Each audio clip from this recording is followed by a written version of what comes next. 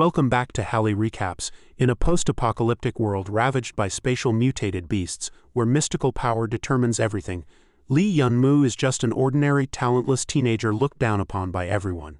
But his destiny completely changes when he accidentally activates the shadow system. From that moment on, a real-life cheat code era officially begins. Leveling up even in his sleep, sweeping through the glory tower to shock the globe, hatching the Dark Queen, claiming the ancient cursed blade, and single-handedly standing tall against major sects and supreme forces. Just how epic and badass will Lee Yun-moo's fate-defying journey become? Don't take your eyes off the screen and let's find out together with Hali Recaps right now. In the dark year of humanity, a world invaded by mutated giant beasts. Here, destiny decides everything. Those who awaken mystical power gain immense strength and are revered by thousands. Those who have sensed but not yet awakened their power are recruited by major forces, living without worry. But those destined to be ordinary can only, during the day, those with mystical power stroll leisurely down the street, each with a blue crystal screen before them. A red-haired youth is staring at his screen, clicking his tongue in admiration. Oh wow, this game is pretty good. On the screen there's a pair of huge watermelons. The girl on screen is covered in sticky liquid, tightly wrapped by tentacles, her twin swords sheathed in black silk also dripping wet, utterly seductive. The youth asks curiously, "Is this a new game? Never played it before?" The female character in the game calls out weakly, "Come save me please." The red-haired youth excitedly taps the screen. "Alright, big brother's coming right away, don't worry babe." This person is Lee Yun-moo, a high school student without mystical power. Just then, a young man in black rushes past Lee Yun-moo shouting, move aside, the convoy of the powerful mystic is coming." Lee Yun-moo gets bumped and lets out a soft groan of pain. Immediately after, a white luxury car arrives, escorted by several police cars and two military vehicles. The onlookers by the roadside exclaim in surprise. A big shot with mystical power has arrived. At that moment, the car window rolls down slowly, revealing a middle-aged man in military uniform. Someone shouts, "I see him." Lee Yun-moo, standing behind, snorts coldly. "HMPH, what's so great about mystical power? My game is way more fun than this." Then he turns back to his game. "Pretty sister, I'm coming. Let's start right away." The female character in the game says in a trembling voice, "Player, if you want to start the game, please place your hand on this light zone." "Is it here?" Lee Yun-moo curiously reaches out his hand to touch the dot on the screen. The next second, a shocking suction force suddenly appears. Lee Yun-moo can't help but squint, his face full of shock, stammering, My hand is being sucked in." The girl on the screen blurs, but the game's voice still rings clearly in his ears. Animation sensing successful. Shadow system officially activated. Shadow system, Lee Yun-moo looks bewildered, completely clueless. But no matter how hard he tries, he can't pull his hand out. He forces his eyes open, facing the blinding light. How is this happening? What's going on? His gaze falls on his shadow cast on the ground. At this moment, it's no longer the outline of Lee Yun-moo's body. He freezes, his heart shaken. Something is moving inside his shadow. What is it? Before Lee Yun-moo can react, a figure emerges from his shadow. The man has pale eyes and exudes a terrifying pressure. Lee Yun-moo's jaw drops. Did this guy just crawl out of his shadow? Just then, the system's voice rings out. "Shadow materialization complete. Congratulations on successfully inheriting this system. Completing system tasks will earn you experience points, which can be exchanged for rewards." Lee Yun-moo approaches the entity, his tone full of surprise. Could this be the system often mentioned in novels? I'm rich," the system reminds him again. "This shadow is only visible to the user. You can use it for combat and completing tasks." After hearing this, Lee Yun-moo understands. He says happily, "So it's my own shadow transformed and I can control it." He raises his hand to pick his nose. And the shadow entity does the same. Lee Yun-moo chuckles. Hee, this system came from that Pretty Sisters game. Could the rewards be endless, Pretty Sisters? Lee Yun-moo is already fantasizing about all kinds of beauties. He says excitedly, "Let's see what tasks are available." He eagerly opens the task panel, and a line of text appears on the screen. Shadow task, send the shadow to kill an ant in the grass. Reward, 1 experience point. Lee Yun-moo immediately likes this task. Simple, let's try it. After selecting the task, he commands loudly, "Go, my shadow." But suddenly, the shadow entity, originally the same size as Lee Yun-moo, shrinks to the size of an ant. Lee Yun-moo is stunned on the spot. "Hey, it shrank." The shadow throws a punch, instantly killing the crawling ant, and charges at another ant. Lee Yun-moo plops down on the roadside, exclaiming in surprise, "Wow, so the shadow can fight like this?" The system's voice soon rings out. "Ant killing task completed. Do you wish to claim the reward?" Hearing the word reward, Lee Yun-moo jumps up joyfully. "Claim, I want to claim it." What awaits him is a beam of light falling on him. Lee Yun-moo is dazed for a moment, feeling the change in his body. He looks at the aura swirling around him, his eyes wide. This is the next second a stream of hot tears rolls down Lee Yunmu's cheek. Mystical power, I've sensed mystical power. Could it be that what I never even dared to dream of is finally within reach? Lee Yunmu raises his hands and a dark blue glow rises from them. He can no longer hold back, laughing and crying with excitement. Then, filled with wild joy, he sprints home, shouting as he runs, "Mom, I've sensed mystical power. I have a chance to awaken." He doesn't notice two passers-by whispering awkwardly, "Isn't that old Lee's kid? Doesn't he know about that yet?" The woman beside him replies softly, "Definitely not, or he wouldn't dare come back." Lee Yunmu doesn't even notice the police car parked at the door and rushes straight in. Outside, a sigh of regret is heard. He didn't even see the situation outside before charging in. Lee Yunmu pushes the door open, shouting happily, "Mom, I'm about to rise to the top." But at this moment his mother is being restrained by a group of people. Her hands are tightly held and she yells at him, "Xiao Mu, run, it's the Zan family." Lee Yunmu freezes, crying out in terror. "Mom," his mother shouts frantically. "Xiao Mu, run." Lee Yunmu's eyes widen as he stands at the door stammering, What's going on, run?" Before he can react, a policeman grabs his face. The man harshly pins Lee Yunmu to the ground, his voice icy cold. "Where do you think you're going? Come with us quietly." Lee Yunmu is filled with rage, roaring angrily. "What right do you have to break into my home?" The man exhales a puff of smoke, his expression indifferent, as if looking at an ant. "Your father deserted during a mission, causing the entire team to collapse. We're now launching an investigation." Lee Yunmu shouts in shock, "Dad, impossible. My dad has always been the one to protect everyone desperately. How could he run away?" The man stands up and says, "Don't get too worked up. The investigation is still ongoing. Come back with us and talk." Lee Yunmu clenches his teeth, sweat pouring from his forehead. Seizing a moment of inattention, he springs up and charges forward. Seeing his gun snatched away, the man tilts his head. "Oh!" Lee Yunmu spins around, aiming the gun at them. "My father absolutely could not have deserted. Let my mother go," he roars. An old man nearby says calmly, "Kid, mystical power guns can only be controlled by those who have sensed power. What use is it to you? Be good. Give the gun back and stop making a scene." Lee Yunmu ignores him, gritting his teeth. "You forced me," one of them shouts in panic. "Oh no, the crystal tube is glowing. That kid is a censor. Stop him." Before he finishes, Lee Yunmu fires a blinding beam. The bullet from the gun shoots out, fast as the wind, heading straight for the face of the man chewing the cigar. But the man's expression remains terrifyingly calm. With a puff, the bullet hits his chest. Even the cigar falls. Lee Yunmu is both tense and shocked. Is this the power of a mystic? The man catches the still smoking bullet with his bare hand. He walks up to Lee Yunmu, his tone still flat. "I never expected you to sense mystical power. Now we have no authority to arrest you, but your mother, I must take her away." Lee Yunmu firmly opposes. "I won't let you take my mother. My father is innocent." At this, Lee Yunmu's mother speaks up. "Xiao Mu, forget it, listen to them." Lee Yunmu is unwilling. His mother continues, "Xiao Mu, Mom didn't know you had sensed mystical power. It's just a pity that your parents can't watch you grow up. Mom hopes you have a bright future ahead. Take good care of yourself from now on." Hearing this, Lee Yunmu's tears can no longer be held back, streaming down his face. The man leaves with his mother, leaving only one sentence. "I believe your father is innocent, but everything has its solution." He pauses, then continues, "If you want to save them, then awaken your mystical power as soon as possible." With that, he walks out the door, leaving Lee Yunmu standing there frozen. After they leave, Lee Yunmu immediately pulls a book from the shelf, muttering to himself, "I only have 1 week. Next Friday is the mystical power awakening test. It only happens once a year. If I miss it, it's too late." As he walks, he asks, "System, how many experience points do I need to awaken mystical power?" The system immediately displays a line, 100,000 points. The host's sensing ability can also be converted into experience points. Looking at his experience bar at 1,000, Lee Yunmu mutters to himself, "Do I have to kill 100,000 ants in a week to awaken?" The system replies again, "This system supports idle mode. No operation needed, automatic leveling." Hearing this, Lee Yunmu's tone immediately turns surprised. "Idle mode lets the shadow auto-fight monsters?" The system immediately activates auto-idle. As you command, the shadow dashes out. Lee Yunmu sits down at his desk saying calmly, "But relying solely on the shadow won't be enough. These 7 days I also need to keep training, sensing more mystical power, to have a better chance of awakening." The book's cover reads, 100 Methods of Sensing Mystical Power. Lee Yunmu's thoughts drift back to childhood. That tall man once lifted him up and sat him on his shoulders. Back then, Lee Yunmu had said, "Dad, I'll protect you in the future." Thinking of his father, his tears fall again, pattering onto the book cover.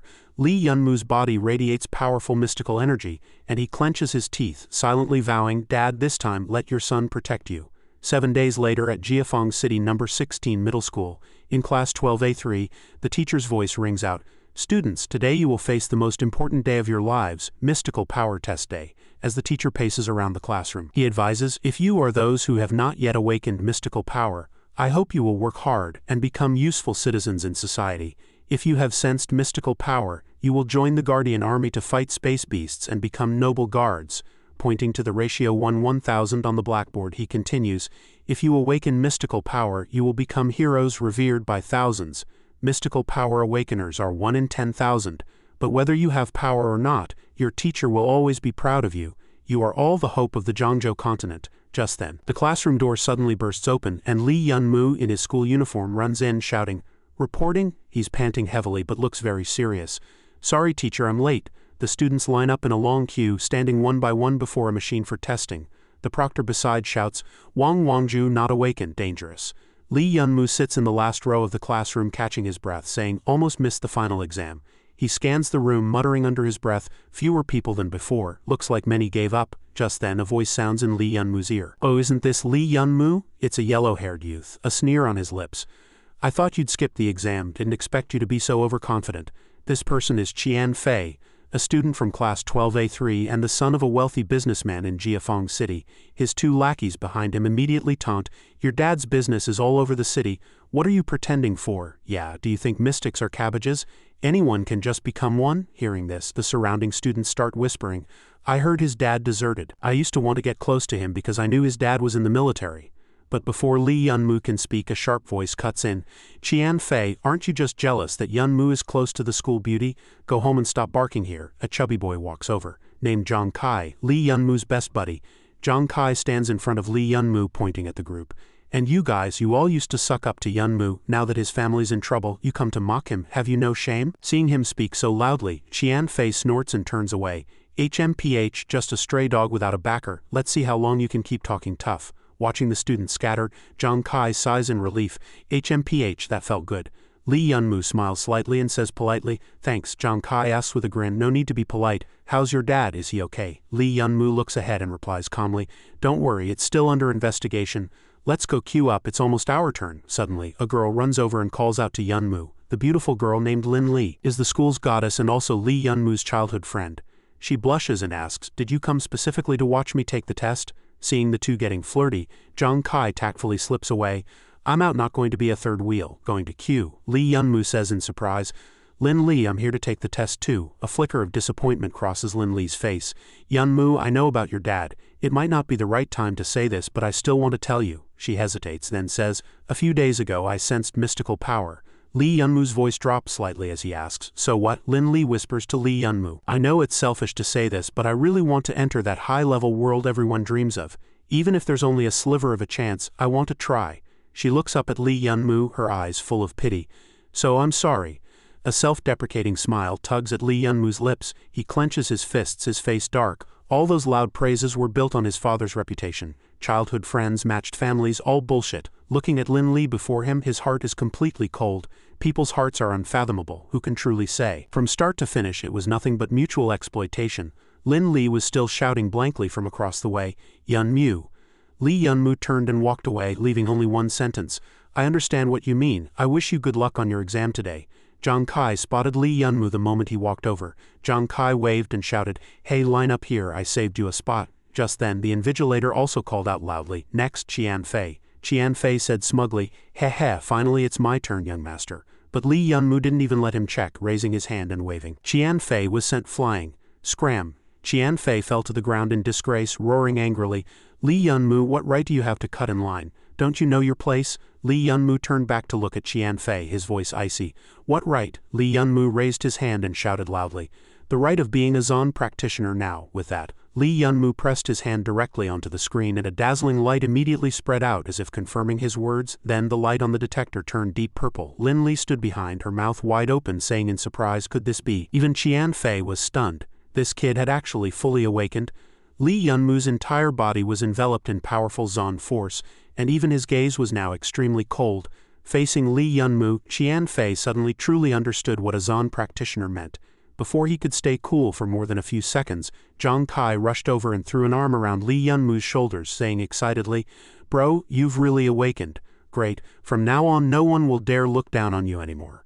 A man in the crowd also couldn't hide his surprise, never expecting to encounter such a promising talent at the age of 16, one who could awaken on his own without external stimulation. The man slowly stepped forward and handed Lee Yun-moo an extremely exquisite box. "This is your Zon Practitioner badge. From this moment on you will enjoy all the privileges the Alliance grants to Zon practitioners. I hope you can report to the Yun-B headquarters within a month. On behalf of the Jiafeng City Zon Practitioner Guild, I welcome you." Zhang Kai pinched Lee Yun-moo's cheek and squinted, asking, "Who is this guy?" Lee Yun-moo quickly called out, "All right, let go of me." Just then Lin Li also called out, "Yun-mu." Miss Chen Chu said, "Am I?" Lee Yun-moo turned back to look at Lin Li, his gaze as calm as water. He lowered his head and ruffled his hair, pretending to be troubled, saying, "How should I put this? Let me think." Lee Yun-moo walked past Lin Li, repeating a familiar phrase. "Maybe it's selfish of me to say this to you, but I really want to step into that high-level world everyone longs to enter. So I'm sorry." Lee Yun-moo returned these words to Lin Li unchanged, then turned and walked away coldly. After the exam, Lee Yun-moo immediately called his mother. Mrs. Lee said with a smile, "Really, son, you've awakened. That way your father won't be held accountable and he can get the best treatment." Lee Yun-moo lay on the bed and comforted her. "Mom, it's fine. Don't worry about me. Just take good care of Dad. Tell him I'll find time to visit him at the hospital." With that, he waved his hand to turn off the screen. Lee Yun-moo looked down at the badge on his chest and murmured to himself, "Is this the badge countless people dream of? You know, the Zon Practitioner badge can be used as a credential to activate the Void Realm dimensional space and the 4-dimensional storage space." Lee Yun-moo suddenly stood up and said excitedly, "Right, since I already have the Zon Practitioner badge, can't I enter the Void Realm now, activate the Void Realm dimensional space?" The system's voice sounded, "The Void Realm dimensional space is about to activate.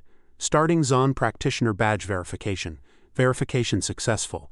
Zon Practitioner number 93064, Lee Yun-moo is about to enter the Void Realm dimensional space. Logging in." The screen in front of him suddenly lit up and Lee Yun-moo was instantly sucked in as if pulled. Then a world known as the Void Realm dimensional space unfolded before his eyes. He looked around warily. Lee Yun-moo suddenly turned to the right. "Who's there?" But before him were only 2 life-sized models. Lee Yun-moo was startled and said, "What the hell are these, placed here to scare people?" Suddenly a burst of laughter came from behind. A pink rabbit popped out from nowhere, scaring Lee Yun-moo pale. "What is this thing?" In no time it hopped over to Lee Yun-moo. It lowered its head and shouted loudly, "Hello, I'm your guide. You can call me Bamao A. This is the Void Realm dimensional space. Here you can obtain various techniques and battle forms. The Void Realm dimensional space is an important place for Zon practitioners to enhance their strength." Bamao A pointed at the 2 dolls over there and continued, "Next, please set your own images in the Void Realm dimensional space." Lee Yun-moo asked blankly, "2, but there's only me." Bamao A pointed at Lee Yun-moo's shadow behind him. "You're joking. Clearly there are 2 of you. Saying that is like bullying a dog who can't count." Lee Yun-moo tilted his head and asked, "You mean him?" His gaze fell on the shadow, thinking, "It seems this Void Realm dimensional space treats my shadow as an independent entity. If so, this shadow might be able to bypass some of the spatial rules ahead." He immediately decided, "All right, let's start creating the virtual characters." After a while, Lee Yun-moo's satisfied voice rang out, This one's good, pretty handsome. Let's go with this." Both Lee Yun-moo and the shadow had changed into new appearances and clothes, looking particularly dashing. Bamao A reminded Lee Yun-moo, "All right, since you're both ready, I'll now formally take you into the Void Realm dimensional space." Lee Yun-moo asked, "Now?" Before he could finish, Lee Yun-moo's body suddenly felt empty. Lee Yun-moo, the shadow and Bamao A all fell straight down. Lee Yun-moo stared wide-eyed at the light ahead. "I see the light." The 3 passed through a thick layer of clouds, and below was a large brightly lit city. In the blink of an eye the 2 landed on the ground as lightly as feathers. Lee Yun-moo looked around, full of surprise. Wow, this place, it was extremely bustling with deafening music. The laughter and chatter of the crowd were endless. Lee Yun-moo shouted loudly, "So awesome!" Bamao A held up 3 fingers and reminded Lee Yun-moo, "The time flow in the Void Realm dimensional space is 3 times that of the real world, so people who stay in the Void Realm often have twice as much time as ordinary people." Lee Yun-moo also understood. No wonder those big shots went to great lengths to enter the Void Realm dimensional space. Just then a passerby suddenly pointed at the sky. "Wow, look, the Red Clan is challenging Lord Googly." On the screen a young man was fighting wildly. Even just through the screen, Lee Yun-moo's eyes widened in amazement. Bamao A explained again, "That's the Void Realm battlefield, a simulated combat system here. It can fully replicate your strength for battle. Many people hone their combat skills there." Lee Yun-moo said decisively, "I want to go." Bamao A exclaimed in surprise. You want to go?" It clapped its hands. "All right, Void Realm battlefield, activate B0. The next second the ground beneath Lee Yun-moo's feet changed. Lee Yun-moo was startled. "Wow, He looked around, his expression both excited and nervous. Just then a strange blue light began to emerge from his palm. Lee Yunmu looked down at the sword and gun in his hands and muttered in confusion, "Why give me this all of a sudden?" Then a loud noise came from behind Lee Yunmu. He was startled and spun around. With sharp reflexes he tilted his head to dodge the spear tip thrusting straight at him. Lee Yunmu stepped back, quickly creating distance, a hint of coldness flashing in his eyes. Lee Yunmu raised his gun, pointing it directly at the opponent. A voice came from the branches. "Haha, lucky day today." The newcomer wore a mask covering half his face, but his fierce eyes were unmistakable even in the dark. He glanced at Lee Yunmu and laughed smugly. "Looks like I've run into a first-timer. Meeting me in your first match, you're just unlucky." The Zon practitioner shouted loudly, drawing his bow without mercy, aiming straight at Lee Yunmu's face. Lee Yunmu rolled on the ground a few times, barely dodging his arrow. Seeing him dive into the grass, the Zon practitioner snorted coldly. "Hiding!" He jumped down to the ground with a thud, his tone unhurried. "Kid, you don't think hiding will save you, do you?" He raised his bow again. "Cowering and hiding, you might as well come out and let me end this match." Seeing Lee Yunmu still not showing himself, the Zon practitioner stepped closer. "I've said my piece and you still won't come out? Come on." Just then an icy voice sounded from behind him. "Looking for me?" The Zon practitioner immediately turned, but it was too late. How could his speed match the gun? With a pop, his head exploded directly. Watching the Zon practitioner's body gradually disappear, Lee Yunmu said coldly, "Don't chase a cornered foe, haven't you heard that saying? You underestimated your opponent just because he was a rookie, and this is the result." He looked down contemptuously at the other. "Getting cocky before the prey is even in your mouth. The ants downstairs at my place are better than you." Just as the Zon practitioner was about to vanish completely, a light spot suddenly appeared. Lee Yunmu asked in surprise, "What just ran out?" Before he could react, those light orbs shot toward him at high speed. "Ah!" Lee Yunmu looked up and shouted as 3 light orbs drilled into his body in an instant. Lee Yunmu immediately fell to his knees, gasping, What is this?" He tugged at his chest, saying nervously, "Something got into my body?" The system's voice immediately sounded, "Congratulations, host, on your first absorption of void energy. System reward, a grade technique, golden armor beetle." Lee Yunmu asked in surprise. "Void energy," the system immediately explained. "In the void realm dimensional space, defeating someone with Zon force allows you to obtain void energy. Void energy can be used to exchange for techniques in the void shop." Lee Yunmu wiped his sweat. "Techniques, you mean those used during the peak of ancient martial arts before the Dark Age descended?" The system continued. "The golden armor beetle you just obtained is a defensive combat technique from ancient martial arts. It reduces damage taken by 30, and each upgrade allows you to block an additional instance of damage." Lee Yunmu looked at the golden light covering his body and said happily, "Awesome. I need to test its power right away." He called out to Bamao A. Bamao A immediately poked its head out from the grass. "I'm here." Lee Yunmu made a request. "I want to fight another round," Bamao A said in surprise. "Ha, another round? All right," it shouted again.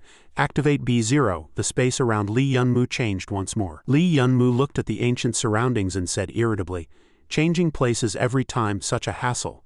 He suddenly sensed someone behind him and immediately turned around to see a red-haired girl walking over, tall and with a pretty face, holding several daggers. Lee Yunmu scratched his head, his tone a bit reluctant. "Are you my opponent? I've never fought a woman," but a rifle quickly appeared in his hand. "To win, I'll have to do this." Before he could finish, Lee Yunmu fired directly at the girl's face. The girl swung her daggers, and with just 2 or 3 moves she knocked away all of Lee Yunmu's bullets, gritting her teeth and shouting, "Daring to ambush me, are you even a man? Aren't you ashamed?" In the blink of an eye, Lee Yunmu had closed in on her, his voice eerily calm. "Let me tell you, I'm here to win, not to save face." Lee Yunmu stared at the girl, killing intent flickering in his eyes as his sword swept out. The girl immediately leapt into the air to dodge the strike. She turned to attack and Lee Yunmu frowned, asking, "Are you a Puzan practitioner?" Of course, Lee Yunmu had no idea what Puzan was, not even knowing what it meant. "So you really are a Puzan practitioner." With that the girl swung her daggers and slashed fiercely at Lee Yunmu. A harsh clang of metal rang out in the air. Lee Yunmu raised his hand to block her kick, looking utterly confused. "What are you even talking about?" The girl stepped back to create a safe distance from Lee Yunmu. She took a deep breath, her expression turning serious. "Forget it, let's end this quickly." Then her body was enveloped in dense Zon energy.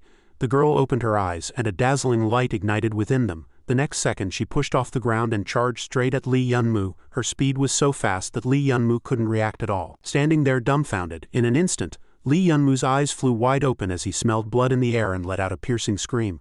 "Ah," the girl was utterly calm. "Heavenly Absolute 36 forms." Lee Yunmu rolled his eyes, and the girl frowned, her eyes full of killing intent. HMPH, Lee Yunmu's legs finally gave out and he slowly knelt down, the girl said calmly. My heavenly absolute 36 forms is a superior technique combat skill. No one can. Before she could finish, Lee Yunmu sprang up like a corpse, startling her. What? It turned out that while she was off guard, Lee Yunmu grabbed his sword and slashed a horizontal strike. Watching her figure dissipate in the air, he gritted his teeth and said, You were saying no one can what? I didn't catch that. The girl's eyes widened, her heart shaken. Impossible. Does he have? Lee Yunmu let out a long breath. Phew, that hurt. I thought I was going to lose just now. He stood there holding his sword, saying calmly, Heavenly absolute 36 forms, that must be an ancient martial arts attack technique. Good thing Golden Armor Beetle blocked a lot of the damage. The system interface popped up again. Congratulations, you've obtained 76 void energy this time, and have also comprehended the basic combat technique. Wild Blade. Lee Yunmu was a bit surprised. That much? Looks like defeating stronger opponents yields more rewards. He stretched lazily, his tone very satisfied.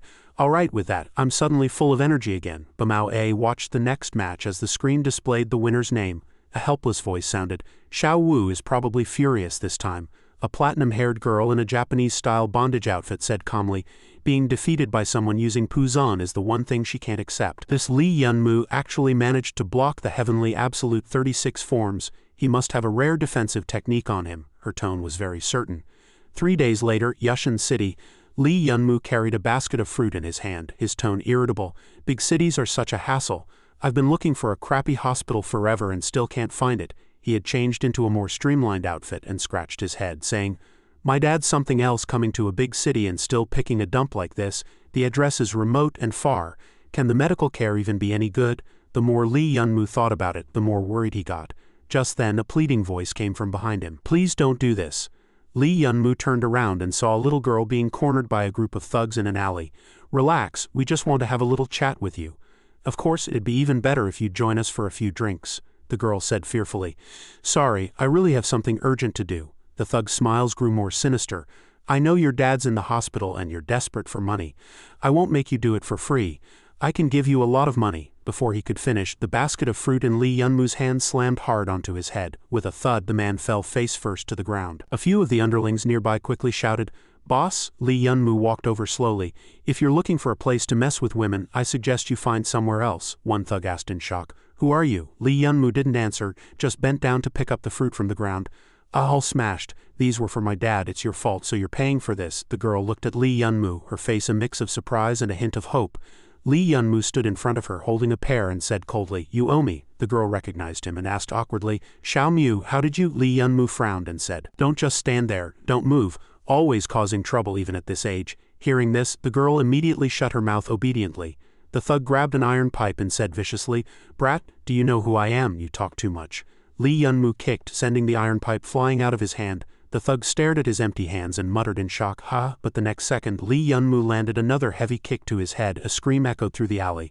Ow, you're dead, I won't let you off. It hurts, stop. Stop hitting. Lee Yunmu sat on the thug's back, flipping through his empty wallet and said disdainfully, Oh come on, you only brought this much money out and you call yourself a boss? I'll take the fruit money. The thug begged softly, Brother, you've beaten us and taken the money, can we go now? Playing the hero once is enough, are you going to protect this girl for life? Lee Yunmu froze, his gaze falling on the girl. What hero saving a beauty? What nonsense are you talking about? This girl is annoying, he added. She's my sister. Lee Yunmu held up a business card and said contemptuously, Every time I see you, there's trouble. Do you have a talent for attracting thugs? His sister whispered. Sorry.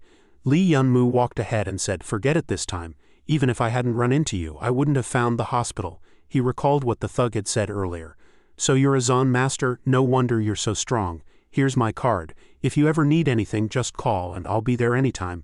Then Lee Yunmu casually tossed the card into the trash. Lee Yunmu asked Lu Ruyan, That guy said you're desperate for money. What's going on? Haven't you been working in Yushan City? Why are you short on cash? Is Dad's hospital bill that expensive? Lu Ruyan's voice was a bit low. Because Dad's injuries are much worse than we thought. I've spent almost all the money I've earned over the past few years, but don't worry, I've been doing my best to raise funds and I won't let the hospital kick Dad out. Lee Yunmu scratched his head, looking a bit uncomfortable. Why do you look so guilty? I'm not blaming you. You've done well enough as an adopted daughter. I'll figure out the money. I'm a Zon master now. I have plenty of money. Anyway, during this time, Lee Yunmu took a few steps forward, leaving only one sentence. You've worked hard all these years. Lu Ruyan's eyes widened as she stared at him blankly. The two walked for a while and finally reached the hospital. Is this it? You go to the ward first. I'll pay the hospital bill. Do you know Dad's room number? Yes. Lu Ruyan pushed the door open and called out, Dad, Mom, I'm back. Her mother smiled and said, Xiao Yan, you're back, tired, have some water first. Li's father lay on the hospital bed, smiling politely. Sorry for the trouble, Xiao Yan, always busy with this and that and still coming to see this old man. Lu Ruyan pouted playfully. Dad, why do you always say that? She paused before continuing. Oh right, Dad, Mom, don't worry about the money anymore. It's all taken care of. Li's father said confidently. See, I told you, borrowing from my old buddies would work out fine. Just then, Li Yunmu walked in and interrupted with a laugh. Hey old man, since when do I have old friends like you? His parents were both stunned. Tongqing called Xiao Mu. Li Yunmu walked over and asked, How is it, feeling better these days? Li's father laughed and scolded, You brat, without you annoying me I'm much better. But suddenly, Li Yunmu's eyes widened in terror. Li's father saw his expression but pretended nothing was wrong. Why so serious all of a sudden? I'm lying here fine, aren't I? Just lost my legs. He touched his empty lower body, his tone eerily calm. Seeing Li Yunmu sweating profusely and speechless, he said flatly, Why are you acting like the sky is falling? With such a big accident, I'm still alive, just without legs. That's already lucky. Then Li's father sat up and asked with a smile, By the way, you said you paid the hospital bill. Where did you brat get so much money? Li Yunmu was startled and quickly stopped him. Dad, don't move. He looked his father in the eye and said seriously, Didn't I tell you before? I've awakened. I'm a Zon master now. I have a salary. Li's father froze. Zon master? The next second he burst out laughing, clutching his stomach like he was watching a spring festival comedy skit. Ha ha ha. He laughed until he couldn't breathe. You awakened? Don't I know what you're made of? Awakening my foot. You can't even sense anything.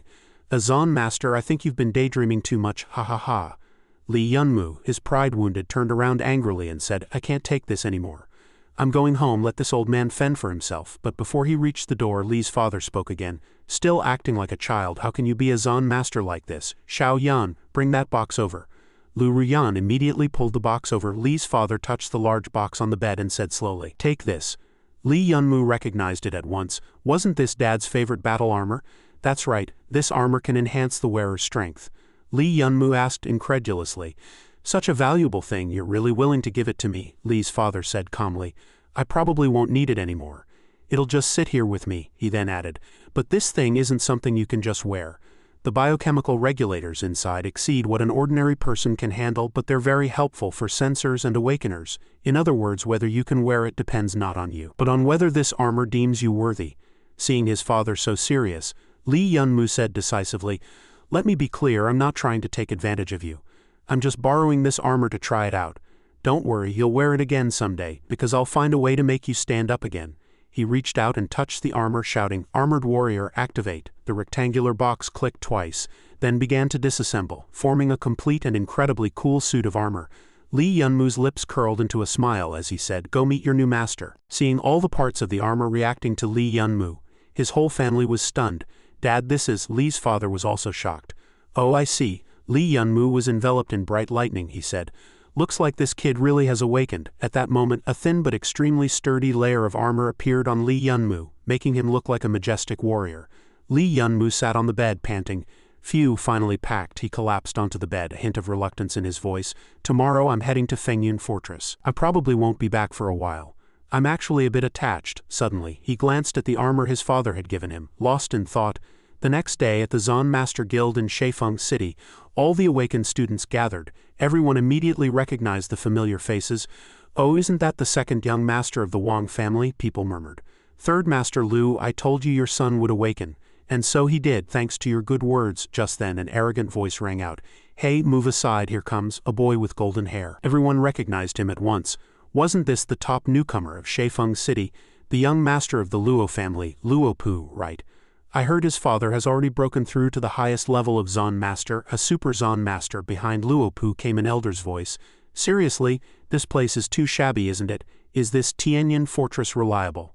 Son, how about we skip it and go home with Dad? The boy walking ahead replied with a smile.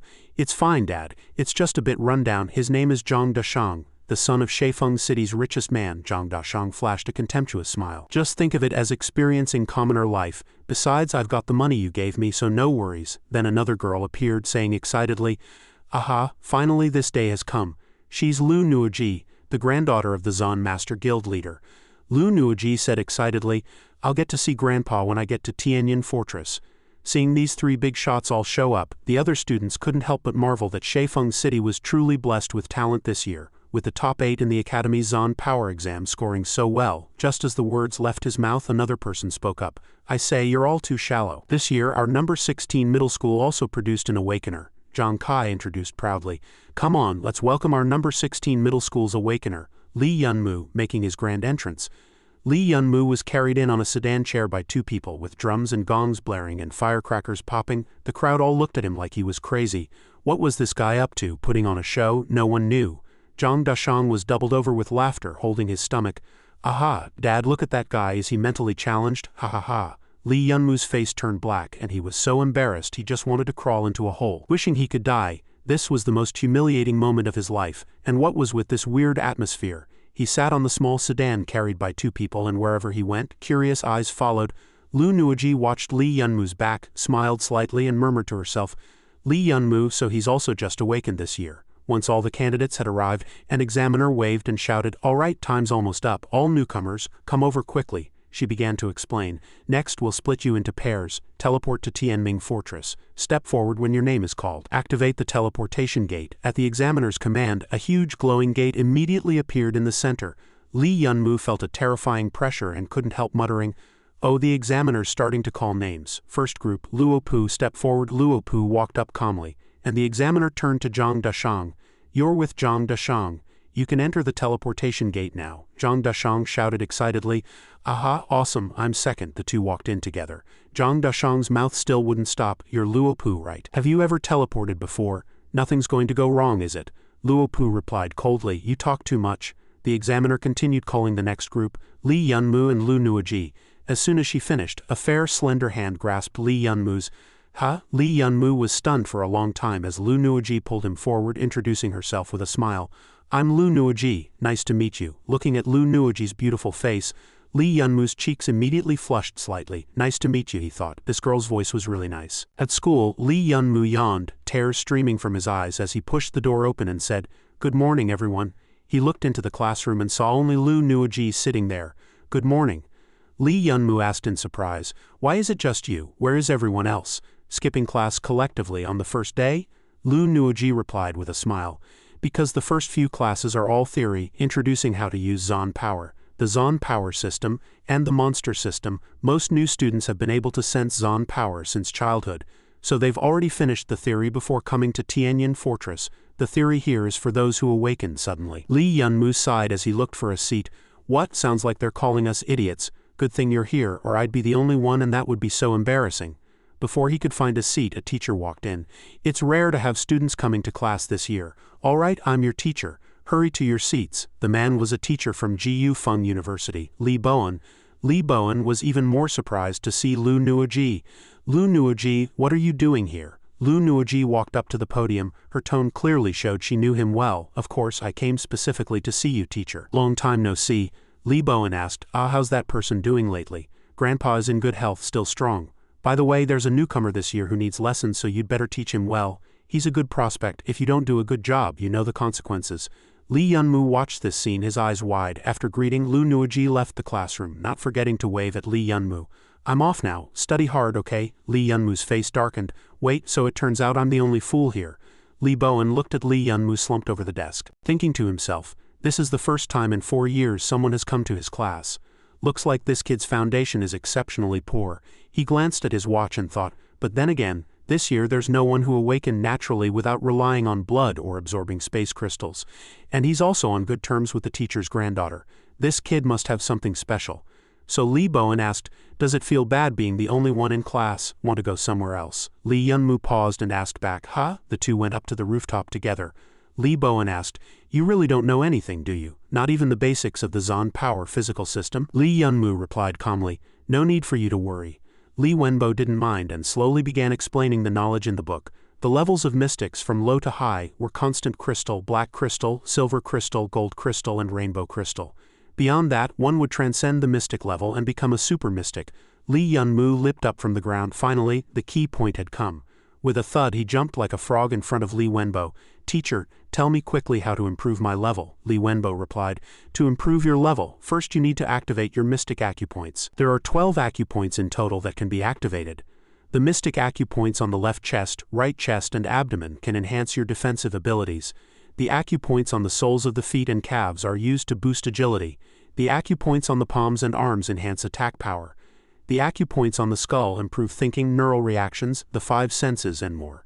Activating these 12 acupoints will allow you to reach the black crystal level. Li Yunmu asked again. Then how do I activate the mystic acupoints? Li Wenbo stood up. Well, lighting up the acupoints isn't difficult, he continued. Just hunt a sufficient number of spatial beast tides and absorb their mystic power crystals. Li Yunmu broke out in a sweat. Kill spatial beast tides. 3 days later, all the students were gathered on the sports field. Li Yunmu, with dark circles under his eyes, said irritably, calling everyone here early in the morning, what does the teacher want to do? Just then, a mocking voice came over. Oh, isn't this the little brother who studies theory all day? Hu Yu walked up to Li Yunmu and said contemptuously, there's actually someone who still comes to basic theory class. How useless can this guy be? Before Li Yunmu could reply, Hu Yu boasted, these past few days we've been observing the senior students' training sessions. We've learned a lot. Li Yunmu was speechless. So annoying. Why does this guy cling to me like a mad dog? Li Wenbo took a stack of papers and smacked Hu Yu on the head. Don't cause trouble in my class. Go line up. Hu Yu yelped in fright. He stepped forward and said loudly, look here, classmates. That's right, I'm not wrong. Although your teacher is handsome and elegant, he is indeed your teacher. Li Wenbo smiled slightly. Today is the long-awaited practical combat class. Li Yunmu immediately perked up. Practical combat class, Li Wenbo continued. You will freely form pairs of 2 and be sent to different locations to complete today's practical combat class.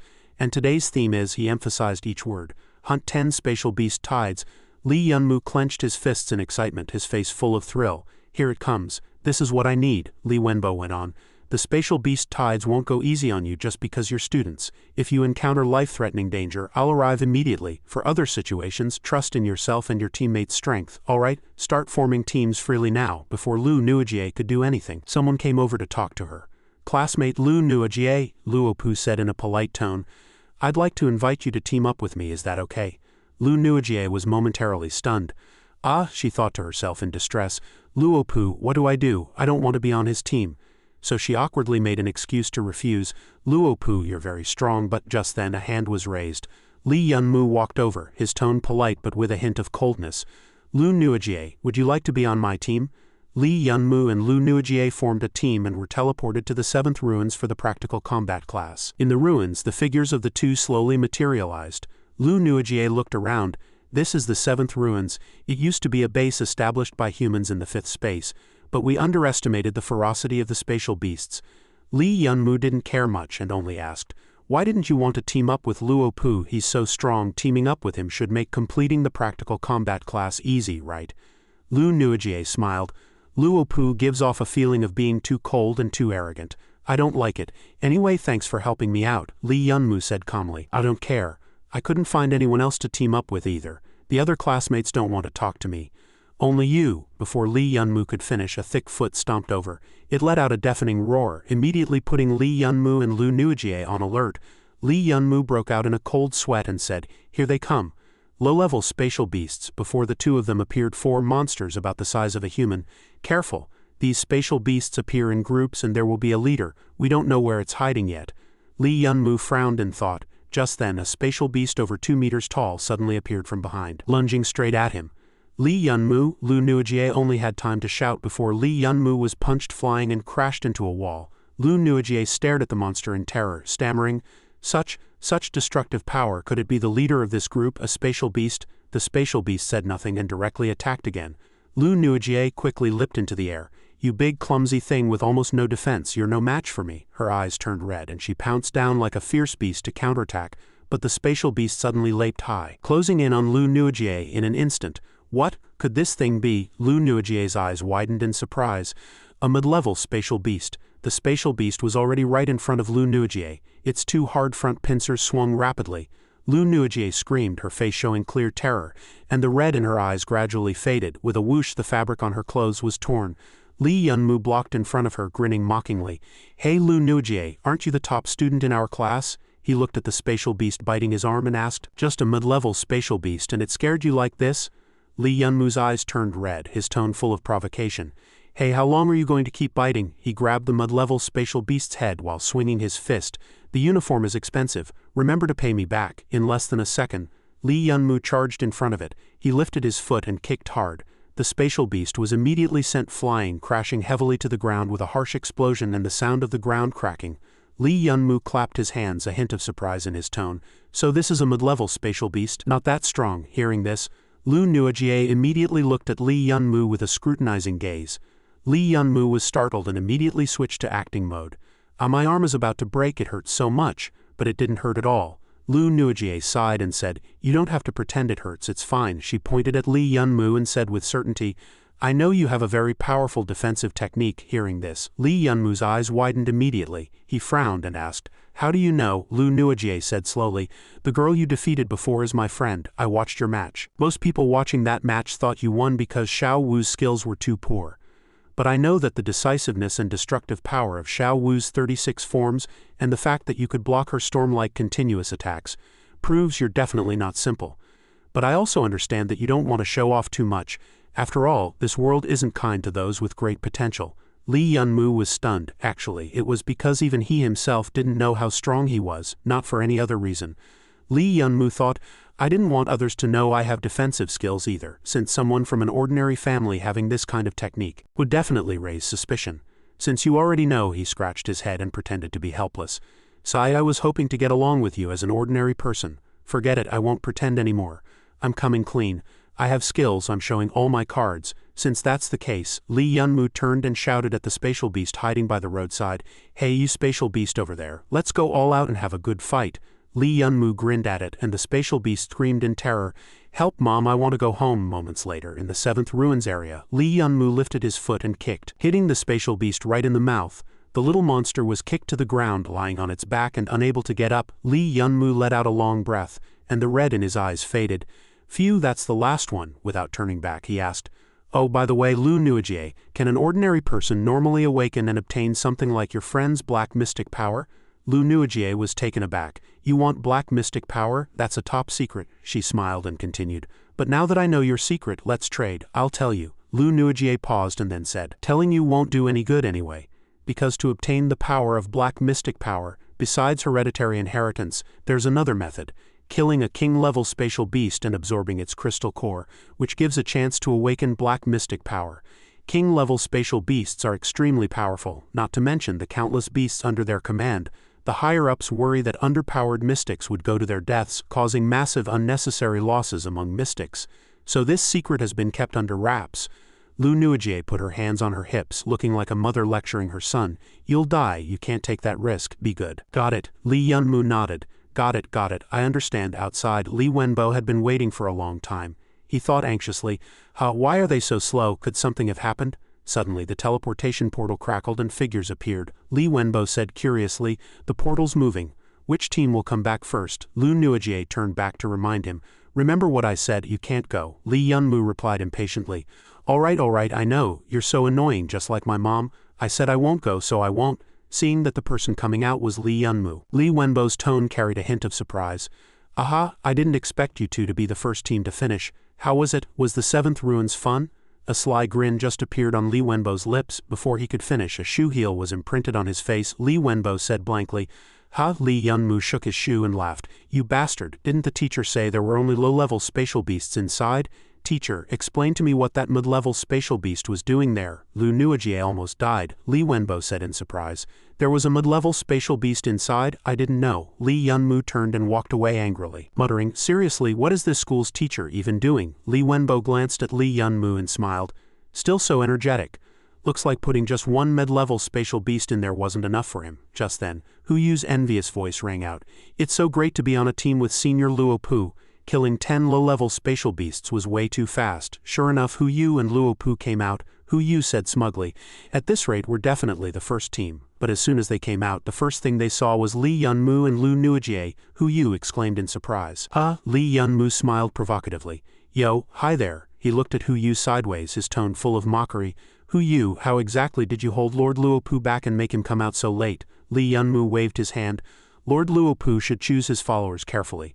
Don't just pick up any stray cat or dog. Hu Yu immediately wanted to lose his temper. What did this guy have to brag about? But Luopu raised his hand to stop him. Luopu stepped forward and said coldly, "Sorry, but please don't." Li Yunmu was stunned. Hey, you apologize and still have to come forward?" Luopu walked up to Lu Nuijie and asked, "Classmate Lu Nuijie, I'd like to ask how you managed to finish so quickly." Could Li Yunmu's strength really be just then? Zhang Dashang also came out. Lu Nuijie was startled. She thought to herself. So annoying, why do they keep asking me? Lu Nuijie glanced back at Li Yunmu and saw that he didn't care at all. So she thought, given Luopu's personality, even if I said it was Li Yunmu's doing, he wouldn't believe it.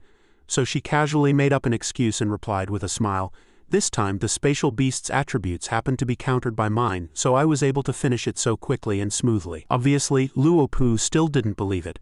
"Just attribute countering," Zhang Dashang's companion said discontentedly. "This Li Yunmu is really lucky to be teamed up with someone as strong as Lu Nuijie. He doesn't have to do anything and easily gets first place in the practical combat class."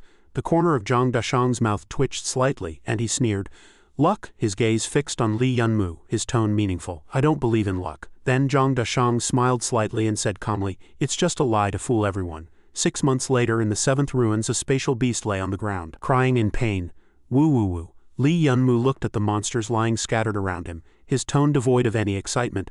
"Sigh, it's starting to get boring. Defeating the spatial beasts in the 7th ruins doesn't do much for me anymore." He put his hands in his pockets, a slight smile curling at the corner of his mouth. The training days are almost over. The upcoming competition should be more interesting. It was called the Central Continent City Ranking Battle. Just mentioning it made excitement flare up in Li Yunmu's eyes. Li Yunmu returned to school walking leisurely. It's been 6 months without realizing it. The progress over these 6 months is nowhere near as fast as when I used the shadow system. The system has also been updated for 6 months. So annoying. Li Yunmu frowned and complained inwardly, muttering under his breath, "This crappy system is really hard to use." He yawned repeatedly and thought irritably, "And this school, why do they always like to gather everyone early in the morning? I trained all night last night, and now I'm dead tired." A senior student came over and asked, "Is everyone here?" He showed a gentle smile and said, "All right, I won't say much. The only reason I called you all here today is that the city ranking battle will be held in a week. Next week, Tianyan Bao will descend upon the Zhangzhen region." Hearing this, everyone immediately perked up.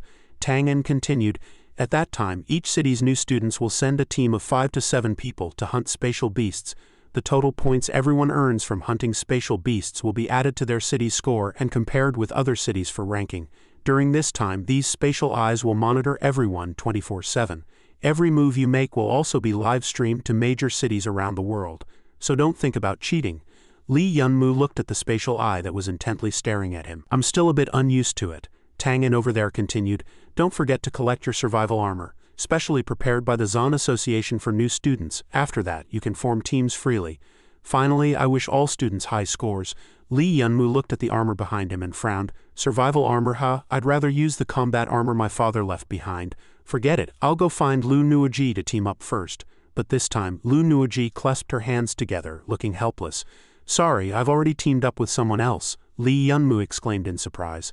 So soon? Lu Nuijie couldn't bring herself to be happy either. She said, "The association has already arranged it in advance.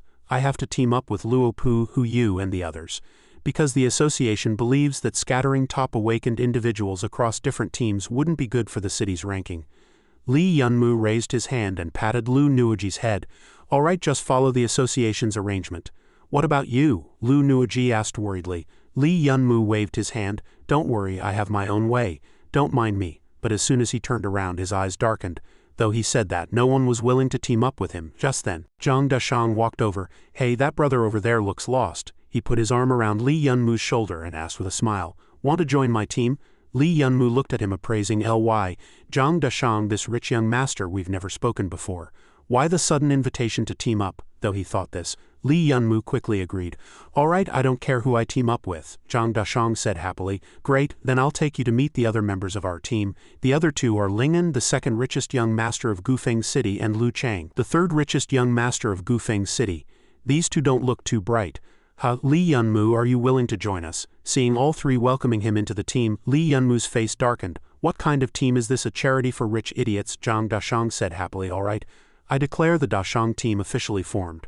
Let's go register with the teacher." Ling'an immediately corrected him. No, Dashang, we only have 4 people. We need at least 5. We can't form a team without enough members. Hearing this, Zhang Dashang froze. Li Yunmu was completely stunned. Is it too late to back out now? The team is full of fools. The next day, a staff member handed Li Yunmu a small money pouch. Sir, this is your 7,500 space coins. Please keep it safe. Li Yunmu looked at the pitiful little pouch in his hand and clicked his tongue. What? This survival armor only sold for 7,500? What can I buy with that? Can't even afford a decent tent, let alone the 3 essential pieces of equipment. His gaze fell on the group of rich young masters, and he envied these wealthy fools. Zhang Dashang stood at the ordering counter and said calmly, "Don't want these cheap ones. Give me one of everything else." He turned back to ask Li Yunmu, "Hey Li Yunmu, aren't you buying anything?" Li Yunmu frowned. "Do you think everyone is like you?" Zhang Dashang frowned, his tone full of sympathy. "How you're broke, that's really pitiful. What about the car and tent, those necessities?" Li Yunmu replied, "No car, I'll run. Sleeping on the ground is fine, I can handle it." Zhang Dashang suddenly rushed over and tightly grasped Li Yunmu's hand. "Li Yunmu, I never thought you were this pitiful. Dashang won't allow this to happen." Li Yunmu was sweating. "What are you crying about?" Zhang Dashang directly pulled Li Yunmu forward. "Come with me," Li Yunmu shouted. What are you doing? Let go." Zhang Dashang slapped a card on the counter and said loudly, "Boss, pack up all the items here. Salesperson, calculate the bill quickly." "All right, sir. This time your total is 143,000 space coins." Zhang Dashang smiled slightly and swiped the card. He said without hesitation, "Register that car under this gentleman's name, and add the best battle vehicle for me. I'll pick it up next week." Li Yunmu couldn't help but sigh. "Wow, it's great to be rich." The salesperson was overjoyed. "Thank you for your purchase. Your total transaction just now was 12,700,000 space coins." But Zhang Dashang wasn't done yet. "Boss, I also want your most expensive tent," the salesperson quoted again. "The most expensive model? All right, sir. That's 6 million space coins in total." Swipe the card. Li Yunmu was sweating profusely. "Am I being kept? It's great to be rich." Inside the Zan Association, Hu Yu's excited voice rang out. "Hee, brother Luopu. Do you think Li Yunmu will make it to the Zhangzhou preliminaries this time?" Luopu replied calmly. "I don't know." Hu Yu followed behind, saying smugly, "This time Lu Nuoji is on our side. I bet no one wants to work with him now." Luopu asked puzzledly, "Why are you always targeting him?" Hu Yu said bluntly, "I just can't stand him. With such a lowly background always putting on that act, it's annoying to look at." Just then a red luxury car sped by. Hu Yu shouted in danger and flipped it off. "Who's that? Can they even drive?" The window rolled down and Li Yunmu looked a bit surprised. "Hey Luopu, Hu Yu, long time no see." Hu Yu's eyes nearly popped out. "Where did you get such a nice car?" "Li Yunmu, what are you doing at the association?" Li Yunmu pushed open the car door and got out. "What else would I do at the association? Just pick up a few quests. Since the ranking battle is about to start, I might as well do a few quests on the side. Maybe I can finish them simultaneously." Hu Yu crossed his arms, his tone full of sarcasm. "What, you found a team?" Just then, a loud call came from behind Little Mumu. Over here, Hu Yu was stunned. Little Mumu, Zhang Dashang, Ling En, and Lu Chang each drove a brand new car. "Been waiting for you." "How's the car? Not good? Buy another one." Hu Yu asked incredulously. "What? This is a team, a bunch of rich brats. How are you going to fight, throw money at the space beasts, and you don't even have enough members?" Li Yunmu turned to look at Zhang Dashang. "Hey Dashang." Zhang Dashang immediately smiled reassuringly. "Don't worry, I've already arranged the 5th member." He checked his watch. "It's time. Should be here soon." Just then another person sped in on a large displacement motorcycle. Li Yunmu raised his hand to his forehead and immediately switched to spectator mode. The motorcycle circled on the road, leaving a trail of dust. Hu Yu watched the girl get off, about to mock her. "How, this is your 5th member? Not that Impra." But as soon as he saw her, Luopu's eyes widened. "She's Ling Shui, a student from Fenghua City No. 2 High School." Ling Shui had 2 streaks of dyed hair, looking very distinctive. Zhang Dashang waved. "Sister Shui, long time no see." Li Yunmu was full of surprise. "Sister Shui?" Ling En was also shocked. "Sis, why are you here?" Hearing this, Li Yunmu was even more stunned. "Sis," he pointed at Ling Shui, asking incredulously. "No way. It can't be that she's really your sister, can it?" Ling En shouted angrily. "What do you mean?" Luopu stepped forward, his tone calm and unreadable. "Miss Ling Shui, if someone from another city cooperates with someone from this city, will be judged as cheating. That would drag down the entire Gufeng city's performance." Ling Shui flicked the badge in her hand and said calmly, "Don't worry, I've already transferred to Gufeng Academy." Hu Yu leaned in close to Luopu's ear and asked curiously, "Hey Luopu, is this woman strong?" Luopu replied, "Fenghua City's overall ranking is much higher than Gufeng City's, and Ling Shui is already at black grade level 2. He stared at Ling Shui and continued, "I heard that a few years ago, she was noticed and taken as a disciple by a powerful Zan master. She's now mastered 2 powerful combat techniques, making her a top-tier fighter among our generation." Zhang Dashang smiled and said, Sister Shui, I'm not really counting on you to fight for us. As long as you join, we'll have 5 people to form a team. Ling Shui looked at the other 2 and praised them. Dashang, Xiao Chang, long time no see. You've both grown a lot. Sis, why did you transfer here? Go back to Fenghua City. Ling Shui immediately pinched Ling An's face hard. How dare you say that? Mom and Dad almost fainted when they heard you were at the bottom of the class. I'm here this time to keep an eye on you. Seeing they had enough members, Zhang Dashang said, All right, now that Sister Shui is here, let's go find the teacher to register. Ling Shui's gaze suddenly stopped on Li Yunmu. She vaguely felt that this youth seemed a bit different. A week later, a convoy began to set off. At the same time, a solemn voice rang out. Attention, Tianyan treasure has successfully descended. The gate is about to open. I hope you can represent Gufeng City and achieve ideal results this year. I wish all students a victorious start and a smooth departure. The Zan masters in the city were also closely watching this competition. Ah, it's starting. Go for it. Yushin, we're counting on you this year too, at the hospital. Dad called Xiao Yan to help me sit up. Lu Ruyan quickly stepped forward to support him. Dad, take it slow. He looked at the screen, silently cheering in his heart. Go on. Kid, go create your own future, Hu Yu said confidently while driving. Hey brother Luopu, don't worry. With my driving skills, no one can beat us. All the space beasts will be ours. Luopu looked at the map in front of him and said coldly, The map shows a safe river area ahead. Stop there first. Everyone put on their armor and prepare for battle. Sitting in the back, Lu Nuoji thought worriedly, Li Yunmu, will he be okay? I haven't seen him lately and I don't even know if he's formed a team. It's really worrying. Just then, a clear engine sound came from behind. Luopu turned back to warn, Hey, there seems to be movement behind us, stay alert. Hu Yu also broke out in a cold sweat.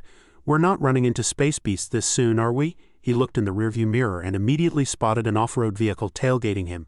This is Hu Yu's eyes widened as he said incredulously. He could hardly believe his eyes. Impossible. I modified this car myself. Almost no car can be faster than it. No one in Tianyan treasure should drive better than me either. Just then, the off-road vehicle's wheel happened to run over a small stone on the road. Hu Yu's heart skipped a beat. Could it be the off-road vehicle suddenly leaped into the air, flying directly over Hu Yu's head? Hu Yu stuck his head out the window, eyes wide. It's them again. In the blink of an eye, with Ling Shui's superb driving skills, Li Yunmu and his group easily overtook Hu Yu. Zhang Dashang laughed excitedly. Whoosh, the off-road vehicle stopped by the stream. Li Yunmu asked, Hey, decided yet? He looked at the map in his hand and said calmly, Where to next? We rushed ahead in a hurry, but we haven't even set a goal. Ling Shui said calmly, I'm fine going anywhere. The space beasts here aren't tough for me. Ling In beside her pleaded, Sis, let's go somewhere relatively safe. Anyway, Luopu and the others will definitely get a lot of points. Our points don't matter. Zhang Dashang sat on the car roof and gently kicked Li Yunmu's shoulder.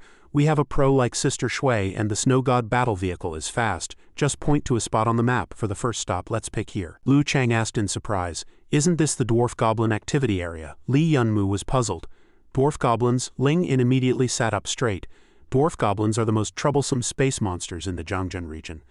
Li Yunmu turned back to ask Ling Shui, Are they strong? Ling Shui replied calmly, If it's just a single dwarf goblin, it's not strong at all. In fact, it's extremely weak. Her tone immediately turned serious. But the problem is, dwarf goblins are social creatures with some intelligence and they deeply hate humans. Once they attack, it's usually a whole swarm of dwarf goblins rushing in. If we get surrounded, it's over. Hearing this, Li Yunmu immediately swallowed his saliva. Zhang Dashang leaned in and added, That's why no one wants to go there. In other words, as long as we go, all the points are ours. No one will compete with us. Lu Chang cursed angrily. Dashang, are you out of your mind? Going to a place like that might actually get us killed. Ling An also objected fearfully. Are you throwing your lives away for points? Zhang Dashang comforted. Don't worry, it'll be fine. Isn't your sister here? Li Yunmu also turned back to ask, Sister Shui, what do you think? Ling Shui took the lollipop out of her mouth and said calmly, You guys decide that yourselves. Li Yunmu nodded and said, In that case, I'm in favor too. Their team quickly decided.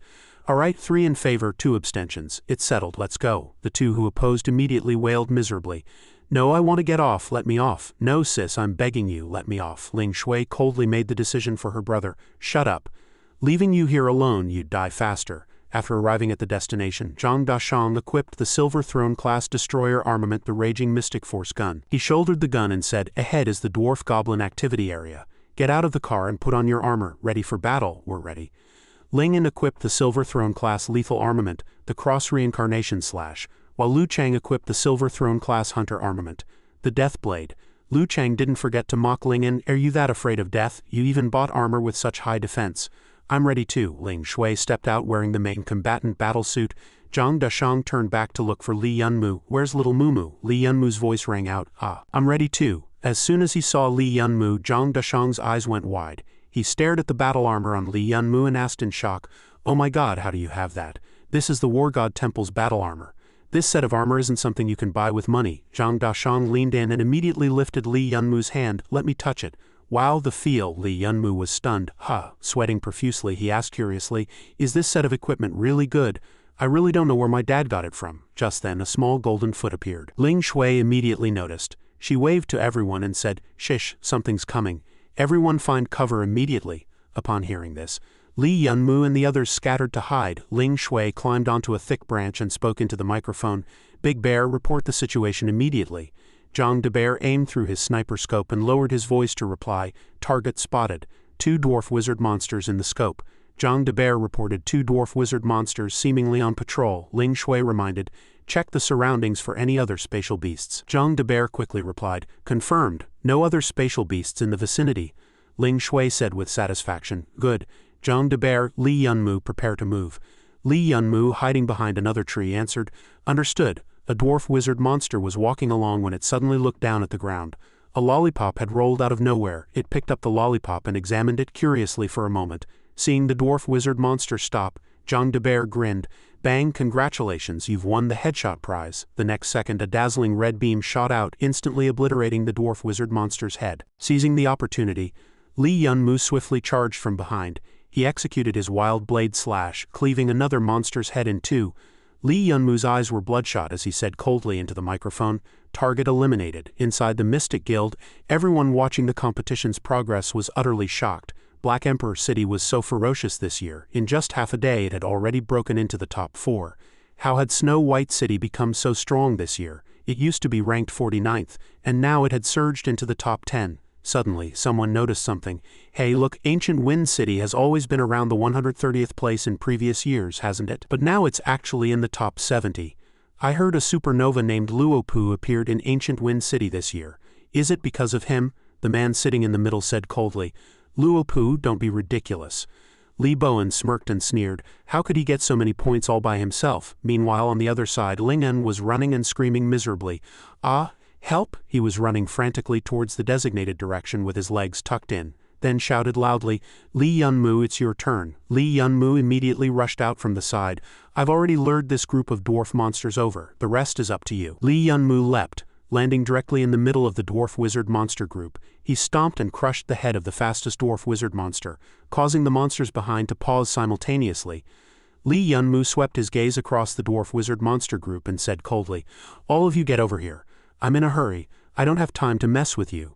He tightened his grip on the cyan longsword burning with blazing flames. "Let me see if you can block my fire sword." The dwarf wizard monster group naturally refused to back down, letting out low growls before ferociously pouncing on Li Yunmu. He decisively swung out streaks of swordlight. The sharp blade swept across, directly tearing the bodies of the dwarf wizard monsters in half.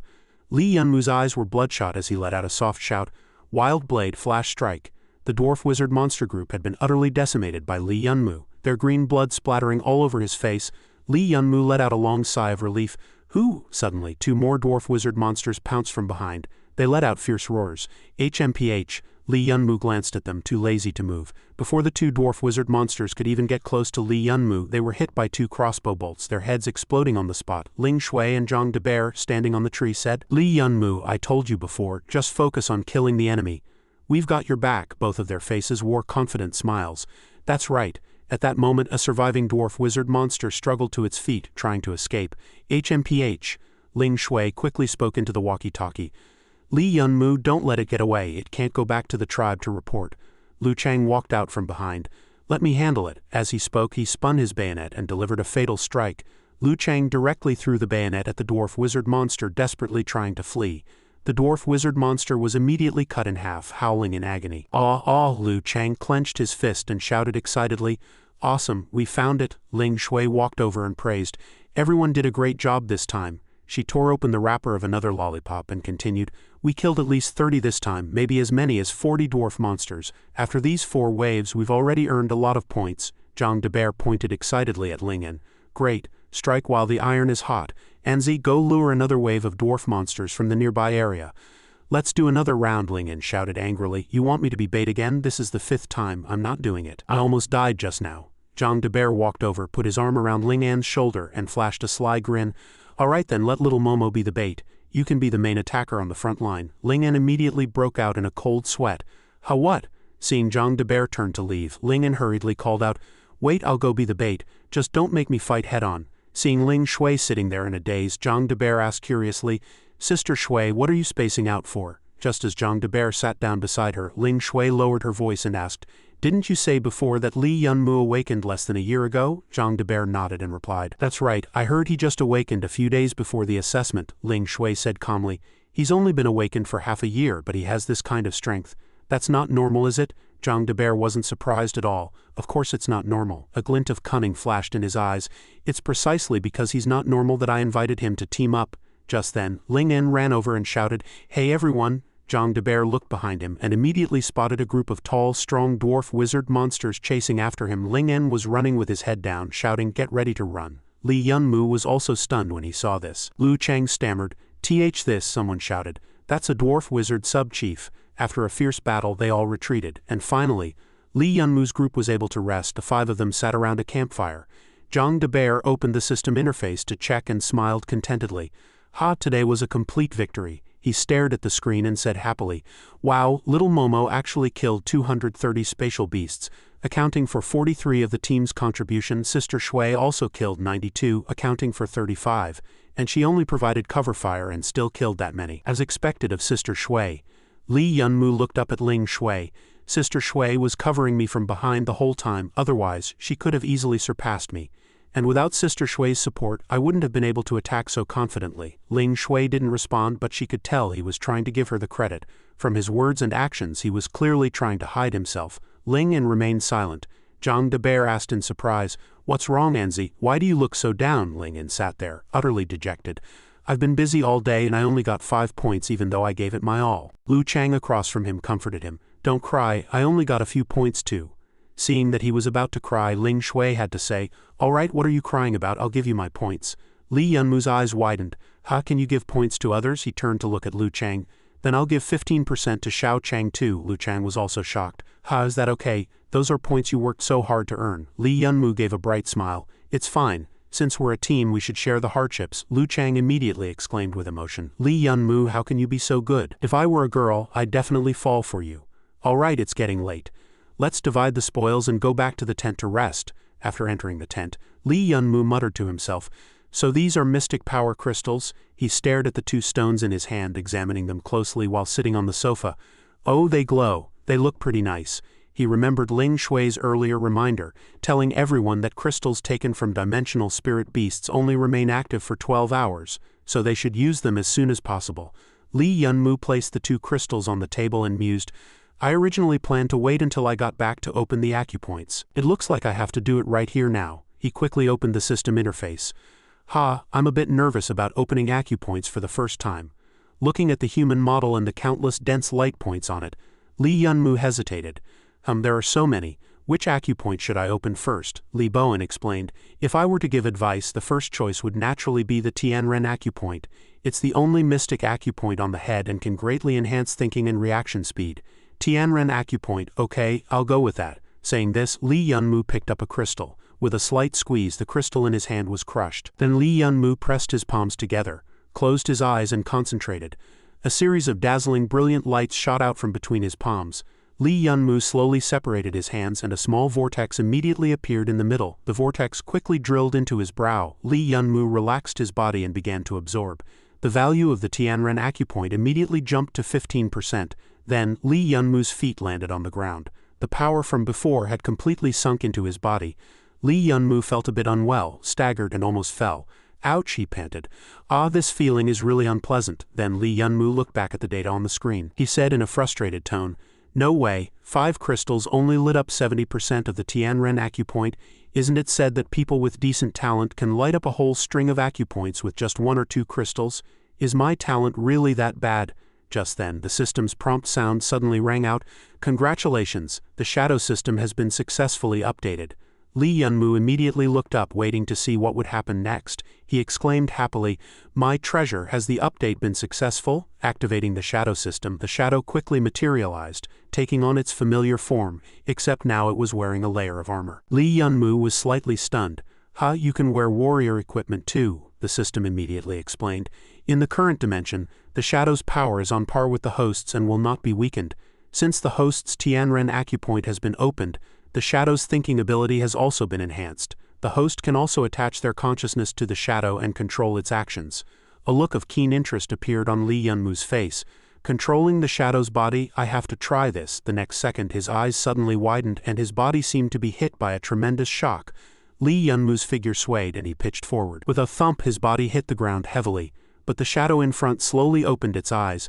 Li Yunmu looked at the green skin and his own body lying in front of him, exclaiming in surprise, "This is me," he grinned excitedly. "I'm actually inside the shadow's body. This feature is amazing. It was definitely worth the half-year wait. Sleeping at night is just a waste of life." Saying this, Li Yunmu reached out and pushed open the tent door, tiptoed out and cautiously looked around. The fun midnight time was about to begin, but he couldn't let them find out. It wasn't until dawn that Li Yunmu returned to his room. He sat down wearily on a chair and let out a long sigh of relief. Finally finished absorbing everything. Li Yunmu rubbed his brow, a hint of fatigue in his voice. "Tonight I was fighting monsters and absorbing crystals at the same time. My body is definitely overloaded, but using the crystals from last night's monster hunting to fully open the Tianren acupoint was a huge gain." He then looked at another piece of paper with strange golden characters on it, muttering in confusion, "But what exactly is this thing? The group of dwarf wizards I encountered last night seemed to be escorting this thing." Just then, Zhang Debear's booming voice came from outside. "Hey little Momo, did you sleep well last night? Time to get up and go." Li Yunmu immediately turned his head to look, seeing what was happening. After coming out, Lu Chang was still asking Lingyan about the results of his absorption last night. Lingyan replied, "Normal. 4 crystals lit up 80% of the Changzi acupoint." Lu Chang was a bit disappointed upon hearing this. "That's really strong. I used 5 crystals to light up 75% of the high acupoint on the sole of my foot. My talent is worse than yours." Seeing Li Yunmu come out, the two immediately asked, "Hey Li Yunmu, how many mystic acupoints did you light up last night? With your talent, it shouldn't be bad, right?" Li Yunmu rubbed his forehead and replied, "I remember I only lit up 70% of the Tianren acupoint." Upon hearing this, Lingyan and Lu Chang were both stunned. 70? That's even lower than ours." Then the two burst into laughter. "Oh ho, does that mean we too actually have super high talent? How embarrassing." Ling Shui, sitting in the car, shouted outside, "Hey you two, get in the car, it's time to go. Do we even need to ask where we're going today? Of course we're going back to get revenge on that group of dwarf wizard chiefs." Another 3 or 4 days passed. After these days of continuous fighting, everyone had made significant progress. The cooperation between team members was becoming more and more coordinated. Everyone was already able to team up to attack some higher-level spatial beasts. Every night, Li Yunmu would sneak out and use the shadow to cultivate. 4 mystic acupoints had been activated, and his power had doubled. At this moment, the nearby space eye was still monitoring everything.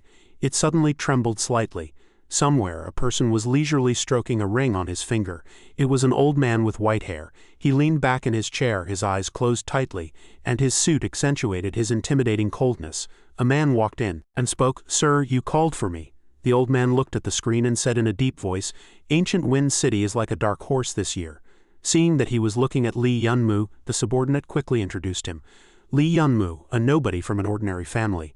The old man raised his hand and pointed at Li Yunmu on the screen, continuing, "To be able to achieve this level, however, his team seems to have earned a lot of points this year, even suppressing the Luopu team that Ancient Wind City had high hopes for." He leaned back in his chair and said coldly to the man, "Both Li Yunmu and Luopu are indeed good seedlings. It's just a pity that Ancient Wind City's geniuses cannot be used by me. Geniuses that cannot be used by me will become a hidden danger in the future." The man behind him was startled and asked, "Your meaning is?" The old man pushed up his glasses and revealed his intention in a cold tone. "Isn't it normal for a few students to die during the Central Guild's preliminary selection?" The subordinate immediately nodded. "I understand." On the other side, Li Yunmu turned his head and asked, "Are you sure our next step is to raid this tribe? There might be a dozen dwarf warlocks who can cast spells and a dwarf elder who is proficient in beast taming." Zhang Debear smiled and comforted him. "Don't worry, I've already investigated. Those old geezers aren't in the tribe right now." Li Yunmu rubbed his chin as he continued, Dwarf warlocks have way more points than those small fries. This is an opportunity. Ling Shui suddenly spoke up. I agree with Big Bear. Ling En was startled. Sis. Ling Shui looked at the four of them and said slowly, you've all grown a lot these past few days. It's time to try dealing with tougher spatial beasts. Besides, I need black crystals. Hearing this, Li Yunmu was slightly stunned, thinking to himself, yeah, Sister Shui has been helping us improve our strength all this time, even sharing her own spoils with others. Let's go, Big Bear. It's time to face a strong enemy head-on. Ling Shui spoke up, starting to assign tasks. NZ, luring the monsters is still your job. HMPH, we're really going? Li Yunmu and Zhang Dashang sat on the tree as usual, waiting. But this time he was a bit anxious. Why isn't Z taking so long this time? Could something have happened? Zhang Dashang laughed and replied, don't worry, NZ will be fine. He's already opened the Changzi acupoint on his right hand. In terms of pure attack power, he's not worse than me now. Even he doesn't know how much he's improved. Just then a burst of hurried footsteps came. A dwarf warlock over 2 meters tall charged straight at Lingen, letting out a fierce roar. Ow! But before it could strike, it was cut in half by a sword light. Now Lingen had calmed down a lot, a sharp cold glint flashing in his eyes. The next second, Lingen leapt up and slashed off one of the dwarf warlock's arms with his sword. After landing, Lingen said loudly, didn't expect that. How I haven't been slacking off these days. He ran to Li Yunmu's side and looked up, shouting to the tree, everyone, get ready to fight. Li Yunmu slowly stood up. Oh, finally back. Our turn to act. But before he could make a move, a sword light from an unknown direction precisely sliced off the head of the nearest dwarf warlock. A familiar voice rang out, leaving Lingen stunned. Oh, is this the team everyone's been talking about lately? Doesn't look like anything special. In the distance, another team was slowly approaching, and that person charged straight into the group of dwarf warlocks. Sorry, we'll take these points. The two moved extremely fast, in the blink of an eye passing over Li Yunmu's head and closing in on the monster group. The other two quickly followed. Li Yunmu and Ling Shui watched them warily, neither speaking. Before long the few of them appeared behind Ling En. The blond youth curled his lips and sneered coldly. Thanks for the hard work, we'll take these points. Then, ignoring Ling En, they directly attacked the group of dwarf warlocks. Those dwarf warlocks were completely unprepared, just staring blankly at one person. One of them gripped his sword handle, and with a whoosh, severed the dwarf warlock's hands and feet. The two's attacks came like a storm, catching the monsters off guard. Li Yunmu frowned, his tone full of caution. They can kill dwarf warlocks in an instant. Who are these two? Ling Shui's expression was also grim. She said, they're teams from other areas, here to steal our points. Looks like our points are high enough to attract envy. The two turned back, their faces full of provocation. Didn't expect you guys to be pretty capable. That big brother worked hard to lure them over. Zhang Dashang, however, didn't care and just said to everyone, let's go. Lu Chang asked in surprise, we're just leaving like that? He was naturally unwilling, having his points stolen. What else can we do? You want to teach them a lesson? Zhang Dashang replied calmly, fighting them is pointless. Seeing Li Yunmu's group leave, the two became even more smug. The dark-haired youth said, hey, they don't even take us seriously. The green-haired youth didn't hide his contempt at all. HMPH, they tucked their tails and ran after having their points stolen. Just a bunch of cowards only good for hiding in one place and farming points. They shouted at the group's backs, I know you're not convinced. If you're not convinced, come back like men and teach us a lesson. Let me see if you've got what it takes. With that, the green-haired youth charged straight at Zhang Dashang, trying to attack him. Zhang Dashang dodged, spun around and kicked the green-haired youth hard in the neck. Cough, the green-haired youth screamed, blood gushing from his nose. He couldn't react in time and his tall body crashed to the ground. The dark-haired youth's eyes widened in disbelief. What? Zhang Dashang said coldly, you've got your points. Now get lost and stop bothering me. Zhang Dashang's gaze was icy, completely devoid of his usual playful demeanor. Just then a sharp, long howl rang out, followed by a red signal flare shooting straight into the sky. With a bang it exploded, brilliant like fireworks, dyeing a large area red. Everyone couldn't help but look up. The green-haired youth was also dazed, just staring blankly at the sky. Lu Chang stammered, What is this? Zhang Dashang broke out in a cold sweat. That's a signal flare. He suddenly waved his hand and shouted to his teammates, everyone run, but no one ran because no one understood what was happening. The next second a giant beast appearing from nowhere crashed into view. The terrifying commotion made Zhang Dashang's eyes widen in fear. He quickly turned back to see a giant wolf over 3 meters tall suddenly appear, its eyes bloodshot and full of greed, staring intently at the green-haired youth, letting out low growls from its throat. Grr. At that moment the youth was still sitting on the ground, too scared to even stand up. Ow! The giant wolf growled again, a strong stench of wild beast wafting over. The green-haired youth looked up in terror, finally seeming to realize what he was facing. Then a sharp pain shot through his left shoulder, blood gushing wildly, and with a thud, the green-haired youth fell heavily to his knees. Cough, blood kept pouring from his throat and his whole body seemed drained of all strength. Seeing this, Li Yunmu could only stare with his mouth wide open. He looked at the ferocious giant wolf ahead and stammered, "What is that thing?" But the wolf didn't stop. It looked ahead, growled a few times, "Ow, ow, oh," and its sharp claws swiped at the green-haired youth again. At this point the dark-haired youth couldn't hold back anymore and roared angrily, "Charge!" He whooshed past Zhang Dashang, trying to rush up and attack the wolf. Zhang Dashang only had time to shout, "Idiot, come back, don't go." Sure enough, before the dark-haired youth could do anything, the giant wolf's sharp claws slammed down. With a bang, his body was pinned to the ground. Zhang Dashang's eyes were wide, completely helpless. He seemed to snap awake and quickly turned to shout, "Everyone run, it's a demon mastiff." Ling Yun immediately obeyed but couldn't help asking, "What about those two?" Li Yunmu said as he ran. "Forget them. They're done for." HMPH. The silver seat armor got smacked and Zhang Dashang quickly summoned a rifle. Li Yunmu led the team to run first. Hurrying toward the vehicle, Zhang Dashang stayed behind, continuously shooting at the wolf to slow it down. Just then another demon mastiff burst out of the bushes. The dwarf riding it said smugly, "Gotcha, hee." "Oh no, there's another one here." Li Yunmu quickly ducked to avoid the demon mastiff's claws. Zhang Dashang behind him immediately warned, "It's the elder, don't stop, run back to where we parked." Li Yunmu's group ran with their heads down. Li Yunmu asked in confusion, How did so many demon mastiffs suddenly appear?" Zhang Dashang replied, "It's obvious we fell into the dwarf warlock elder's trap."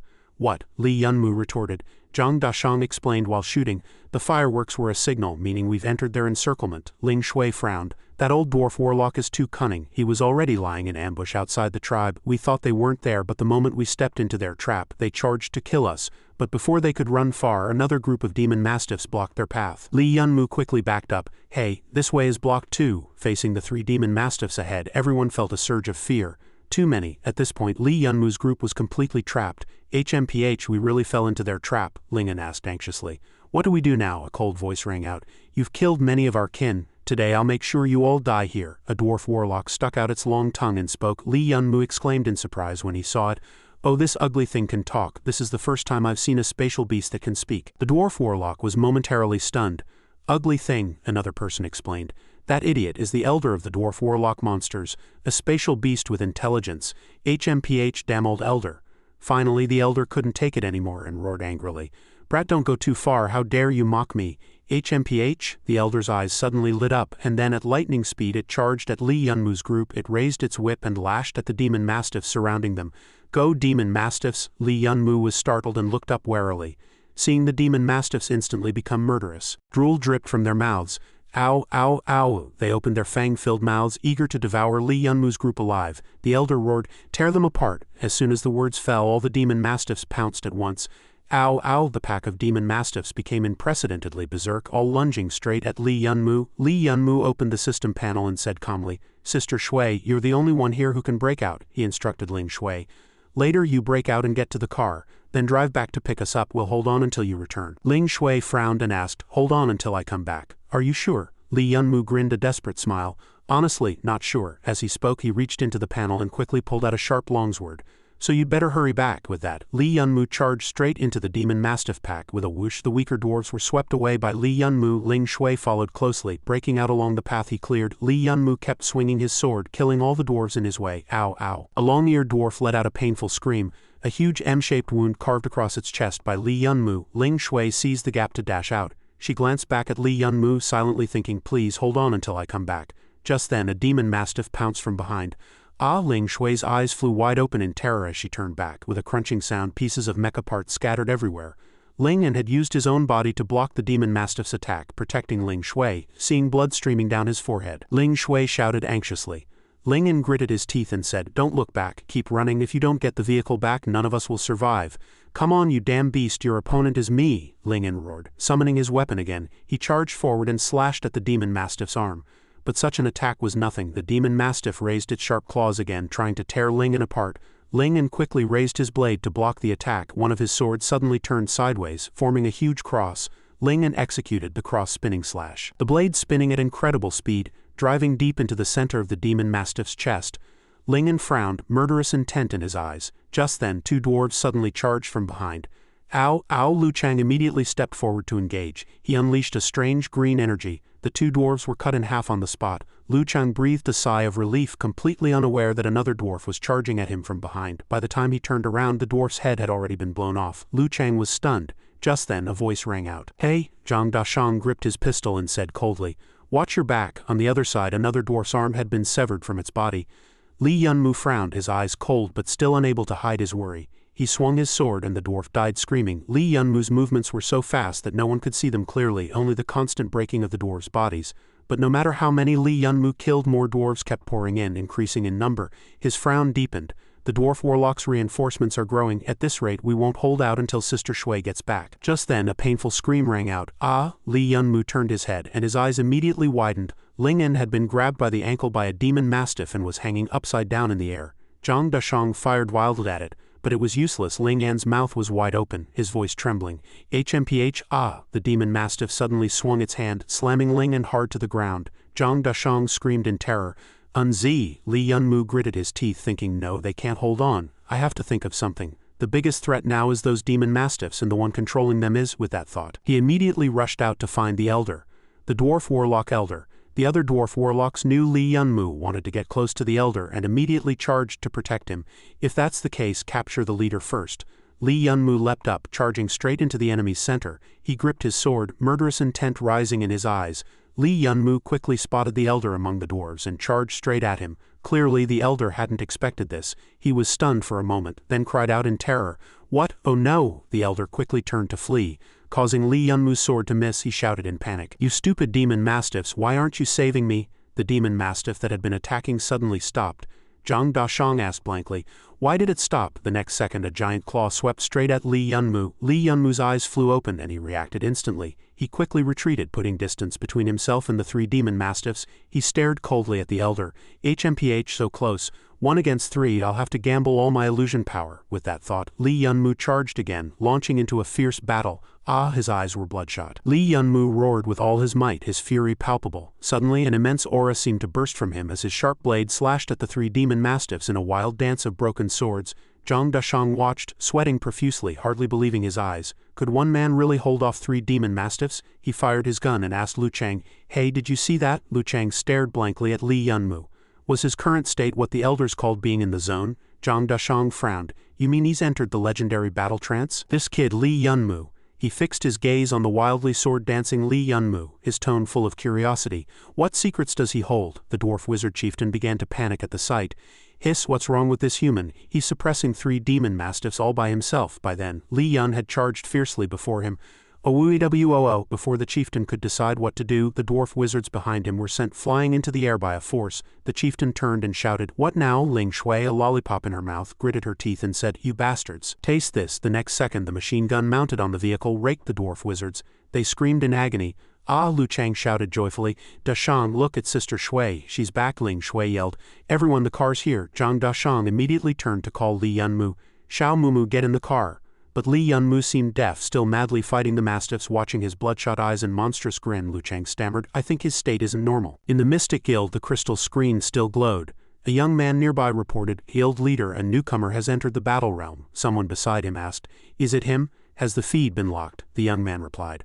All image data has been intercepted and secured. Hearing this, the guild leader nodded in satisfaction.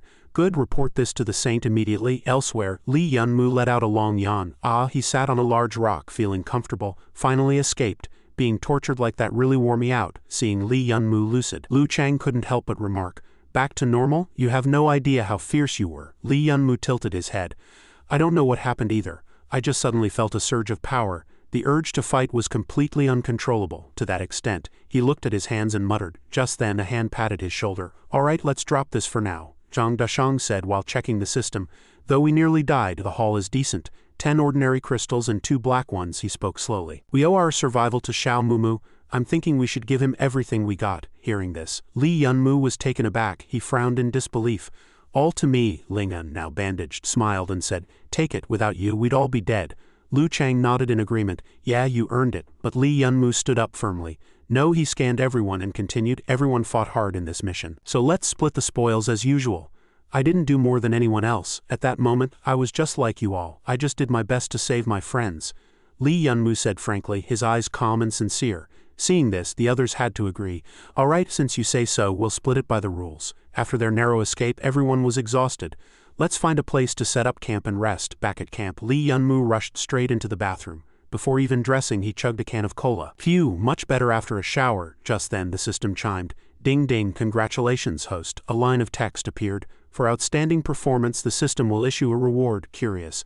Lee Yunmu asked, Reward? The system immediately replied, Your dimensional box reward has been issued. Please check. Lee Yunmu looked ahead and indeed found a small box. He picked it up in surprise. Dimensional box, the system explained. It can be used as a lottery machine, offering a chance to draw various equipment and combat skills. He slapped the cola can onto the table and muttered, So it's just a random loot box, fine, whether I'm lucky or not, the reward will tell. With that, Lee Yunmu opened the box. The knob on top turned slowly, creaking. With a pop, the box suddenly sprang open. Caught off guard, Lee Yunmu was hit by a gust of air. When it cleared, he looked inside. Wait, what's this? Staring at his empty palm, he roared in anger. Damn it, are you kidding me? Nothing. Is there even an empty box draw? The system chimed. Ding ding. Congratulations, host, on winning the grand prize. Lee Yunmu was still annoyed. Congratulations, my ass. There's nothing. Another line appeared. Air combat leg, a great equipment component. At the name, Lee Yunmu's eyes widened in shock. A great equipment component, another line popped up. Congratulations on obtaining the A-grade combat skill Air Combat Leg. Would you like to spend internal energy points to learn it? Lee Yunmu smirked. Do you even need to ask? Of course, learn it, the system immediately prompted. Starting combat skill learning, then a halo appeared. Surrounding Lee Yunmu, a gentle breeze-like energy swept over him, making him feel much better. After a moment, the system announced the successful learning of Air Combat Leg. Lee Yunmu's lips curled up, his face full of excitement. I can't wait to test this skill's power. Soon night fell. A dwarf ghost clan member crept through the darkness holding a blazing torch. Just then, Lee Yunmu, like a shadow, charged from behind. HMPH, before the dwarf ghost could react, Lee Yunmu kicked it to the ground. Then he landed swiftly, and before the other dwarf ghosts could respond, a storm of kicks rained down on them. Lee Yunmu raised his leg high, executing Air Combat Leg, and with a crack he kicked the dwarf ghost's head apart. His lips curled up in wild excitement. Awesome, this technique is amazing. Meanwhile, in Lee Yunmu's tent, a shadow slowly approached his body. The figure looked at the motionless Lee Yunmu on the bed, then compared him to a photo in hand. It matched perfectly. The man smiled. Sorry, kid. He tossed the photo aside. Too bad you stood out and got in someone's way. His gaze locked onto Lee Yunmu. Hope in your next life you remember that the nail that sticks out gets hammered down. Elsewhere, Lee Yunmu had just finished off the dwarf ghosts. He clapped his hands and said, With this combat skill, the enemy has no chance to fight back. Suddenly, the system's shrill alarm sounded. Warning, warning. Host is under threat. Return to your body immediately. Warning, warning. Host is under threat. Return to your body immediately. Panicked, Lee Yunmu quickly commanded, System. Return to body immediately. In the tent, the man was about to throw a punch. At that instant, Lee Yunmu's eyes snapped open. A deafening explosion erupted in the tent. Amidst the dust, Lee Yunmu flipped through the air, dodging the fatal kick. With a thud, he landed steadily a short distance away. Lee Yunmu stared at the man with full vigilance. The man emerged from the dust calm. You dodged my attack. A mocking smile curled on his lips as he assessed Lee Yunmu. This kid is pretty sharp. Lee Yunmu stood up and asked in a low voice, Who are you? The man flexed his fingers lightly. Who am I? That doesn't matter. What matters is that tonight you die. With that, his figure moved like a cheetah. The man roared, Die? And appeared before Lee Yunmu in an instant. Lee Yunmu gritted his teeth, quickly reaching into his space to grab a weapon. He hurriedly drew his longsword, but before he could steady it, the man threw a punch that sent the sword flying from his hand. Lee Yunmu immediately stepped back, putting distance between them. He stared at the man, his heart tense. Damn, too fast. I couldn't even hold my weapon. Seeing the golden aura emanating from the man, Lee Yunmu thought in confusion, Golden light, this man is half a step into the golden stone mystic. Why would such a high-level mystic target me? Your reflexes are indeed fast. Let's see if you can dodge this one. The man unleashed his power, and the entire space was bathed in dazzling golden light. Then he charged straight at Lee Yunmu. Caught off guard, Lee Yunmu took a knee to the gut that sent searing pain through him. Blood gushed from his throat. Cough, The man raised his leg again and kicked Lee Yunmu hard, sending his body flying into the air. The force of the kick was so immense that even the sturdy tent was destroyed. Lee Yunmu's eyes rolled back. Damn, without a weapon I'm no match. I'm dead this time. The man passed through the torn tent, glaring at Lee Yunmu. Still not dead? Then let this send you off. With a roar, he shot toward Lee Yunmu like a rocket, concentrating his mystic power in his palm. He shouted, Farewell! Just then, someone rushed over. Ling Shui. She quickly yelled at Lee Yunmu. Lee Yunmu, hearing his name. Lee Yunmu turned his head. Ling Shui hurriedly threw a sword to block. She used all her strength to hurl the sword toward Lee Yunmu. Lee Yunmu reached out and caught the longsword firmly. Thanks, he shouted to Ling Shui, but his eyes never left the man. Clearly, the man hadn't expected this. His expression shifted slightly. Lee Yunmu immediately executed the wild blade. A dazzling light exploded in the night sky. Ling Shui, standing below, couldn't see anything clearly. Only two beams of light colliding with a piercing sound. The man stepped back a few paces, a look of surprise on his face. Tisk, with a weapon, you're like a different person. Who? Lee Yunmu raised his sword, casting a cold glance at him. Had enough, it's my turn to fight back. The man waved his hands in a series of bizarre martial arts moves, charging barehanded and even withstanding Lee Yunmu's sword. What? Lee Yunmu stared wide-eyed at him. But the man didn't stop, unleashing a flurry of blade-like punches and kicks at Lee Yunmu. Lee Yunmu countered with a series of slashes, blocking all attacks. The man glanced at him, then sidestepped left and right, deftly evading all of Lee Yunmu's sword paths. His sword technique is indeed exquisite, layered and complex. Lee Yunmu said nothing, continuing to slash wildly. Suddenly the man raised his hand and caught the blade barehanded. His grip was like a steel vice. Lee Yunmu couldn't pull the sword free. But your explosive power isn't enough, so it's useless against me. With that, the man swung his hand. Lee Yunmu's body was sent flying. He rolled on the ground several times and the man walked over, a smug smile on his lips. All right, the game ends here, he said slowly. I admit you're a good seedling. It's a shame to kill you, but business is business, no room for personal feelings. Lee Yunmu watched him warily. A large flame suddenly ignited in the man's hand. 8 extremities flame dragon claw, he said coldly. Die, the next second. The scorching flame lunged at Lee Yunmu like a giant python. Lee Yunmu didn't dodge, just stared at it. Suddenly his lips curled into a cold smile. HMPH, that expression stunned the man. He looked at Lee Yunmu, still standing still, puzzled. What's this kid smiling about? Just then a massive surge of mystic power erupted from Lee Yunmu's hand. The system chimed. Ding ding, wild blade total has reached the 4th level. Skill upgraded. Lee Yunmu raised an eyebrow. HMPH, just in time then. He spun his blade and executed the absolute return slash. The man froze, incredulous. Is this kid trying to take my 8 extremities flame dragon claw head on? The flame dragon opened its maw and lunged at Lee Yunmu as if to swallow him whole. Unfazed, Lee Yunmu charged with his sword. He poured all his strength into a single slash aimed at the dragon's face. The once fierce flame dragon was actually halted by Lee Yunmu's move. In the pitch-black forest, a massive pillar of flame shot into the sky. When the smoke cleared, the man still stood there, stunned for a long moment. Then he looked down at his body in terror. The next second a scream rang out. Because his combat arm had been severed cleanly at the root. Lee Yunmu pointed his sword at him and said coldly, Hey, this time I only took your arm, next time it'll be your life. As if the pain only now hit him, the man fell to his knees with a thud, wailing, My arm, it hurts so much. Lee Yunmu stared at him, saying nothing. The man clutched his severed arm and roared in fury, Bastard, I won't let you off. Lee Yunmu pointed the sharp blade at him and asked coldly, Want to keep going? If you don't treat that now, you'll bleed to death. Hearing this, fear instantly filled the man's face. He leapt away, leaving only one remark, Kid, remember this. Lee Yunmu watched him flee and couldn't be bothered to chase. Just then Ling Shui ran over, panting. Lee Yunmu, phew, Lee Yunmu gasped for air. Suddenly he spat out a mouthful of blood and collapsed to the ground. Lee Yunmu and Ling Shui cried out in alarm. She hurried over to help him up, asking anxiously, Hey, are you okay? Lee Yunmu forced a faint smile. Don't worry, I'm fine. But despite his words, the exhaustion on his face was obvious. Looking at the blood on his hand, his voice grew weaker. Thanks, I owe you my life. Luckily he didn't notice. I was just bluffing earlier. If we'd kept fighting, I'd definitely be dead. Hey, Ling Shui said, pulling out a handkerchief and handing it to Lee Yunmu. Take this and say, thank you. Just then, Zhang Dashang and the others came running over.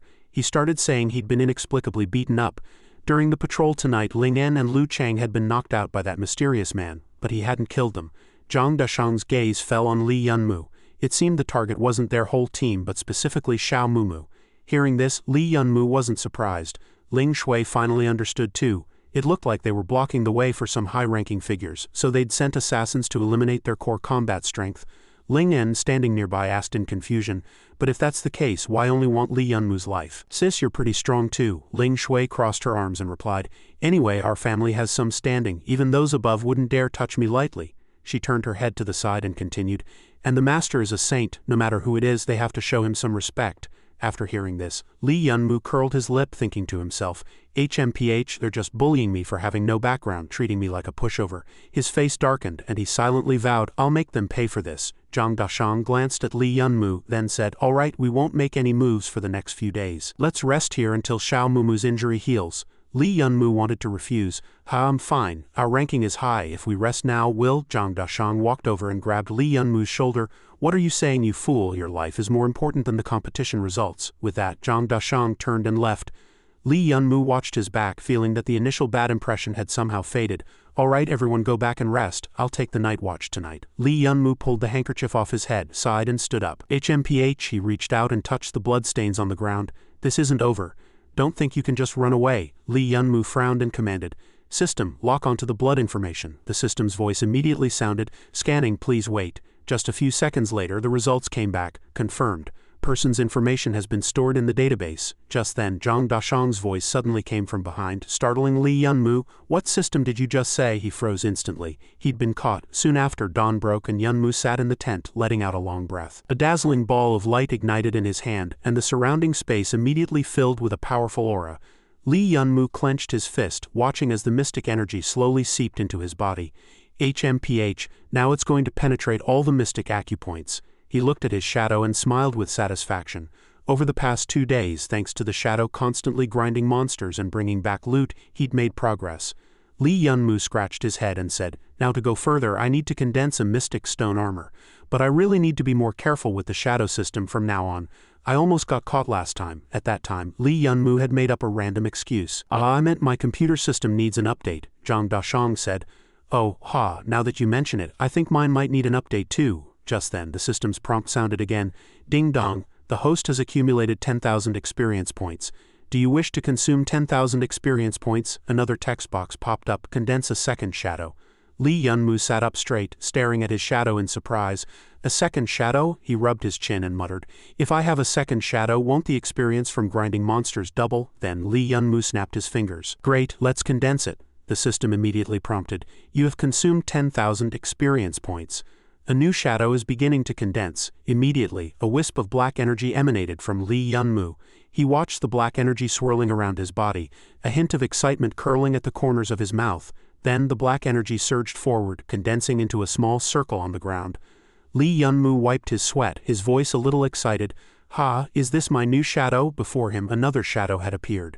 This shadow was tall and strong, clad in a layer of thick armor, looking like an ancient warrior. The system prompted, condensation successful.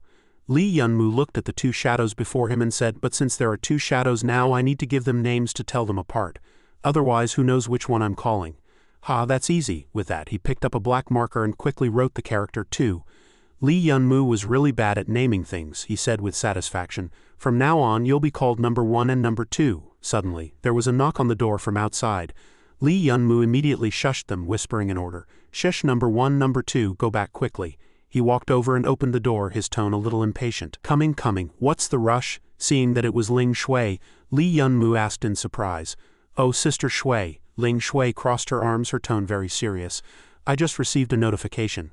Many seeded players have been attacked by assassins, including Luo Pu's team. Li Yunmu immediately asked nervously, is Lu Nuye okay? Ling Shui replied, don't worry.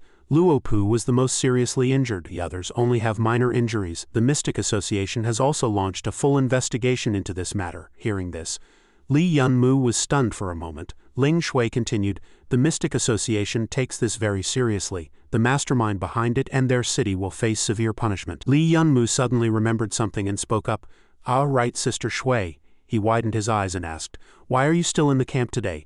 Didn't you go training with Dashang and the others? Hearing this, Ling Shui suddenly paused.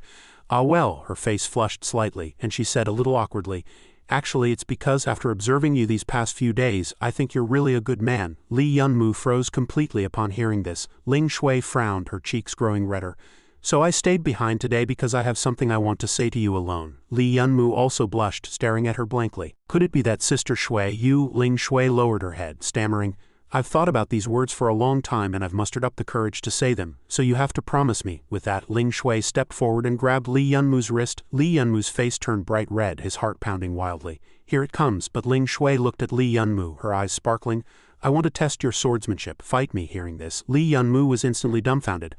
Ling Shui drew her sword, flashing a provocative smile. Ready, I'm coming. Li Yunmu also raised his sword. Okay, I'm ready. The expression on his face was as blank as an idiot's. This woman is a real martial arts nut. What was I even expecting? How stupid. Ling Shui let out a shout and charged straight at Li Yunmu. Li Yunmu leaned back, quickly swinging his sword to block Ling Shui's relentless attacks. He wiped his sweat. As expected of Sister Shui, every strike is fast and precise, almost no openings, but I won't give up either. With a thought, Li Yunmu immediately prepared to counterattack, his sword tip thrust straight out, forcing Ling Shui to hastily turn her sword to parry. Too fast, Li Yunmu flipped his blade, a cold smirk curling at the corner of his mouth. Wild blade slash, he slashed out fiercely. Forcing Ling Shui to leap back, she retreated a distance, frowning. Ha, quite strong. Seeing Li Yunmu draw a mystic energy halo, Ling Shui was a little surprised. Absolute return / you're using your ultimate move this soon? Her eyes widened as she shouted, try this move, but before she could finish, Li Yunmu had already struck first layer. A violent aura swept out, directly blasting Ling Shui away. Ling Shui got up from the ground. Gritting her teeth, she said, what? I really can't let my guard down. The next second, Li Yunmu had already burst through the dust cloud. Ding dong. Seeing this, Ling Shui hurriedly raised her sword to block one of Li Yunmu's attacks. The corner of Li Yunmu's mouth twitched slightly. Second layer, her gaze swept over Li Yunmu's glowing red blade, thinking to herself, this martial art's 2 layers of charge can actually stack. I'm out of time. Thinking this, she immediately turned and ran. Ling Shui exploded with all her speed, quickly creating distance. No, I have to break away, fighting him head-on. I'll only keep losing ground. I need to find a way to break his swordsmanship. But Li Yunmu, like a cheetah, caught up to Ling Shui shortly after. When she turned back, the blade was already close. Third layer, Li Yunmu said calmly. The clashing of their swords made a harsh sound. He quickly pressed down on Ling Shui's shoulder, the sharp tip of his sword pointing at her. Fourth layer, Li Yunmu said in a low voice, but just then Ling Shui grabbed his blade with her bare hand. Li Yunmu was startled. What? Ling Shui panted heavily, her face dark. Your swordsmanship gets stronger with every move, so I'll end it in one move. She looked up at Li Yunmu, a sharp glint flashing in her eyes.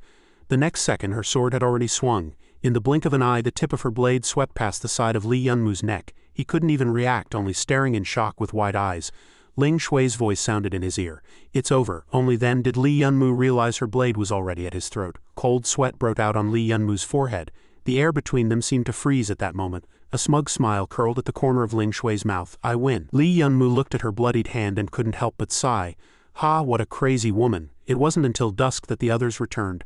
We're back. Zhang Dashang quickly noticed Ling Shui's bandaged hand and immediately asked, Hey Sister Shui, what happened to your hand? Ling Shui replied calmly, nothing, just a scratch. Seeing it wasn't serious, Zhang Dashang got straight to the point. The 3 of us went to scout the Dwarf Wizard's territory today. He paused, then continued. After what happened last time, the Dwarf Wizard tribe is on alert, so even if Xiao Mumu's injury heals, it'll be hard for us to attack using the same method as before. Then Zhang Dashang laughed again. But I just got some very interesting intel, and I've come up with a new tactic. It'll just be a bit tough on Sister Shui. As he spoke, he looked at Ling Shui with a fawning smile. Ling Shui frowned and snorted. Early the next morning, Ling In returned and said to Zhang Dashang, Dashang, the stuff you wanted is all loaded onto the cart. Zhang Dashang nodded. Good.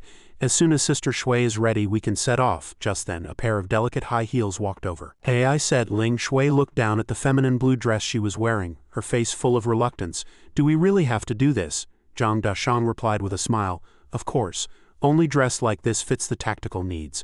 Li Yunmu didn't say anything, but his cheeks were already bright red. Ling Shui looked up, unable to hide her shyness. She had been vehemently opposing it since yesterday. Stop joking around. I don't want to go seduce the dwarf chieftain. Zhang Dashang scratched his head, showing a helpless smile. All right.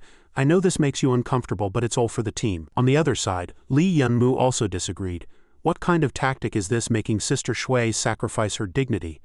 Lu Chang, standing nearby, explained, During our reconnaissance this morning we happened to run into an old wizard killing several dwarf wizards. He ordered them to capture a beautiful woman to offer to their elder. Hearing this, Li Yunmu immediately frowned. Zhang Dashang continued, After hearing that, I got an idea. This time we're going big. Since the dwarf chieftain is a pervert, we'll play along. He gave a thumbs up and made a throat-slitting gesture. Capture the chief to capture the bandits. We'll just kill the dwarf chieftain directly. Then the whole team quietly approached the group of dwarf wizards. Someone whispered, Hey, did you see that? It's those 2. Ling Shui frowned, her face full of worry. Are you sure this won't go wrong? Zhang Dashang smiled reassuringly. Don't worry, just follow the plan. He hid behind a tree and said in a low voice, I'll pretend to chase you and let the dwarf wizards see you. Once they see a pretty woman, they'll capture you and take you to their leader. We'll follow all the way. That way we'll find the dwarf wizard's lair. Without any accidents. When the time is right, we'll kill the dwarf chieftain and wipe them all out in one go. Zhang Dashang said enthusiastically, This is the honey trap. Let's go. So in broad daylight, a fierce shout suddenly rang out. Sis, stop right there. The nearby dwarf wizards were immediately drawn to the sound. HMPH. The next second, Ling Shui ran past them. While fleeing from Zhang Dashang, she screamed in terror, help, someone save me. Zhang Dashang was fully committed to his role, looking like a truly despicable human trafficker. Ling Shui's face was pale, and she felt sick to her stomach. I'm going to throw up from my own words. Just then, Zhang Dashang suddenly tripped over a stone. Ouch, haha. He was running with full momentum and fell flat on his face with a thud. Zhang Dashang scrambled to his feet, his hairband loose. He sat on the ground, grumbling in annoyance. Damn it, of all times to fall. It hurts. His cheeks were flushed, his eyes watery, making him look like a delicate beauty. But the moment he looked up, he met the direct gazes of several dwarf wizards. The next second, 2 dwarf wizards directly hoisted Zhang Dashang up. He screamed in terror, "Hey, put me down!" Ling Shui was completely stunned. Could it be that my charm is less than a man's? The 3 people hiding above also had dark expressions. What the hell is going on? Zhang Dashang shouted in panic. "Hey, put me down, what are you guys doing? This plot development is like a dream." Ling Shui stood there dumbfounded, while the other 3 quickly jumped down beside her. Lu Chang cried out in panic, "What do we do now? Damn it, the plan failed, and Dashang got captured instead." Li Yunmu, however, remained much calmer. He spoke soothingly. "Everyone, don't panic, it's not as bad as you think. Sister Shui, tap into Big Bear's network and track his location." Hearing this, Ling Shui immediately opened the system interface and began searching. Sure enough, a very conspicuous orange dot appeared on the screen. Ling Shui said, "Location confirmed." Upon hearing this, Li Yunmu quickly analyzed. Actually, compared to the original plan, only one thing has changed. The bait switched from Ji Shui to Big Bear. "There's no need to panic," he tilted his head and continued. "Let's proceed with the original plan. Work together from inside and outside to take down the Dwarf Witch King. Let's move." In the dim cave of the Dwarf Witch clan, a few candles still flickered. Zhang Dashang's hands were hoisted high by iron chains, tightly locked. The Dwarf Witch clan had also dressed him in a reptilian monk's robe. Zhang Dashang said angrily, "What? They've locked it really tight." Just then a voice came from nearby. "Your Majesty, the beauty you requested is inside. Good, you may leave. No matter what happens, don't disturb me." "Got it." That king strolled over slowly, not forgetting to instruct his underling. He was dressed in a neat black suit, holding roses in his left hand and an expensive bottle of foreign liquor in his right, saying cheerfully, "Ah, my little beauty, have you been waiting long?" Behind his glasses his eyes were filled with lecherous desire.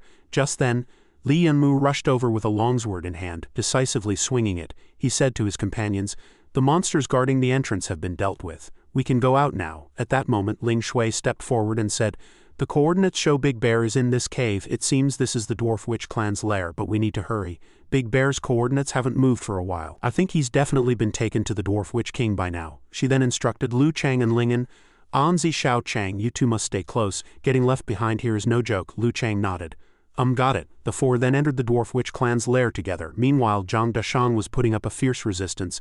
"Stay away from me," he frowned, his tone full of disgust. "You disgusting thing." The king's bouquet of roses fell to the ground. He paused briefly, but then lunged forward again, pinching Zhang Dashang's chin with one hand. "Ha, baby, you've got quite a fiery temper.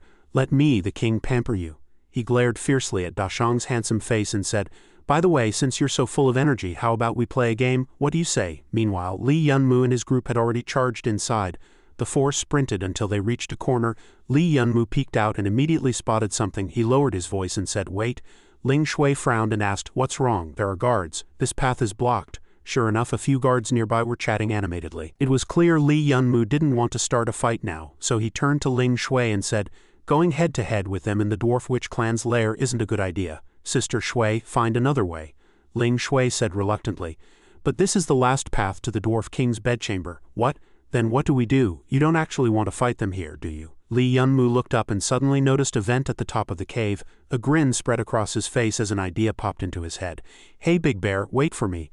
I'm coming." On the other side, the heavy handcuffs clattered to the ground. That king stepped back and said to Zhang Dashang, "Now how about we play a game?" He held up the key in his hand like a hunter toying with its prey. "The game is called You Run First and I Chase. When I catch you because resistance only excites me more." Zhang Dashang frowned, his face full of disgust. "HMPH, what a disgustingly perverse game. Then the game begins." As soon as he said that, the king lunged straight at Zhang Dashang. He pounced, shouting, "Run, little beauty, who's going to run? You disgusting monster." Before the king's claws could touch him, Zhang Dashang leapt up swiftly. In the blink of an eye he grabbed the king's head. The weight of Zhang Dashang's body made the king lose his balance, stumbling immediately. Zhang Dashang then kicked up sharply, landing a blow to his chin. The king winced in pain, his face instantly filling with rage. Zhang Dashang planted his hands on the ground, spun in midair and charged forward. The iron chains that had been locked on his hands were now tightly wrapped around the king's body. A harsh clang of metal rang out as he slammed the king to the ground, his hands firmly bound. "The game is over," but the guy showed no panic. "Over? Who said that?" The king, somehow finding strength, suddenly kicked out violently, sending Zhang Dashang flying. Zhang Dashang immediately arched his back and braced his hands on the ground to avoid falling. The king seized the chance to pounce. beauty in an instant. His long curved hawk-like nose was right in front of Zhang Dashang. He grabbed Zhang Dashang's wrist and said smugly, "Got you, ugly freak, let go." Zhang Dashang roared angrily. Just then the vent cover was suddenly blown off. Li Yunmu jumped down from above, kicking the king in the head. "Stay away from him." He stood in front of Zhang Dashang, a grin of excitement spreading across his face. "Hey, did I make it in time?" Ling Shui and the other two ran over, asking worriedly. "Are you okay?" Zhang Dashang sneered. "HMPH, if you'd been any slower I might not have been innocent anymore." Li Yunmu looked at the king and paused. The other staggered to his feet, laughing angrily. "Haha, damn humans, you actually tricked me with such a pretty woman." His eyes lit up. His face was full of killing intent. "It seems you've really pissed me off." Zhang Dashang lifted his clothes, revealing his flat chest, and said smugly, "Sorry, I'm a man, so what if I tricked you? Bite me, I'm going to trick you." The king suddenly clasped his hands together and shouted, "HMPH, you can only laugh for now." He slammed his palm to the ground and a terrifying aura spread outward. In an instant the entire cave was shrouded in that eerie light. The oppressive wind pressure made Li Yunmu and his group very uncomfortable. Zhang Dashang frowned and asked, "What did this guy do?" Li Yunmu widened his eyes, thinking the pressure was terrifying. The king exerted all his strength, gritting his teeth and roaring. Ah! Then a terrifying whirlwind appeared out of nowhere in the narrow cave. The powerful force caused rocks and dirt to fall continuously, eventually collapsing everything into ruins. Li Yunmu could no longer stand. He propped himself up with one hand, coughing violently. Cough, he raised his hand to brush off the rubble from his head and frowned. "The mystic force is too strong. The whole cave has collapsed." On a towering stone pillar a fierce voice came down, quote, "Hey!" The dwarf witch king looked down at Li Yunmu and his group, his voice icy. "Ready to die?" A red frame suddenly popped up. "Warning, warning, crimson energy detected." The monitor stared at the screen, asking in surprise, "Crimson energy?" But when he saw the content on the screen, he immediately screamed in terror. "This is..." The monitor quickly turned and shouted, "Chairman, the Dwarf Witch King has activated the Space Great Curse and turned into a king-level monster." An employee sitting behind immediately panicked. "The Space Dimension Great Curse has descended. This is trouble. Once the Five Dynasties' life is covered by this move, all trial participants will be killed," another person playing a game said impatiently. "What a hassle. Why did these brats provoke him? Abort the game. Recall all trial teams immediately, and send the Golden Stone Mystic to assist the team in retreating." The monitor replied loudly, "Understood." On the other side, the Dwarf Witch King had already landed in front of Li Yunmu. He raised his hand, covered in sharp claws. Li Yunmu looked down and saw the stone in front of him cut with an arc-shaped gash still burning with fierce flames. The Dwarf Witch King raised his hand, and that light flew straight toward him. He reached out and grabbed it, holding it in his palm. Li Yunmu's forehead immediately broke out in cold sweat. His aura has changed, we're no match for him now. The Dwarf Witch King held a longsword burning with fierce flames in his hand. Li Yunmu's eyes widened in shock. Just the oppressive aura released made him feel an unprecedented fear. Even as the Dwarf Witch King raised the flame sword, slicing an arc through the air, he then swung the sword down fiercely, the ground. A powerful mystic force surged forward. Li Yunmu could only sit stiffly in place, staring wide-eyed as the killing blow approached. His pupils dilated, his heart filled with fear, his body completely frozen from terror. But just as he was about to be hit, Ling Shui suddenly appeared. She grabbed Li Yunmu's clothes and pulled him to safety. "You idiot, what are you standing there for?" Ling Shui threw Li Yunmu aside and shouted, "Snap out of it. There's no time for you to zone out." "Hey, ugly freak." Ling Shui quickly summoned her sword. "Look over here," she shouted, swinging her sword straight at the Dwarf Witch King. Li Yunmu looked at his still trembling legs and said angrily, "Damn it, move." Just then he noticed Ling En and Lu Chang slumped on the ground nearby and quickly asked, "Anzi Xiao Chang, are you okay?" But neither responded, clearly already unconscious. The next second, Ling Shui was hit and sent flying backward, crashing heavily into the rock wall behind Li Yunmu. Li Yunmu froze, then turned back. "Sister Shui." The Dwarf Witch King walked toward Ling Shui step by step. A woman, not bad, but unfortunately. He tightened his grip on the longsword and said coldly, "You're going to die here." Li Yunmu punched his own thigh hard and roared, "Damn it, move." The Dwarf Witch King pointed the sword tip at Ling Shui. "Farewell, woman." Li Yunmu's movements grew more frantic. "Move." The blade fell. Li Yunmu's eyes bulged. "Move." Ling Shui was completely powerless, lying there waiting to die. But at that moment, Li Yunmu suddenly charged forward. He kicked the Dwarf Witch King hard in the back of the neck. Caught off guard, the king cried out, "Whoa." That kick sent the Dwarf Witch King tumbling to the ground. Li Yunmu quickly turned back and asked, "Sister Shui, can you stand?" Ling Shui forced a smile. "I should be asking you that, kid. Your legs are still shaking." "Scared?" Li Yunmu chuckled. "No time to be scared. If I wait any longer I'll really be done for. But this time I forced a sprint and my right leg is in agony. The blade stuck in it can't stop the blood from flowing." Ling Shui's forehead broke out in cold sweat. "Hey, you're losing blood?" Li Yunmu said calmly. "It's fine. Get ready to run." Just then an off-road vehicle suddenly screeched to a halt, executing a perfect arc and stopping right in front of Li Yunmu and Ling Shui. Zhang Dashang leaned out of the car and shouted, "We were careless this time, retreat now." Ling Shui quickly looked around for the other two. "Okay, but first find my brother and Xiao Chang. Where are they?" Li Yunmu replied. "There." Just then the Dwarf Witch King had already pushed himself up from the ground. His face was dark and his voice was as cold as death. "You again?" The Dwarf Witch King's eyes churned with killing intent as he gritted his teeth and said, "Brat, I'm going to take your life." Li Yunmu broke out in a cold sweat, looking back at him in terror. The Dwarf Witch King radiated a massive deadly aura. "I will kill you." He quickly flew into the air, still trying to escape by any means. Li Yunmu watched his every move closely. The Dwarf Witch King hovered in the air, gritting his teeth. "It seems you've underestimated me too much." He spread his palm and a massive bolt of lightning instantly gathered in it, crackling with explosive sounds. Li Yunmu's heart skipped a beat. He raised his hand and forcefully pushed Ling Shui toward the car, shouting, "Get in the car." Just then, the rumbling lightning struck down. Because she was pushed away, Ling Shui narrowly escaped. Zhang Dashang quickly caught Ling Shui. "No time, we have to get in the car now." Ling Shui refused, of course. "No, my brother, they're still inside." Just then, Ling Yin and Lu Chang were also thrown out of the smoke and dust, accompanied by Li Yunmu's shout, "Take them and go." Seeing the two, Zhang Dashang quickly yelled, "Anzi Xiao Chang." He rushed over and grabbed both of them. "Sister Shui, let's go." Once in the car, Zhang Dashang immediately started the engine. "All right, ready to go." Ling Shui quickly stopped him. "Wait, aren't you going to wait for Li Yunmu?" Zhang Dashang's forehead broke out in cold sweat. "If we don't run now, we won't get another chance. To beat this Space King level monster now, we'd need a miracle." Ling Shui's face turned pale as she hesitated. "But Li Yunmu," Zhang Dashang gripped the steering wheel tightly. "Don't worry. If there's a miracle in this world, that person," his eyes were full of trust, "it can only be Li Yunmu." Just then, a familiar voice came from behind, catching Ling Shui's attention. "Stop the car." Li Yunmu was running desperately, half dead. "Wait for me." Zhang Dashang was stunned. "Ha!" Ling Shui quickly said, "It's Li Yunmu, Big Bear, stop the car." Li Yunmu ran with all his might, shouting as he went, "Slow down, I can't run anymore." Then the off-road vehicle stopped. Seeing Li Yunmu get in, Zhang Dashang grinned and teased, "You sure escaped fast. I was just about to start eulogizing a hero's tale." Li Yunmu was taken aback. "Eulogizing a hero?" Ling Shui in the back seat asked in surprise. "How did you get out? Did you kill the Dwarf Witch King?" Li Yunmu quickly waved his hand. "Of course not. How could I do that alone? I just noticed he's only stronger in that limited space, so I ran my hardest to get out of that range." Zhang Dashang couldn't help but praise. "This kid's really clever." Ling Shui also breathed a sigh of relief. "It's lucky we could retreat safely." "Yeah." Li Yunmu tilted his head slightly, his eyes growing a bit dazed at the time he was blasted until he saw stars, coughing nonstop. "Cough." The Dwarf Witch King walked up to Li Yunmu, a mocking grin on his lips. "Still alive after being struck by my lightning? Damn, even the golden bell shield was broken through by him," Li Yunmu thought. The Dwarf Sorcerer King reached out and grabbed his head, continuing, "Even staying behind for friends, huh? Friendship is truly touching." With that, he lifted his foot and kicked Li Yunmu hard. Li Yunmu's body flew backward, crashing heavily against the hard rock wall. The Dwarf Sorcerer King snorted coldly, his tone dripping with contempt. "HMPH, with strength like this, you think you can fight me?" A meaningful smile curled at the corner of Li Yunmu's mouth again. They must be far away by now, definitely unaware of what's happening here."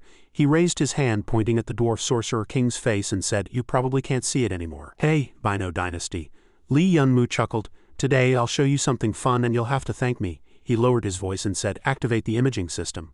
Leaning against the rock wall, Li Yunmu calmly added, "I'll show you the second one." Immediately, the shadow beneath his feet split into two, transforming into two distinct beams of light. Li Yunmu shouted, "Go number one, number two." Watching the two shadows surround him, the Dwarf Sorcerer King was stunned.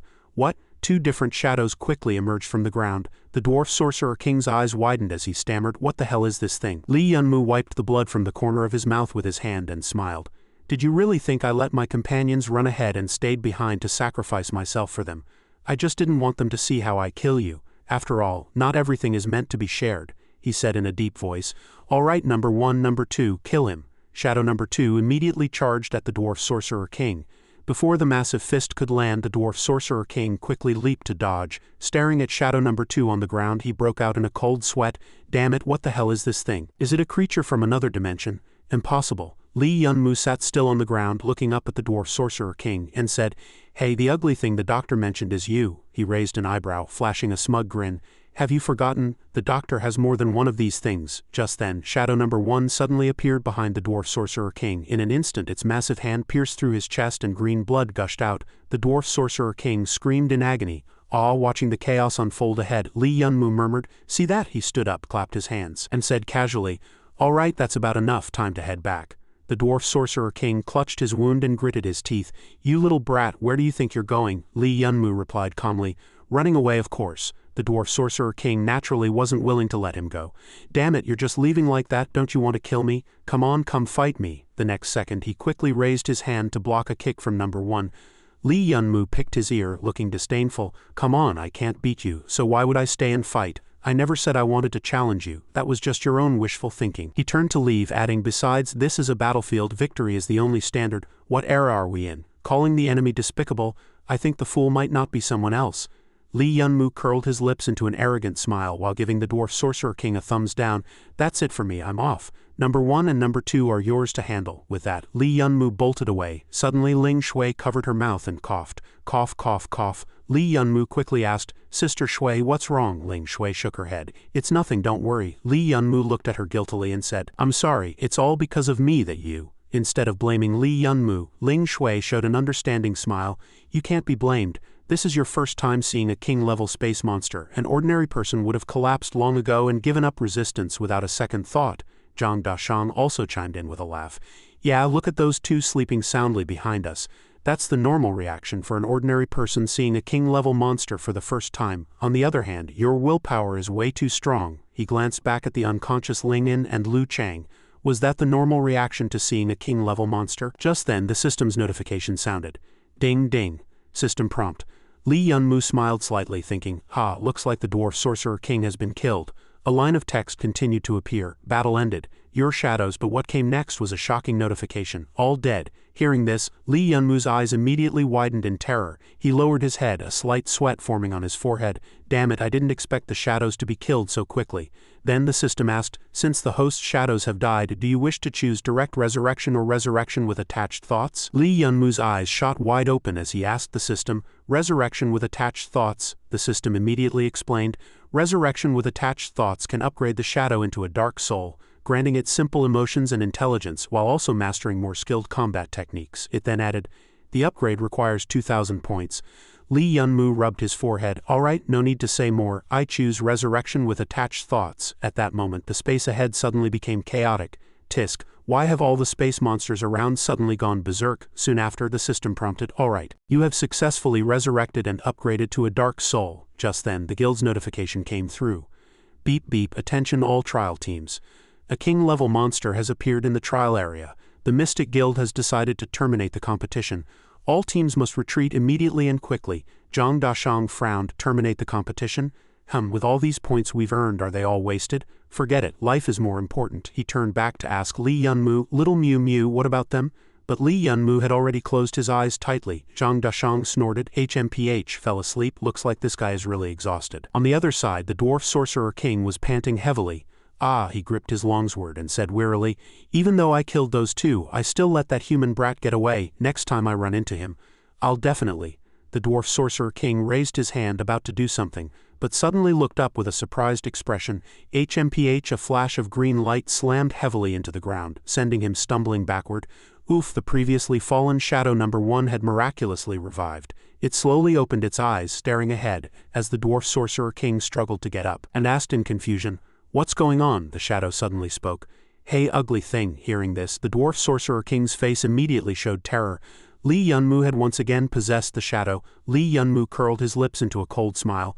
"Didn't expect to meet again so soon, did you? Remember me?" Seeing that smile, the Dwarf Sorcerer King instantly recognized him. It's you. You're inside that thing." Without any nonsense, Li Yunmu charged straight at him. The Dwarf Sorcerer King's eyes widened in shock. Too fast, he didn't even have time to react before Li Yunmu kicked him hard in the abdomen. The Dwarf Sorcerer King staggered back a distance, barely steadying himself. "Damn it, the power of the space curse is almost exhausted. I'm getting weaker and weaker." He gritted his teeth and thought, "Looks like I'll have to borrow a bit of similar curse power." So he raised his hand and shouted, "You little brat, daring to come back, this time I'll kill you." Li Yunmu also looked up at the sky. What trick is he trying to pull now? But as he looked up, his eyes widened. Wait, is that? He saw that at some point a magic circle had been summoned. Li Yunmu recognized it immediately. A curse magic circle. Li Yunmu was a bit puzzled. Has it been here all along? How did I not notice? Can the shadow's eyes see energy blocks that human eyes can't? The Dwarf Sorcerer King raised both hands, channeling power into the circle. "Hey!" Li Yunmu's gaze gradually turned wary. Is this guy's power recovering? And this cursed ceiling circle seems to be his power source. I need to find a way to destroy it. Just then, the Dwarf Sorcerer King rotated his arm and stepped forward. All right, I'm ready. I can send you on your way now. With that, he gripped his longsword and charged straight at Li Yunmu. Flames blazed on the blade, but Li Yunmu showed no fear, simply standing still and waiting. Boom, dust kicked up from the front. When the smoke cleared, only the Dwarf Sorcerer King remained in place. He snorted, "Tisk, that damn brat runs fast. Where did he hide?" Just then, a voice came from the left. "Hey, over here." Li Yunmu lifted his foot and kicked the Dwarf Sorcerer King again. But this time the opponent raised his hand to block. Li Yunmu flipped backward, landing neatly, twisting his wrist to steady himself. Then charged again, kicking at the Dwarf Sorcerer King once more. The Dwarf Sorcerer King seized the moment and grabbed his soul. Li Yunmu's body immediately tilted to one side. The Dwarf Sorcerer King caught Li Yunmu's foot and hoisted him onto his shoulder. So annoying, hopping around like a flea. Then he hurled Li Yunmu forward with force like tossing a sandbag. But a slight smile curled at Li Yunmu's lips. Hey, seeing that unusual expression, the Dwarf Sorcerer King raised an eyebrow. Ah, as if realizing something, his eyes shot wide open. Is he trying to destroy the magic circle? At that moment, propelled by the Dwarf Sorcerer King's throw, Li Yunmu finally got close to the cursed magic circle. He desperately reached out to touch it, and the Dwarf Sorcerer King thought in disbelief, "How is this possible? This human," his eyes bulged. "He can actually see my cursed ceiling circle." Just then, Li Yunmu's hand felt the circle and he laughed excitedly. Hee. Found it. Then he plunged both hands in and tore the cursed magic circle apart. The Dwarf Sorcerer King roared in panic, "Damn it, this brat actually did it, unforgivable," and immediately charged at Li Yunmu in fury. With astonishing strength, the Dwarf Sorcerer King slammed Li Yunmu hard into the ground. Lying in the rubble and dirt, Li Yunmu covered his mouth and coughed. "Cough, that hurts." He held his head and thought, even though he can no longer absorb power, he's still way stronger than me. I can't give him a chance to strike. Suddenly, he looked at the Dwarf Sorcerer King and had an idea. Taunting the enemy. With that thought, Li Yunmu's lips curled up high. This move is perfect here. So Li Yunmu charged straight at the Dwarf Sorcerer King. He threw a heavy punch, shattering the ground beneath the Dwarf Sorcerer King's feet, sending cracks spreading outward. The Dwarf Sorcerer King retreated a distance but was unharmed. He laughed triumphantly. "You little brat, you hit hard just now. Now it's my turn." Li Yunmu, however, grinned. Hee, you forgot your opponent isn't just me." The next moment, Shadow number 2 suddenly emerged from behind the Dwarf Sorcerer King from nowhere. The Dwarf Sorcerer King quickly turned around but was sent flying by number 2's blow. Oof, seizing the opportunity, Li Yunmu immediately dove down from above, swiftly executing the sky-breaking kick. So the two of them, standing apart, kicked the Dwarf Sorcerer King back and forth like a ball, over and over. The Dwarf Sorcerer King was in agony, gritting his teeth and thinking, "Damn it, this brat's attacks are like raindrops but they keep me completely unable to break free." He looked at the ecstatic Li Yunmu. "This kid knows a frontal attack can't beat me. So he plans to keep attacking like this, slowly wearing me down. Looks like I'm really going to be killed by this despicable bastard, dying in such a humiliating way." The Dwarf Sorcerer King thought in despair, but how could he accept it? He immediately grabbed Li Yunmu's hand with force. "I won't accept this." Li Yunmu was startled. "What?" The Dwarf Sorcerer King wrapped his limbs tightly around Li Yunmu. Li Yunmu asked angrily, "What the hell are you doing?" The Dwarf Sorcerer King's eyes turned bloodshot as he roared viciously, "Since I'm going to die anyway, you'll stand here and die with me." Immediately, the Dwarf Sorcerer King's body began to swell rapidly like an inflated balloon. Li Yunmu froze. "What?" He stared at the Dwarf Sorcerer King, already guessing the guy wanted to self-destruct. The Dwarf Sorcerer King's face puffed up like a pig's and Li Yunmu's heart sank. This guy wants to take me down with him. He struggled desperately, unable to help cursing, "Damn it!" Just before the Dwarf Sorcerer King self-destructed, Li Yunmu roared, "Warrior armor!" The next second, the Dwarf Sorcerer King's body exploded like a balloon with a thunderous boom that shook heaven and earth. The explosion was absurdly massive, blasting the entire clearing into the air at once. Someone walked over and asked in surprise, "What happened?" "It's an elite squad from the Heavenly Cloud Hall." They frowned. "Has someone already taken down the Dwarf Sorcerer King?" "We're too late." The girl beside them quickly spotted a blue shadow charging out of the thick smoke. "Look, there's someone in the smoke." The man was stunned and said in surprise, "The armor on him is from the War God Hall." Li Yunmu didn't show his face, only revealing the armored suit he wore. Meanwhile, Li Yunmu's main body suddenly opened his eyes. Zhang Dashang turned back and asked, "What's wrong? Had a nightmare?" Li Yunmu replied vaguely, Yeah." With that, he looked out the window, his face full of relief at having survived a close call. "Phew, that was close. Luckily, I cut off the connection with the Dark Soul in time, or I'd be done for." The system's voice sounded again. "Ding, congratulations. You have killed the strongest space monster in the current area, the Dwarf Sorcerer King." Li Yunmu curled his lips in satisfaction. Ha, looks like with the dual protection of the warrior armor and number 1's golden bell armor, I didn't die. The system followed up with prompts. Ding, you have gained 10,000 experience points and internal energy points, along with 1,000 points. Ding, you have obtained 1 king-level light crystal. Ding, you have eliminated the Dwarf King's Wrath. Ding, as the first player to kill a king-level space monster, you will receive a special dimensional box. Ding, a destructive power source has been detected on the Dwarf Sorcerer King. Do you wish to collect and use it for yourself? Ding, Li Yunmu shouted excitedly. Awesome, I'm rich. Zhang Dashang, who was driving, was startled. Hey, what's with you? You scared me. Li Yunmu pointed at the space monster ahead and said, Hey Dashang, look. He curled his lips as if someone was surrounded by space monsters. Zhang Dashang squinted to see, and there was a pretty brown-haired girl. Zhang Dashang immediately recognized her. Isn't that Li Si from our academy? Why is she alone? Did she get separated from her teammates? Li Yunmu grinned. Come on, let's go save her. Zhang Dashang was stunned. What? Save her? We're all from the same academy. Shouldn't helping each other be natural? With that, Li Yunmu jumped straight out of the car. Zhang Dashang stared blankly and reminded him, Hey, that's dangerous. You're supposed to use the door. The door, ha. But Li Yunmu had already rushed out. Zhang Dashang sighed in confusion. Ha, why is he so excited just after waking up? Ling Shui, sitting in the back, said with a smile. Could it be he's taken a liking to that girl? Hearing this, Zhang Dashang was stunned. Ha, over there, Li Si is wildly slashing at those monsters. Get lost, you monsters, she cursed through gritted teeth. Damn it, these space beasts suddenly went berserk, and everyone got separated. Li Si struggled desperately among the monsters, but no matter how much she slashed, they wouldn't stop. Just then, a tail whipped over. Li Si tripped over the tail and fell to the ground, her sword flying out of her hand. Oh no, the space beast immediately pounced on her, letting out a fierce roar. Woo woo woo woo. Li Si had no choice but to close her eyes and wait for her fate. It's over. At that moment, a hand reached out and grabbed the space beast by the neck. Li Yunmu stood in front of Li Si, a faint smile on his lips. Hey, he lifted the space beast with one hand and turned to ask Li Si, Are you hurt?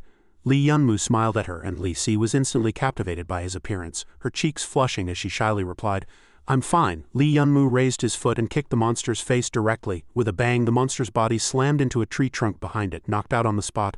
Li Yunmu clapped his hands. Phew, that's the last one. All dealt with. Li Si looked at him thinking, it seems he's Li Yunmu. He's really amazing. Just then, a voice came from behind. Hey, Zhang Dashang poked his head out of the car and squinted. Had enough fun? We need to get back quickly.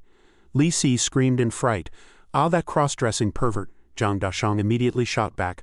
I am not. Li Yunmu pointed at the off-road vehicle and asked Li Si, Do you want to ride back with us? Li Si nodded happily. Ah, can I? Thank you. Soon after, the students returned to Gufeng Academy.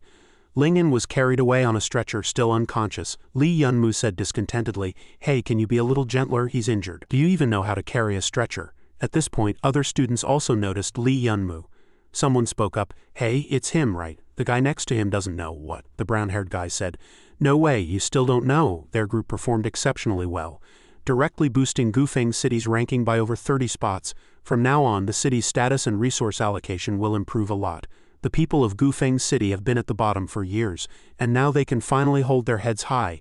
Li Yunmu was still muttering complaints when Tangin rushed over and slapped him hard on the back. Hey, my dear brother. Li Yunmu turned around and yelled, Hey, what are you doing? You scared me. Tangin patted his head and said with a grin, Oh, did I scare you? Come on, take a deep breath. Don't be afraid, don't be afraid. Li Yunmu threatened impatiently, If you touch me like that again, I'll hit you, believe me. Tangin reached out to touch Li Yunmu again. Oh, look at you, you must be injured. Otherwise, why are your clothes so dirty and torn? Li Yunmu stepped back a meter and said disdainfully, No need, I'm fine, go away, don't touch me. He turned and left, thinking as he walked. Damn, what's up with that guy, acting like a pervert? By the way, why haven't I seen Lu Naji? Hasn't she come back yet? Just then, Li Si appeared and said, Hi, little Mumu. Li Yunmu immediately recognized her. Oh, it's you? Li Si frowned. It's you, that's so cold. Li Yunmu asked in confusion. Why are you calling me little Mumu? Li Si replied matter-of-factly. Isn't that what that cross-dressing pervert calls you? What, he can call you that, but I can't? Li Yunmu was speechless. Fine, call me whatever you want. Li Si followed behind him, saying happily, By the way, tonight we. But Li Yunmu didn't pay attention at all, instead asking a guy, Hey, have you seen Lu Naji? The guy smiled and replied, She should be back by now. I saw their chariot parked over there. Li Si tilted her head and asked, You're so worried about Lu Naji, are you two dating? Li Yunmu asked coldly in return. Why should I tell you? Li Si immediately puffed out her cheeks in anger. HMPH, then she added, Fine, I'll tell you. She's fine except for some minor injuries. She should have gone back to recover. Hearing this, a relaxed smile finally appeared on Li Yunmu's face. Really? Li Si suggested again, Hey, let's have dinner together. Li Yunmu was taken aback. Have dinner together, Li Si nodded. Yeah, to repay you for saving my life. Come to my dorm and try my cooking. Li Yunmu glanced at her and directly refused. Sorry, I have plans tonight, I really don't have time. I'll treat you another day. Hearing this, Li Si fell silent. Seeing she didn't respond, Li Yunmu prepared to leave. All right then, goodbye. Suddenly, Li Si called out loudly, Little Mumu. Li Yunmu turned back and asked, what's up? Li Si flashed a bright smile. Another day. When is that? Li Yunmu's expression immediately turned awkward as he quickly explained. Well, actually, Zhang Dashang hid behind a wall, wiping happy tears. Woo-woo, our little Mumu has finally grown up. A passing green-haired guy shot him a contemptuous look. HMPH, this pervert is crying while peeping. After returning home, Li Yunmu immediately got excited. Finally I can take a close look at the rewards from the Dwarf Witch King's self-destruction. I can't wait. He picked up the crystal core and said with satisfaction, the materials are quite complete. Beast skin paper, space box. But suddenly Li Yunmu's eyes widened. Wait. He stared at his palm, cold sweat forming on his forehead. Could this thing be? Li Yunmu muttered, staring at the stone-like object in his hand. Is this the legendary Space Mother Stone? Right, I remember there's a record in the book. Li Yunmu hurried to the bookshelf and soon pulled out a large, thick book. Found it. Comparing it with the picture in the book, Li Yunmu exclaimed excitedly, That's it, no doubt. Then he slowly read, The Space Mother Stone is a treasure-like existence. Once refined, it can open an independent space world, and the one who possesses the Space Mother Stone will become the master of that independent world. Li Yunmu leaned back in his chair showing a satisfied smile. Looks like I really hit the jackpot this time. The Dwarf Witch King didn't self-destruct for nothing. The Dwarf Witch King has something to say. I'm a tree. Li Yunmu snapped his fingers and the stone immediately flew up. System, I want to refine the Space Mother Stone. The system's voice rang out instantly. Refining the Space Mother Stone requires 30,000 points. Li Yunmu sat up in surprise. That expensive? Are you even scamming your master? The Space Mother Stone is already mine. How can the refining fee alone be this outrageous? But then he had no choice but to accept it. 30,000 it is. I don't have any other option anyway. In an instant the system prompted, refinement successful. As soon as he closed his eyes, Li Yunmu entered another space. He looked around in amazement. That fast? Is this the world created by the Space Mother Stone? Li Yunmu looked up and then laughed joyfully. This vast starry sky is the most beautiful sight I've ever seen. He spread his arms and shouted excitedly. After the excitement, Li Yunmu sat on the ground and started complaining. The space here is pretty big, but the patch of land under my feet is way too small. He tossed out a crystal core. Just throwing something into such a small space should fill it up, right? But as soon as the crystal core hit the ground, it melted instantly, and the patch of land Li Yunmu was sitting on expanded by a circle. He exclaimed in surprise, Oh, it got bigger. Then he immediately understood. This land expands when it absorbs space crystal cores. A smug grin spread across Li Yunmu's face. Hey, if that's the case, he kept pulling out crystal cores and tossing them onto the ground. Grow bigger, grow bigger. After a while, Li Yunmu lay on the ground, exhausted, having thrown over 100 crystal cores in one go. So tiring but totally worth it. By now, the small patch of land, originally the size of a toilet, had expanded to nearly the size of a room. Li Yunmu thought happily, it's gotten this big now, I wonder how it can help me. As soon as he said that, he froze. Damn, I was too impulsive. I don't even know what it's really useful for, and I've already wasted so many crystal cores. A system dialog box immediately popped up. This is the crystal realm in your world. Li Yunmu asked in surprise. Crystal realm, the system explained. This is a power generated within the host's body. Due to the host's current low level, it can only absorb damage from external attacks for now. Li Yunmu's expression changed as he bit his finger.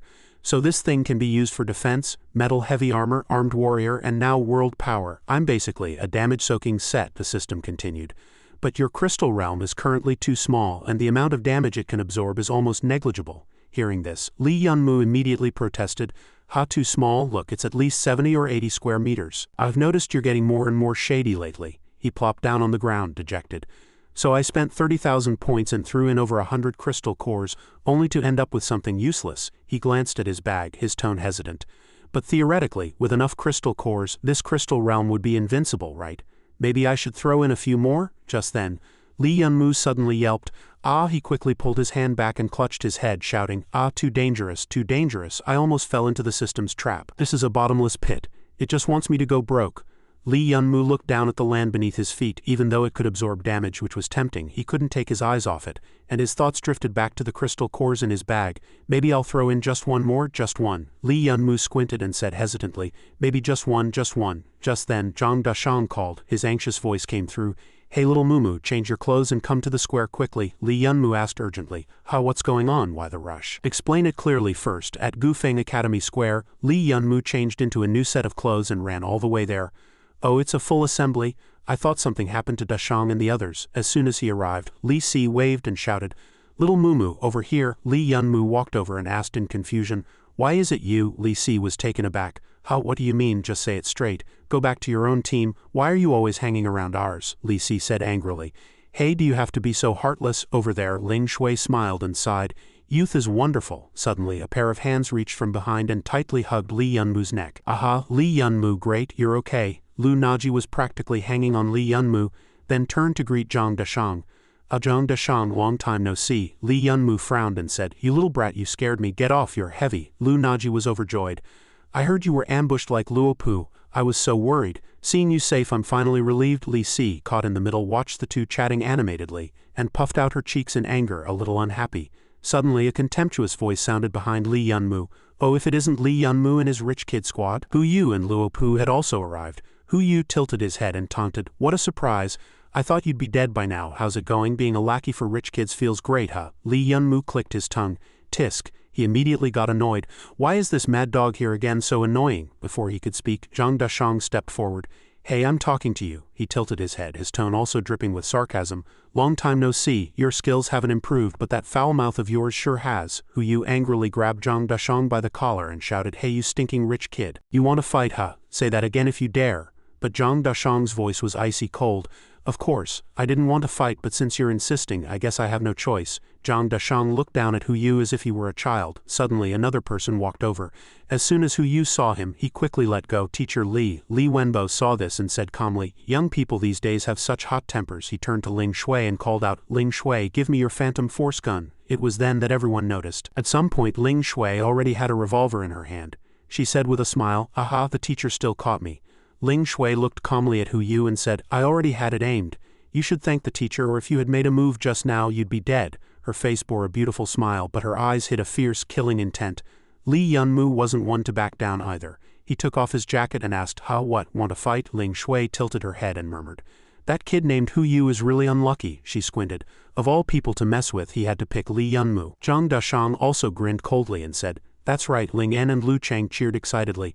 Go for it, Li Yunmu, he's always looked down on us. Don't hold back. Hu Yu charged at Li Yunmu, flames igniting on his fists.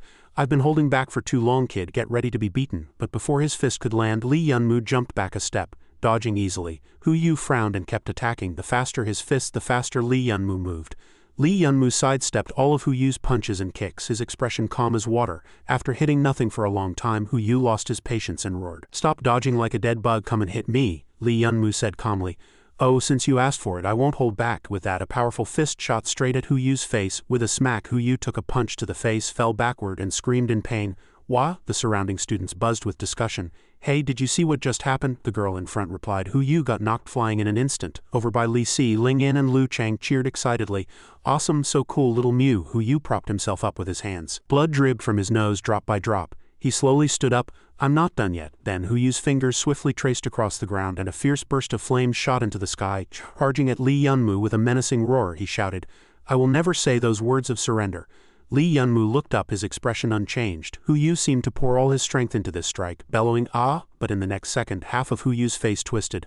Li Yunmu swung a punch, hitting Hu Yu square in the face, sending him flying once again. Hu Yu crashed heavily to the ground, sliding several meters away. The surrounding students gasped, This is a total stomp. Yeah, didn't expect Li Yunmu to be this strong. Watching Hu Yu lying on his back, unable to move, murmurs rose again. I thought Hu Yu was something, being the team's main force. Hu Yu lay on the ground, completely at a loss for how to react. It was then that Tang En stepped in to smooth things over. Alright, this childish fight between you kids is over. Now can you go to the warehouse to claim your reward? Li Yunmu nodded coldly. Right, this boring business has wasted too much time. Just then Tang En's eyes widened suddenly. Li Yunmu was still talking to Zhang Dashang. Dashang, let's head to the treasure vault. Behind him, Hu Yu staggered to his feet, pulling out a sharp dagger from somewhere. Tang En turned pale with fear and quickly shouted, Watch out! Hearing this, Li Yunmu turned around to see Hu Yu, eyes bloodshot, gripping the dagger and charging viciously. Li Yunmu, I won't lose to you, go to hell. Li Yunmu swiftly bent down, dodging a sharp stab. His movements were lightning fast, instantly locking onto Hu Yu's wrist. A crisp crack echoed in the air, followed by a piercing scream. Ah! Hu Yu's arm was twisted violently to the side, its shape grotesquely distorted. The students around broke out in cold sweat. Oh my god, that's ruined Hu Yu's arm. That was ruthless. Better not mess with this Lee Yunmu from now on. Hu Yu fell to the ground, clutching his arm and howling incessantly. Ah, my hand, Lee Yunmu, I'll kill your whole family, I'll kill you. He thrashed and wailed on the field like a ghost. Tang En, he deliberately crippled my right hand. I'm reporting this to the guild. I'm suing him. Tang En frowned and said, you clearly tried to kill him just now, and he only broke one of your arms, which is already lenient. As for your attempted murder, I'll report it truthfully to the guild. Hearing this, Hu Yu's eyes widened in shock. What? Lee Yunmu turned to ask Tang En, Senior, can I go in and get the treasure now? Tang En waved his hand. Go on, you've already wasted a lot of time. All right, we'll head in then. With that, Lee Yunmu and his group walked in one by one. Li Si beside him looked a bit troubled, whispering, although Hu Yu is really despicable, isn't breaking his hand a bit too much? Lee Yunmu snorted coldly. HMPH, if I don't teach him a lesson he'll never forget, he'll keep causing trouble. Since he's shown murderous intent, I can't let him off. Remember, never give your enemy a chance to fight back. Lee Yunmu said coldly, with no pity in his eyes. As they walked, they called out, Da Shang, hurry up, I can't wait. Lee Yunmu pushed open the door, curious. This should be the A-level warehouse, right? Can we open it? 1, 2, 3. As the door swung open, a luxurious space came into view, with a shelf against the wall, filled with all kinds of precious items. Ling An's eyes lit up, and he exclaimed excitedly, wow, this place is amazing. He rushed over, picked up a sword and examined it closely. This is the A-level treasure vault, all good stuff here, stuff you can't buy with money. Xiao Chang, do you think this arrogant sword suits me? Suddenly, Ling Shui called out, Lee Yunmu, I found something really good here. Lee Yunmu walked over and asked, Sister Shui, what did you find? Ling Shui looked down at the table, her voice full of excitement. This thing is way more interesting than those swords. Lee Yunmu looked at the two spheres on the table, immediately recognizing them as skill transfer spheres. Come check this out. Ling Shui tossed the sphere to Lee Yunmu, who quickly caught it. Hey, don't just throw it. Feeling the aura emanating from the sphere, Lee Yunmu said in surprise, Aurora killing intent. Ling Shui explained, this is an incredibly powerful swordsmanship technique, and it suits your fighting style perfectly. Lee Yunmu picked up the sphere and examined it closely. This technique feels tailor-made for me. Should I choose it? Just then, the system prompted that it had detected a high-value item near the host, and the host shouldn't miss this opportunity. Lee Yunmu turned to look at the corner where he spotted a bow hanging in an unnoticed spot. His eyes widened, immediately drawn to it. Lee Yunmu put down the sphere and said hesitantly, let me go check it out first. Ling Shui was still reluctant. Hey, trust me, nothing suits you better than this. But Lee Yunmu still walked over and took down the bow. Seeing it, Ling Shui couldn't help but sigh. Wow, this old crossbow is covered in dust. But Lee Yunmu noticed a crow carved into the bow. Stroking it in his hand, he said calmly, I've decided. I want this. Ling Shui asked incredulously. No way, you're giving up Aurora killing intent for this broken bow? Lee Yunmu nodded. Yeah, I don't know why, but the moment I saw it, I felt like it was made for me. Hey, are you sure you don't want to reconsider? What a waste. Ling Shui's voice caught the attention of Ling En and the others nearby. Ling Shui sighed helplessly. This kid just won't listen. Ling En immediately asked, Sis, haven't you chosen yet? The Aurora killing intent here suits Lee Yunmu well. Ling Shui turned and left, leaving only a word. I'll take the Aurora killing intent. It's up to you, do what you want with it. Ling En picked up the sphere, scratched his head and said puzzledly, this thing's useless to me anyway, whatever. When Lee Yunmu came out, a shout came from behind. Hey little Mumu. Zhang Dashang and the other two walked over and said, what, got your reward and slipped away on your own? Lee Yunmu smiled and replied politely, sorry, I just wanted to go back and study the bow I got, forgot about everyone. Ling En suddenly handed the sphere to Lee Yunmu. Take it, he asked in surprise, Aurora killing intent? Ling En showed a simple, innocent smile. Yeah, my sister didn't need it so she gave it to me, but it doesn't suit me either, so I'm giving it to you. Besides, he glanced at Ling Shui, I think my sister chose it for you in the first place, she just didn't want to say it. Lee Yunmu hesitated, but this is precious and then Sister Shui won't have it. Lu Chang immediately interrupted, I think you should take it. He looked at Lee Yunmu sincerely. The Hu family has considerable influence, they'll likely retaliate, you need to arm yourself. I think Sister Shui thought the same. Zhang Dashang nodded in agreement. Right, take it. Don't forget, we're friends, Ling En added. My sister and I will help you too. Seeing their sincere expressions, Lee Yunmu instinctively tightened his grip on the sphere. All right, I'll take it. He smiled and said, thanks everyone. A strange, indescribable feeling welled up in Lee Yunmu's heart. How long had it been since he felt such warmth from friendship back home? Lee Yunmu took off his coat and flopped onto the bed. Phew, what a busy day, finally a breather. System, learn Aurora killing intent. The system immediately prompted, requires 4,000 experience points to quickly learn Aurora killing intent. Would you like to? Lee Yunmu cut it off. Enough, it's not like this is the first time I've been ripped off by your black shop. Suddenly, the aurora-killing intent shot up. Lee Yunmu looked up and asked in surprise, "Huh?" Watching the aurora-killing intent fly around in the air, Lee Yunmu couldn't help but exclaim, "Wow!" Then, the system prompted, "Aurora-killing intent has been learned." Lee Yunmu gripped the bow-shaped light stream in his hand, panting, "Oh, this forced infusion feeling, no matter how many times I still can't get used to it. Is this the high-value item you mentioned?" He raised the bow, his tone a bit dazed. "In the darkness, I always felt it welcoming me." Then the system popped up a notification. "Ding, congratulations on obtaining the 7-dimensional war bow." Lee Yunmu's eyes widened, and he stammered, Seven-dimensional." Suddenly, a pale white space appeared before him. There only crows flew everywhere. Lee Yunmu asked in surprise, "Nether Crow," the system confirmed. "This bow seals the weapon's soul of the Destruction King, the Nether Crow." Lee Yunmu looked at the bow, a guess forming in his mind. "Was the feeling that drew me in the weapon's soul in this bow calling out to me?" He raised an eyebrow and asked the system, "But even if it's a powerful weapon soul, what use is it if it's sealed?" The system immediately replied, "You can upgrade the system." After upgrading, it continued, "You can break the seal." Lee Yunmu agreed at once. "What are we waiting for? Upgrade the system." The system's voice quickly rang out, "Ding, upgrade complete." He breathed a sigh of relief. "Ha, that upgrade was fast. I thought it'd take another half-year. Break the Nether Crow's seal, then." Lee Yunmu's body suddenly jolted violently. He snapped his eyes open, his body twisting continuously, and then a dazzling pale blue light point appeared in his vision, like a lamp. After a while, Lee Yunmu groggily opened his eyes. Looking at the space around him, he murmured, "This is..." Before him stood a row of iron bars over 3 meters high. Lee Yunmu was stunned. "A prison," a man inside spoke up. "Hey kid, how did you get in?" Lee Yunmu recognized him at once. "You're the Destruction King, Nether Crow. I'm here to break your seal, but I need your power. Consider it a deal. You lend me your strength." Nether Crow glanced at Lee Yunmu, his tone even colder. "You say you can save me? What a joke." Lee Yunmu looked up and shouted, "System, break the seal." The system didn't respond immediately. "Breaking the seal requires a massive amount of internal energy. Your current internal energy is far from enough." Lee Yunmu continued, "Then use all my internal energy, break as much as you can." Hearing this, Nether Crow's gaze on him deepened. This time the system agreed, "Absorbing your internal energy." With a crack, the sturdy chain suddenly snapped. The system prompted, "Absorption complete. Your current internal energy is 0. Nether Crow snorted disdainfully, "HMPH, all that talk and you only broke this much? Just a bragging brat."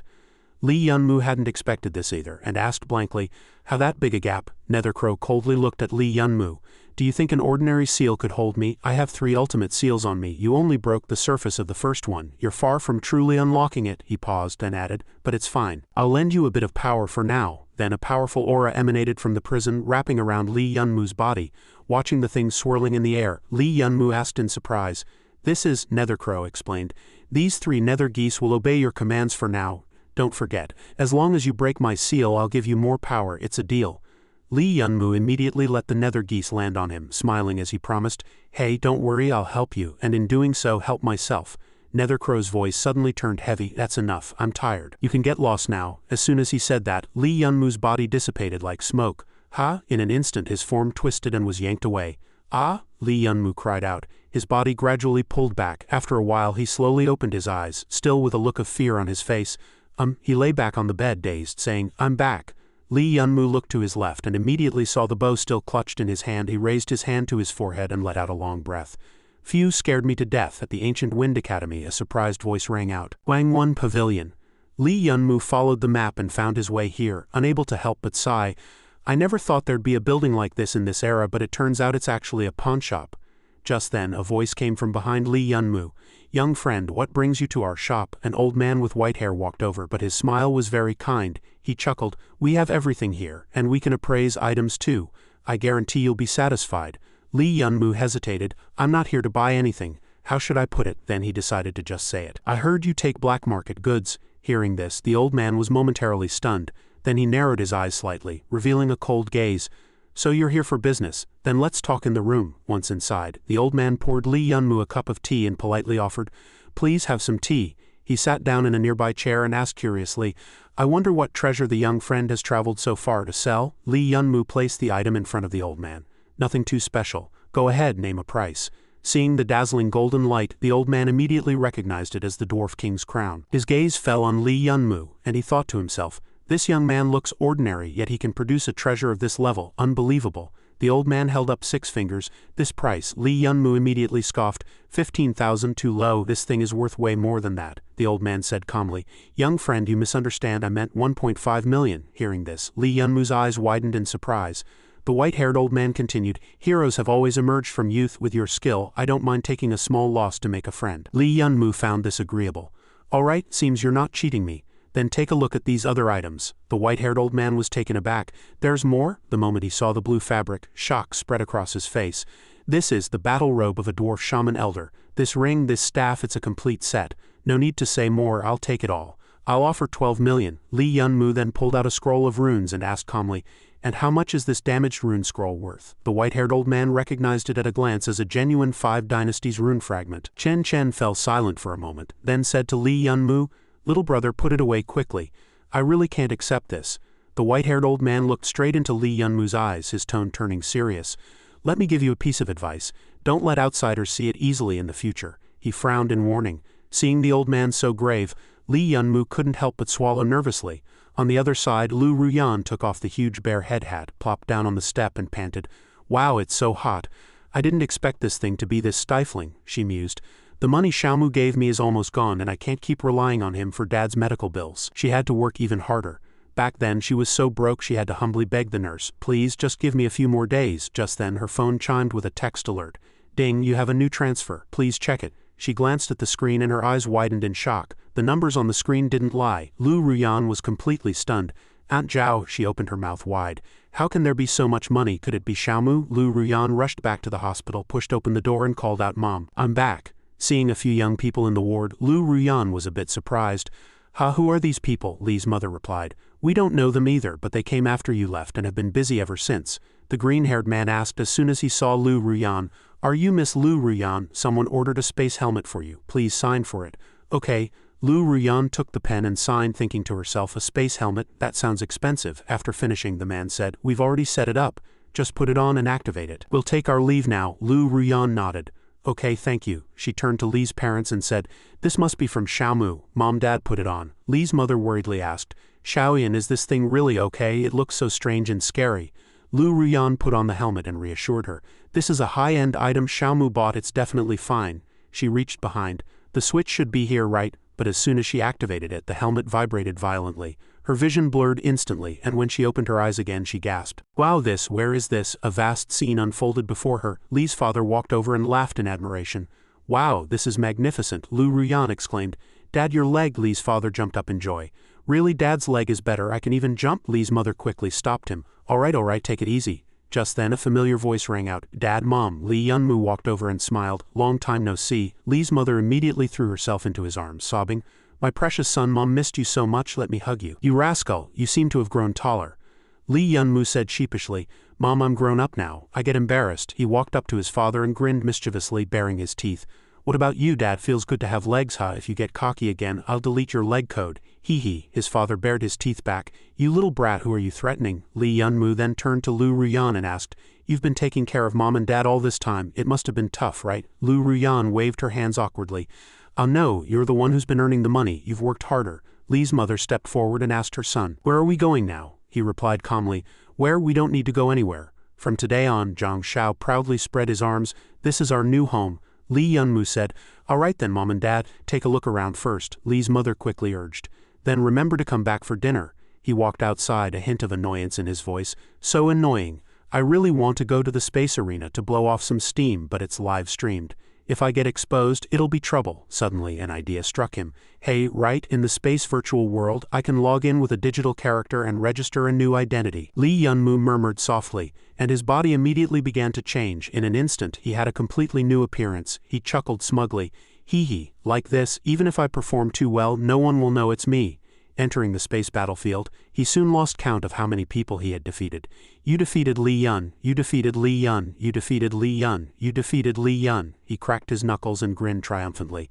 Hee, that's 10 consecutive wins. Even Zhao Bei praised me. Master is amazing, wow. Li Yunmu kept swiping the screen, but fighting these randomly matched rookies was starting to bore him. Suddenly his gaze stopped on something. This is impossible. He stared at the screen in disbelief. Elsewhere, a young man was complaining boredly.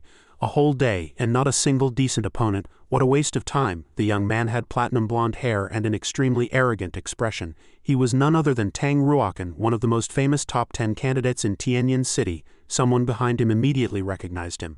Hey, isn't that Tang Ruokan? The one known as the number one of the younger generation in Tianyin City. The girl beside him was also full of admiration. Oh my god, I'm such a fan. They quickly gathered around and said excitedly, "Excuse me, could you give us an autograph? We're your fans." Tang Ruokan showed a warm smile. "Ha, of course, it's my pleasure. Thanks for your support." Another person immediately handed over a piece of paper. "And sign this for me too, please." "Sure." Tang Ruokan thought it was another fan and replied with a smile, "Okay, thanks for the support." But when he looked up he saw it was actually a pink rabbit. Tang Ruokan asked in confusion, "Ha, what's this? A challenge letter." He turned around and shouted, "Hey, whose lost rabbit is this?" Zhao Bei replied, "No need to call, I came myself." "Wow," Tang Ruokan said speechlessly. "I'm speechless. What era is this? Someone still uses a paper challenge letter to issue a direct challenge? Couldn't you just email me?" Zhao Bei even called the waiter. "Miss, get us a venue. This gentleman will pay." Then it explained to Tang Ruokan, "Because he said if he emailed you, you definitely wouldn't read it." "Wow, so I just brought it directly. And he told me to find a way to get you to sign it. I didn't expect you to be so easygoing." "Wow," Zhao Bei said, stuffing ice cream into its mouth. Tang Ruokan angrily scolded, "You tricked me into signing." In the space arena, Li Yunmu's neck was getting sore from waiting. He said boredly, "Why is it taking so long? Is Zhao Bei reliable or not?" Just then a figure appeared before Li Yunmu. He immediately looked up. "Here you are." Tang Ruokan quickly landed in the arena. He glanced coldly at Li Yunmu. Tang Ruokan asked, "Is that rabbit yours?" Li Yunmu stood up and replied, "Yes, cute isn't it?" he said with disdain. "Cute my ass, it ate a 36 yuan and 50 fen pancake of mine. You owe me for that." On the other side the crowd immediately stirred. "Look, someone's challenging Tang Ruokan," the female fan screamed wildly. "Ah, it's our Chen Chen," a girl worriedly asked. "Is the challenger a rookie? Isn't the gap in strength too big?" Another girl guessed. "Maybe he's a fan of Chen Chen." Looking at Li Yunmu's handsome face they couldn't help but say, "But this young guy is really handsome. I want to be his fan too." "Ha, women are so fickle. Weren't you just saying you'd only be Chen Chen's fan?" Tang Ruokan smiled and asked, "Seeing that you're just an ordinary schwenge, do you know I'm already at the silver star level?" Li Yunmu replied calmly, "I know." Tang Ruokan nodded approvingly. "Oh, then you've got some guts." He raised his hand and the machinery and metal immediately floated in the air. "If you think I'll go easy on you, you're wrong." He raised both hands using his pressure to control the metal objects. Li Yunmu pulled down his hat brim. A longsword appeared in his left hand. "Even better. I was afraid you wouldn't make a move." But the next second Tang Ruokan's figure vanished before his eyes. Li Yunmu was slightly stunned, not yet used to the pace. From somewhere, Tang Ruokan suddenly burst out, punching straight at Li Yunmu's chest. Li Yunmu had no time to react and could only roll on the ground a few times. So annoying. Li Yunmu wiped his sweat, thinking to himself, "I'm really strong." His gaze fell on Tang Ruokan's confident figure, and he had to admit he was worthy of being the number one of the younger generation in Yuncheng. Li Yunmu quickly retreated, putting distance between himself and Tang Ruokan. He grinned. "Ah, no flattery, you're really strong." On the other side Tang Ruokan also thought warily, "This Li Yun is definitely not simple. An ordinary schwenge can't keep up with my combat rhythm." Tang Ruokan turned to Li Yunmu and asked, "Kid, I'm asking you, are you really just at the Pushi level?" Lightning gathered in Li Yunmu's hand as he played dumb. "Ha, what are you talking about? Isn't it all written in the battle data?" he sneered. "Just Pushi Zhangbu." Then a powerful bolt of lightning immediately struck Tang Ruokan. Tang Ruokan's eyes widened in shock. Li Yunmu charged forward, swinging his sword at him. Tianmo 18 steps. Tang Ruokan quickly counterattacked and sharp auras clashed in the air. Tang Ruokan said while moving, "HMPH, you forced me to use Tianmo 18 steps." Li Yunmu fought back nimbly. Tang Ruokan praised again, "Your ghostly movement is also strong, but the gap between us is absolute. If you were just one realm higher, you might actually have a chance to win." He looked at Li Yunmu, full of smugness. Li Yunmu swung his sword repeatedly. "Try this move, Quang Dao." The two auras clashed violently again, producing a deafening explosion. After a round of exchange, Tang Ruokan quickly retreated, and Li Yunmu also stepped back, creating distance again. Tang Ruokan panted, "Hey, I'm grateful for that rabbit earlier. You don't have to pay back the 36 yuan and 50 fen." Li Yunmu's lips curled up, his face full of excitement. "I told you it's cute." The watching crowd was still buzzing. "Hey, did everyone see that too fast, right? I only saw 2 flashes of light colliding," the brown-haired girl said in surprise. "This Li Yun is really strong," someone beside her asked in confusion. "How, why?" The girl was stunned. "I'm a die-hard fan of Chen Chen. Tianmo 18 steps is the Tang family's hereditary skill, very powerful.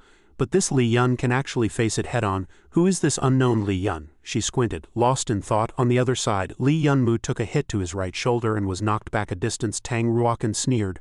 I told you, talent is useless in the face of an absolute power gap. Li Yunmu lowered his head, but his tone remained calm. That's not necessarily true. Then he stomped the ground hard, charging forward with his sword again, thinking to himself, as expected of a top candidate, he can even withstand the Kwang Dao with stacked power. If 3 layers aren't enough, I'll stack 6. 4 layers. Li Yunmu slashed down with his sword, but Tang Ruokan lipped aside, a clear hint of surprise in his eyes. Wait, this kid's attack power is clearly stronger than before. Li Yunmu looked up, immediately locking onto Tang Ruokan on the other side. He gripped his longsword tightly and leapt straight up. 5 layers. Tang Ruokan raised his hand to block while taking the chance to knee Li Yunmu, gritting his teeth in thought. What a nuisance. Li Yunmu landed back on the ground, and Tang Ruokan quickly focused on him. 6 layers. Li Yunmu swung his sword fiercely at him. Dust flew everywhere. Tang Ruokan still dodged the lethal strike. He wondered what did he mean by 6 layers earlier. But suddenly an inexplicable surge of Xuanli spread out, enveloping Tang Ruokan. He stared in shock, realizing the Xuanli was emanating from Li Yunmu. Tang Ruokan was greatly alarmed. This pressure is terrifying. A flicker of disbelief crossed his eyes. Impossible. Such Xuanli pressure is absolutely not something someone at his level should have. And when Li Yunmu charged again with his sword, Tang Ruokan was still thinking, and what exactly is this 6th layer? Why can his power increase to this extent in such a short time? Tang Ruokan suddenly froze, then realized, wait, could he be stacking his attack power? And all my previous attacks were just setting the stage for him. Tang Ruokan's brow furrowed deeply. Just then an icy voice sounded in his ear. Weighty Gaiyuan slash. A terrifying sword aura crashed down like cannon fire, completely enveloping Tang Ruokan. Li Yunmu's sword tip pointed straight at Tang Ruokan as he executed the weighty Gaiyuan slash. Tang Ruokan stood still, his voice filled with undisguised recognition. Truly astonishing. It seems the outcome will depend on this move. He suddenly tensed up, gritted his teeth and roared. This is my final move, 100 full power. Tang Ruokan bellowed. Tianmo Longba fist HMPH ah. He threw a punch intending to meet Li Yunmu's weighty Gaiyuan slash head-on. But seeing that Li Yunmu's move was completely unaffected, Tang Ruokan frowned. HMPH can't block it after all. With a boom, Li Yunmu's strike hit him hard. The image on the screen stunned everyone. A man said in surprise, hey, no way, you won. The next second, the screen displayed Li Yun wins. The crowd below erupted in excitement. Li Yun, someone's scalp tinkled. Oh my god, I can't believe it. Tang Ruokan actually lost to a Pushi-level rookie, the purple-haired girl said excitedly. This Li Yun is exactly my type. I want to be his fan. The news of Li Yun's victory also caught the attention of others. Zhang Dashang sat in the center of the dimly lit living room, chuckling softly. Ha, Li Yun, Kwang Dao, weighty Gaiyuan. He tilted his head, revealing an excited smile, getting more and more interesting. Li Yunmu stood still, the aura around him gradually dissipating. He pulled down his hat brim and said softly, I won. Just then, the system prompted, Ding, you have defeated your opponent and plundered 98 empty yuan from them. Li Yunmu shoved his hands in his pockets and said calmly, not bad, a real expert with plenty of primal force. He continued his challenge, and the crowd gasped. No way. Li Yun went to challenge the 3 heroes again. Immediately, screams rang out. Wild blade ah, everyone was stunned. Unbelievable, he won again. The young people were especially shaken, having just beaten Tang Ruokan and now the 3 heroes, one of the top 10 candidates of Tianyin City.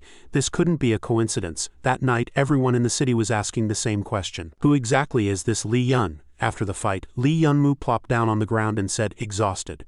Going back to back against 2 experts is really tough. He looked up at the screen and asked in surprise, hey, why are there 30,000 space coins in my account? Bobo immediately appeared and answered, that's from the pay-per-view mode.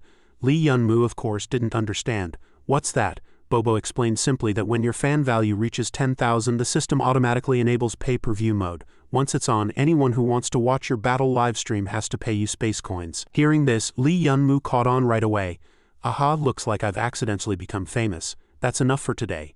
Bobo logged off. He returned to the virtual world. It was getting late. Time to head back. His mom was waiting for him to come home for dinner. Just then a call came in. Li Yunmu was a bit surprised. It was an online call from Lu Nuiji. As soon as he answered, Lu Nuiji's thunderously loud voice came through. Li Yunmu, did you see that match just now with the guy named Li Yun? Li Yunmu's expression shifted slightly as he asked. I saw it. What's up? Why are you so worked up? Lu Nuiji rubbed her forehead and said, how can I not be worked up? That guy is incredible. The whole Tianyin fort is buzzing about this Li Yun. Hey, that Li Yun isn't you, is it? You both use Wild Blade and your names are so similar. Hearing this, Li Yunmu immediately waved his hands frantically. Deny it to the death. Aha, how could I possibly be that strong? Lu Nuiji hesitated. I thought so too, but now everyone's saying it. Lee Yunmu replied with a laugh. Aha, rumors, all rumors, but inside he thought, if everyone's spreading this, I need to come up with a plan. Suddenly, Lu Nuiji called out again. She said slowly, you're not a disciple of some hidden ancient sect, are you? This Li Yun is actually your brother, and Wild Blade is your family's secret technique, right? If so, it makes sense that you're both so strong. After all, those reclusive sects are the scariest. Li Yunmu pursed his lips and thought, right, even though I have no backing, I can make people think I'm from a hidden sect. That'll save me a lot of trouble. On the other end, Lu Nuiji kept calling. Hey, say something, did you disconnect? Li Yunmu nodded repeatedly. That's right, he's my brother. I'm not hiding it anymore. I'm coming clean, Lu Nuiji exclaimed excitedly. Aha, I knew it. Li Yunmu smiled and said, this secret is just between you and me, don't tell anyone. Lu Nuiji immediately promised, don't worry, I'll keep it secret. She hung up. I'm off, bye. Li Yunmu replied bye. Lu Nuiji sat on her bed in a daze thinking, just me? Her cheeks instantly flushed. Hee, I don't know why, so happy. Lu Nuiji's words made Li Yunmu snap to attention. He decided to fabricate a powerful sect, partly to explain his extraordinary strength, and partly to give himself a backing, to build up the hype. Li Yunmu also used a second digital avatar to move around in the virtual world, naming him Li Feng. He had number 1 and number 2 enter the virtual world as Li Yun and Li Feng. Once the three of them appeared together on the space battlefield, the rumor that Li Yun was Li Yunmu naturally fell apart, and he also gained a large fanbase. Lord Li Yun, I love you, I'm a Li too. I beg you, sect leader Li, take me as your disciple. Meanwhile, the news of the hidden sect's re-emergence spread like a bomb across the entire arena. Li Yunmu walked along the road while on the phone. Hey Lu Nuiji, what's up? Lu Nuiji's tone was full of worry. What's up? Everyone's talking about you and your brother everywhere. Aren't you worried at all? Li Yunmu laughed. Haha, let them spread it more. Let the whole world know, there's no way around it anyway. Since it's out, worrying won't help. Lu Nuiji added, oh, and since Tang Ruokan was beaten by Li Yun, he hasn't challenged anyone, but he's been online all morning without logging off. He's probably looking for your brother. Tell your brother to be careful. Li Yunmu frowned, thinking, he's been challenging Li Yun these past few days, but I've refused every time. Has he finally figured it out? So he replied, okay, I'll tell him. Suddenly, Li Yunmu noticed something and quickly said to Lu Nuiji, hey, what's going on here? Lu Nuiji, I'll hang up now. He pushed through the crowd saying, sorry, excuse me. On the other side, a group of people surrounded Lu Ruyan, chattering away. Miss Lu, I have some black crystals I'd like to sell to your family. Lu Ruyan quickly refused. Ah, no thanks. The man wouldn't let up. Miss Ruyan, it's getting late. Could I treat you to dinner? Li Yunmu stepped forward and directly interrupted the man. Sorry everyone, the shop is closing early today. If you want to do business, come back tomorrow morning. The man immediately retorted in dissatisfaction. Why? Miss Ruyan was about to agree to a date with me.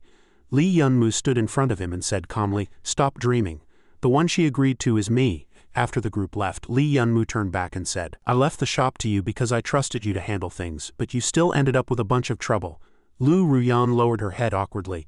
I'm sorry. Li Yunmu was speechless. Why apologize? I'm not blaming you. He picked up the crystal and muttered, I never expected you to be so popular in the virtual world. Tisk, they even brought out black crystals. Looks like these guys are all from wealthy families. Maybe you'll really marry into a rich family and live like a princess. Lu Ruyan kept her head down, her tone thoughtful. I don't want to live like a princess. She stared at the table, thinking only of being with mom, dad, and Xiao Mu. Hearing this, Li Yunmu fell silent, unsure what to say. He changed the subject. Oh right, are the crystals you need ready? Lu Ruyan pushed out a cart. Ready, but why do you need so many crystals? Li Yunmu looked at the box, his expression shifting. Right, this is clearly a fortune, but in the crystal realm it's only enough to buy a few square meters, even more expensive than real estate. Just then another call came in. Li Yunmu answered and asked in surprise, Unzi, what's up? Ling An's voice shouted from the other end. Li Yunmu, please, come quick, we're losing badly. Li Yunmu was stunned. Ha, Ling An shouted frantically again. Come to the space arena. Li Yunmu gripped the crystal screen. Wait, explain first. He quickly picked up the box and left the shop. I'm off. Tell mom I won't be home for dinner tonight. On the other side, Li Si and Ling An were cursing furiously. What did you say? Say it again. Next time I'll beat you to a pulp. The group of tall burly men sneered coldly. So what if we say it again? Don't think learning a few combat skills makes you special. With your combat talent, even if we gave you an A- grade combat skill, you couldn't use it. Zhang Dashang was mocked by them. Haha, without Ling Shui the Dashang team is just a trash team, the others kept cursing. Damn it, hey Dashang, curse them back, go to hell you dogs. Zhang Dashang smiled helplessly. But what they said was true. Li Si flexed his arm muscles and shouted, don't get too cocky, our ace is coming. The next second, Li Yunmu appeared there and asked, hey, what trouble did you stir up while I was gone? He raised an eyebrow, looking exasperated. Ling Shui's only been gone a few days and you're already making me worry. As soon as they saw Li Yunmu, Li Si immediately started crying. Xiao Mumu, you're finally here, they've been bullying us too much. Lu Gang pointed at Li Yunmu and laughed triumphantly. Haha, the Dashang team's ace is here, you're all going to lose. Li Yunmu felt uncomfortable. Hey, I never said I was fighting. Ling An rushed over, looking dejected. You're not fighting, really, you won't help us get revenge? Li Yunmu observed for a moment, then said, I just watched, the opponents aren't that strong, logically Dashang could handle them alone. There's no way you'd lose this badly. Ling An looked at Zhang Dashang, then said to Li Yunmu, honestly, Dashang's been off today. He seems completely unmotivated, like he's deliberately losing to them. Li Yunmu looked at him, also puzzled. Deliberately losing, the man on the other side had grown impatient and started provoking again. Hey, are you coming or not? If not, we're leaving. We don't have time to waste on trash like you. Lu Chang threatened with his hands on his hips. You're dead, I bet 100,000 crystal coins we win. Lu Chang kept bragging. Even if you add one more, we can add one too. You can add whoever you want. As long as Li Yunmu's on our side, we're not afraid of anyone. The man grinned coldly. Good brothers, your turn. They took the bait, then a figure slowly stepped out. A platinum-haired youth with familiar gold earrings spoke, thanks for the hard work. Playing the villain and putting in the effort. No problem, we're brothers. As soon as Li Yunmu and the others saw him, they were struck dumb. Wait, isn't that guy? He tilted his head. That's right, it's him. Zhang Dashang sneered as expected. Tang Ruokan rolled up his sleeves and said coldly, betting only 100,000 crystal coins is too boring. Want to raise the stakes? Li Yunmu immediately frowned, watching him warily.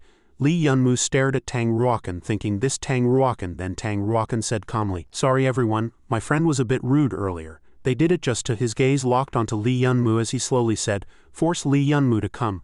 Li Yunmu shrugged. So what if you lured me here? I still don't plan to fight you. Tang Ruokan immediately cut him off. Don't say that. You're still missing a good blade, aren't you? With that he pulled out an exquisitely crafted battle blade.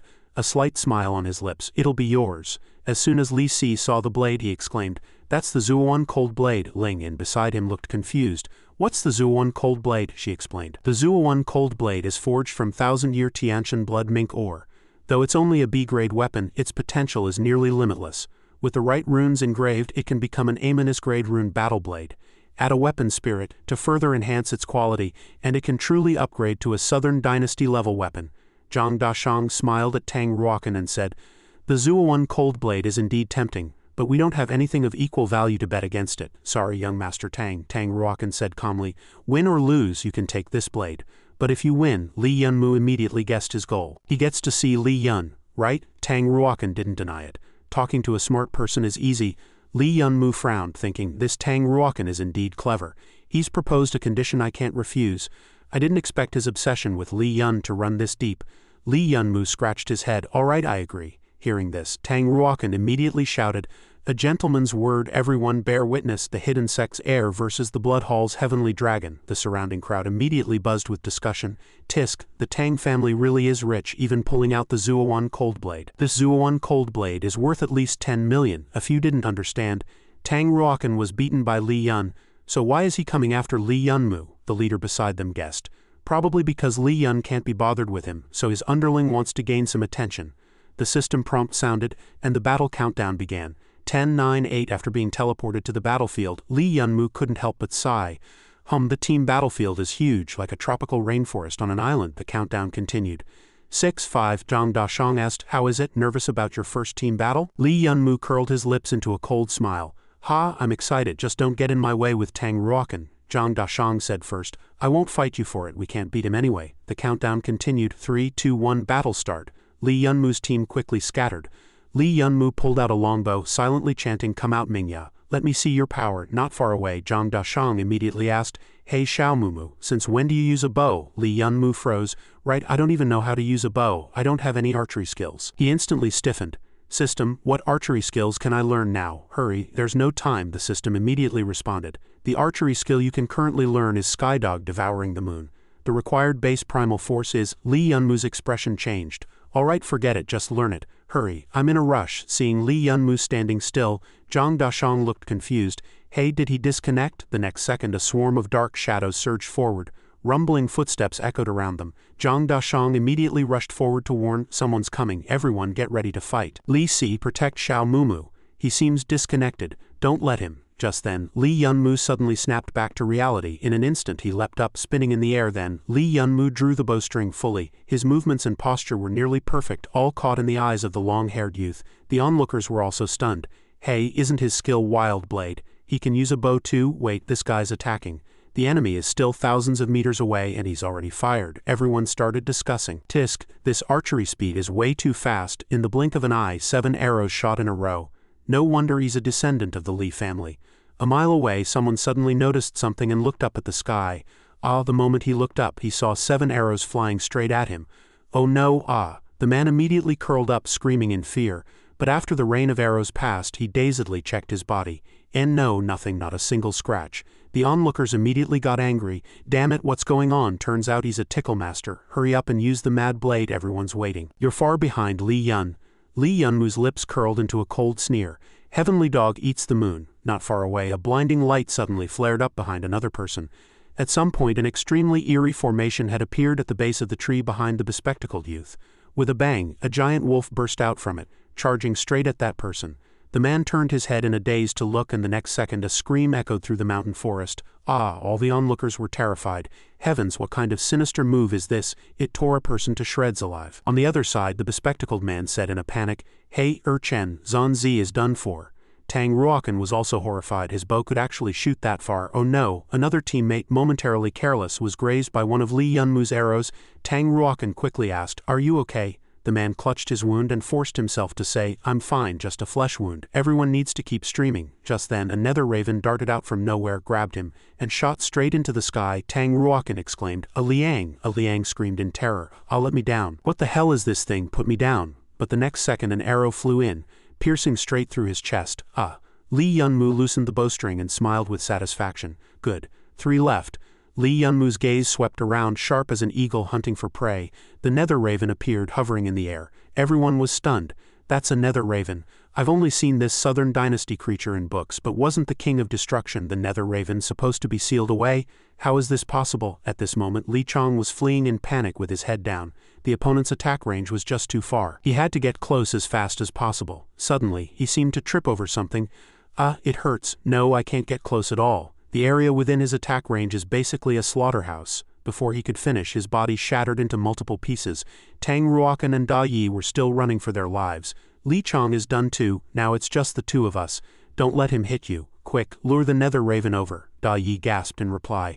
I know that, but avoiding his shots isn't that easy. Just then, wave after wave of magic arrows came flying again. Da Yi clicked his tongue. Here they come again. I'll fight you to the death. He gritted his teeth and quickly drew his longsword. HMPH kid, don't look down on me too much. HMPH Ruokan, I'm not running anymore.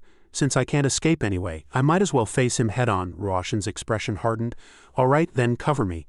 We'll slowly get closer to him. As long as he hadn't finished speaking, an arrow suddenly pierced through Da Yi's head. Watching his falling figure, Tang Ruokan roared in fury.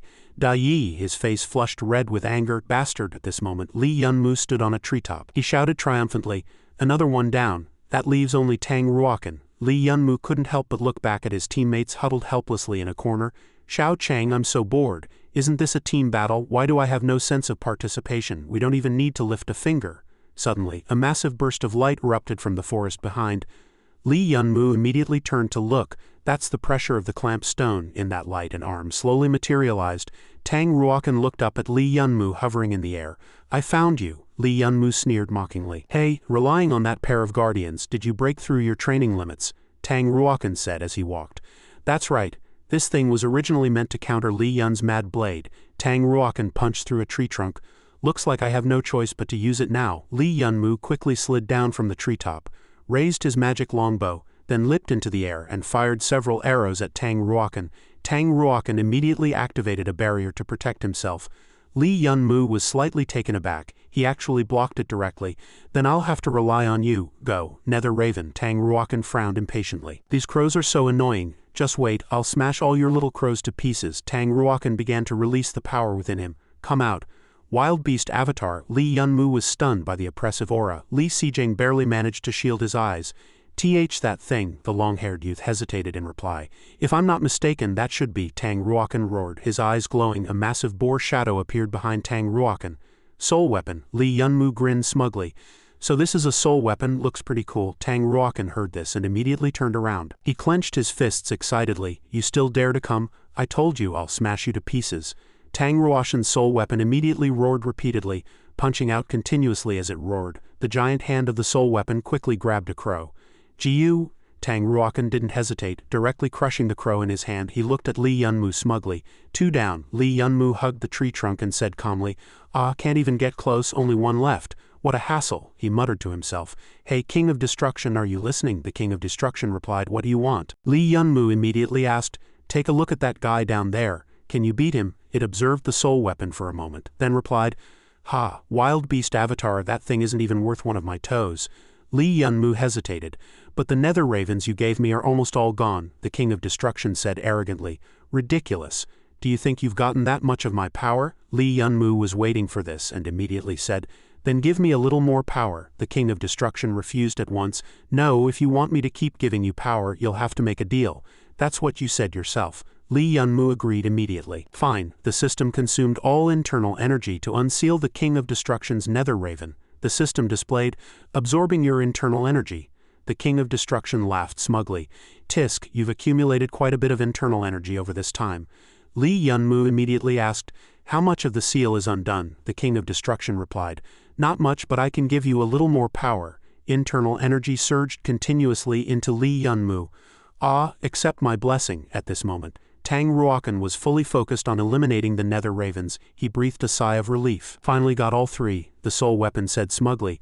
I told you, this kind of thing. Before it could finish, Li Yunmu raised his hand and released more nether ravens. Only 3? Tear him apart. The flock of nether ravens immediately lunged madly at Tang Ruokan.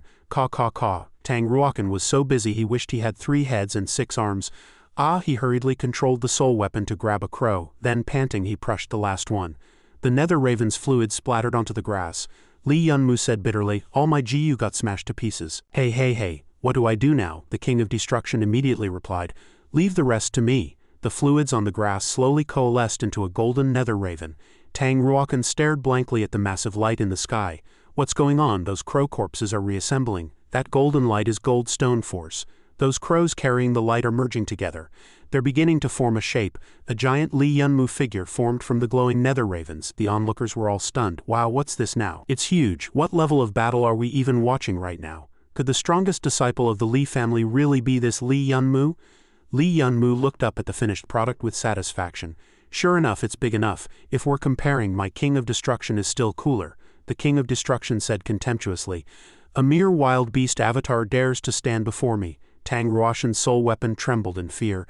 HMPH, the King of Destruction bellowed. Kid, open your eyes wide and watch how I lead you to victory. The people below were also immersed in the battle. Is it about to end? A ball of light coalesced into shape, containing the nether raven already poised to strike.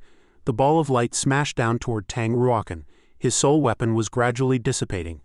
He could only stand there dazedly, watching the thing charge at him. It seemed Tang Ruokan was truly helpless now, forced to take this hit and be completely defeated.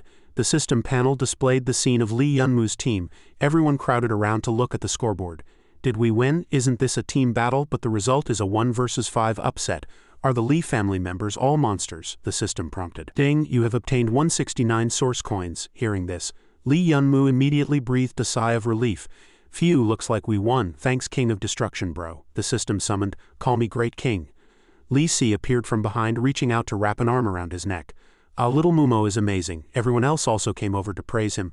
This is the loot. Did you get it from the bitter bag? Looks like you really struck gold. Li Yunmu smiled. Yeah, just lucky. That person immediately turned and left. Make good use of that power. It'll help you reach the next level. Hearing this, Li Yunmu fell silent. He teleported home. Phew, it's been a while since I've been back to reality. The control panel lit up. Ding, system prompt. In this battle you have obtained a certain amount of source. Source can be used to expand the star realm. Li Yunmu made a disgusted face. Come on, trying to trick me with this again. What? If I throw this little source in, I won't even see a hair. Just then there was a knock at the door. Xiao Mu, open up. He hurried to open it and asked in surprise. Xiao Chang, what's up? Didn't we just see each other? Lu Gang immediately replied.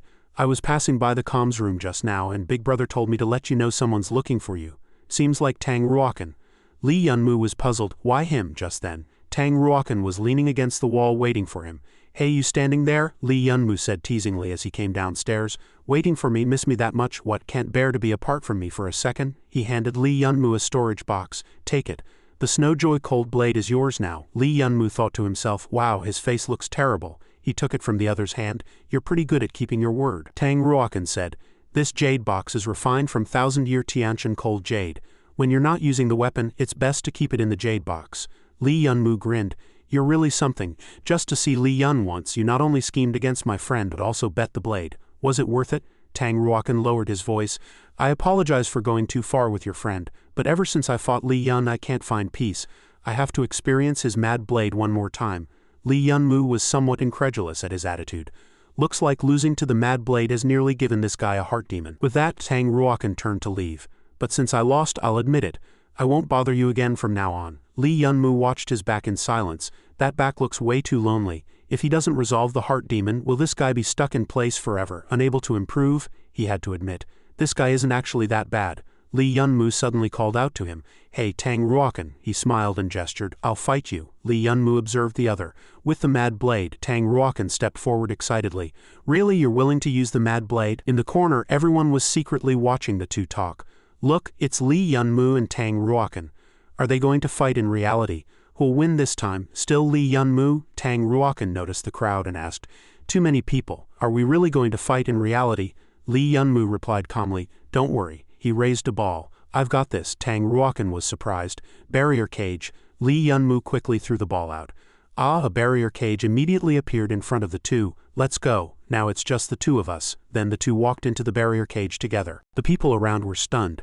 Hey, why a barrier cage? Don't go in. Everyone looked disappointed. Then we won't be able to see it, right? Time passed. An hour later, the barrier cage was still silent. Suddenly a foot stepped out quickly, and everyone couldn't help but be curious. Someone's coming out. Who is it? The result left everyone stunned. Li Yunmu and Tang Ruokan walked out together, arms around each other's shoulders, covered in blood and injuries, and they came out at the same time. Li Yunmu said excitedly, Ha, nothing beats a real fight in reality. Tang Ruokan replied energetically, Who says it doesn't? Everyone couldn't help but ask. Hey, who won? Li Yunmu heard and replied, Who won? He looked at everyone smugly. Who knows? Li Yunmu was panting from exhaustion. Phew, the two sat happily on a bench. Hey, I fought you for so long, shouldn't you give me some runes as a token of appreciation? Tang Ruokan laughed. Come on, what do you mean fought you? You clearly enjoyed it too. Li Yunmu laughed heartily. Don't be so stingy. You know strengthening the Snowjoy Coldblade costs a lot. And you, as the young master of the Tang family, are so rich. Tang Ruokan turned back and scolded. Brat, stop trying to provoke me. Just because my family is rich, why should I give it to you? He leaned back on the bench. I think you should try the Honor Tower. Li Yunmu was taken aback. Honor Tower? Tang Ruokan turned to explain. The Honor Tower gathers the power accumulated by the Zon Guild Alliance over 9 years. A total of 1,008 floors. Challengers must defeat the Guardian Beast on each floor to advance. The higher you go, the stronger the Guardian Beasts. Li Yunmu exclaimed. Oh, it's like a game, he replied. Successfully challenging it can earn you a tower badge. It's used to redeem various rewards. With that, he suddenly stood up. I've told you the way to get rich. The rest is up to you. Li Yunmu thought to himself, the Tower of Honor, I really should give it a try when I have time. Just then, someone walked over. Li Yunmu, why are you sitting here alone? Did you get into a fight? Li Yunmu was a bit surprised. Senior Tangan smiled at him. In a few days, Tianyan Fort will open the Mangnu Valley battlefield. You'll be staying there for a month so you can take the chance to train or gather resources. Tangan praised him. You're a promising talent. It would be a shame to miss this opportunity. He immediately replied. Okay, thank you, Senior. The scene shifted to 3 hours later. The library table was piled high with books, and Li Yunmu was reading intently. He muttered wearily, Damn it, this stuff is too hard to understand, I can't get through it at all. Li Yunmu quickly perked up again. If he didn't understand, he had to work even harder. After all, Tang Ruokan had given him a note earlier and told him to hold on to it. Li Yunmu took it from Tang Ruokan. What's this? Tang Ruokan explained. This is a map to the Secret Realm's entrance. It's probably in the dark domain of the Mola Mountain Training Ground, located on the Mangnu Valley battlefield. I heard you're going there soon, so I'm giving this to you. Li Yunmu stared blankly at the map. What the hell is this crappy map? I can't understand a single word on it. Tang Ruokan said helplessly. The words on it are in ancient script. You'll need to translate them yourself. Whether you can figure it out is up to you. At that moment, Lee Yun-moo was already struggling with the text in the Mola Mountain Training Ground books. It was 138,640 kilometers from the Mangnu Valley battlefield. Lu Nuoji walked up to Lee Yun-moo and said, "The Mola Mountain Training Ground is a dangerous area, and it's also a dark domain." She looked down at him. Her tone carried an accusation. "Instead of researching the Mangnu Valley battlefield, why are you looking into this dangerous place?" Lee Yun-moo quickly said, "Nothing much, I just heard someone mention it and got curious." She immediately grew a bit angry. "HMPH, I don't believe you." Lu Nuoji shouted irritably, "Do you know how dangerous that place is?" She raised her voice. "Even if you have strong defensive measures and are a disciple of a hidden sect, that kind of place isn't something you can just go to whenever you want." Lee Yun-moo looked at her gently, reached out to pat her head and quickly coaxed her. "All right, I understand." Her face immediately flushed red. She couldn't believe she was worrying about a fool who loved taking risks all day. She said guiltily, "I'm sorry." Lee Yun-moo gently placed his hand on her shoulder. "I think it must be really dangerous there, which is why you're so worked up. But that's just how things are in this world." Lu Nuoji looked at him sadly. No matter how dangerous it was, what needed to be done still had to be done. So Lee Yun-moo extended his pinky finger, smiling brightly. "I promise you, no matter what, even if it's for you, I'll definitely come back alive." "Pinky swear." Tears welled up in her eyes. Lu Nuoji quickly snapped back to herself, hiding her unease. She reluctantly reached out her hand. "HMPH, what do I care if you come back or not? What do you mean for me?" Lee Yun-moo laughed, finally a smile. She really did look better when she smiled. The two walked out of the library together and said their goodbyes. "I can't be bothered with you. You're such a blockhead you can't even speak clearly. If anything happens you have to tell me, got it?" People were hiding in the corners, sneaking peeks at them. "Our little Mew Mew is really popular, hee hee. This Lee Yun-moo kid is something else." Lee Yun-moo made Lu Nuoji cry. "Oh, it's infuriating." Back in the library, he looked at the pile of materials on the table. Lee Yun-moo stared at the text on the Mola Mountain Training Ground book pages. He thought to himself, "It looks like this is really dangerous." Lee Yun-moo entered the files into the system. "Is this okay?" The front desk staff replied, "It's fine. Leave the application here, and just go pay the teleportation fee." He immediately frowned at the high price. The fee to go to the Tower of Honor is 500,000, that's way too expensive." Then Lee Yun-moo trudged away dejectedly. "Tisk, if it weren't for needing Gudui's ice rune for my blade training, I wouldn't be coming here." "Xiao Yu, there are so many silver mystics here." Two girls walked into the hall, looking around. "Of course only elites dare to come here." "Xiao Yu, look, that person seems to be a Puxing mystic." Lin Li silently watched Lee Yun-moo's dejected retreating figure. "There really are a lot of silver mystics here," Chu Qingyu replied calmly. "What's so strange about that? Even if someone here is only at the Puxing level, their combat power is far greater than others." She suddenly sensed something. Chu Qingyu felt a familiar vibe. "Strange, why does this person feel so familiar? Just looking at his back makes me want to punch him." She immediately stepped forward to speak. "Hello, sir." Lee Yun-moo turned around in confusion. She quickly covered her mouth in panic. Lee Yun-moo's face immediately turned sour. Why is this woman here? And with Lin Li too, he was so startled he immediately crouched down.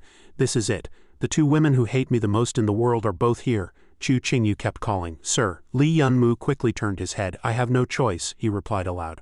"I was wondering who was calling me." He used his hand to adjust his face, making himself look uglier. "Oh, so it's two beauties?" Lin Li stood behind, surprised. This person really does look special." Chu Qingyu lowered her head and said, "Sorry, I mistook you for someone else." Lee Yun-moo tried hard to hide his fear. "Miss, didn't your mother ever tell you that talking to a man like that so boldly could get you kidnapped?" She shouted angrily. "How dare you talk to me like that? Do you know who I am?" Lee Yun-moo deliberately put on a fierce expression. "Who are you? I don't care. Don't bother me or I'll tear your clothes off. Believe me," he gestured wildly. "Then sell you off to some idiot in the mountains as a wife." Lin Li quickly pulled her away. "All right, Xiao Yu, don't bother with a lunatic like this. Let's go." Chu Qingyu cursed inwardly. "Bastard, this ugly freak is just like that monkey, foul-mouthed and always treating me like a fool." After they left, Lee Yun-moo let out a long sigh of relief. He immediately restored his face to normal. "Finally gone. My face is stiff, I almost couldn't change it back. I stared too long, even Lanming got disgusted." "This won't do." Just then a girl caught his attention. "Hello, would you like to check out the guild's souvenirs?" Lee Yun-moo walked over curiously. "Thank you for purchasing our commemorative mask. Please come again." Lee Yun-moo suddenly let out a loud cry that echoed everywhere. Wow, what came into Lee Yun-moo's view was something blurry and grand. My god, how many mystic crystals did that cost? He was even casually wearing a clown mask to possess such a massive star realm behind him. Chu Qingyu immediately slapped his head. "Hey ugly, standing here spacing out, what, scared by the mystic ancestor's star realm?" He instinctively yelped in pain. Lee Yunmu asked in confusion, "Mystic ancestor?" Chu Qingyu's body stiffened. How did it turn into a fish? Only then did she realize the mystic ancestor is the founder of the guild and the first person to awaken mystic power. You don't even know that? In that dark age, you could say he was the one who gave humanity a glimmer of hope. Lee Yunmu was puzzled. A senior from 200 years ago. Is he still alive? She immediately retorted. Don't talk nonsense, the old man is in great health. Lee Yunmu looked surprised and listened further. Is this your first time at the tower? Don't underestimate this Tower of Honor. This is something the guild built by pooling the power of mystics. Otherwise, you wouldn't even know how you died. Chu Qingyu continued. The Tower of Honor doesn't just have 108 visible floors. There are actually another 108 floors. They're just underground, called the Shachuo Tower. Only those who've been to the Dark Domain and have a Shachuo pass can enter. Lee Yunmu was startled. Dark Domain. The place I'm going to is also a dark domain. The fully operational mechanical equipment was right here. They walked into an area of running machinery. So this is the Tower of Honor? The architecture is really unique. Chu Qingyu said as she walked, "There's nothing in this world weirder than your face. I'm going in first. You're on your own." He immediately replied, "Fine, go ahead." "Really, miss, can I get your contact info?" She immediately cursed. "Don't call me miss, you bastard." Lee Yunmu silently looked ahead at the Tower of Honor. His eyes were filled with determination. Let me see what this place is really like. As Lee Yunmu stepped through the door, he froze. In front of him were 3 identical doors. 3 doors. He looked around and muttered to himself, the Mystic's Door, the Super Mystic's Door, the Saint Mystic's Door. What are all these? Just then the system's prompt sounded. A Super Mystic is a realm beyond Mystic, and a Saint Mystic is a realm beyond Super Mystic. His eyes widened. Oh, so there's something above Red Star. What? Learning something new again? That means I can only enter the Mystic's Door for now. Lee Yunmu confidently looked at the rankings on the doors. Oh, each door even has rankings. Suddenly, a name startled him. Lee Yunmu took off his mask and couldn't help exclaiming, "Damn, that warrior is on the leaderboard too. I can't lose to him." An alarm suddenly blared. "Warning, you are in an evil space. System is scanning the Tower of Honor. Please wait patiently," he said in confusion. Evil space. Lee Yunmu sat cross-legged. What's going on? Isn't this the star realm created by the mystic ancestor? How could it be? Then the system chimed. Ding. Tower of Honor scan complete. Added to Shadow System map. Ding. Discovered that this tower is divided into 3,333 independent spaces. Lee Yunmu expressed dissatisfaction. That's it, the system reminded again. Ding. Discovered that if you die in the tower, this tower will absorb all your source energy. Hearing this, he was shocked. Lee Yunmu asked incredulously. What did you say? The system repeated. Any challenger who dies in the tower will have their source energy absorbed by the master of this space. Confirming he hadn't misheard, his expression turned grim. It's just a trial tower, yet people can die here. That's not normal. Could someone be using the reward system to lure elites from across the continent into the tower, then absorb their source energy to expand their own star world? Lee Yunmu pondered. The mystic ancestor built this tower. Wasn't he the first hero among humans to awaken? How could this be? Then he commanded. System, deep scan the entire Tower of Honor to find the mystic ancestor's location. The system replied. Deep scan complete. Traces of the mystic ancestor found. Lee Yunmu pressed urgently. Where is he now? The system responded. Scan complete. System infers that this tower is the embodiment of the Tidestone Mother and the Realm Lord. He looked confused. Embodied as a tower? So he's watching my every move right now? The system's voice sounded again. The mystic ancestor has condensed 7 star god souls and become a true god. Most of his consciousness has nearly vanished. Hearing this, Lee Yunmu spat disdainfully. 12 star god, true god. Tisk, he's already condensed 7, just 5 more and he'll fully become a true god. A man revered as a true god by humanity, and he's willing to harm others' lives to become a god, he added. Disgusting. Lee Yunmu stepped into the door. Since you're using others, let me use you too. The door opened, and the empty scene behind it made him pause. Lee Yunmu blurted out, empty, at the same time. A group of monsters pressed against the door, hiding in corners, ready to ambush. Seizing the moment, they roared and pounced. Ooh, Lee Yunmu reacted quickly. Immediately turning around, he raised his hand to block the attack but was still sent flying by the impact. Lee Yunmu landed hard. Damn, his arm was badly injured by that monster's strike. Seeing this, he thought to himself, Tisk, that was close to death. Looking at the group of rat-like monsters before him, he quickly assessed. Hell nether rat claws. I've heard their strength rivals the strongest pushing mystics. Lee Yunmu couldn't help but exclaim, Tisk, releasing 9 at once on the first floor. How far is this bastard mystic ancestor willing to go to harm people? The hell nether rats growled repeatedly, pausing briefly before concentrating their power in their hind legs ready to attack. Then almost simultaneously, all 9 hell nether rats pounced together. Seeing them charge, Lee Yunmu's expression remained calm. Oh, all at once, he began summoning the shadow system, saying, "Fine, I don't have time to waste anyway." Lee Yunmu shouted, "Shadow system activate." Just then, a flash of light passed, and in an instant a sword aura slashed straight at the hell nether rats. That rat was instantly killed. Dropping a string of tower coins, number 1 was summoned holding a long sword, effortlessly slaying the hell nether rat. Seeing this, Lee Yunmu laughed. Ah, more tower coins dropped. The remaining hell nether rats, seeing this, immediately attacked number 1 together. They quickly closed in behind number 1, trying to ambush him.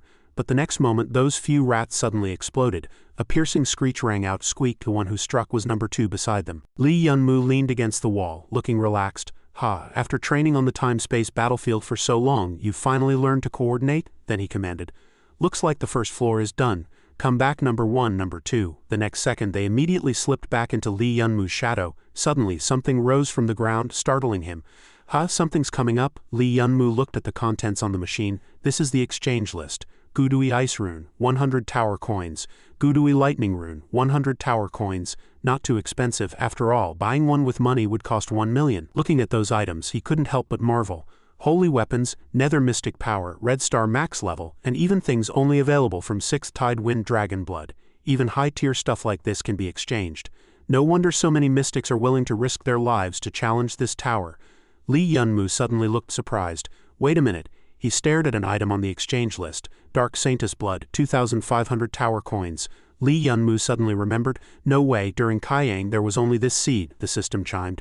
"Ding, congratulations host for obtaining the Dark Shadow Seed treasure." Lee Yunmu asked the system, "Is this seed a treasure?" "Really?" the system replied. "This seed needs to be watered with the blood of the Dark Saint to bloom and bear fruit, thereby obtaining a secret treasure level item." Hearing this, Lee Yunmu immediately dismissed the idea.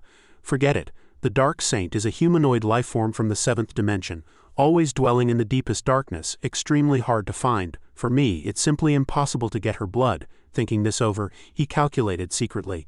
"If something this hard to obtain can be exchanged here, I'll have to find a way to get it. But right now I only have 10 bronze tower coins." Just then the system issued a warning. Detected that the host's greed is rising rapidly. "Please act within your means." Lee Yunmu replied impatiently. All right, I know. So annoying, I'll be careful," he thought to himself. This is only the first floor, a few more floors shouldn't be a problem. On the second floor he easily cleared it with number 1 and number 2. Glory Tower, second floor, 19 hell rat soldiers. Success. The next few floors were still a breeze for Lee Yunmu. Glory Tower, third floor, 29th hell rat soldier. Success. By the fourth floor things started to get tough. Glory Tower, fourth floor, 39th hell rat soldier. Successfully cleared another floor. Glory Tower, 5th floor. Lee Yunmu was already struggling. He panted heavily. "Ha, I've made it to the 5th floor without realizing it. Looks like I need to take this seriously." Gazing at the Hell Rat General, he said, "I have to focus." The 49th Hell Rat Soldier, the 1st Hell Rat General. Lee Yunmu suddenly burst into speed and gave orders. Following his command, number 1 attack its left side. Number 1 immediately closed in on the Hell Rat General's left. As soon as it got close, number 1 struck with force, swinging its sword at the Hell Rat General. The Hell Rat General reacted swiftly, its eyes flashing red. It swung violently, sending number 1 flying to the ground. Seeing this, Lee Yunmu shouted, "Damn, I can't even get close." He continued commanding, "Number 2, pretend to attack the biggest one to draw its fire." Then he yelled at number 1, "Number 1, how long are you going to lie there? Get up and work, leave these small fry to you." Suddenly, he leapt into the air and said, "If close combat won't work, then it's up to you." Big Bro Destroyer, a vortex appears. Celestial Dog eclipses the moon. A bow materialized in Lee Yunmu's hand. The celestial dog eclipses the moon, its body radiating dazzling green light. Sensing this aura, the Hell Rat General immediately turned its head toward him. Then, Lee Yunmu released the bowstring. A celestial dog arrow shot out, straight at the Hell Rat General. The celestial dog bit tightly into the Hell Rat General's arm, stunning it. Lee Yunmu formed a hand seal and detonated it. A loud explosion and tower coins scattered everywhere. Lee Yunmu landed and shouted, "Done?" Looking at the number of coins that burst out, he exclaimed in surprise, "Wow, how did so many tower coins come out? Is this guy that rich?" He glanced at number 1 who was cleaning up the remaining Hell Rat soldiers. "Oh dear, it looks like these small fries are almost finished too." Seeing this, Lee Yunmu struggled to calculate. At this rate, 10 coins on the first floor, 20 on the second. So now I probably have. He walked to the stairs leading to the next floor. Forget it, too annoying. Anyway, Lee Yunmu said confidently, I'll just keep going like this elsewhere. Our Yunyan hasn't been online for days. Is something wrong? A green-haired man spoke. He's probably lost badly in the barrier and doesn't dare come out, right? Look, even Li Yun and Li Feng haven't shown up in the time-space battlefield. Hearing this, Pan Li Yun replied angrily, You monkey, our son can still win even in the real world. Just then, an announcement suddenly rang out, catching their attention. We interrupt this broadcast with a special news bulletin. We interrupt this broadcast with a special news bulletin. The voice echoed on. Congratulations to Li Yunmu, a common star mystic from the central continent, for successfully clearing the 10th floor of the Glory Tower. The announcement repeated, Congratulations to Li Yunmu, a common star mystic from the central continent, for successfully clearing the 10th floor of the Glory Tower. Hearing this, the green-haired man stood frozen, unable to believe his ears. The 10th floor of the Glory Tower, a common star, how is that possible? Meanwhile, in the central continent royal city, a heavenly elder came to report, The information you requested has arrived. Duda asked, Is it this kid, a common star, who made it to the 10th floor of the Glory Tower? The other confirmed. Yes, the War God Hall has already issued a notice. They added Li Yunmu to the War God Hall's trial list. Duda chuckled lightly. HMPH, those old geezers are quick to act. Pass my order. Appoint Li Yunmu as the Central Continent's Junior Star General, grant him and his family official residence in the Central Continent Royal City, and bestow the Junior Star General's mansion, the Heavenly Elder replied. Understood. Just then, an announcement sounded. The War God Hall issues a notice. Li Yunmu is added to the list of trial candidates eligible for the War God Hall's trials. The Central Continent Royal City issues a notice, appointing Li Yunmu as Junior Star General, bestowing the Junior Star General's mansion, and allowing the formation of a personal Star General Guard. The crowd buzzed with discussion. Heavens, the War God Hall and the Mystic Association are already snatching him up, and they're so fast, an old man marveled. To appoint a common star mystic like this, an old woman sighed. In all my years, I've never seen this before. This young man must be something special. Elsewhere, at the same time on the 11th floor of the Glory Tower, the Hell Rat Emperor roared repeatedly as it was pulled into the air by number 1 and number 2. The 99th Hell Rat Soldier, the 5th Hell Rat General, the 1st Hell Rat Emperor. Li Yunmu said happily. Great, we've trapped it, he sighed. No wonder it's a time-space golden star exotic beast. Taking this arrow of mine drained all my mystic power. Saying this, Li Yunmu condensed energy onto the arrow. He released the bowstring and shouted, Celestial Dog eclipses the moon. Explode, a loud bang. The Hell Rat Emperor was destroyed and countless tower coins fell. Li Yunmu let out a long breath and plopped down on the ground. Ah, he panted. I won, and I'm almost at my limit too, he reflected. It's been a long time since I fought with such all-out abandon. This time I've roughly gauged my strength. It seems that with number 1 and number 2 working together now I can handle Golden Star Mystics. Then he checked the exchange panel. Let me see how many tower coins I have now, Li Yunmu said in surprise. Oh ho, so this big crab was worth that much. It exploded into 300 tower coins directly. So now I should have 2,730 tower coins, right? He looked at the Dark Saint's blood with eager anticipation. Hey, so now I can?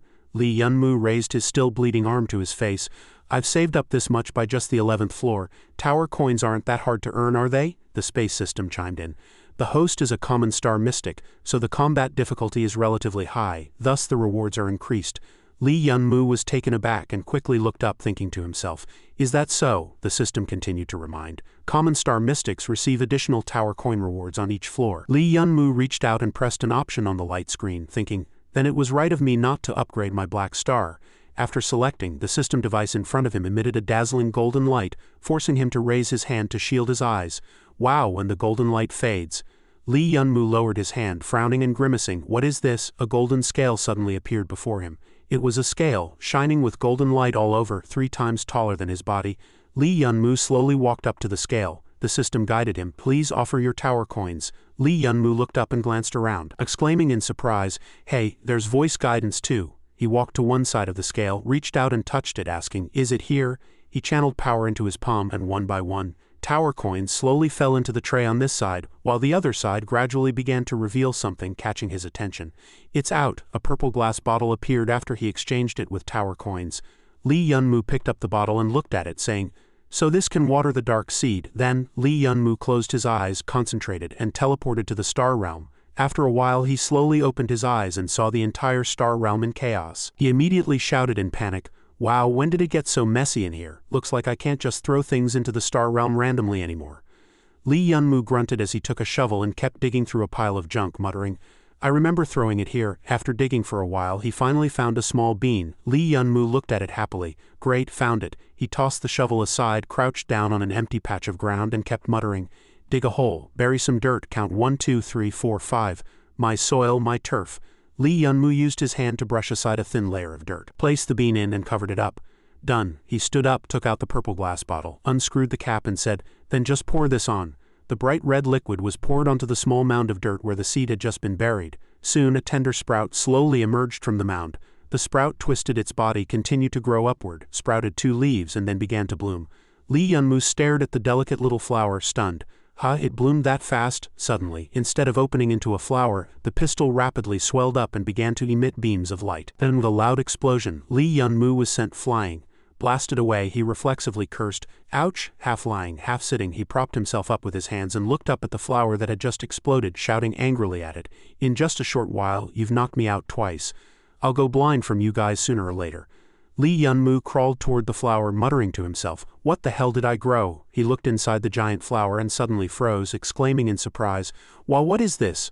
Lying inside the flower bud was an orange-haired little fairy snoring softly. Z's, the system popped up a notification. Congratulations, host, you have successfully nurtured the Dark Queen. The Dark Queen slept peacefully in the flower's stamen, occasionally smacking her lips. Meow, the little girl's face was unbearably cute. Lee Yun-moo was completely defenseless against such cuteness, clenching his fists, his expression ecstatic as if he were about to fly, shouting, so tiny, so adorable, a total daughter-con. He carefully picked up the little girl, saying excitedly, I really want to poke this little one's cheeks. Hearing the noise, the little girl gradually woke up. The Dark Queen slowly opened her eyes, and the first thing she saw was Lee Yun-moo's figure. Seeing her awake, Lee Yun-moo shouted excitedly, she's awake, she's awake. The Queen sat up straight, raised her hand, and rubbed her eyes with one hand. Lee Yun-moo gently and slowly extended his finger in front of the little girl, greeting her. Hey, hello there. The little girl blinked her big round eyes, staring at him, her cheeks flushing. She listened quietly as he said, my name is Lee Yun-moo, nice to meet you. Seeing the Dark Queen staring at him, Lee Yun-moo didn't hold back and gave her a gentle smile. The little girl opened her arms to him, blushing, and said in a childish voice one word at a time, Daddy. Those words seemed to pierce straight through Lee Yun-moo's heart, sending him flying backward uncontrollably. His body flew far away, and he kept screaming in pain.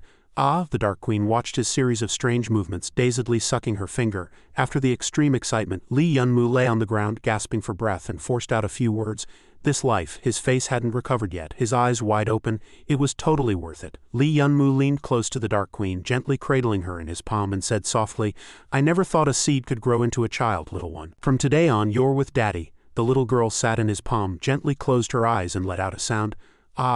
Seeing her make a noise, Lee Yun-moo quickly asked, Hey, are you hungry? But I don't have anything to eat on me right now. Lee Yun-moo said to the little girl, Bear with it a bit, once we get out. Before he could finish, the Dark Queen had already started crying pitifully, tears streaming down.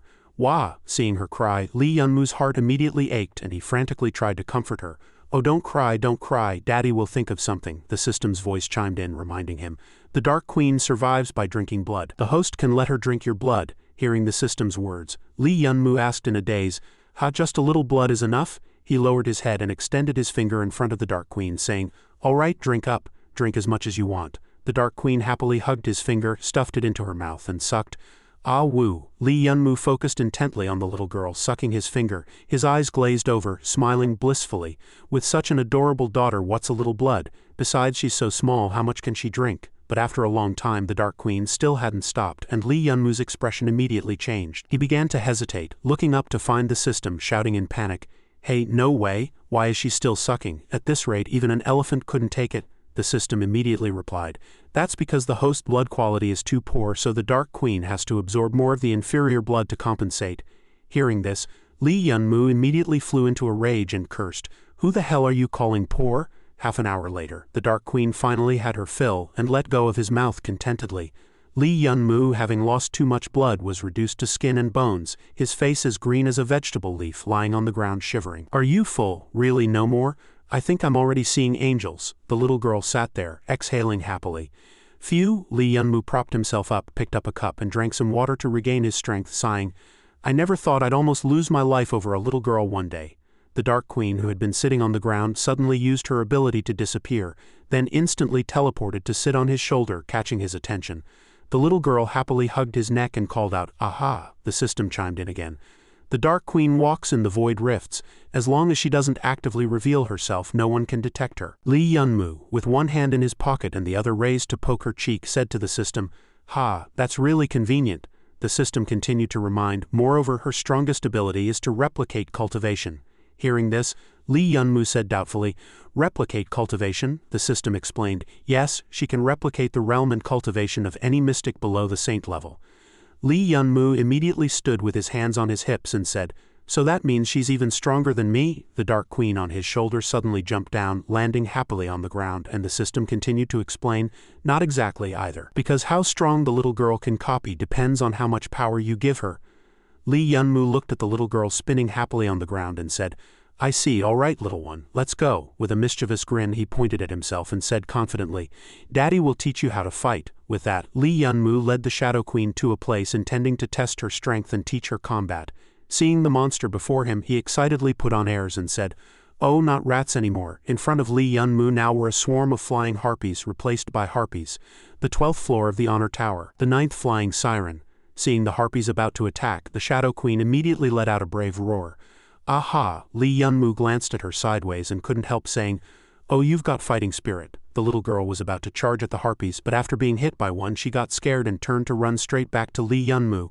"Wah wah wah!" Lee Yunmu asked helplessly, "What exactly did you go there for?" A harpy opened its mouth wide, condensed power into a piece of ice and shot it directly at the Shadow Queen, making her cry loudly. "Aha!" Seeing this, Lee Yunmu also panicked, and quickly shouted a warning, "Dodge!" The ice immediately spread to the Shadow Queen's feet. Lee Yunmu rushed over, scooped her up in one arm and dodged. Looking at the little girl in his palm, he breathed a sigh of relief. "Too dangerous, glad you're okay." The little girl lay in his palm, still trembling all over. Lee Yunmu immediately turned to the harpies and roared, "Hey, you bastards, dare to treat someone else's child like this?" At that moment, one side of his cheek was cut open, blood flowing out. His face darkened, and he said word by word, "Go to hell." Lee Yunmu put the Shadow Queen down on the ground and instructed, "Wait here for a moment.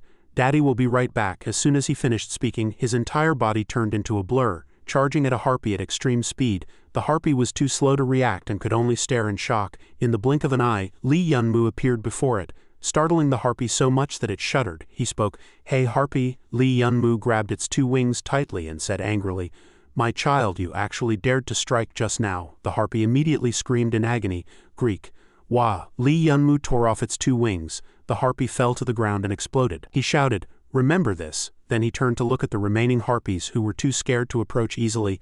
Lee Yunmu's face was terrifying. He crushed the broken wing of the harpy in his hand and said coldly, "Listen up, don't underestimate a father's love." The harpy was immediately split in half, screaming in agony. "Yeah!" Lee Yunmu swung his sword and cut it down. Golden tower coins began to fall one after another. The Shadow Queen stood behind, running around happily, shouting, "Aha daddy, aha dad." The remaining harpies seeing this became wary, and dared not advance, only growling through gritted teeth. "Aha!" A harpy suddenly unleashed a sonic wave, striking at Lee Yunmu with full force. "Aha!" The sonic wave came straight at him. As if the air itself was collapsing, Lee Yunmu propped himself up with one hand and exclaimed, "Damn it." Caught off guard, Lee Yunmu was hit, immediately becoming dizzy and struggling to counter the sonic attack. "Damn it, I can't move." Another harpy took the chance to charge. Aha! Lee Yunmu, already immobile, was knocked down from a height by it, producing a loud crash. The Shadow Queen, seeing him attacked, immediately cried out in panic, "Aha, Dad!" Lee Yunmu was sent flying, rolling several times on the ground, groaning in pain. Peeved. Luckily, he had managed to partially deflect the impact. Lying on the ground, blood continuously flowing from his head, he gritted his teeth and said angrily, "This sonic wave is really troublesome. If I hadn't deflected it, I'd be dead by now." The harpy wasn't done with him, and continued to send sonic waves at the injured Lee Yunmu. Lying on the ground, Lee Yunmu widened his eyes at the sound and said in panic, "Here it comes again." He was hit head-on again, screaming in pain. His eyes rolling back, blood starting to flow from the corners. "Ah!" Seeing him so badly injured, the Shadow Queen became frantic, stammering, "Dad?" Finally, she couldn't hold back anymore, erupting with all her power and letting out a loud roar. "Wah!" The harpies, hearing the commotion, turned to look at her in surprise. The Shadow Queen absorbed and unleashed a massive amount of power, breathing heavily. Huff puff. Lee Yunmu, lying on the ground with blood in his eyes, watched her and said, "She's swallowing the sonic wave and the air." The Shadow Queen used both hands to stuff all the air and sonic waves into her belly, forcibly swallowing it all. Li Yunmu stood up, wiped the blood from his face again, and muttered, "What kind of bizarre power is this?" Looking at the little girl sitting there with a bulging belly, he couldn't help but praise. "You used it quite well." He reached out to the Shadow Queen. The little girl, her belly full, looked up at the sound. Li Yunmu's expression turned serious and he said, "Come on, little one." "Since it's like this," his eyes now becoming earnest, he proposed, "then let's fight together." The Shadow Queen climbed onto his shoulder, raised a small hand and mustered the courage to respond, "Aha da." Time passed quickly. Half an hour later, in the virtual realm of the bustling city, a broadcast echoed. "Now broadcasting a special news bulletin, now broadcasting a special news bulletin." The streets were crowded with people coming and going, and the broadcast continued. "Congratulations to Li Yunmu from the Central Continent. As a common star cultivator, he has successfully passed the 15th floor of the Honor Tower." The announcer's excited and loud voice resounded throughout the city. "Successfully passed the 15th floor of the Honor Tower." People gathered around, discussing in disbelief. "Impossible, this common star is still climbing up, it's too insane." Zhang Kai at home saw the news and immediately praised excitedly. "Wow bro, you're so cool, I knew you could do it." Teacher Wen stood in the classroom leaning on the podium muttering softly, "Has it already shaken the 6 continents of the world?" He looked into the distance and asked softly, "Is it a bit too early to be famous worldwide?" Elsewhere, a screen was showing Li Yunmu's image, and a voice suddenly rang out, "Oh, already reached the 15th floor?" Ling Shui, riding a monster, stared at the screen, propping her chin on one hand and said softly, "Not bad. I can't wait to go back and fight you again." Tian Longcheng at home watching the news screamed when he saw Li Yunmu's image. "What? This kid passed the 15th floor so quickly? This time I'm definitely going to get scolded by Dad again." He raised an eyebrow and said smugly, "Just wait, I won't give up so easily." A mechanical arm slowly lowered and a man's voice sounded, "Sorry, Chairman. Last time." Janda lowered his head, clenched his fists and said with difficulty, "It was my fault for missing." The man turned around and suddenly said, "I never expected this kid to have such potential. It seems he'll definitely become the ace of the Wind Mansion in the future, and also a threat to us." Janda, hearing this, immediately asked worriedly, "What do we do now? This guy has already been promoted to Junior Star General. With Li Yunmu's current authority, he might be able to find out that we tried to assassinate him."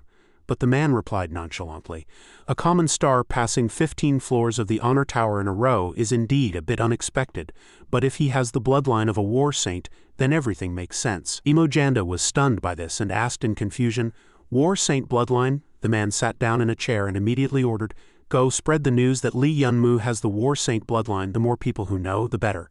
Janda replied with a sinister smile, "HMPH, I understand you're really ruthless. You want him to." His eyes immediately turned fierce, his face darkened, and he let out a chilling voice, "Die without a burial place." Li Yunmu slowly walked across the ground covered in blood and corpses, surrounded by severed limbs and remains. He panted tiredly, leaning against the wall. "Phew, that's the 20th floor." He looked back. "Right. After passing the 20th floor I should enter the rankings, right? Isn't that too flashy?" The screen suddenly lit up. "You can choose to hide the floors you've passed. This way your name will no longer appear on the rankings." Li Yunmu was stunned by this. There's this feature? Why didn't you say so earlier?" He raised his hand to click the screen, then hide it. "I don't want to attract too much attention anyway." In reality it had already shaken the world. He clicked the hide function on the screen. "Alright, now even if I keep fighting it won't be too conspicuous." A brown-haired man in a hat saw this and immediately turned to shout, "Hey, look, that Li Yunmu has already passed the 20th floor. He's entered the Xuanzhe rankings." The crowd immediately stirred. Since the tower was built, this is the first time a common star has entered that ranking. Where? Suddenly, the rankings disappeared. The brown-haired man in a hat said in confusion, where did it go? It was just there." He looked up and said, "Did he die?" A person with sea-blue curly hair said, "How could he die? He must have hidden his ranking. Experts like to play mysterious." He continued, "But I just heard a rumor that this Li Yunmu seems to have the War Saint bloodline." The brown-haired man in a hat sighed after hearing this. War Saint bloodline? No wonder Li Yunmu's power is growing so fast. The curly-haired man's face darkened, and he thought to himself, "Li Yunmu has the War Saint bloodline. This must be reported to the sect immediately." Li Yunmu walked out of the law tower. "Phew, I've been in the law tower too long." He came out and said happily, "The air outside is still fresher." He slung his backpack over his shoulder, thinking, this trip was really fruitful. I exchanged a lot of good stuff." People saw him and immediately started discussing, "Hey, that's Li Yunmu, right? That's him, and he's hidden his results. No one knows how many floors he's passed. Look at that big bag he's carrying. He might have already passed 30 floors. 40 floors is also possible. I heard he seems to have the War Saint bloodline. Wow, that's unbelievable." Li Yunmu heard these words and looked back. He glanced around uncomfortably. "Why does it feel like everyone is looking at me? Am I overthinking it? At the Tianyan City Xuanzhe Guild people were chatting. I say sis, how about we go back? They looked up at the screen in front of them. I think that guy named Li Yunmu is probably dead. See, even his ranking is gone. Chu Qingyang pushed up his glasses and turned back, saying, even if he's not dead, making the young city lord wait for him personally is too much face. Chu Qingyu said seriously, stop complaining here.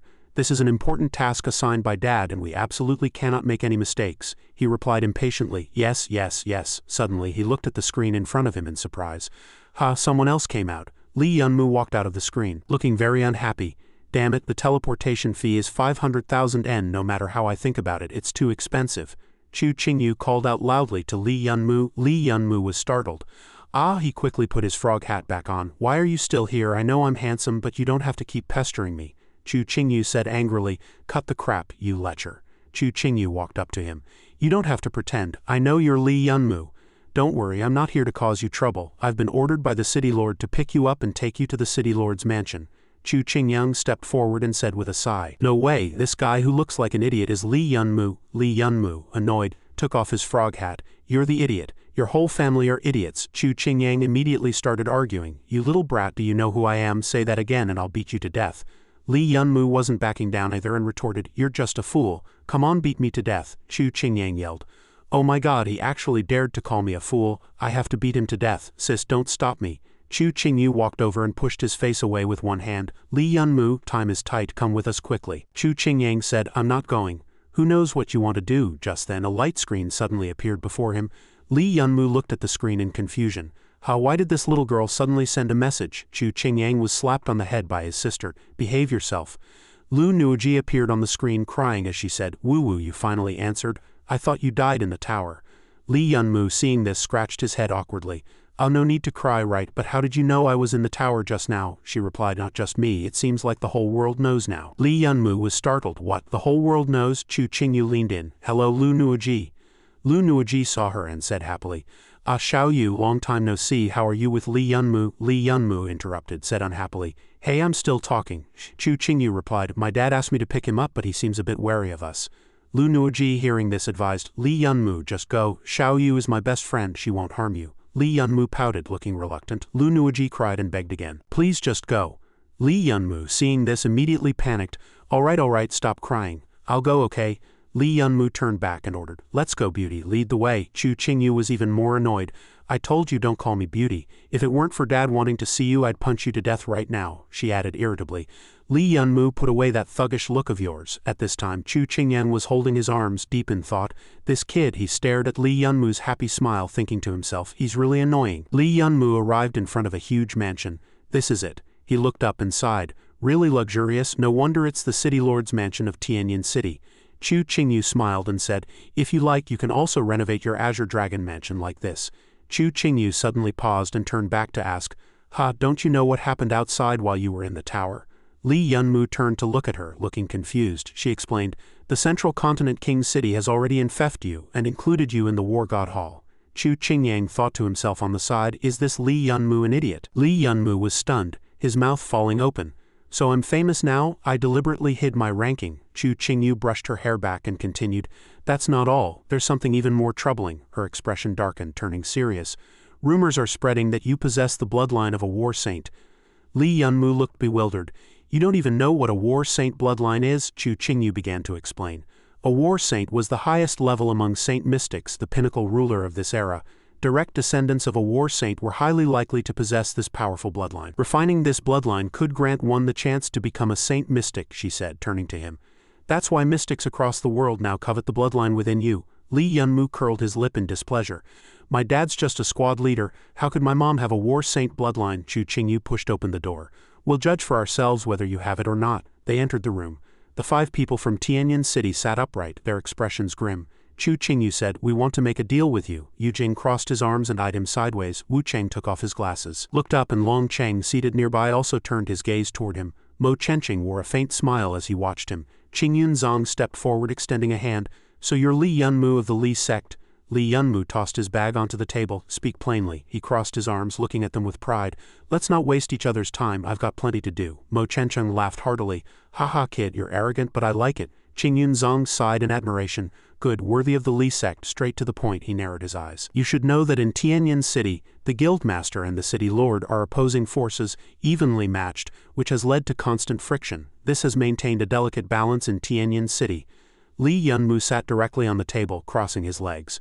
No matter the era, humans fight each other, and in the end they're still fighting humans. How ridiculous. Qingyun Zong continued, but that balance is about to break, so we've invited you here. He paused. We hope the Li sect behind you will join the legal faction of Tianyin City's City Lord. Qingyun Zong laid out the terms. If the Li sect agrees to join, we'll become your backing and protect you. Li Yunmu thought it over seriously. Oh, so you want to recruit me? He immediately turned away. Sorry, I refuse. Qingyun Zong was taken aback. Refused? Do you realize your situation? Without us? But Li Yunmu said casually. Sorry. I think you forgot, I'm a member of the Li family, and the Li family can protect me. Inwardly he mused. If I join you, wouldn't that imply the Li sect is incompetent? Mo Chencheng crossed his arms with a faint smile. Fine, I'll add 10 more secret manuals for the Li sect. Li Yunmu shot back. TCH, the Li family has no shortage of manuals. Chu Qingyu sat with her arms crossed, continuing the negotiation. We can gift the Li sect a satellite city. Li Yunmu was startled. What? They're conceding this much, Chu Qingyu pressed on seriously, and all tax revenue will belong to the Li sect. No need to submit to Tianyin, she added. This is the best offer we can make. Yet Li Yunmu still shook his head repeatedly. Chu Qingyu continued earnestly. You're smart. You know what this condition means. Chu Qingyang broke out in a cold sweat as he turned to look. Li Yunmu's face darkened as he thought it over. She's right. This is practically an autonomous city with near limitless wealth. But the problem is, my whole family plus Shadow is only 6 people. How can I manage a city? Wouldn't that expose the Li sect as fake? Still, he refused again. Sorry, your offer is tempting, but Chu Qingyang slammed the table in frustration. Enough, he jumped up annoyed. I've put up with you long enough. Do you know who you're talking to? I give you some face and you think you're something special? He glared, his face dark. Who do you think you are? Don't push it, Chu Qingyang shouted. Guards? Many people rushed in from outside, surrounding Li Yunmu. Chu Qingyu stood up in shock. Chu Qingyang, what are you doing? Chu Qingyang rose with a sneer. Since this brat won't cooperate with Tianyin City, let's just, he said maliciously, refine him and gift him to neutral sects. To win their loyalty. Li Yunmu threw a punch, hitting one man square in the face. Pwah, the crowd was stunned. So strong, weren't we told he's just a common star? Blue energy surged around Li Yunmu. Someone exclaimed, this isn't common star level strength at all. Another person crossed their arms and judged. Fools, judging him by his realm is pointless. This kid, Long Cheng glanced sideways. He's deliberately not leveling up. His combat power might already surpass the mystic level. Someone yelled, you useless lot, can't even handle one guy, trash all of you. Get him. Several charged at Li Yunmu, but he dodged them all. He grabbed one man's hand, flipped him, and slammed him to the ground. The man cried out in pain. As soon as he downed one, another rushed in. Li Yunmu threw another punch, hitting the man's face. The man was sent flying, leaving the crowd stunned. Li Yunmu rubbed his wrist and said proudly, keep going. Chu Qingyang looked back in fear. Chu Qingyu stood up and shouted, Chu Qingyang, tell your men to stop. Who allowed this? She turned angrily to the others. What are you all sitting there for? Stop them. Qingyun Zong rested his chin on his hand, unconcerned. What's the rush? Since he looks down on our offer, he propped himself up arrogantly. I want to see just how capable he is. Chu Qingyu was left speechless. Chu Qingyang stood up angrily and roared, useless, even the weakest among you is a black star, yet you can't handle a common star. Do you all want to be fired? A figure flew past him, knocked away. Chu Qingyang's eyes widened in terror. Li Yunmu walked in from outside and called out, hey you, step forward. He smiled faintly. Your turn. Chu Qingyang collapsed to the floor in fear. Li Yunmu approached with a dark expression. Stop, I said stop, do you hear me? Magic power swirled in Li Yunmu's palm. Chu Qingyang panicked. Don't come near me, do you know who I am? I'm the City Lord's son. Chu Qingyu's heart pounded. This is the lightning attribute of Mingzan power. How? He was using Puzan power in the arena. Li Yunmu suddenly leaped forward, charging straight at Chu Qingyang. Chu Qingyang collapsed, crying and begging. Don't come. Li Yunmu struck with his power. Someone shouted, kid, stop. The magic exploded right in front of Chu Qingyang. Li Yunmu was knocked back, looking up warily. Wu Cheng stood up in shock. Chu Qingyang had almost been killed by this kid. Suddenly, someone noticed something. No, there's something inside. A defensive barrier appeared in front of Chu Qingyang. Just then, a voice echoed in everyone's ears. Ahem, young man, show mercy. This brat has been spoiled. Don't mind him, I'll punish him myself. Li Yunmu was startled. Telepathy. A saint mystic is nearby. Chencheng immediately said, that voice is the City Lord. He's intervened. Li Yunmu turned and smirked disdainfully. City Lord, fine, since you've spoken personally, I'll give you face. Actually, you're overthinking it.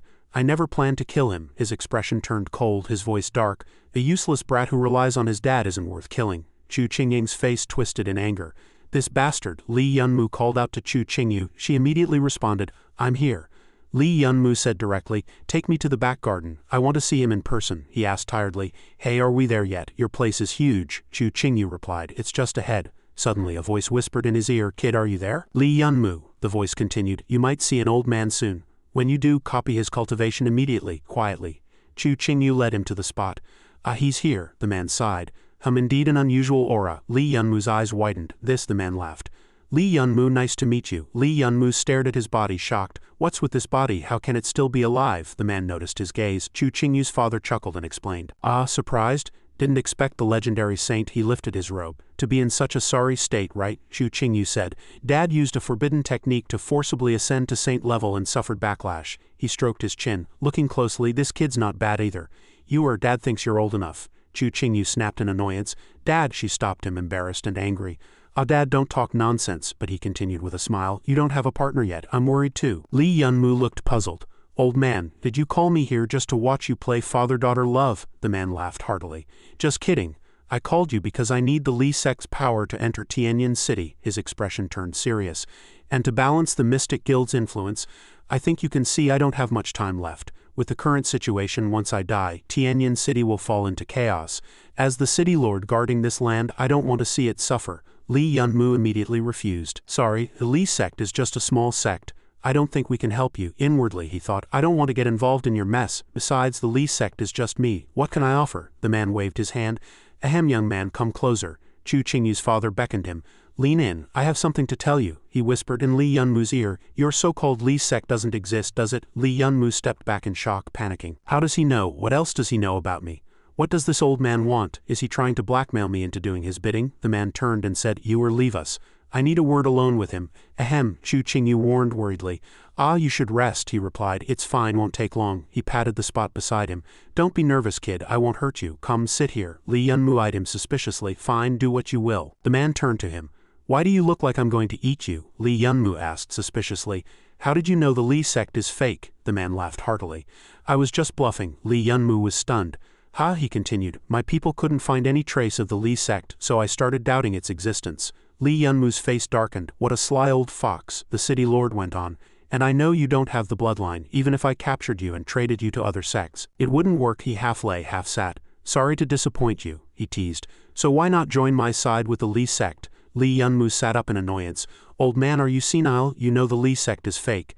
Joining you won't boost your combat power. The city lord just smiled. Whether the Li sect is real or not doesn't matter. His expression turned serious as he looked at Li Yunmu. What's the truth? It's irrelevant. What matters is that you've made others fear you, made them unable to see through you. That's what I need. Li Yunmu fell silent, immediately on guard. The city lord handed him a jade pendant. Here, take this. Ahem. Li Yunmu stared at it, stunned. A jade pendant. The city lord continued. Yours is a good kid, he spoke slowly. She's an orphan. When I found her by the roadside, her condition was no better than mine now. Since I adopted her, she's always wanted to repay me. Ahem, he went on. Now I could die any moment, and Yanger only causes trouble. Yura is struggling alone. She needs help. Ahem, young man. I've been watching you for a while. Since the midterm exams in Zhangzhou, I noticed you. You're capable. I want to entrust Yura to you. With someone like you by her side, he instructed.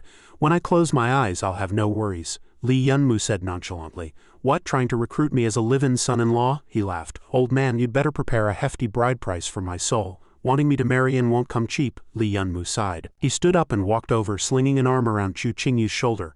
Let's go, Chu Qingyu said in surprise. Ha, done already? Li Yunmu replied. Yeah, she looked back happily. Ah, daughter takes her leave. Chu Qingyu asked him curiously. What did my dad say? Li Yunmu said. Why should I tell you? She immediately clung to him.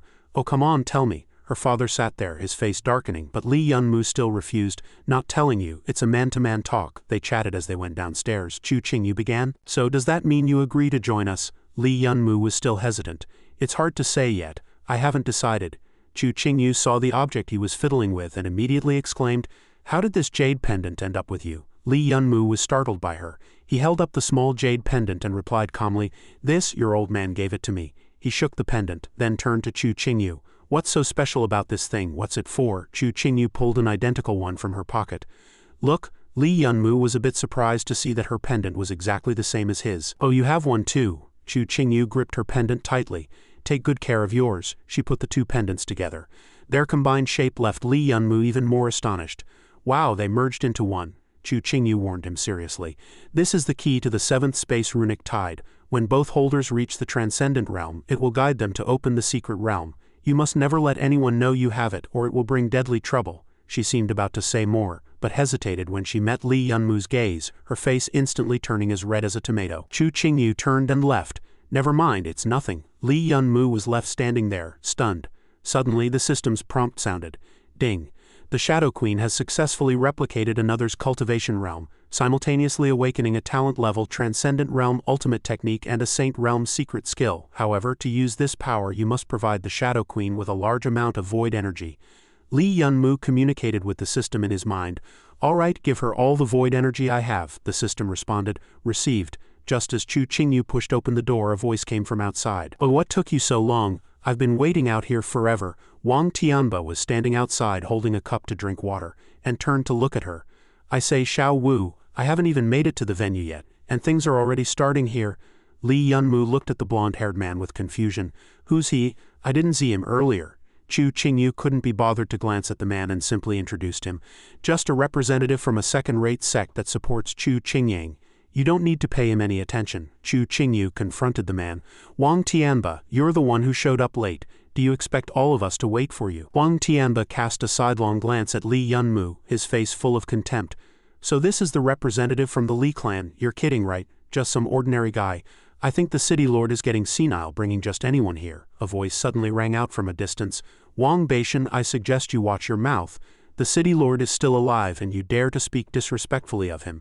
Trying to sow discord. Besides, Brother Li hasn't agreed to join Tianyin City yet. He's still a guest. Don't you even have basic hospitality? Wang Tinba's face darkened as he looked at the two, then continued to mock Chu Qingyu. What, he hasn't joined yet? I say, Xiao Wu, your work efficiency is really poor, isn't it? Can't even handle such a small matter. If you ask me, you might as well just hand over the position of lord to Xiao Yang. Wang Tianba rambled on. You're a woman. Seducing a man to join should be a piece of cake, right? Hearing this, Li Yunmu couldn't help but turn to look at Chu Qingyu. Even after such an insult she couldn't bring herself to retort, and the smile that had been on her face earlier had long since vanished. Wang Tianba continued, you need to learn to use your body, you know. He then burst into unbridled laughter. Li Yunmu watched all this with displeasure, finally losing his patience and exploding. Wang Tianba, right, I'd say your mouth is pretty foul, isn't it? Did you not brush your teeth after waking up? Li Yunmu propped his feet up on the table, his face full of disdain. He fired back at Chu Qingyu's behalf sentence by sentence. A grown man like you spouting such garbage at a young girl. You're trash. Wang Tianba was enraged and immediately issued a warning. Li, even if you are a guest and a young heavenly general, it's not your place, an outsider, to interrupt when we people of Tianyin City are talking. Li Yunmu replied lazily. Outsider? What outsider? Who's an outsider? Where did this outsider come from? He enunciated each word smugly. From today onward I, Li Yunmu, am the official representative of the Li clan. As he said the last sentence he raised an eyebrow slightly at Wang Tianba. Joining Tianyin City. Hearing that Li Yunmu had agreed to join Tianyin City, Chu Qingyu's eyes immediately lit up, a flicker of surprise and unexpected joy crossing her face. Wang Tianba crossed his arms and watched his smug expression. Oh, so you agree to join, Li Yunmu replied calmly. That's right, I just chatted with the old city lord for a bit and I think he's pretty decent. I got along well with him. Wang Tianba gritted his teeth and frowned. Since you're one of us now, shouldn't you let us have a look at the Li family's imperial fortune? Li Yunmu said impatiently. What a hassle. What do you want then? Wang Tianba deliberately provoked him. Simple. How about letting us pay respects to the senior of the Li clan? He kept on chattering. After all, joining Tianyin City is a matter for the entire clan. Li Yunmu's heart tightened slightly, and he whispered to the Shadow Queen. Hey kid, are you there? The kid replied in a childish voice that sounded oddly mature. Li Yunmu gave careful instructions. Just do this later. The Shadow Queen quickly agreed. Wang Tianba interrupted their conversation and began. This kind of thing really should be handled by the elders of the clan to be proper, right? Li Yunmu wasn't provoked. Instead he nodded coldly in agreement. Fine, I'll grant your request. The people around were all stunned, their mouths wide open. So we'll get to meet a master from the Li clan. Where is he? Hurry up and prepare a carriage to pick him up. Li Yunmu stood up and stopped the man's actions. What carriage? What era do you think this is? The man was left dumbfounded by his words. Li Yunmu held up 3 fingers blankly. Please prepare 3 sticks of incense for me. Thank you. The man looked at him with utter surprise, asking incredulously, Incense? Li Yunmu took the 3 sticks of incense, his expression serious as he shouted loudly, "Please, Uncle Master." The man watched Li Yunmu's strange behavior with a bewildered face. "What is this, a shamanic dance?" Li Yunmu danced and sang. "The sun has set, it's dark, the doors are closed. 9 out of 10 houses are locked and 1 is still open." Wang Tianba was doubled over with laughter at his antics. "Ha ha ha, you can't be serious. In this day and age, you're still pulling this kind of charlatan trick. Where's your Uncle Master?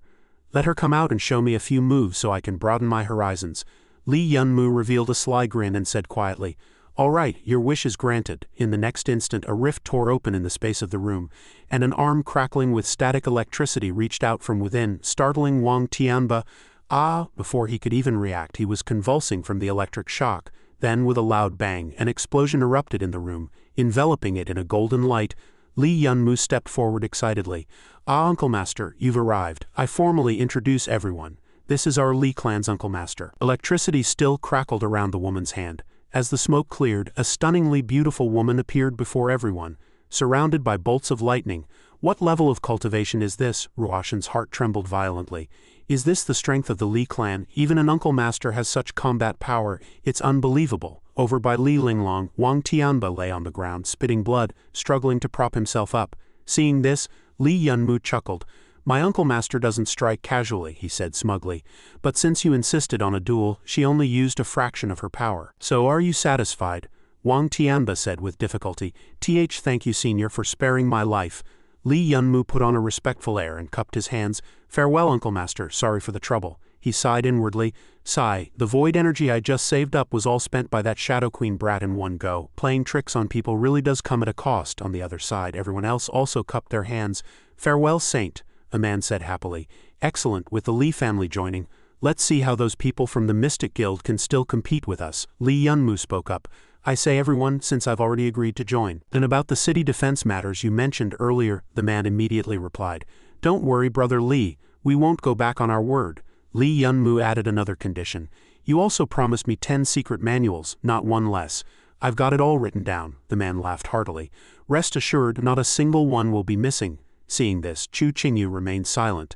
"In a mansion, it's already quite late today, everyone. Why don't you stay the night in the city lord's mansion? Someone take the guests to their respective rooms to rest," the guide said respectfully. "Young Master, Miss has arranged for you to stay in this room." Li Yunmu was a bit surprised. Red Martial Pavilion, a European-style villa with such a medieval name. This old city lord is really strange. He pushed the door open and walked in. "I'll be off then, you get some rest." Suddenly, 2 girls spoke in unison. "Greetings, young master." Li Yunmu was startled. "Whoa, you scared me. Who are you?" The 2 sisters introduced themselves. "We are Schwanger, the finest maids in the city lord's mansion." Li Yunmu was speechless. "Do you think you're in The Deer and the Cauldron?" the 2 girls continued. "I am Big Schwanger and I am Little Schwanger. Miss specifically sent us to attend to you, young master." Li Yunmu was stunned upon hearing this. "Wait, what did you just call me?" the 2 sisters answered in unison. "Young master."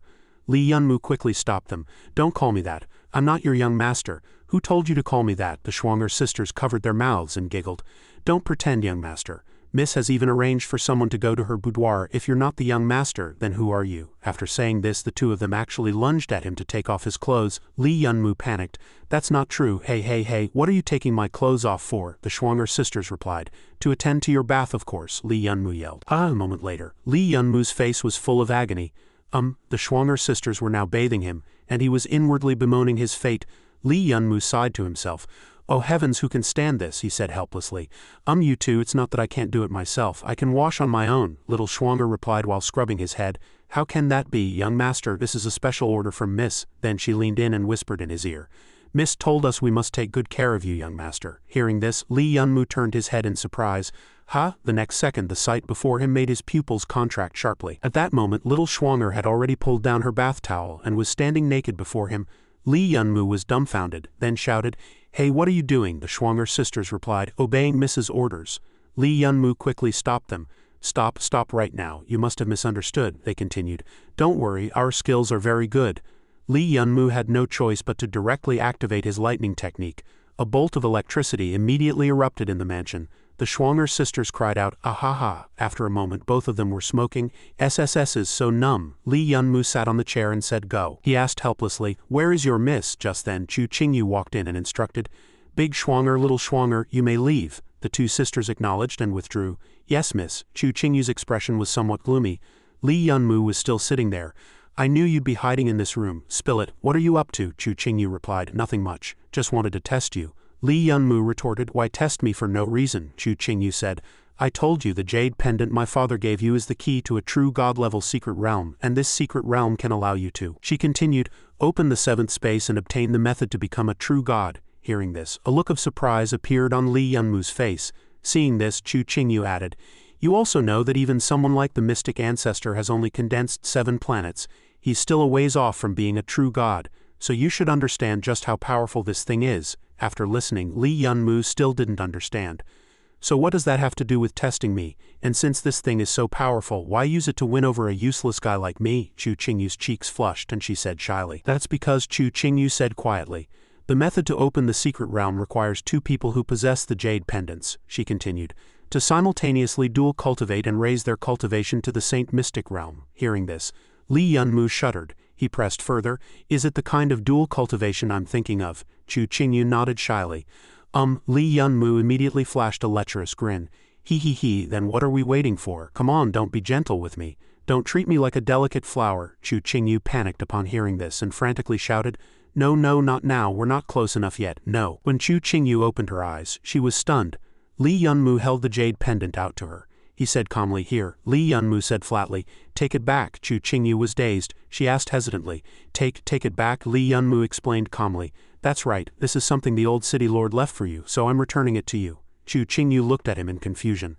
Why, do you know what this jade pendant means? Li Yunmu's expression remained calm without a trace of wavering.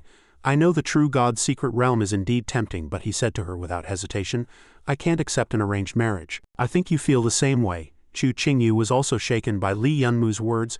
Li Yunmu waved his hand and smiled, voicing a thought that had been buried in her heart for a long time.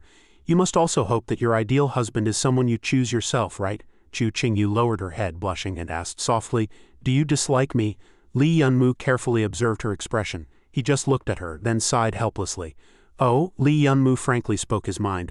To be honest, at first I did find you a bit annoying, but I don't dislike you. There was a hint of tenderness in his eyes as he continued, it's just that for now I don't have any plans to get married. And besides, I hope the person I marry is someone I start a relationship with through love. 2 people slowly experiencing joys that belong to them together, and of course difficulties as well. Li Yunmu couldn't help but imagine what it would be like to have a partner in the future. Until one day, because we love each other, we confirm that the other person is the one we've been searching for all along. Listening to his romantic view of love, Chu Qingyu's cheeks gradually flushed. Li Yunmu gently turned his head to look at her. At that time I will kneel on one knee and ask her to entrust the rest of her life to me. Chu Qingyu stood there shyly, motionless. Li Yunmu smiled slightly. It was as if he could already see the happy ending, growing old together, never to be separated. The surprise in Chu Qingyu's eyes was impossible to hide. I never thought you'd have such an idea. Interrupting her train of thought, Li Yunmu stood up, slung his backpack over his shoulder and prepared to leave. All right, you must keep that jade pendant safe.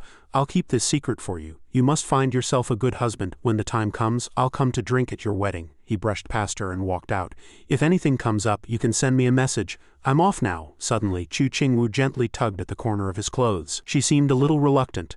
Chu Qingyu turned slightly and asked, where are you going? Li Yunmu didn't hide it and replied with a smile. I want to go to the wilderness camp in Sunset Town. Chu Qingyu blushed and took the initiative to say, my family has a teleportation array. I'll send you there. Hearing this, Li Yunmu was overjoyed and quickly thanked her. Ha, that's so convenient. Thank you so much. The scene shifted to Chu Qingyu's villa. In the room, as soon as Li Yunmu left, the door gradually disappeared. Chu Qingyu collapsed weakly to her knees, scolding herself in self-reproach. Idiot. Tears streamed down endlessly as she kept blaming herself. I'm such an idiot. At the Sunset Town Wilderness Camp, a call came from outside. Captain Wu, the person outside, reported. There's movement at the teleportation array. Captain Wu put down the gun he was cleaning and turned to look. Oh, someone's teleporting this late. Go check it out. The teleportation array hadn't fully stopped spinning, but Li Yunmu's figure was already clearly visible inside. As soon as the teleportation ended, before he could even step out, 2 young men pointed their guns at him. Freeze, they shouted. Hands up. You're surrounded. Li Yunmu looked at the 2 aggressive men, completely stunned. How, just 2 people and you call that surrounded? Captain Wu cautiously stepped forward. This is a military teleportation array. We didn't receive any teleportation notice. The old man stared warily at Li Yunmu, his hand never leaving his waist. I can draw my gun at any moment. Give me a reason not to shoot. Li Yunmu glanced at the nameplate on his chest. Captain, the same rank my father used to hold. He calmly introduced himself. I am the young Star General of Tianyin City, Li Yunmu, Schwenge, Idaho 93064. This is my Schwenge badge. Please prepare at least a month's worth of supplies for me. As he spoke, he gently took out his identification. Captain Wu took one look and immediately recognized it. He turned and ordered the two men, "Go prepare supplies for the young Star General at once." The two immediately obeyed. Captain Wu's tone softened as he advised, "Young Star General, it's very late. I think it would be safer for you to wait until dawn before leaving." Li Yunmu politely refused again. "No need, the mission is urgent. Just call me Li Yunmu. I'm younger than you, so there's no need for such formalities." He looked around before finally asking, "How has life been at the camp lately?" Captain Wu answered seriously, "Same as always." His eyes were full of worries, but he still tried to sound relaxed. "Armed 24/7, non-stop patrols ready for battle at any moment. One slip-up and you might lose your life." Li Yunmu looked at him, his heart stirred. "So this was what father's life was like," the young man reported to Captain Wu. "Captain, everything is ready." Captain Wu carefully instructed, "Everything is here. Kid, this is your uncle's emergency medicine. Take it just in case." Li Yunmu also reminded him solemnly, "Thank you, Uncle Wu. You stationed at the border camp must be careful." Li Yunmu casually handed Captain Wu a gem. "Uncle Wu, you must accept this. Consider it payment for the supplies. The brothers work hard every day. Take this and treat them to a good meal." "Hee, I'll be going now." Captain Wu called out to him in surprise, "Hey, this is 10,000 credits, take it back." Li Yunmu didn't care and kept walking, only gently waving his hand. "Goodbye, I'll come back to see everyone." Captain Wu watched him helplessly, awkwardly scratching his face. Why is there such a show-off? On the road, Li Yunmu encountered a ferocious monster that let out a grumbling roar. Looking at it, Li Yunmu was speechless. He thought, "Oh my god, I should have listened to Uncle Wu and set out tomorrow morning." He wasn't afraid of these creatures at all. Instead, he calmly greeted them. "In the middle of the night and you space beast tides are all out." Li Yunmu ignored them and turned his attention to fiddling with the system. "Right, I remember I exchanged for that thing in the Glory Tower." Li Yunmu smiled in satisfaction. This is much more convenient now." A new item he had just exchanged from the system appeared in his hand, the wind-stilling wings. The wings of the wind child belonging to a six-dimensional being. Li Yunmu struggled to attach them to his back. Is this where they go?" Suddenly, a green light shone from behind Li Yunmu. They slowly grew larger, transforming into a pair of butterfly-like wings. Wow, Li Yunmu could hardly believe his eyes, staring intently at the wings. Li Yunmu murmured in awe, "I really grew wings." The wings began to sprout from his back. "Wow!" Li Yunmu looked back and exclaimed, "They're bigger than I imagined." He fumbled to figure out how to use them. "But how do I use this? Do I need to chant a spell? Fly up. Wind-stilling wings. Is that it?" Suddenly, Li Yunmu seemed to sense something. His expression changed abruptly. "Aha!" Then he shot straight into the sky. Once airborne, Li Yunmu looked around in amazement. Seeing the view, he was thrilled. "I'm flying, this feels amazing." Li Yunmu happily flew back and forth. I haven't fully mastered it yet, but I can already fly easily." He looked up happily and said, "I've already flown this far in just a short while. These wings are so convenient." Suddenly, Li Yunmu crashed into something and was bounced back. "Ow!" Li Yunmu held his head, frowning in pain, and said in confusion, "Oh my god, I've only heard of car crashes, but how did I crash into a plane?" He looked up and saw several strange beasts floating in front of him. Li Yunmu recalled what he had learned in the class on sub-dragon beasts. Space beast tides are extremely aggressive and fly very fast, making them harder to hunt. Then he remembered what the teacher had said. Their internal organs are very valuable, extremely valuable. Li Yunmu almost had a nosebleed, but he was still incredibly excited. Extremely valuable, great. Li Yunmu raised his sword and gave the order. A fool wouldn't take the money. Brothers, charge. The sub-dragon beast suddenly opened its mouth ready to spit out an energy ball. Li Yunmu was immediately stunned. That sub-dragon beast ferociously spat magic directly at him. Luckily, they dodged the attack. Wow, the sub-dragon beast kept spitting magic downward. Li Yunmu flew above, raised his sword, and prepared to strike. Wild blade, Li Yunmu charged forward, slashing horizontally through the sub-dragon beast with his sword. But it was completely unharmed. It let out a confused low growl. Grunt. Li Yunmu suddenly stopped after passing the sub-dragon beast, then turned back fiercely. Good. The group of sub-dragon beasts all panicked at once. Li Yunmu charged forward, stabbing one sub-dragon beast with his sword, kicking another in the belly, and hitting another in the body, causing it to cry out in pain. Grunt. Someone was drawing a pattern of a sub-dragon beast and said in confusion, "I say, what's going on today?" A hunter specializing in hunting sub-dragon beasts looked up and muttered in bewilderment, "How come I haven't seen a single sub-dragon beast all night?" Suddenly, a sub-dragon beast fell straight from the sky right in front of him. He was startled. "Oh my god," he stepped forward and said in confusion. "What is this, a sub-dragon beast that fell by itself?" The hunter pushed up his glasses and looked up.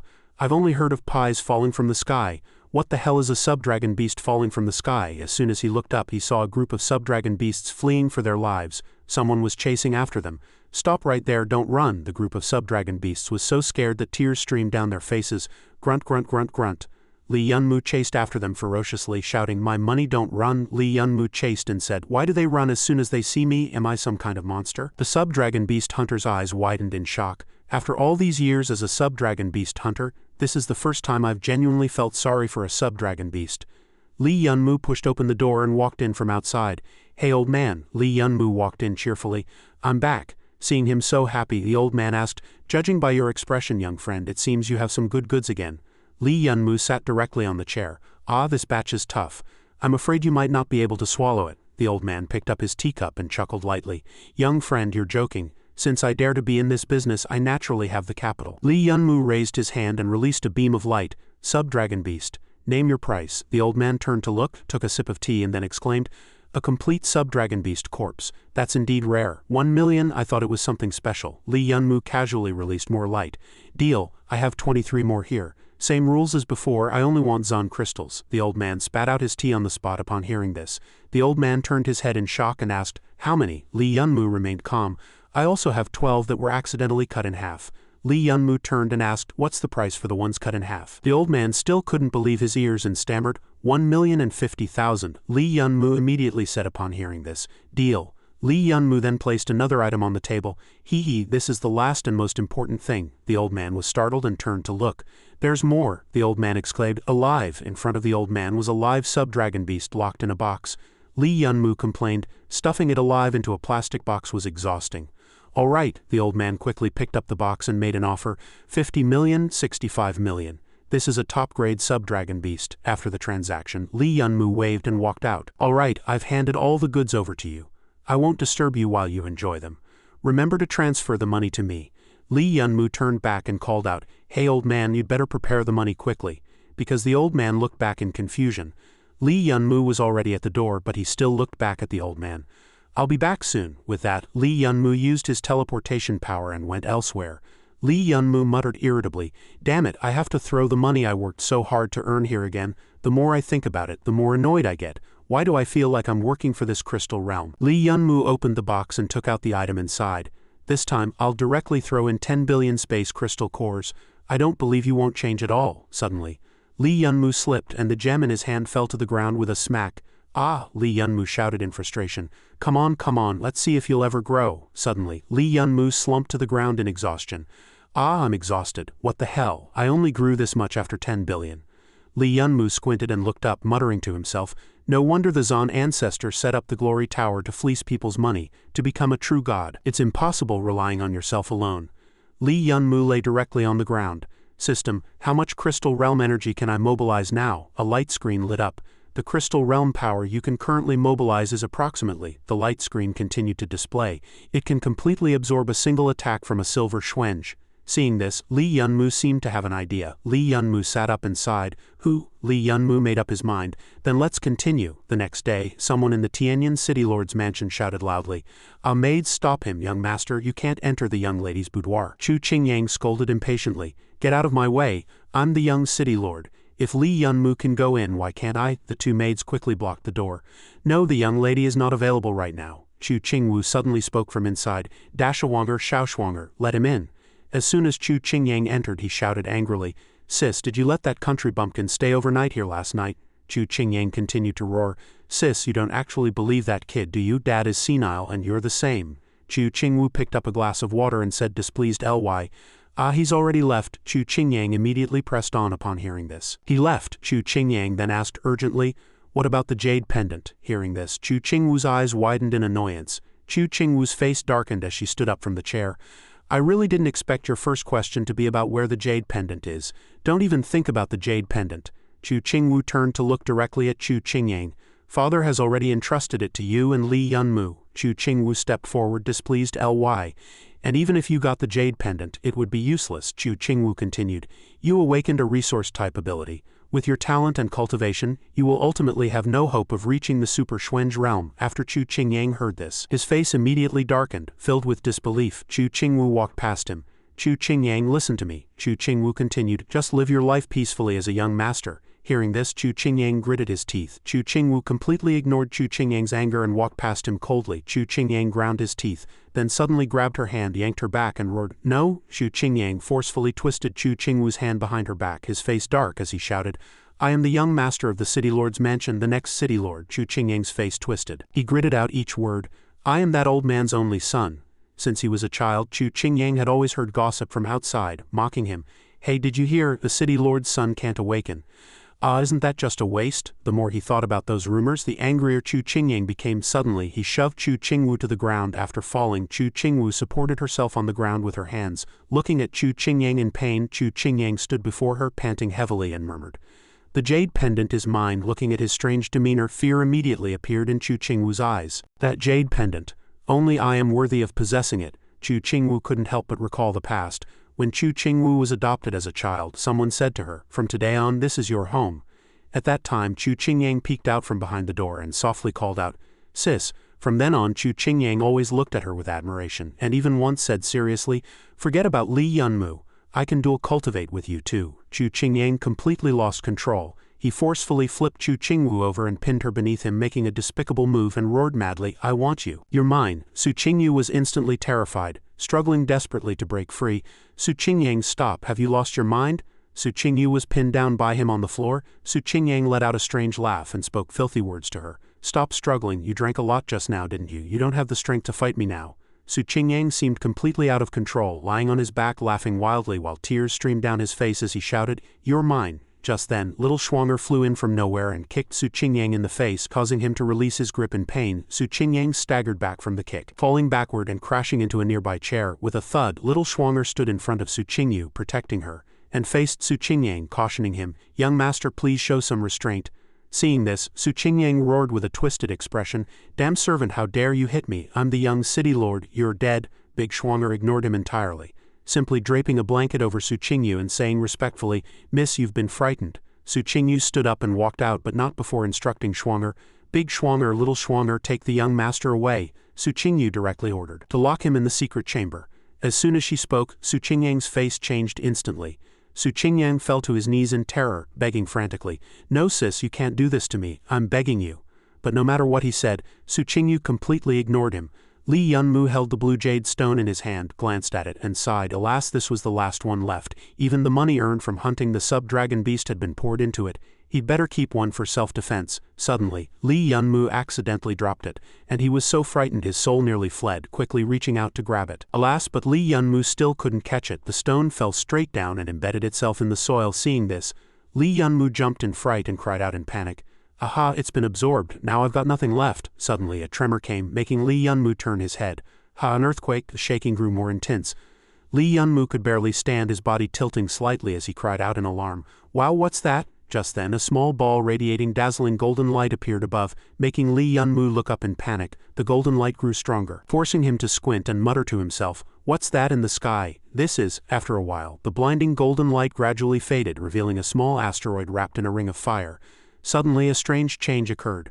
On the barren, lifeless ground beneath Li Yunmu's feet, tiny grass and plants began to sprout bit by bit, catching his attention. The vegetation grew more and more, quickly spreading into patches of green grass. Li Yunmu immediately shouted with joy, "Wow, grass is growing, this place finally had a spark of life." The system's prompt sounded, "Congratulations, host. Your star realm has given birth to a star spirit, becoming a first-tier star realm." Li Yunmu looked around carefully and asked, "How much realm power can I mobilize now?" The system quickly replied, "With your current strength you can probably withstand a full-force strike from a gold star mystic." Li Yunmu looked at the system panel and said, "So, combined with my own combat power, I can probably block a full-force strike from a red star mystic." Oh, a red dot on the panel caught Li Yunmu's attention. He asked the system, "Why is there a red dot here?" The space system didn't answer, but an incoming call from Zhang Dashang suddenly appeared on the panel. Li Yunmu immediately shouted, "Ah, Zhang Dashang, Lee Yunmu quickly answered the call, still wearing a smug smile on his face, both proud and confident. Heh, what's up, long time no see, miss me? On the communication screen, Lu Nuoji was driving, her face full of anxiety. Without letting Lee Yunmu say more, she quickly told him, Lee Yunmu, where are you now? Something huge has happened. Lee Yunmu smiled as he saw her and asked, Oh, Lu Nuoji, how are you two together? The call screen shifted to Zhang Dashang sitting beside her, who immediately said urgently, Little Mumu, no matter where you are right now, remember what I'm about to say. At this moment, Zhang Dashang was full of fear, repeatedly telling him to be careful and hide immediately. Quick, don't go out, don't trust anyone. Lee Yunmu seemed to realize something was wrong, and his expression gradually turned serious. In a messy room, a man sat on the floor by the bed, his eyes fixed on the computer screen, muttering to himself, I didn't expect you'd still try to pull tricks even in the secret chamber, ha. The man let out a sinister laugh, glaring, biting his nails as he cursed. Su Qingyu, you bitch, daring to look down on me, since that's the case. Lee Yunmu's image appeared on the computer screen. He stared at it intently and spoke terrifying words. You all go to hell. Suddenly, Su Qingyang was slapped hard, his face twisted to the side. Su Qingyu stood behind him, shouting angrily, Su Qingyang, have you lost your mind? Su Qingyang fell to the ground, the corners of his mouth curling up as he muttered to himself, I've lost my mind. He sat up straight, lifted his head, and let out a series of manic laughs. Su Qingyang suddenly stopped laughing, turned to look at Su Qingyu and said decisively, I have lost my mind. He continued uttering those insane words. Even Su Qingyu was frightened by what she heard. It was Lee Yunmu and that old man who drove me crazy, and now it's too late for you to stop me. Su Qingyang staggered to his feet and walked toward her. I've already announced to the whole world that the old man is dead, along with the matter of the double-fish jade pendant. I also said the pendant is on you and Lee Yunmu. Su Qingyang stood before her, his expression evil as he spoke word by word. You're dead. Then, as if extremely satisfied with what he had done, he burst into manic laughter again. Seeing this, Su Qingyu was momentarily at a loss, staring at Su Qingyang with a face full of panic and fear. A green-haired man poked his head out from behind and complained to Yi Qing, Third brother, I'm so bored. Yi Qing was looking at the system screen and casually replied, Then let's go play in the space battlefield for a while, let me see. Yi Qing suddenly seemed to spot something, his eyes widening as he quickly said, Wait, the message just now was released by Su Qingyang. The news spread rapidly, and at the same time word of the jade pendant's appearance spread everywhere. The news traveled at lightning speed. Just the words ancient secret realm key stirred the nerves of all the strong in the central continent. Even the man engaged in a fierce battle had to stop to check the message. In comparison, the death of the Tianyin city lord was no longer important. Everyone knew about it, and the news spread quickly. With various forces springing into action, major clans all sent people to search for Lee Yunmu's trail, wanting to seize the double-fish jade pendant. But there was never any clue about Lee Yunmu. Soon, a series of videos began to circulate. Not long after, footage of Lee Yunmu in Sunset Town appeared online. A man had accidentally captured his figure and posted the video. Look everyone, I saw a super handsome guy today. The situation is getting worse. Completely out of control. Just like that, Lee Yunmu's whereabouts were fully exposed to all the major sects and forces. Everyone immediately mobilized to capture Lee Yunmu. Su Qingyu was pushed by a force, stumbling and nearly falling. Su Qingyu cried out, Ah! She barely steadied herself and desperately explained, I told you, those things were all fabricated by Su Qingyang. A green-haired man standing there immediately retorted, Who are you trying to fool? I think you want to monopolize the ancient secret realm. The man rushed forward, grabbing her shoulder tightly with one hand and threatening loudly. A treasure like the double-fish jade pendant should be jointly guarded by all the major sects. Hand it over now. Just at the critical moment, the voices of the Schwanger sisters suddenly rang out, You bastards, stay away from our miss. The two leaped over the heads of the men surrounding Su Qingyu, landing in front of her, and loudly ordered them to step back. Little Schwanger quickly charged forward, kicking the back of the neck of the man gripping Su Qingyu's shoulder, and shouted, Take your dirty hands off. The three were surrounded by a crowd from all sides. Big Schwanger turned back worriedly and asked, Miss, are you all right? A purple-haired man shouted impatiently. Wow, they made a move. Someone nearby immediately chimed in. They're just 3 women. Subdue them and take the jade pendant. Everyone present showed no fear, shouting loudly and ordering them to be captured. Suddenly, the door was pushed open forcefully. A voice accompanied by a sigh drew everyone's attention. A bunch of grown men, yet you come to bully 3 young girls. A man strode confidently into the tense atmosphere, speaking drunkenly. I'm talking about you all. The elder raised his wine flask, took a sip and asked lazily, Have you no shame? When the crowd saw him, they immediately recognized him. Wasn't he? Everyone murmured among themselves, wondering why he was here. Su Qingyu stood there, still not understanding what was happening, until someone finally couldn't hold back and spoke to the old man. The green-haired man behind him immediately changed expression and shouted, "Idiot, come back!" The red-haired man walked up to the elder who was drinking, pointed a finger at him, and said, "This is a matter for the major sects. Who are you to speak?" He recklessly stepped forward, grabbed the elder by the collar, and threatened viciously, "Damn it! Who do you think you are? Do you believe I'll kill you?" The elder showed no fear, drunkenly provoking him, "If that's what you all think, then come on." "Ha!" The man was instantly stunned, his face full of confusion. Then with a slight movement from the elder, an invisible force directly severed the arm gripping his collar. The man immediately screamed in pain, crying out in terror. Seeing this, everyone present was terrified, cursing inwardly, "That fool, how dare he provoke that lord?" It was that elder, still calm and unruffled, letting the crowd discuss his identity. Supreme Elder of the Azure Cloud sect. The elder half-closed his eyes, turning the wine flask to see if there was any left, while everyone present kept murmuring about his identity. "That's the Supreme Elder of the Azure Cloud sect, a true war saint. And he came in person." He immediately ignored everything around him, happily sidling up to Su Qingyu and acting spoiled. "Wow, Xiaoyu, when will you clean my ears again? I want to lie on your lap." Faced with his nonchalant demeanor, she asked blankly, "Supreme Elder, do you think this is the time for ear cleaning?" The elder caught her meaning, turned to face the surrounding crowd, and threatened loudly, "You have a point. Hey, you little brats, listen up. I'm saying this now. Anyone who dares to lay a finger on Su Qingyu, I'll wipe out their entire clan." Hearing the elder's words, everyone present was immediately shocked and hesitant to advance. They then panicked and quickly retreated. "Sorry to bother you. I'm leaving now." One man still didn't know fear and turned to ask his companion, "Are we really pulling back just like that?" The young man beside him immediately replied, "Su Qingyu is definitely untouchable now. Staying here is just a waste of time." Everyone left quickly, but they hadn't given up. Now they had to catch Li Yunmu and get the jade pendant from him. Hearing them mention him, Su Qingyu couldn't help but look outward with worry. Li Yunmu, Lu Nuoji sat in the car, her eyes fixed anxiously on the alarm screen. "This is the situation. In short, you're extremely dangerous right now."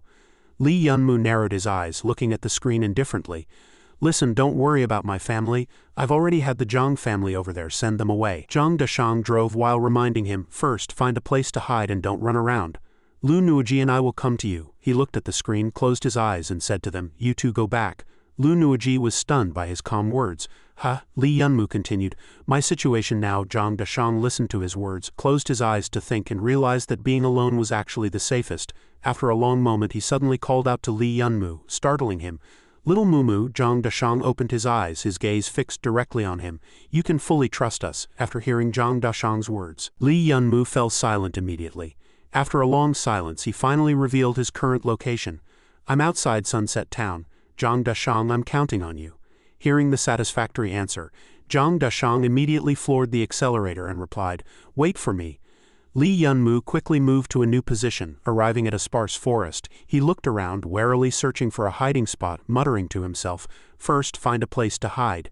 Li Yunmu took out a golden beetle and chuckled, "Heh, perfect chance to try this little gadget I got from the Honor Tower." He immediately threw it out, letting it fly up before giving the order. "Go, giant armored beetle, dig me a hole." It seemed to spot something, immediately flew down and stabbed the ground with its legs. Seeing this, Li Yunmu put away his bag and slowly walked over, puzzled, saying, "What's this?" Suddenly, something burst out from underground, startling him. The thing quickly piled up into a small hill, sparkling as if about to explode, finally blasting open a large hole. Li Yunmu dodged just in time, still trembling with the fear of having narrowly escaped death, and sighed in relief. "Phew, that was close. I almost died." Suddenly, a group of people appeared below, catching his attention. "See, I told you your trap wouldn't work." The group had chased him here and said no problem. "If the trap tactic fails, we'll just catch him directly." Li Yunmu looked down at them from above, feeling worried, thinking, "Hunters, they're fast." Li Yunmu observed the group and quickly judged, 1 gold star, 3 silver stars. The purple-haired man at the front spoke with a sarcastic tone of praise. "Oh, nice wind wings, huh?" The group immediately spread their wings and flew up, preparing to attack him. "A common star using wind wings. What a waste. Besides your jade pendant, I want those wings too." He immediately ordered his men to fly up and capture him. "Get him." Li Yunmu watched the crowd charging at him frantically, feeling a bit panicked. The group launched attacks at him one after another. Li Yunmu hurriedly dodged. Just then his eyes suddenly blazed with extreme anger, and he shouted, "Wild blade!" A sword light grazed past Li Yunmu's head, but he dodged it. He flew up, charging head-on at the two in front. Suddenly someone attacked him from behind. "Die!" Li Yunmu jerked his head up. Suddenly he spun around, his eyes blazing red, and instantly obliterated that area. Someone quickly turned back to look. "Is it over?" Suddenly the man with covered eyes sensed something was wrong. No, he looked down at the person his companion was holding. It wasn't Lee Yunmu at all. The purple-bearded old man flew into a rage. Bastard, as he spoke, a figure darted past him. Startled, he quickly turned around. Lee Yunmu leapt into the air and landed before them, causing an immediate stir among the crowd. This guy's too fast. We need to find a way to lock down his movements. Lee Yunmu raised his sword, preparing to execute the wild blade technique. With one swing, he directly severed the wings of the two men. They screamed in agony. Losing their wings, they slowly plummeted. Bastard, the purple-bearded old man erupted in fury, ready to unleash his move. How dare you kill my companions? Die. He fired a massive golden magic blast at Lee Yunmu. Golden mystic wave. Lee Yunmu whipped his head around to see the old man laughing triumphantly.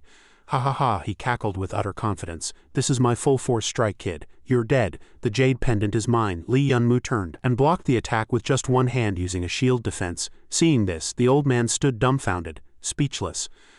Lee Yunmu looked at his own hand, thinking it seemed he could now easily withstand attacks at the golden mystic level. But when he looked up again, the old man had already fled in terror. He ran off crying, thinking, is this guy a ghost? My full-power strike didn't even scratch a hair on him. What's the point of fighting? Lee Yunmu continued preparing the wild blade technique, sending a sword beam flying toward the old man. Seeing this, the old man screamed in panic. The sword beam pierced straight through his body, slicing the purple-bearded old man into several pieces. A prompt appeared on the screen. Ding, you've achieved the feat of killing a golden mystic cultivator. You will receive a spatial yang tide. Lee Yunmu was stunned. Another spatial yang tide. He looked at the mountain ahead and decided to find a hiding spot to see what was inside. The beetle dug out a hole. That dung beetle was trembling with fear. Lee Yunmu said, good work, the dung beetle. Lee Yunmu sat cross-legged, deep in thought. No one should find this place, right? The yang tide in front of him began to open. The spatial yang tide opened. Suddenly, a blue light flashed. He caught a glimpse of something and was startled. He stared at the skeleton-like object before him, puzzled. What the hell is this? The screen displayed. Congratulations, you have obtained an A-grade treasure. Dragon Demon Bone Armor. Integrating it into your body will form an inner armor protecting your internal organs. Lee Yunmu thought for a moment and said, another defensive item. Looks like I'm really stuck in a dark streak going further down the path of tank gear. Someone called out, old man, can I ask you something? The person pulled out a portrait of Lee Yunmu and asked, have you seen this man? The old man leaning by the door replied, never seen him. I suggest you look elsewhere. The old man muttered in confusion. Another group of bounty hunters. Just how much trouble did this kid stir up? Someone else stepped forward and asked, excuse me sir, have you seen a red-haired person? The old man turned his head at the question, puzzled. Lee Yunmu began integrating the item into his back. Dragon Demon Bone Armor ready for embedding. His expression instantly changed, filled with shock and tension. A searing pain hit him, and he screamed in agony. The screen displayed. Embedding the bone armor will be extremely painful. Please endure it. Lee Yunmu was in so much pain that tears streamed down his face as he cursed. Why didn't your ancestors warn me earlier? The item fused into his back, causing him to gasp sharply. Hiss, the screen continued, embedding complete. Lee Yunmu leaned against the rock in pain to rest. Phew, I never want to go through that pain again. Suddenly, 2 grenades were thrown in. Lee Yunmu froze at the sight.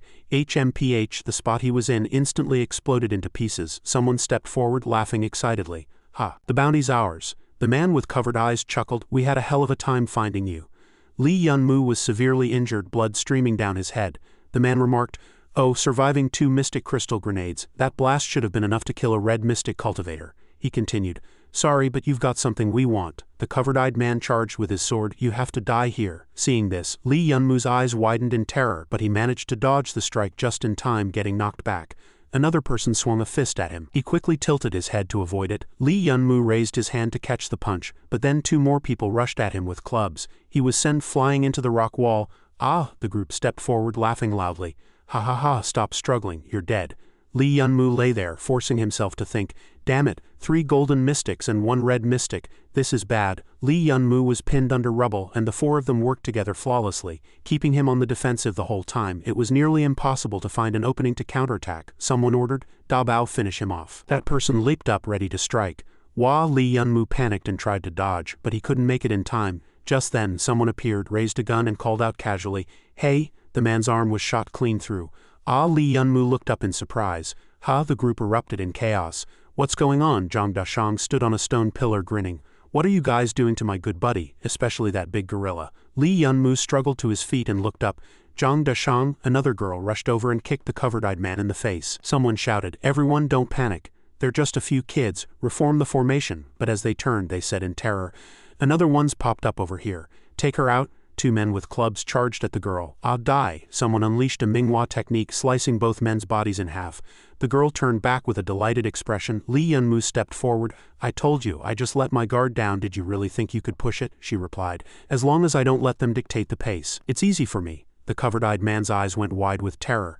Lee Yunmu summoned his long sword, his expression cold and fierce. They were nothing but ants. Lee Yunmu walked step by step toward the one-eyed man. "You really took good care of me back there." Then he said coldly, "Let me repay you." Seeing this, the man turned and ran in fear. Wah, the one-eyed man thought, "This guy's eyes aren't human. I'm going to get killed." Suddenly a bullet pierced his leg. The one-eyed man screamed in agony. Ah Zhang Dashang stood on a treetop. "I'm not letting you get away." Lee Yunmu watched him crawl on the ground. "Ah." He grabbed the one-eyed man by the hair. A red mystic running away so pathetically. How embarrassing. Then Lee Yunmu used a lightning technique, sending bolts of electricity surging from his body. The man convulsed and screamed, "Ayaya." Seeing this, Zhang Dashang teased, "Wow, he's charred. Little Mumu, you're ruthless." Lee Yunmu fist bumped Zhang Dashang. "Thanks to you this time or I'd be in trouble." "Thanks," Zhang Dashang replied. "What are you talking about? We're bros," Lu Nuiji warned. "Let's get out of here first. The noise might attract others." Lee Yunmu nodded in agreement. Suddenly a huge explosion caught their attention. Lee Yunmu was startled. A flare, the one-eyed man laughed triumphantly. "Ha ha ha, you're dead." He opened a blue potion.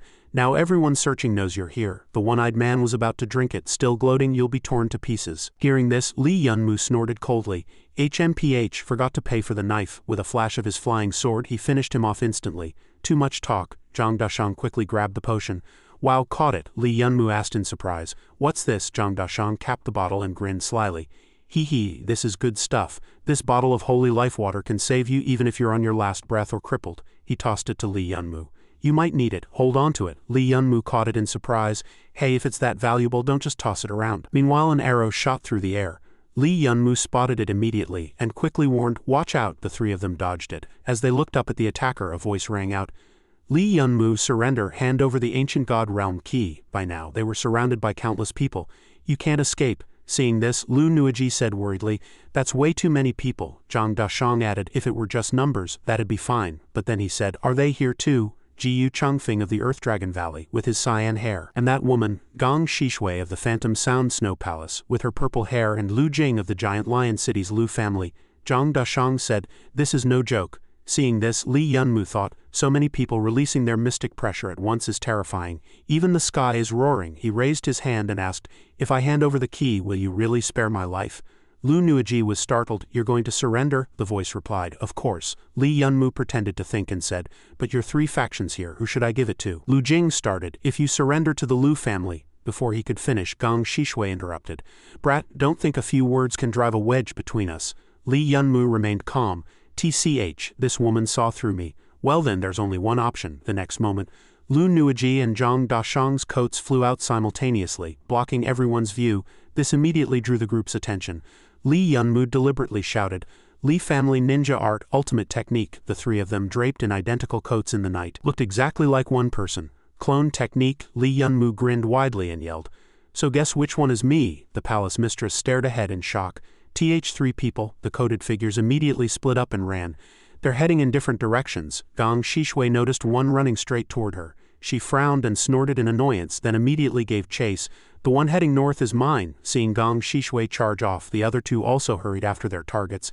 "Then I'll take the one running east." The coded figures realized they were being pursued. "Here they come." In the eastern woods, Jiyu Changfeng walked slowly. "This kid runs fast." He and his men were panting as they tracked the coded figure. He was leading us in circles through the forest, then vanished in a blink. Suddenly a gunshot rang out and one of his men fell. What? Another of Jiyu Changfeng's men was taken out. Jiyu Changfeng panicked as he watched his companions drop one by one. Just then a figure stood on a high treetop ahead. "Too bad." Zhang Dashang smirked and taunted. "You guessed wrong." But Jiyu Changfeng remained calm. "So what if I guessed wrong? I can still catch you and use you to force Lee Yunmu out. Or do you really think you alone," he moved closer, challenging confidently, "can beat dozens of my Earth Dragon Valley men?" Zhang Dashang looked down from the tree and laughed. "No way, no way. You didn't really think I was just leading you in circles for fun, did you?" At that moment, explosive devices had been laid all around Jiyu Changfeng's group without them noticing. Zhang Dashang held up the detonator. "Oh right, I forgot to introduce myself earlier. I'm Zhang Dashang of the Zhang family from Tianyin City. Nice to meet you." Without hesitation, he pressed the switch. "Goodbye." Meanwhile, in the northern woods, another coded figure was being chased. Stop, you can't escape. The figure halted and glanced sideways. Caught me? Gong Shishui approached slowly. Don't resist.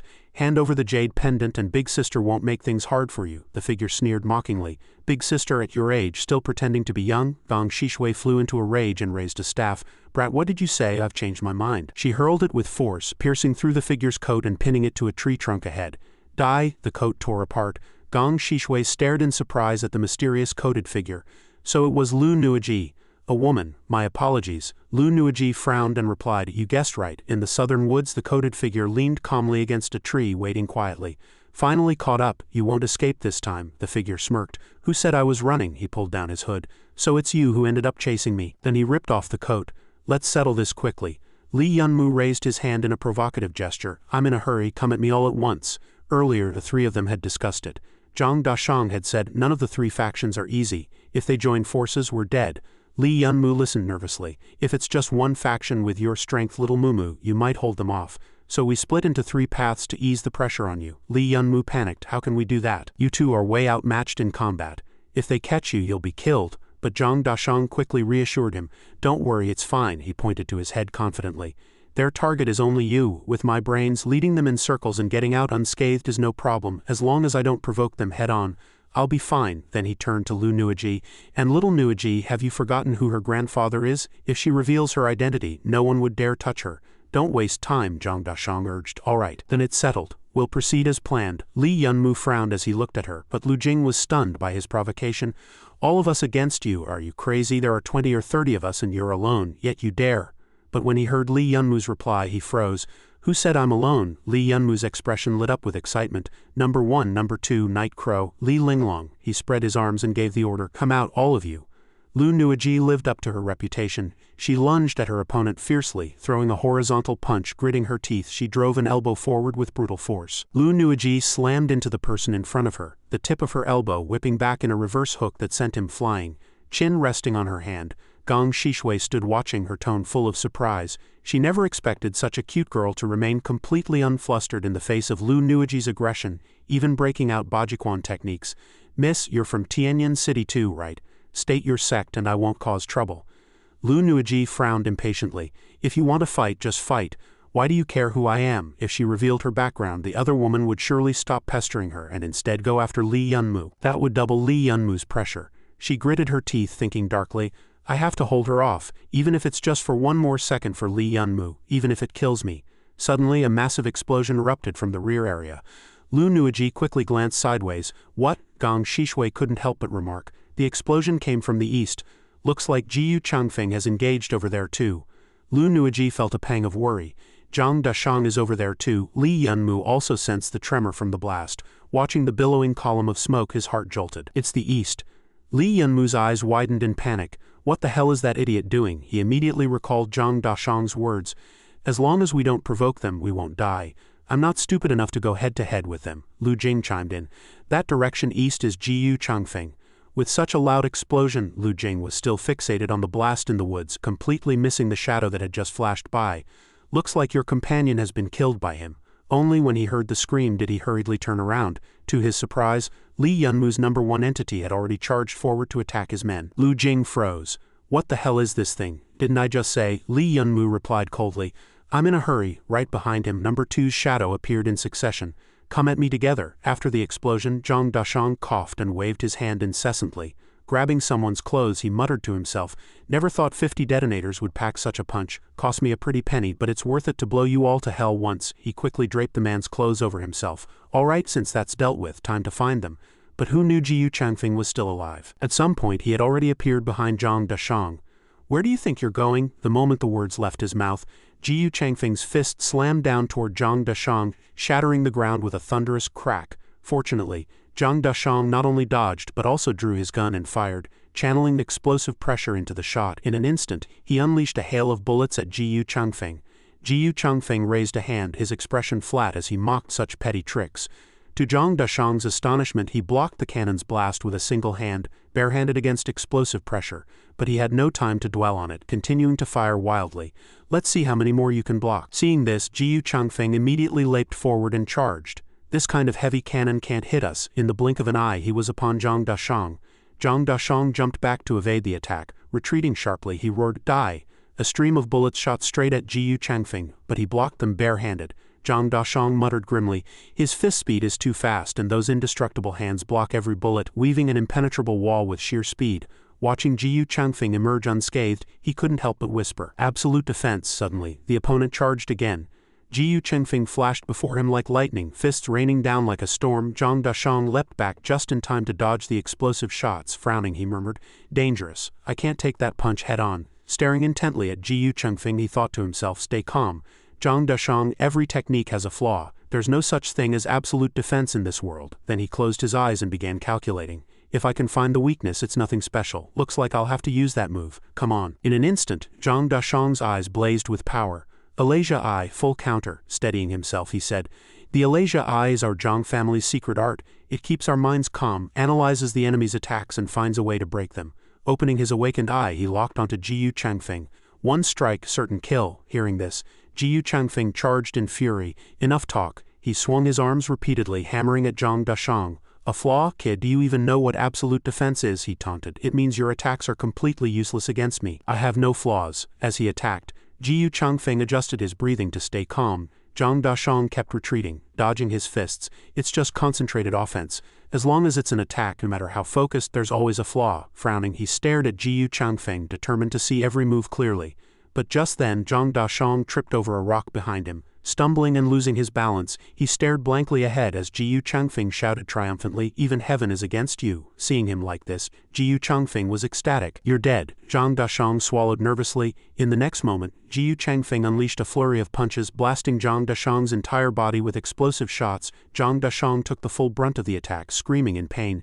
Jiyu Changfeng laughed even more gleefully.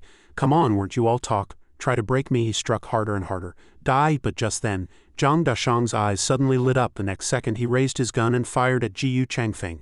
Jiyu Changfeng took the hit and staggered backward. Zhang Dashang frowned coldly. "I saw it. Your flaw." Watching him fall, Zhang Dashang sneered, "Liar, you bastard." He immediately turned and left. "Throwing that many punches must have tired you out. Back on your 132nd punch." Jiyu Changfeng lay motionless on the ground, 0.47 seconds too slow. To the north of the woods, Lu Nuiji was locked in hand-to-hand combat with Gong Shishui's men, elbows falling like meteors. She struck ferociously, sweeping through them. Lu Nuiji kept attacking, leaving the enemy no chance to counter. Iron Mountain lean. Seeing her men taken down so quickly, Gong Shishui remained calm. Wen has Tai Chi to pacify the world, Wu has Bajiquan to settle heaven and earth. She even praised the fist technique's ferocity. Lu Nuiji frowned at her words. After the Dark Era, such ancient boxing styles were rare. She suddenly sneered, "But I've seen enough of this martial arts show." The moment she spoke, Gong Shishui's body dissolved into water and vanished. "Come on, let's have some fun." Lu Nuiji looked around in surprise. Gone. Suddenly, something stabbed into her from behind.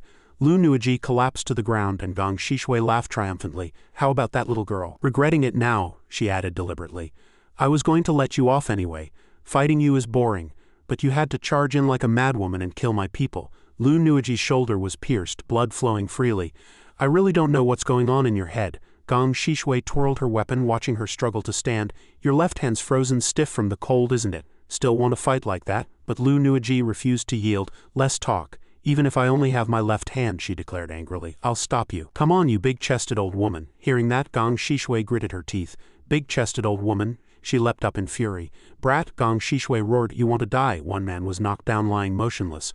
Li Yunmu stood watching his shadows tear Lu Jing's men apart. Lu Jing frowned, utterly baffled. "What the hell is this? Where did these things come from?" "No." He observed Li Yunmu's shadow spirits, puzzled. "Can these things even be called people?" Suddenly, he stomped the ground hard. The next second, Li Yunmu shot like an arrow to Lu Jing's rear. Lu Jing dodged quickly, his heart pounding too fast.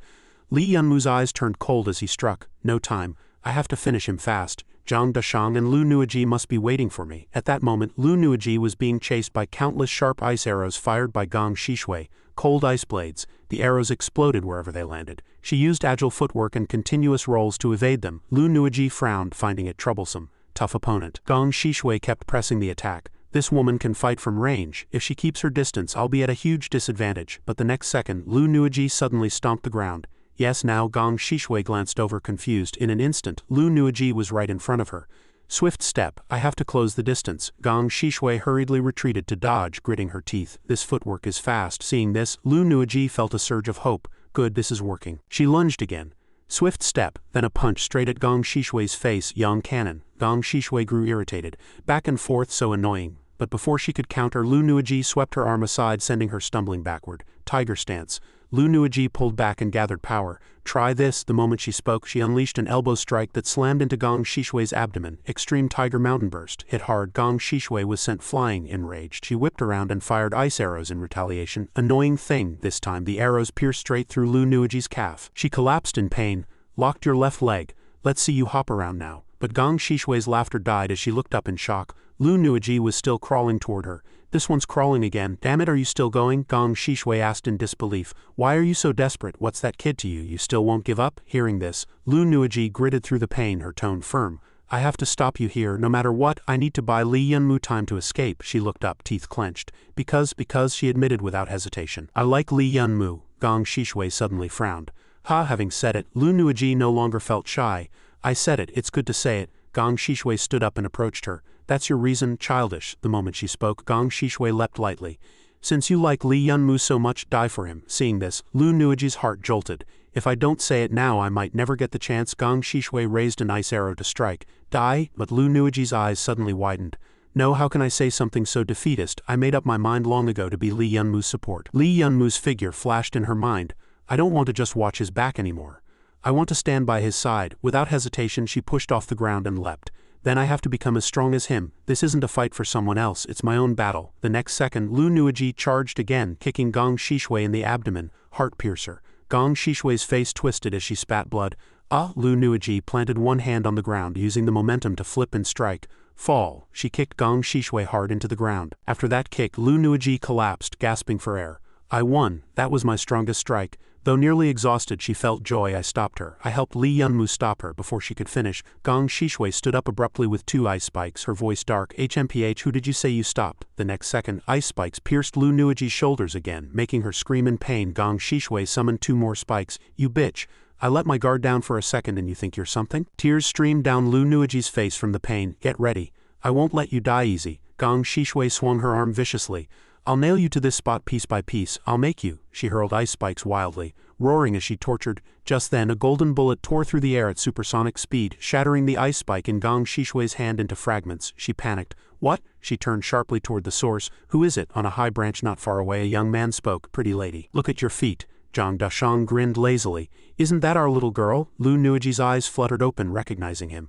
Dashang's over there. Another fierce battle raged on. Li Yunmu and Lu Jing exchanged blows before pulling back slightly. Lu Jing panted heavily, watching his opponent warily. Who the hell is this kid? He glanced at number 1 shadow spirit tearing his men apart. This summoned monster is way too strong. Li Yunmu charged again, and Lu Jing kept calling for help internally. Why haven't Jiyu Changfeng and that Gong Shishui woman finished off the rest? Come help me. Li Yunmu slashed down mercilessly. Lu Jing barely blocked the strike when his opponent vanished. Heavy step, with a soft shout, Li Yunmu appeared behind him like a wisp of smoke, landing a thunderous palm strike on Lu Jing. Lu Jing's body convulsed from the electric shock, completely paralyzed. Li Yunmu didn't let up, pressing the attack with wild blade strikes. Lu Jing defended desperately, thinking frantically, I can't kill this man, I have to run. With that, he decisively chose the better part of valor. Giant Lion City is retreating. As he ran, his subordinate asked, Boss, are we really just leaving like this? They killed so many of our people. Lu Jing, being pragmatic, replied, We can't beat him. Cutting our losses is the smart move. Li Yunmu watched them calmly as they ran and discussed, Don't worry. Once I go back and refine a batch of high-level profound chi, I'll come back and deal with him. Li Yunmu raised his hand and the black clouds and golden lightning in the sky swirled together, condensing into a single point. Xu Jing and his subordinate looked up at the sky in terror. Boss, look up there. What's with these black clouds? Lu Jing stared intently at the strange phenomenon. Could it be over there? Li Yunmu gently lowered his palm. From the vault of heaven, golden lightning bolts instantly descended, striking with pinpoint accuracy the coordinates he had already locked onto. Li Yunmu stood still, watching as all of them were struck by lightning, screaming in agony. As the black smoke gradually cleared, Li Yunmu was surprised to find someone still standing. He let out an astonished sigh. Oh, what a surprise, still alive, huh? Lu Jing was severely injured by the lightning, his clothes tattered and torn. Li Yunmu asked while twirling the blade in his hand, Normally I'd let you off the hook, but you've already seen my shadow spirit. Then a cruel look flashed across his face. I have to silence you. Suddenly, an unfamiliar voice rang out, Heavy single-soldier siege cannon, fire. With that final command, a beam of light roared forth, directly blasting half of Lu Jing's body away. Li Yunmu frowned deeply, watching this sudden scene unfold as the man slowly walked up from behind him. "These trash from Giant Lion City dare to covet the jade pendant?" He introduced himself with a smile. "Chaoshan sect, Lin Jian. Your jade pendant, our Chaoshan sect is claiming it." Lin Jian spoke to Li Yunmu again. "Your jade pendant, the Chaoshan sect is taking it." Li Yunmu, his face covered in blood, stared intently at this group of madmen who had appeared out of nowhere. Chaoshan sect. He saw they were carrying a bunch of bizarre weapons. Even a top-tier sect like this had come. What a hassle. Without turning his head, Li Yunmu replied, "Sorry, I'm busy right now. I don't have time to waste words with you here." Lin Jian smiled and clapped his hands. "Trying to run? Not so easy. Formation," at the command. Two young men in the group immediately soared into the air.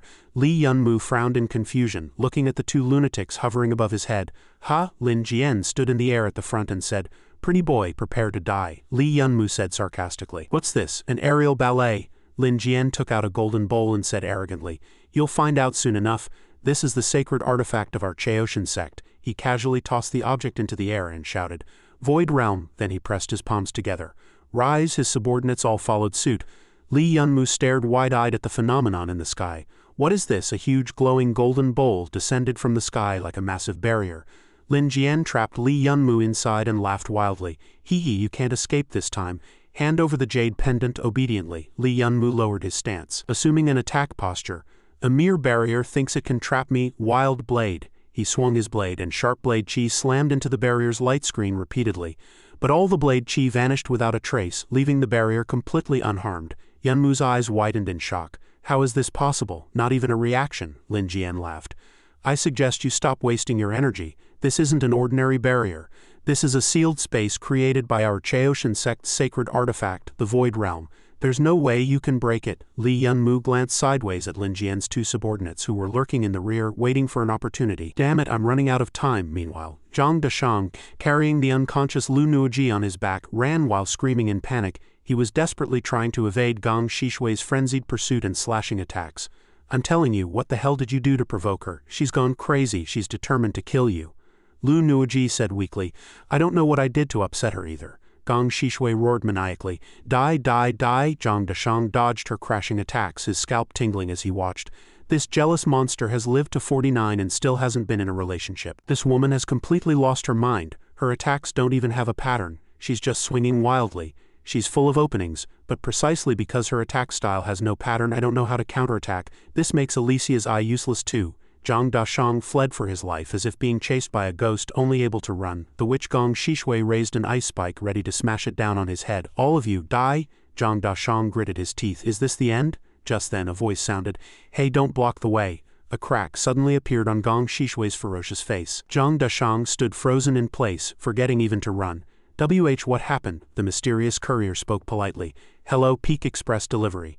Do you know a Mr. Li Yunmu?" he said in a mechanical voice. "There's a package for him here. Please sign for it." Zhang Dashang stammered in his thoughts. So strong, he took down this woman in one move and with such ruthless methods. The courier handed out a box. "You're a friend of Mr. Li Yunmu, right? Please sign for him." Zhang Dashang signed while secretly breathing a sigh of relief. "Great, looks like he's on our side. It would be terrible if this guy were an enemy." After delivering the package, the courier turned and left coldly. "Package signed. I'm off.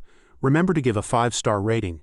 Zhang Dashang quickly shouted, "Aren't you going to help?" The courier replied without emotion, "Help? I'm just a courier. I don't take on extra jobs." Zhang Dashang muttered, "What kind of courier is this? But where did this package come from?" When he looked down at the box, he immediately exclaimed in surprise, "This," the sender's name on the package read, "won't tell you." The sender's address, Electric War God. The sender's phone, out of service area. Electric War God, shell loaded, ready to fire. Li Yunmu seized the opportunity, hooking his foot under the subordinate's chin, deflecting the bullet's trajectory. The subordinate quickly steadied himself and calmly prepared to continue firing. Li Yunmu hastily summoned his shadow spirits. "Go, number 1, number 2, when the subordinate saw number 1 appear eerily behind him. His face immediately darkened with full vigilance, but the next second he was torn apart by number 1. Lin Jian watched the bloody and bizarre scene before him, thinking to himself, what the hell are those two things? Where is Li Yunmu summoning these monsters from? Li Linglong was also summoned. And in the blink of an eye she tore another subordinate to shreds. Where did this woman pop up from? There was only Li Yunmu in the formation just now. This kid is hiding too many secrets we don't know about. Lin Jian stood on the barrier, muttering to himself, good thing I brought the sect's sacred artifact this time. He stroked his chin with interest. This kid definitely can't escape the void realm. I have to kill him while I have the chance. What a shame, he's quite easy on the eyes. Thinking this, Lin Jian loudly ordered his subordinates to stop. Hey, hold on a moment, he commanded. This kid can conjure up all sorts of weird things. Who knows what else might pop out after we kill him. In my opinion, let's not waste time. A cruel smile curled at the corner of Lin Jian's mouth. Use that thing. A cloth was pulled back. Let them see the power of our Chaoshan sect. Li Yunmu watched their every move warily. What are these people up to now? The cloth was completely removed, revealing a weapon. A spear. Then the subordinates set up that spear-like launcher. Fire! The spear shot straight at Li Linglong. Li Yunmu, with quick eyes and fast hands, hugged her and ducked to avoid the treacherous attack. Watch out! Li Linglong was terrified by what she had just seen. Tears streaming down her face, Li Yunmu blinked and teased her playfully. What are you crying for? Even though one of his arms had been severed, he still gently stroked Li Linglong's head. I'm just glad you're okay, Lin Jian said excitedly. It works, that thing can kill him. Li Linglong gritted her teeth and murmured softly. Ah! She suddenly lost control and let out a fierce roar. Lin Jian's face turned pale with fright from that roar. Li Yunmu called out a name, and Li Linglong immediately froze, then stood up. She bent her knees, lunged forward with force and tore off a subordinate's head. In an instant she had taken down countless people, terrifying everyone. Wow, what's wrong with this woman? Li Yunmu collapsed to the ground, gasping for air, softly calling out, Little one. He struggled to look up at Li Linglong, who was attacking wildly over there. No good, my vision is getting blurry. Am I going to die? Lin Jian calmly announced. You've been hit by the blood curse of the Mao rune. You're as good as dead. The Mao curse wrapped around the spear carries a blood curse that will drain your strength through the wound. Suck away your soul and eventually you'll die from exhaustion. How pitiful. Li Linglong fought against 100, knocking them all over. Stop this woman, she's gone mad, they urged in panic. Quick, use the Mao curse to kill this woman, Li Yunmu shouted weakly. Little one, run, you'll die. That thing's speed is no joke. As soon as the shout fell, Li Linglong immediately sensed the deadly danger. She whipped her head around to look at the incoming threat. Dense blood-red spears rained down on her like a storm from the sky. The sharp, ferocious blood-red color was deeply imprinted in Li Linglong's pitch-black pupils. A black shadow rushed over, accompanied by an urgent shout. Come here. Li Yunmu forced himself to stand up again, saving Li Linglong for the second time. He held her protectively in his arms and said quickly, Shrink down now and hide in the crystal realm. That's an order. Li Linglong's tears flowed like a spring. Li Yunmu gritted his teeth and said in a low voice, Don't worry, Dad won't die. Dad is invincible. The next second, under the intensive bombardment of the spears, a deafening explosion erupted.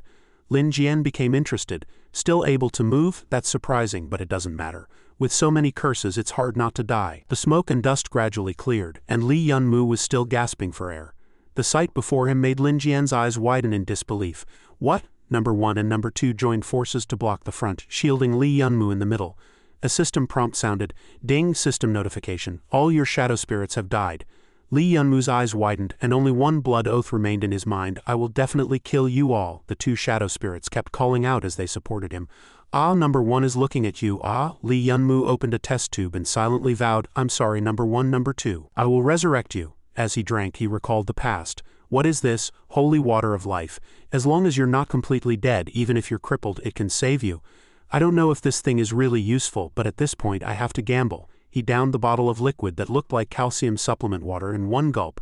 Li Yunmu stuck out his tongue in disgust. Tastes terrible. Suddenly, he felt something strange at the sight of his severed arm. The broken arm was visibly regenerating. Seeing this, Lin Jian's eyes nearly popped out of his head. What? Regrowing a severed limb? Could he have just drunk the holy water of life? Li Yunmu tried moving his newly grown arm. He didn't expect this thing to actually work. Then he stretched his limbs, and all his injuries had healed as well. Not bad, he perked up and smiled. Time to counterattack.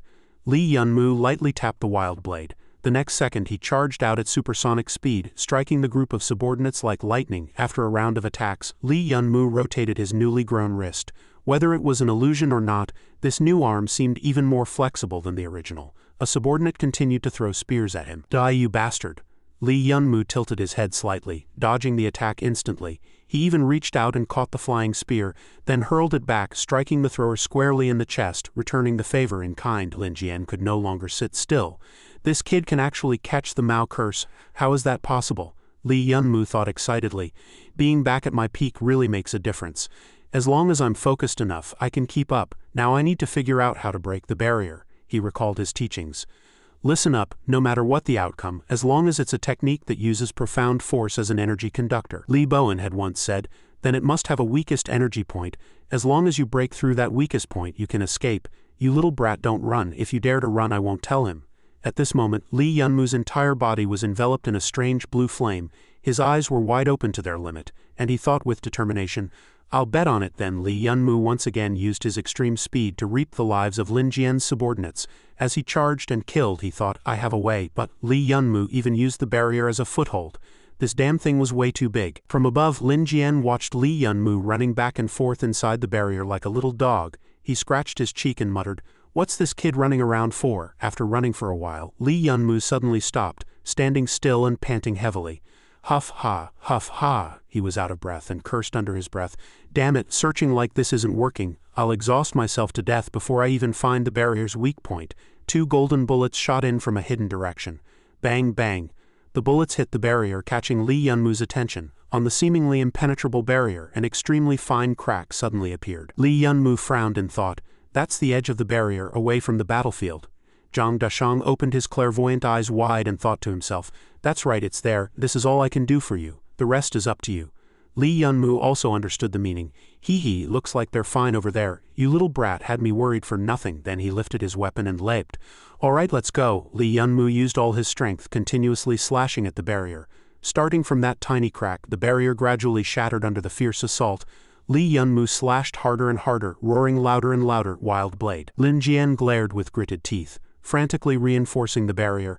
Damn it, this kid found the weakest point of the barrier. The golden barrier gradually shattered, cracking open like an eggshell. Reinforce the profound force quickly. At this moment, Lee Yunmu was completely lost in his own frenzy. Ah, just a little more. Thunderous wild blade. Lin Jian supported the barrier while glaring at him. Damn it, this kid. At this moment, Lee Yunmu's eyes were bloodshot. A madman's smile on his lips. He's entered the zone. The subordinates reinforcing the barrier together were sweating profusely. We can't hold it, Boss Lin. This kid's power suddenly skyrocketed. The barrier was about to shatter. Lee Yunmu had already completely broken it and could no longer be stopped from bursting through. At this moment, he was more frenzied and out of control than ever. His subordinates were instantly sent flying. Lin Jian stared wide-eyed, fixated on Lee Yunmu, who was laughing uproariously. Ha, all of you from the Chaoshan sect are going to die. Elsewhere, Zhang Dashang jumped up from the ground, calling out to Lu Nuoji, who was unconscious beside him. All right, we can regroup now. Little Nuoji. After calling several times without her waking, Zhang Dashang was a bit surprised. Passed out? He flashed a devilish grin, leaned close to Lu Nuoji's ear and whispered, Hey, I heard everything you said about liking little Mumu earlier. Lu Nuoji immediately sat up sharply, as if in a final burst of energy. What did you say, you damn bastard? How dare you eavesdrop on a lady's secret? She instantly put on an expression like she was at a major crime scene. I don't want to live anymore. I need to bury myself. Zhang Dashang had to say, Don't worry, I won't tell anyone. Let's go quickly. Lu Nuoji drew her blade, her murderous intent surging. Might as well finish the job and kill him to silence him. Zhang Dashang suddenly shivered, feeling a chill down his back. The two ran for a while. Then they saw the barrier ahead was shattered and broken. Lee Yunmu broke through and leapt out. Zhang Dashang laughed loudly. Great, you really broke out. He suddenly felt something was off. Little Mumu, what's with him? This moment, Lee Yunmu was in a state of frenzied loss of control, almost entering a divine trance. Lu Nuoji said strangely, Entering a divine trance, it looks more like demonic possession to me. Zhang Dashang replied, He still can't control this power well. Lee Yunmu grew a pair of cyan wings and charged at Lin Jian. The line between becoming a demon or a god was just a single thought. Lee Yunmu pierced through one person's chest with a single strike. The group of minions tightly surrounded him. What's wrong with this kid? He killed Zon-level Feixing in an instant. They charged desperately. Daring to turn his back on the enemy, die. Lee Yunmu spun around abruptly, revealing a cruel smile. The minion didn't even have time to react, only a single thought flashing through his mind, too fast. Lee Yunmu had already killed another in a flash. He reaped lives in the simplest, most brutal way. Seeing this, Lu Nuoji couldn't help but feel sick. Too cruel. Is this still the Lee Yunmu I know? He's completely lost his mind. Lee Yunmu dealt with the last minion with a blade technique like slow slicing. Only Lin Jian remained, terrified to the extreme. Damn it, the dozens of Chaoshan sect disciples I brought out were all taken down by him alone. Lee Yunmu tilted his head, looking at him. The eerie smile made Lin Jian's hair stand on end, but he still forced a cold snort. Don't underestimate the Chaoshan sect, bastard. I'm the strongest captain in the sect. Lee Yunmu was silent for a moment in the air on the other side, while Lin Jian kept babbling. Killing a brat like you is a piece of cake for me.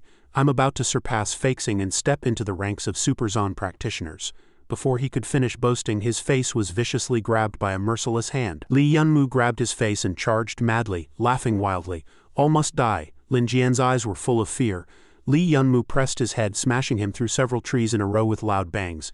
Damn it. After being beaten into the ground, he was dragged back into the sky to continue getting pummeled. High in the air, Li Yunmu slammed Lin Jian hard into the ground with a loud crash. Lin Jian was severely injured, coughing painfully. Li Yunmu revealed a smile like a cold-blooded psychotic killer. Ha ha ha, die, he swung his hand fiercely, and a sharp phantom shot straight at Lin Jian. Mad blade, Lin Jian's eyes widened as he watched death approach. Thunder crashed to the ground, sending up a plume of dust. Lu Nuoji ran while panting. Wait for me, I can't run anymore. Zhang Dashang stood aside, sighing. How much has he grown since the Central Continent tournament? Is this kind of growth rate even humanly possible? Hearing the voices, Li Yunmu glanced in another direction. With a whoosh, he flew toward Zhang Dashang and Lu Nuoji. At this moment, Li Yunmu was completely possessed by a killing god, charging down madly. All must die, Lu Nuoji shouted in alarm. He wants to kill us too. She yelled loudly. Li Yunmu, stop, look clearly, it's us, don't you even remember us? Li Yunmu still charged madly. Look clearly, we're your friends, please. Lu Nuoji shouted painfully. Wake up. Zhang Dashang calmly slapped Li Yunmu across the face, trying to use friendship to wake him. After taking the slap, Li Yunmu collapsed directly, leaving even Lu Nuoji speechless. Zhang Dashang complained, so annoying, still howling in the middle of the night. Li Yunmu listened to the voices of his two friends and fell into a deep sleep. So it really just took one slap? That's right, what else? Wake up his inner self. You've read too many novels. Don't worry, it's not the first time. I have experience with this. In the data room of the Zon Practitioner Association, Duda sighed while watching a projection. Oh dear, another name gone. The screen displayed a large amount of data. Li Yunmu, you really caused a big stir. An assistant came in to report. President, the major families have sent a joint signal. Duda ordered it to be connected. The screens before him connected one by one. Hey Duda, don't play dumb. The person you selected killed my entire team. I want an explanation from you. Duda played dumb. Explanation? Explanation for what? Didn't you try to snatch someone's stuff and got outmatched and killed? I should be asking what you wanted to do to my people. Li Yunmu, ha. The other families mocked the one who had just spoken. Heh heh ha, old Mie lost face, Duda continued. What? Do you all have anything else? If you still want to chase Li Yunmu, I won't stop you. Another family spoke up. Forget it, even the Chaoshan sect suffered such losses. Not worth it for a 7-realm mirror. Duda, I've found a talent. Duda's lips curled into a sly smile. Of course. Meanwhile, Li Yunmu also woke up groggily. He asked, what about those Chaoshan sect people? Lu Nuoji replied, you killed them all. You almost killed me and Zhang Dashang too. Li Yunmu scratched his face, confused. All dead, really? Oh right, as if remembering something, he suddenly jumped up and whooshed away. Lu Nuoji shouted after him. Hey, where are you going? Li Yunmu stepped over the bodies of the Chaoshan sect members, muttering to himself, I remember it should be around here. Found it, he grinned. Found it. That guy's so-called Chaoshan sect sacred artifact, it's mine now. Then Li Yunmu started his looting spree. This is good too, take it all. Zhang Dashang sighed. You too, you stooped to robbing the dead? I'm speechless. Li Yunmu weighed another good item. Good, this main spear is mine too. Zhang Dashang reached out to grab it. Give me the main spear, I want that. Li Yunmu's voice came. No way, weren't you just complaining about it? Lu Nuoji watched this scene, sighing inwardly. These two are hopeless. A flashing notification screen caught Zhang Dashang's attention. You have a new message, please check. The message he received made his eyes widen in shock. This is Zhang Dashang suddenly shouted excitedly, startling Li Yunmu. Ah, you scared me, Zhang Dashang grinned. Looks like I hit the jackpot. Li Yunmu was puzzled. Your family is already the richest, of course it's a jackpot, Zhang Dashang laughed. There's an online bet on whether you'll survive. I bet 100 million on you surviving. Just now, the major sects announced they're no longer fighting over your jade pendant. Li Yunmu listened to him ramble on, his face going numb. In the bet, the odds for you winning were 1 to 300. That means Zhang Dashang took out the winning ticket. I won 30 billion. Li Yunmu beamed. Wow, amazing. 30 billion. He immediately pinned Zhang Dashang to the ground, grabbing his leg and yelling, damn it, when my life was on the line, the first thing you thought of was making money off my life, right? Zhang Dashang howled in pain. I'm dying. The two bickered noisily. I don't care. This money was earned with my life. That 30 billion is mine. Easy, you're breaking my waist. Then what about the money I won? 30 billion isn't that much for you, is it? Li Yunmu snorted, staring at the betting screen. Does no one really believe I'll survive? There are hardly any people betting on me. It feels like the whole world wants me dead. He silently looked at the betting info. Win rate 1 to 300, number of bettors 6. Seeing the familiar names betting on him, Li Yunmu felt a warmth in his heart, thinking to himself, these guys can't do anything about them. Meanwhile, in the Chaoshan sect on the sacred continent, everyone heard a thunderous roar. "Li Yunmu, I will never rest until you're dead." Everyone looked at each other. "What's wrong with the young master? Why is he so angry behind closed doors?" "You don't know? I heard the young master's male favorite was killed," a passerby said curiously. "Ha, the young master has that kind of hobby," another passerby replied. "That's right, even the sect leader is troubled by his fondness for men, but the young master really valued Lin Jian, treating him as a dual cultivation partner. Otherwise he wouldn't have given him the void wheel. Now that the void wheel is lost too, of course he's furious." In a dim room with only a faint light, Yi Ching muttered to himself, "Puxing, you're also suppressing your power, right?" He frowned and gritted his teeth. "Let's see who suppresses more." Zhang Dashang leaned against his fiery red supercar and asked, "How is it, does my clothes fit?" Li Yunmu, wearing his clothes, replied, "A bit tight." "So you're this thin, but you two really prepared well, even bringing spare clothes." Zhang Dashang said, "Hey, this is your stuff. A courier just delivered it." Li Yunmu asked curiously, "Ha, there are couriers in such a remote place." Zhang Dashang replied, "It's from the War God Hall courier. There's nowhere in the world they can't deliver." Li Yunmu was even more confused. "War God Hall," Lu Nuoji, sitting in the car, chimed in. "Thank goodness for that courier. Otherwise Xiao Nuoji and I might not have made it, but a courier can easily kill Gong Shishui. The War God Hall is truly an unimaginable place." Li Yunmu opened the box and said, "Glad you two are okay. I really don't know what you two were thinking." "What is this, a letter?" Zhang Dashang guessed. "I bet it's a trial invitation from the War God Hall." Lu Nuoji suddenly exclaimed, "It really is an invitation. This is exactly what you need most right now." Li Yunmu was full of question marks. "What I need most? What do you mean?" Lu Nuoji grinned. "With this invitation it means you have the strongest backing in the world." Li Yunmu widened his eyes and frowned. "Backing?" Everyone stared blankly at Li Yunmu, bargaining. "Name your price. I'll buy it." But the seller pushed him away. The child hugged a scroll tightly, shouting fiercely, 3 million, not a cent less." The passerby looked confused, completely baffled. "Crazy?" Li Yunmu asked while wiping his hands with a handkerchief. "But first, tell me where this came from." The child seized the chance to raise the price. "Then it cost more. I want 5 million, the passerby next to him warned Li Yunmu. "Kid, don't listen to its outrageous price. It was only asking 1 million from me earlier." Li Yunmu was stunned, operating on the screen while asking, "What did you say? You have a transfer of 5 million. Please check." "Alright, it's yours." The passerby was completely dumbfounded. "What kind of rich guy are you? You don't treat money like money? Look at this." They looked at the image of the passionate youth on the screen who seemed to be the recently famous Li Yunmu, and heard he was also a young star general. The child was immediately terrified upon hearing this. "Young star general?" The child eyed him warily. "Hey, I've already paid. Can I have the thing back and tell me where it came from?" The child handed it over. "Here, take it first, but I don't know where it came from." Hearing this, Li Yunmu's face froze. "Huh?" the child confessed honestly. "I actually stole this. I just wanted to scam some money. My brother is dying and I really need money to treat him. I'm sorry. I can return the money. Please, young star general, don't arrest me." The passerby was almost moved to tears. "What a pitiful child, even I'm touched. I shouldn't have treated him like that earlier." But Li Yunmu viciously grabbed this lying little brat. "You little bastard, trying to fool me. Die, are you a demon?" In the end, though, he let the child go. "Forget it. If you really need the money," Li Yunmu said seriously, "consider it a loan from me." With that he turned and walked away, leaving behind a super cool manly silhouette. Life is tough, but scamming is wrong. Don't do it again. After all, the next person you meet might not be me. Goodbye. The child frowned slightly, silently watching him leave. "Boss, do you have any life holy water? Something like that our little shop doesn't carry." Li Yunmu snapped back from his memories to where Zhang Dashang was waiting by the red supercar. "Little Mumu's back too." He asked, "How did it go? Did you find it?" "I didn't find it, and neither did Lu Nuoji." Li Yunmu replied with a bitter smile. "Me neither. Didn't run into any at all. Looks like today's luck isn't great." He took out a few items he had just bought. "I only got 3 space eyes and a single-page fragment." Lu Nuoji, sitting in the car with her legs crossed, asked, "A fragment, just 1 page is useless." Li Yunmu suddenly chuckled, startling Lu Nuoji. He cheerfully copied it while saying, "Who says I only have 1 page? Now I have 2. Seeing him so happy, Zhang Dashang had to ask, "So what's the use of this thing?" Li Yunmu suddenly deflated, feeling like he had wasted his money. He had bought it without thinking at all. Zhang Dashang was speechless. "Hey, why did you suddenly go quiet?" Lu Nuoji comforted him.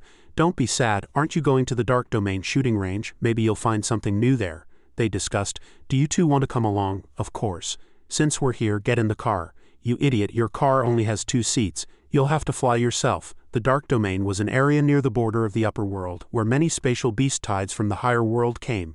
Humans trained their abilities there. Knowing this place was extremely dangerous, people still came one after another. Li Yunmu took a deep breath as he walked, muttering, "The oxygen concentration here is way too low. How much further do we have to go?" Zhang Dashang observed their surroundings as he replied, "Still far. We've only just entered the dark domain. See that mountain over there? That's the central area of this dark domain." Li Yunmu collapsed onto the ground, throwing a tantrum. "I don't want to walk anymore. I'm tired. Dashang, carry me." Zhang Dashang was speechless. "Are you a child? You were the one who wanted to come, and now you're the one lying on the ground throwing a fit." Just as Li Yunmu started crying and complaining that the two of them had come by vehicle while he had flown the entire way, a dark shadow suddenly flashed nearby. Zhang Dashang immediately drew his gun and went on alert. "Who's there?" Tang Ruokan appeared and quickly said, Hey, don't be nervous." Li Yunmu and the other two stared intently at this sudden arrival and asked, "What are you doing here?" Tang Ruokan replied, "Don't forget, I gave you the map. With your strength, you'd definitely break through the siege, so I figured I'd just wait for you here." He added, "Oh, by the way, the Chaoshan sect has put out word, giving you 3 days to return the void ring." Li Yunmu curled his lip, "Like hell I'm giving it back to them." Tang Ruokan revealed, "I heard the Chaoshan sect wants to gather all the sacred artifacts to form a peerless killing formation. Their young master, Yi Cheng, is also suppressing his level like you, all for the supreme sacred artifact in the Glory Tower." Li Yunmu said decisively, "Don't worry, I'll get that thing before he does." Tang Ruokan suddenly coughed, hesitating to speak. His face flushed slightly as he tentatively asked, "That little master aunt of yours, is she well? If you have time, could you help me arrange to meet her?" Upon hearing this, Li Yunmu was completely petrified. Zhang Dashang asked curiously, "Hey, what's wrong with you?" Li Yunmu said, both angry and annoyed, "Leave me alone. I'm suddenly in a bad mood and feel like chopping something up." Li Yunmu angrily chopped down a few trees. Tang Ruokan was puzzled. Why was he suddenly acting like a sulking child and hacking at trees for no reason? Li Yunmu said darkly, "Don't mind me. Never tell a daughter-obsessed father that you like his daughter." A rustling sound suddenly came from the nearby bushes as if some beast was moving. Then a giant golden python emerged from the grass. "Oh my god, this snake is huge." Tang Ruokan reacted quickly and kicked it. Demonic dragon fist. After landing, he said, "Everyone stay alert. There are many spatial beast tides here, we must be careful." Li Yunmu sighed, "Haven't seen you in a few days, and you've really gotten a lot stronger." He thought to himself, this place is full of high-level spatial beast tides, perfect for letting the shadow spirit AFK farm. So Li Yunmu secretly ordered, "System 1 and System 2, activate AFK mode." The system prompted, "You have consumed 2,000 experience points, successfully revived the shadow spirit. The fragment is covered in a bunch of strange symbols." Li Yunmu's head ached. Only a ghost could understand this mess of scribbles. "Was that 5 million really wasted?" Tang Ruokan called him. "Hey, stop spacing out. The meat is grilled, come eat." Li Yunmu rolled up the paper and set it aside, replying, "Coming." Suddenly, movement beside the paper caught his attention. A nimble monkey stole the scroll. "Monkey, monkey." Li Yunmu waved at it.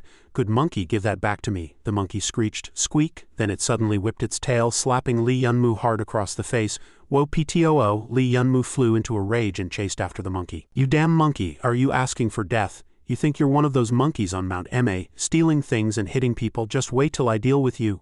Tang Ruokan couldn't be bothered to watch the man chase the monkey. "Hey, if you don't come over now, we're not waiting for you." "How old are you, still fighting with a monkey?" Zhang Dashang had to say. "Forget it, leave him be." A waterfall roared as it cascaded down. The monkey scurried away with the scroll. Squeak, squeak, squeak, squeak. Li Yunmu was still chasing after it, shouting, "Damn monkey, give that back to me." He threw a weapon at the monkey, which barely missed, skewering it like monkey meat, making it shriek in terror. Squeak! Li Yunmu picked up the fragment the monkey had dropped and muttered, "Geez, what's the point of being fast? In the end I still got the fragment back, didn't I?" The monkey suddenly plunged into the waterfall. Squeak! Seeing it vanish instantly, Li Yunmu wondered, "Ha, it went through." He followed it in. Behind the waterfall was a cave, deep and bottomless, shaped like a gourd opening outward. It was pitch black inside. Li Yunmu lit a blue flame for illumination. "This cave is too deep, it doesn't look natural," Li Yunmu speculated quietly as he explored. "A monkey alone probably couldn't have dug a cave like this, right?" At the end of the cave a dark shadow was faintly visible. "Is that a person?" Li Yunmu walked toward it and asked, "Hey, are you okay?" As he got closer, he asked and looked, "Excuse me, where is this? Why are you?" But before he could finish, Li Yunmu's eyes went wide. It was a stark white skull. Startled, Li Yunmu fell back, landing hard on the ground, stammering, "Oh my god, what is this?" He carefully examined the mummified corpse still wearing clothes. Was this a person? It looked like it had been dead for a long time. He noticed a glowing orb beside the corpse. "Ah, what's that?" Li Yunmu immediately got excited and grinned as he reached for it. "Hee hee, maybe it's something good, no offense senior, since you can't use it anymore." A furry figure slowly approached, then suddenly lifted a foot and kicked. It bounced around wildly in the cave, leaving Lee Yun-moo dumbfounded. Squeak who? Lee Yun-moo saw a strange thing zooming toward him. Whoa, something's flying over here. Then a dirty smelly furry foot stomped directly onto Lee Yun-moo's face. P2-wah, Lee Yun-moo was kicked flying and slammed heavily to the ground, kicking up dust. Lee Yun-moo grimaced in pain and cursed. Bastard, that hurts like hell. Only then did he get a clear look at that disgusting furry thing. The creature raised a hand and pulled off a mask from its face. Beneath the mask was a mutated monkey face. Lee Yun-moo staggered to his feet and snorted, HMPH, pretty agile. The furry thing put the mask back on. Hey, why did you suddenly attack? Forget it, you can't talk anyway, so asking you is useless. The baboon attacked Lee Yun-moo again. Whoa, here it comes again. It lunged with a flurry of moves, but Lee Yun-moo easily dodged them all. At the critical moment, the baboon suddenly slammed down a palm strike. Lee Yun-moo was sent flying backward by the blow. P2-wah, he braced himself with his hands and feet, barely managing to stop his backward momentum. Lee Yun-moo frowned at it. Damn it, this baboon, I've already seen through its moves, Tongbei Fist, and it even knows how to use Zon Force. The baboon lipped again. Lee Yun-moo had no choice but to draw his sword. Again, bastard, don't underestimate humans. He swung his sword with force, but the baboon had already jumped to dodge. Lee Yun-moo gathered energy and shouted, "Thunderous strike," but his sword swung wide, slashing directly into the rock wall. The baboon took the chance to pounce on Lee Yun-moo, making him yell in fright. "Ah, wait, pause." The baboon showed no mercy and kicked Lee Yun-moo in the face again. P2-wah, Lee Yun-moo was sent sprawling again, crashing into the cave wall. Cough, your ancestor has absolutely no martial ethics, Lee Yun-moo observed and muttered. In a cave like this, my wide sweeping blade techniques are completely useless. Alright, number 1, number 2, come out. Whoosh. System prompt, shadow spirit you dispatched is AFK farming. Recall will take 2 hours. Seeing the baboon leap again, Lee Yun-moo shouted, what do I do now? Am I dead for sure? The next second, boom, fireworks exploded.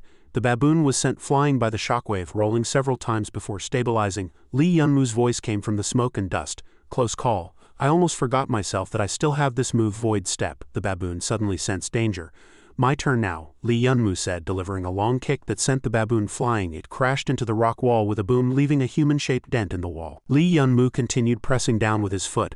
Not done yet. The baboon assumed a defensive stance, raising its arm to partially block the lethal kick. Lee Yun-moo flipped up and delivered a series of fierce kicks. This baboon's physical techniques are no joke. The baboon fought back relentlessly. Their fists and feet clashed in a dizzying exchange. Where did you learn all this? Lee Yun-moo pulled back after the exchange, unable to help but marvel. Its defense is too good. I can't break through. The baboon threw a punch, and Lee Yun-moo immediately flipped and ducked. Try this, he spun in the air, kicking it in the face with tremendous force, shattering the baboon's mask. After landing, Lee Yun-moo asked it, the mask is broken. Want me to pay for it? Seeing that the baboon could still stand, Lee Yun-moo was also surprised. Still moving, that kick I just used was no joke. The baboon lowered its head, a low growl rumbling from its throat. HMPH, it suddenly released a dense, terrifying wave of Zon Force. Lee Yun-moo was startled by the oppressive pressure. Whoa, bursting out with such high intensity Zon Force again, idiot, stop. The entire stone cave began to show signs of collapse. The cave couldn't hold much longer. A massive boulder crashed down right in front of Lee Yun-moo. He looked around anxiously.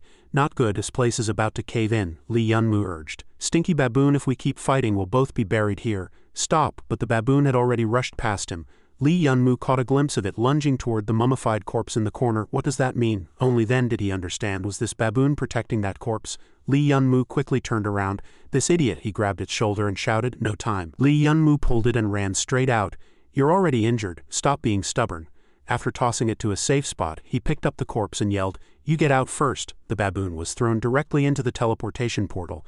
Just as it burst out of the cave entrance, the cave collapsed with a roar. The baboon's eyes went wide. Wah wah, it frantically dug through the rubble, anxiously pulling aside stones one by one. Squeak! Suddenly a human hand emerged from the debris. The baboon froze, staring at that hand, covered in wounds but still moving. After a while, Lee Yun-moo crawled out of the rubble, carrying the skeletal remains on his back. Hey, I brought the old man out. Soon after, Lee Yun-moo's ears were filled with chattering sounds. Squeak, squeak, squeak, squeak. Lee Yun-moo looked at the ecstatic baboon and said, you're chattering away like that and I can't understand a word. Suddenly a flash of inspiration hit him. Lee Yun-moo clapped his hands. I've got it. So Lee Yun-moo activated the translation function. Hey big destroyer, I'll call you king. You're a spatial beast too, right? You should understand baboon language. Help me translate. The baboon was full of question marks. You want me to be your translator? Who do you think I am? I'll kill you right now, it began to explain. This skeleton is my master's. No, calling him master is more like calling him a friend. He never treated me like a pet. He taught me martial arts, even how to use Zon force. We were inseparable every day.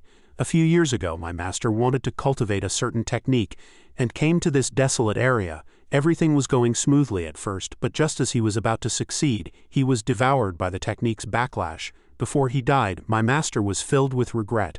He firmly believed that someone would be able to master this technique and hoped I could help him fulfill this wish, so I've been staying here, waiting for someone with both fate and ability. Just when I was about to give up, you appeared, the baboon suddenly pleaded earnestly. Please accept this thing. If you do, my master will surely be very happy. Li Yunmu looked at the blue orb, surprised. Why me? The baboon replied. Because you are strong enough, I can sense that you are not just an ordinary puxing. You are suppressing your level, and you didn't take my life, but instead helped me. I rescued my master's remains. I can see that you are a person of loyalty and sentiment, so I beg you. After hearing this, Li Yunmu sighed and agreed. All right, I promise you, the baboon confirmed again. Really? Li Yunmu started right away. Let me take a look first, Chaoyang Dian Gong. The baboon was incredibly shocked. You're practicing it now? Li Yunmu retorted. Yeah, why not? I think you definitely want to see what this technique looks like with your own eyes. So I'll practice it right in front of you. The baboon looked utterly incredulous. My master practiced for months and still failed. There's no way to master it in such a short time, but it suddenly noticed Li Yunmu's expression. No, his eyes, he's serious. Li Yunmu stared at the orb and silently commanded in his mind. System, scan the technique. Chaoyang Dian Gong can absorb the essence of the sun and moon, set up the great sun-killing formation with one person's power, and obtain the divine power of the phoenix. But this technique has flaws. Hearing the last part, Li Yunmu's eyes widened immediately. What do you mean? The system's scan information read. This technique has had errors since its creation, so theoretically it is an incomplete technique that cannot be fully cultivated. If forcibly practiced just before reaching completion, one will inevitably suffer chi deviation and die from the backlash. Li Yunmu then asked, do you have a way to complete it? The system replied, you can exchange for the Great Sun Golden Crow art, the Overlord Body art and the Alien Marrow Cleansing art, so that your muscles, bones and blood can withstand this technique. Li Yunmu was overjoyed. Excellent. Exchange for those 3 techniques first and start practicing them simultaneously. The system responded, okay, you have learned the Great Sun Golden Crow art, the Overlord Body art and the Alien Marrow Cleansing art. Li Yunmu suddenly staggered, startling the baboon. The system issued a warning prompt. You are practicing 3 techniques simultaneously. Your body is extremely weak and needs rest. Li Yunmu spoke. Baboon and senior, now watch closely. Chaoyang Dian Gong, the blue orb in Li Yunmu's hand suddenly soared high into the air. At the same time he crouched slightly to gather power, then leapt up, charging toward the glowing blue orb in the sky. His eyes turned white, shining with astonishing brightness. Accompanied by a earth-shattering roar. Li Yunmu's body was now enveloped in raging flames. After executing the technique, Li Yunmu shouted downward, Baboon, did you see that? Strange smoke rose from his entire body. This is Chaoyang Dian Gong. The baboon was moved to tears. Your regrets and your master's, I've fulfilled them for you. Li Yunmu piled up firewood for a cremation. Fufu said, thank you, not only for letting me witness the Chaoyang Great Flame technique with my own eyes, but also for seeing off my master with me. Li Yunmu watched the blazing flames and replied, don't mention it. I deeply respect your master too. I think the technique he fought to cultivate must have been meant to leave something behind for future generations. After the cremation, Fufu placed the ashes into a small bottle. Now he can leave without regrets and you no longer have to be bound by his unfinished wishes. As it hung the bottle around its neck, it said, you're a good person. From today on we're friends. Then it pulled out 2 more items. Take these 2. Li Yunmu accepted the gifts and asked curiously what they were. Fufu replied, I don't know what's in the small bottle, but my master valued it greatly. This token is my master's identity insignia. Keep it as well. All right, I should leave now. Take care and may we meet again if fate allows. Li Yunmu bid it farewell. You too. He looked at the strange liquid in the bottle Fufu had given him. What was inside? Blood. The bottle suddenly glowed, blinding Li Yunmu, and a ring of flames appeared around him. Whoa, what's happening? Why is it suddenly on fire? The flames burned fiercely, gradually transforming into a magnificent fire spirit. Li Yunmu was completely stunned. What was this? Judging by its shape, he guessed it was a phoenix. Recognizing the identity of this firebird, Li Yunmu could barely contain his excitement. He reached out toward it. Unexpectedly, Zhang Dashang suddenly appeared and smacked him on the head. What are you spacing out for here alone? I've been looking for you forever. Li Yunmu turned around in surprise. Dashang, look over there. He quickly pointed at the treasure he had just obtained. It's gone. Scratching his face in confusion, he muttered, was I hallucinating? Zhang Dashang grumbled, what are you mumbling about? Let's go. It's not safe for you to stay alone in a cave like this. Over the past month, under Li Yunmu's leadership, everyone had been constantly battling the spatial beast tides, steadily growing their mystic power.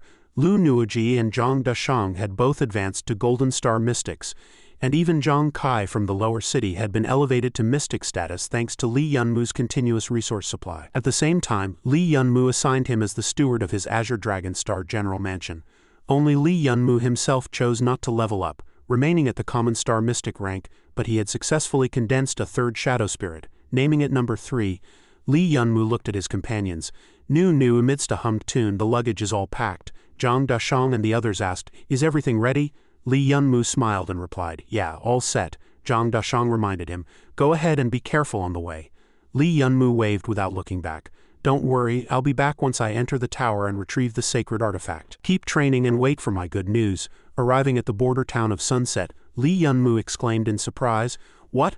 The teleportation array is under maintenance, Uncle Wu said. Yeah, higher-ups have banned long-distance and cross-tier teleportation. Li Yunmu muttered, what's the deal? Of all times, they pick now to fix it. Uncle Wu lowered his voice and leaned in. Actually, the equipment broke excuse is just a cover. A few days ago, I saw someone get swallowed alive during teleportation. After that, the higher-ups ordered a ban and told me to keep it quiet. Something big might be brewing in the mystic world. A nobody like me might as well quit and retire to the countryside. Li Yunmu pulled out a token. Uncle Wu, take this. If you want, you can use this token to find a steward named Zhang Kai at the Azure Dragon Star General Mansion. He'll arrange a well-paying, relatively safe job for you, and you can bring your family over. Uncle Wu quickly thanked him. That's wonderful, thank you, Star General Young Master. Li Yunmu grinned. Don't mention it, Uncle Wu added. Oh, and you could try the Weaver Girl City. They have an independent teleportation array, worth a shot, Li Yunmu murmured softly. Weaver Girl City. As soon as Li Yunmu entered the city, he saw a statue of a beautiful woman and couldn't help but remark, ha, this city lord is way too much, putting up a statue of herself at her doorstep. A lively, distinctive young girl approached and asked, are you Mr. Li Yunmu? Someone would like to invite you for a chat. Li Yunmu silently observed the odd girl before him. Ah, as he walked, he thought, the city lord of Weaver Girl City is looking for me. He recalled Uncle Wu's words. The city lord was a legendary figure. She started as an ordinary woman, weaving for a living, but awakened her mystic power by chance. Eventually, she rose step by step to become a war saint. After achieving that, she never forgot her days of hardship and named herself the Weaver Girl War Saint. The city was renamed Weaver Girl City in her honor. Among the 7 cities guarding the central continent, it treated ordinary people the best, earning the city lord widespread admiration. Li Yunmu sat in the back seat, frowning. Hey, is the Weaver Girl City Lord looking for a nobody like me? The distinctive girl drove while answering, the City Lord has her plans. You'll know when we get there. Li Yunmu leaned back. Sighing, he said, fine, since I'm in the car, I'll go along with your arrangements. The girl led Li Yunmu into the bathroom. City Lord, I've brought Mr. Li Yunmu. The woman in the bathtub said, good work, you may go now. Li Yunmu blushed as he looked at the woman with flowing hair in the tub. This was the Weaver Girl City Lord, a true War Saint level mystic and the strongest person he had ever seen in person. The City Lord bathed leisurely and said, from your mystic power I can tell you're not of War Saint bloodline. She suddenly stood up, startling Li Yunmu. As he watched her dress, he thought to himself, she saw through my fake War Saint bloodline just by sensing my mystic power. Is this what a War Saint is like? After dressing, the City Lord sat on a bench and said, young and bold, truly a hero from youth. I'm quite surprised, Li Yunmu replied. Skip the pleasantries. Why did you call me here? The City Lord's attire was a bit revealing.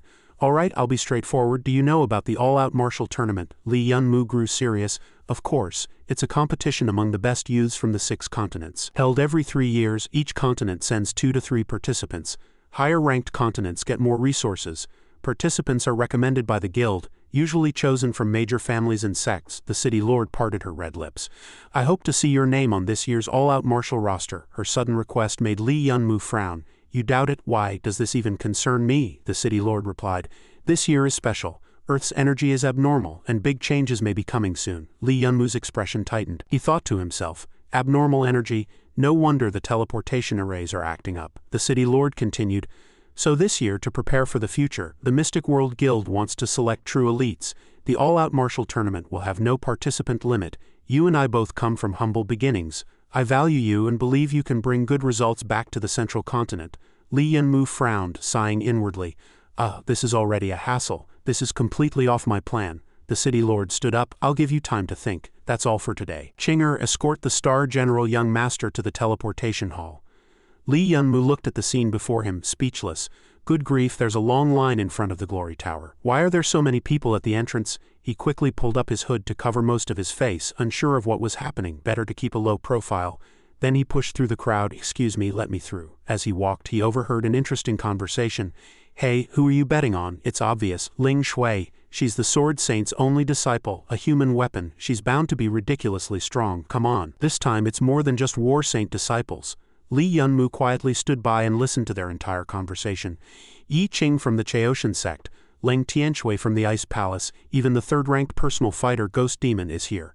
I'm betting on the twin moon saintess, Qing Yu. She's... Lee Yunmu asked, brothers, what's going on here? Why so many people? The man scoffed. You don't know about this huge event? Not long ago, Yi Qing from the Chaoshan sect challenged Lee Yunmu, claiming he'd break through floor 70 before him and take the reward. When other mystics heard, they couldn't sit still. They all entered the tower trying to beat Yi Qing through floor 70. Lee Yunmu frowned, thinking, challenging me? I didn't know about this. Then he looked up at the central screen. Hi, it's real? Lee Yunmu, if you're a man, get to floor 70. Dare to come, someone nearby said. Those guys entered the tower yesterday, but that Lee Yunmu guy hasn't shown up yet. Hey, you look familiar, like I've seen you somewhere. Lee Yunmu immediately pulled his hood lower and slipped away. You must be mistaken. I have a common face. As he walked, he thought. Those guys entered the tower a day ago. I need to hurry. Ignoring the noisy crowd below, he jumped straight onto the platform. Stepping into the center of the machine, he let out a soft breath.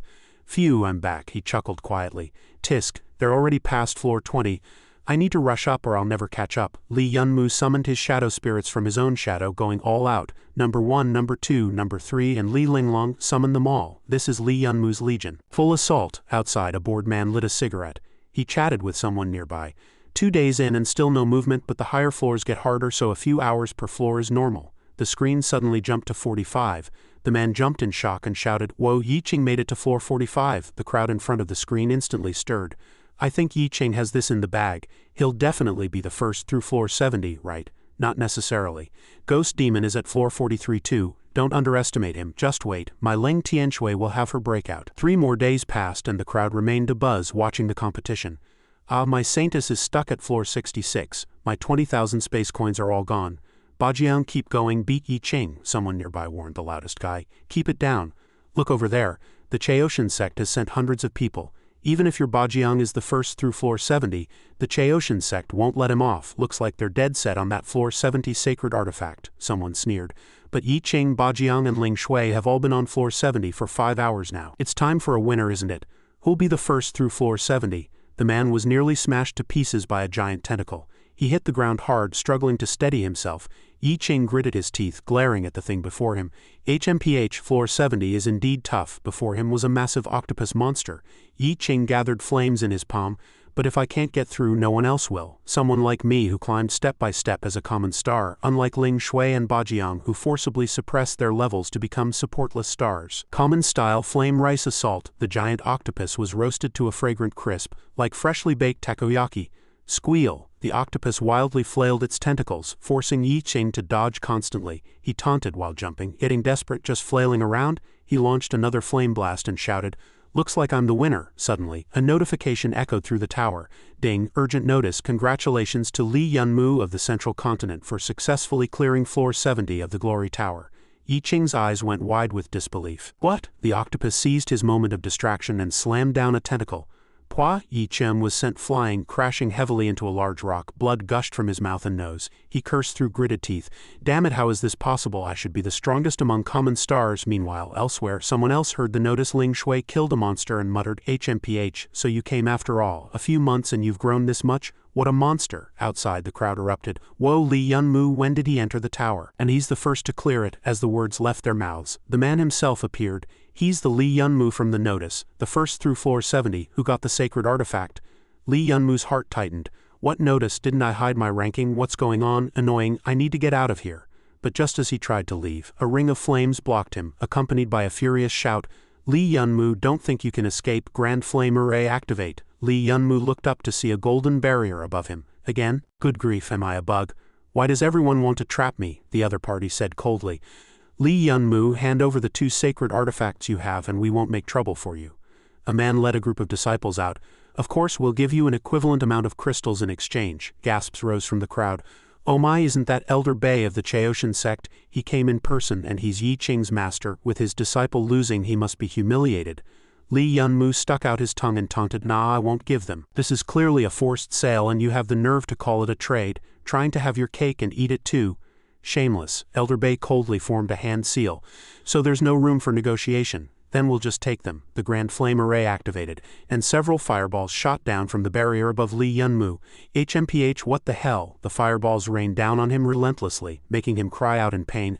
Ow, fireballs, so hot, the onlookers murmured. So this is the Chaoshan sect's Grand Flame Array. In such a tight space, that kid's bound to get hit sooner or later. The Northern Elder said in a deep voice, Kid, you're pretty agile, but can you dodge forever? Hand over the sacred artifact. Li Yunmu yanked off his hood and said, Do all you people from the Chaoshan sect like locking people up? Aren't you tired of it? I said. The elder suddenly felt something was off. Li Yunmu revealed a somewhat terrifying smile.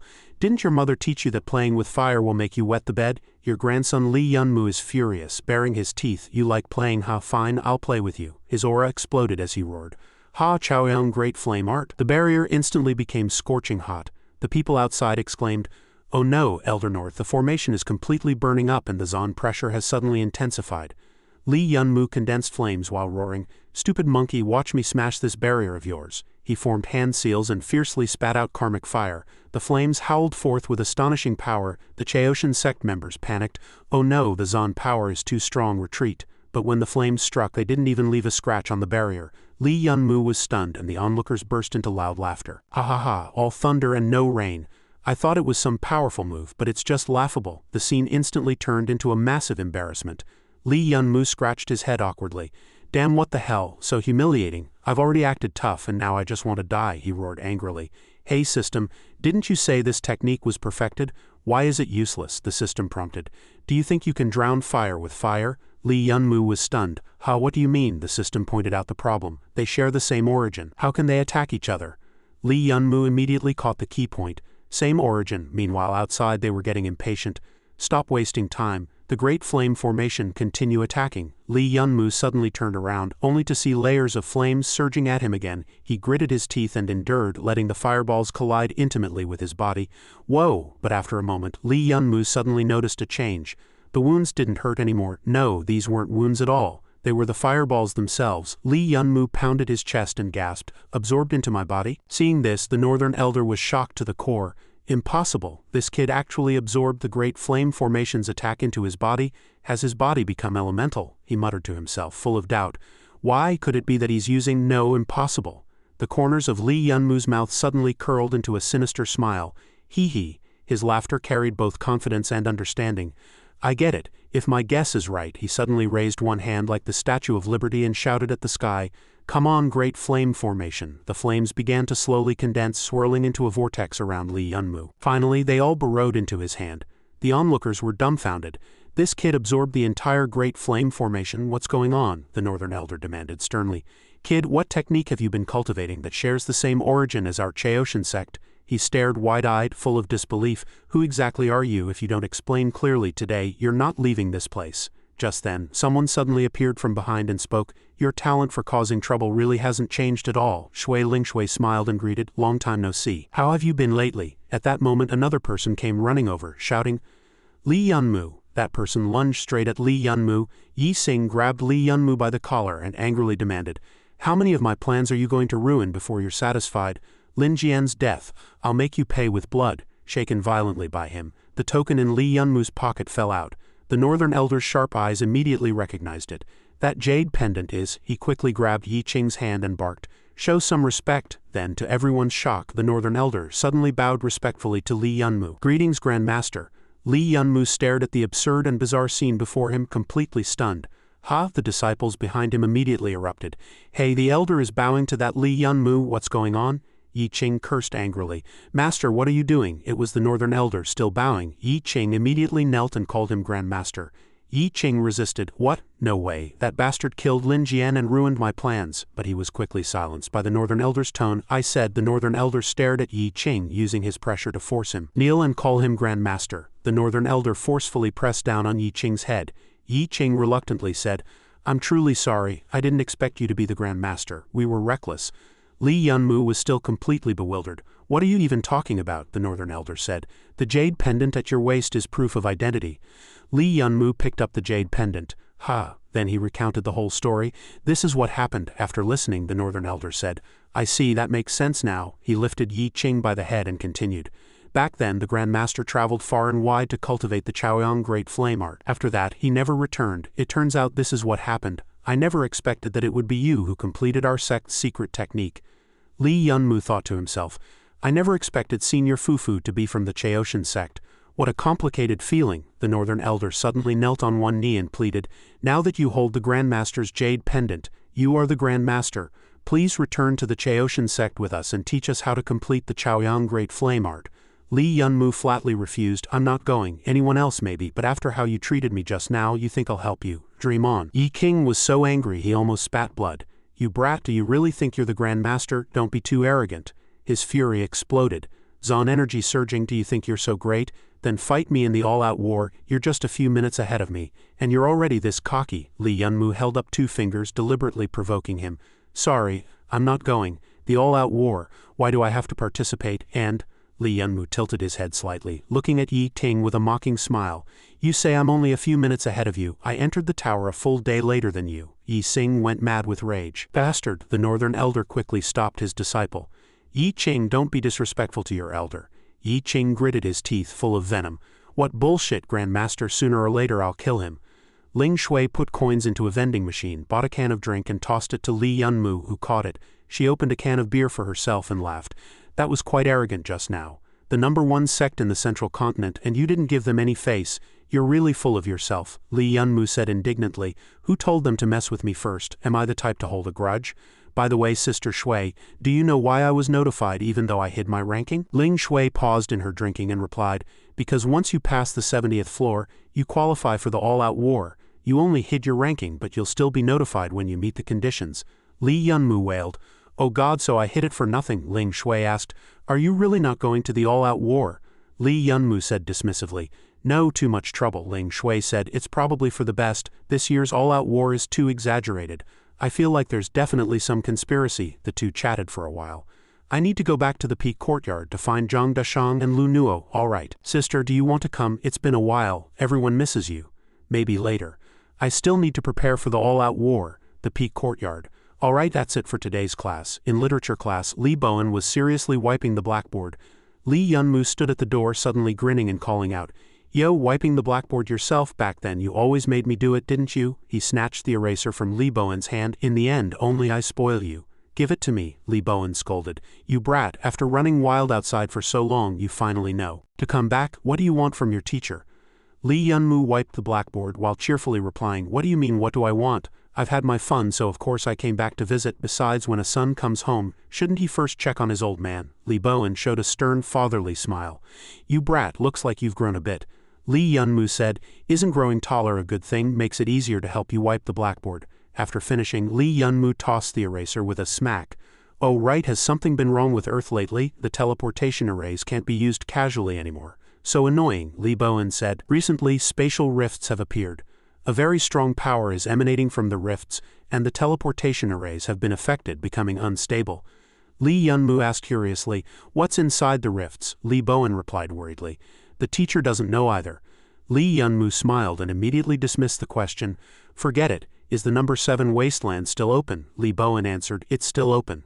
The new students are still training there. What's up? Li Yunmu perked up immediately.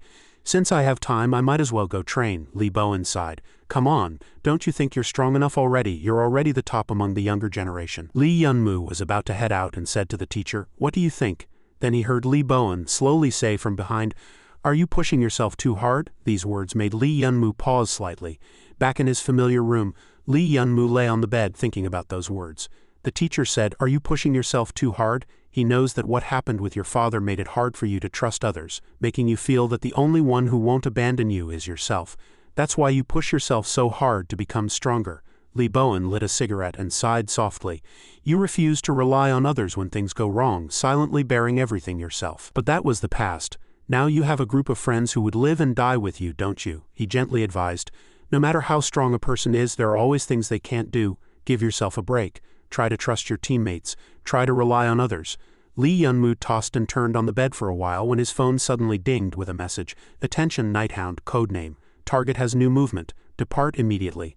Li Bowen walked over to the phone, picked up a strange mask, and replied in a low voice, Nighthound received. Cheoshun building is in the city center. Li Bowen jumped out of the window and landed below. Outside an apartment window, he eavesdropped on the conversation inside. Are you going to help me or not? The other person replied. What's the rush? I didn't say I wouldn't help.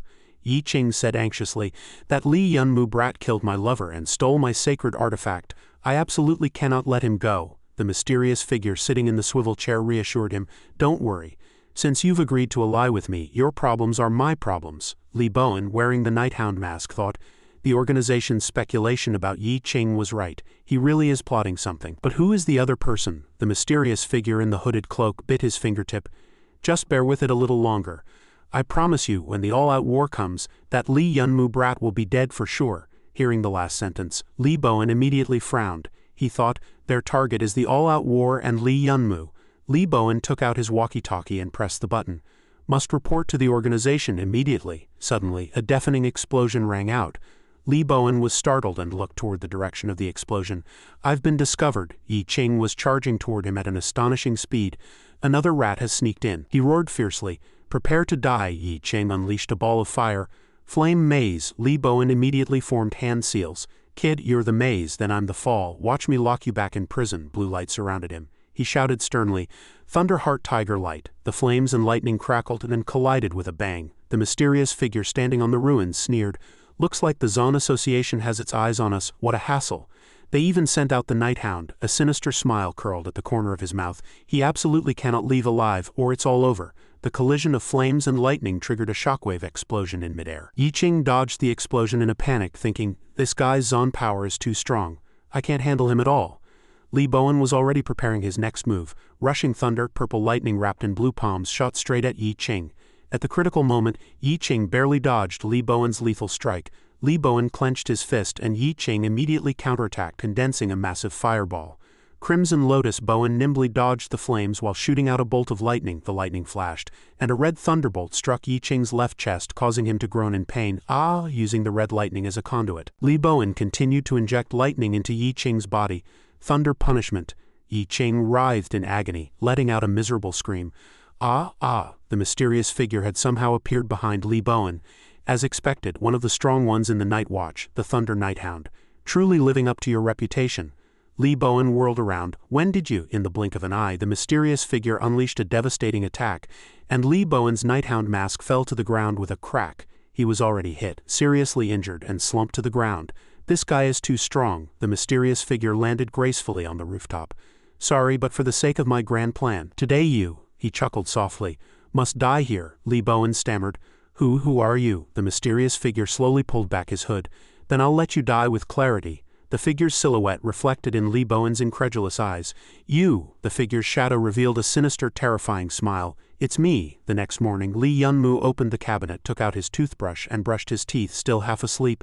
It had been a long time since he had woken up naturally. Peaceful days were really nice. Lingan suddenly burst in and shouted, Li Yunmu, open the door, something's happened. Li Yunmu opened the door, still groggy, and asked, What's up, calling for my soul so early in the morning? Lingan quickly delivered the news. Li Yunmu's face instantly froze as if he could no longer hear any sound. The toothbrush fell to the ground with a crack. After a long while, Li Yunmu slowly found his voice. What did you just say? He spoke stiffly. What did you say? Li Yunmu stood frozen before Li Bowen's body covered with a white cloth, his eyes wide open, his expression rigid, unable to utter a single word. The coroner read the report. He was tortured before death, his eyes were gouged out. Almost all his ribs were broken, his tendons severed, and even his left leg was missing. Lu Nuiji covered her mouth in shock.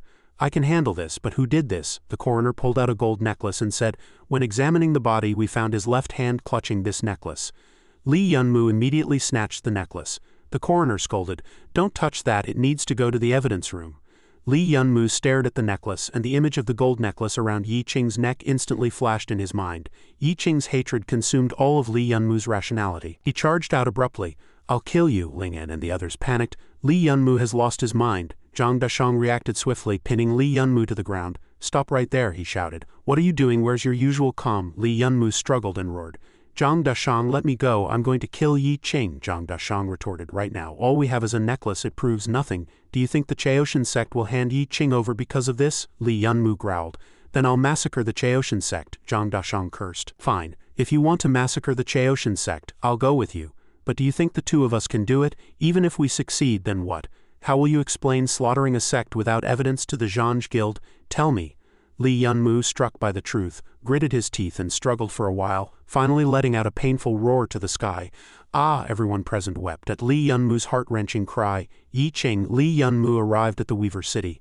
The city lord asked, I didn't expect you to come to me voluntarily, what's the matter? Li Yunmu's face was grim, and he said bluntly, I want to participate in the all-martial battle. The city lord gently lifted the curtain and stepped out, smiling. Oh, changed your mind? May I know why? Li Yunmu said darkly. In this competition, accidentally killing an opponent is considered reasonable, right? The city lord laughed. What an interesting kid. Li Yunmu pressed on. Can I want to kill that person, the city lord chuckled behind her hand. I don't care about your reasons. I just want to know if you truly have the drive to fight. That motivation is enough, but most participants in the martial battle team up in pairs. Are you going alone? Li Yunmu's tone was firm. I'm enough alone. Dusk gradually enveloped the academy, and Li Yunmu walked alone down the corridor bathed in the afterglow of sunset. He stopped in front of an empty classroom and gazed inside for a long time. Tangen, hands in his pockets, came over to greet him.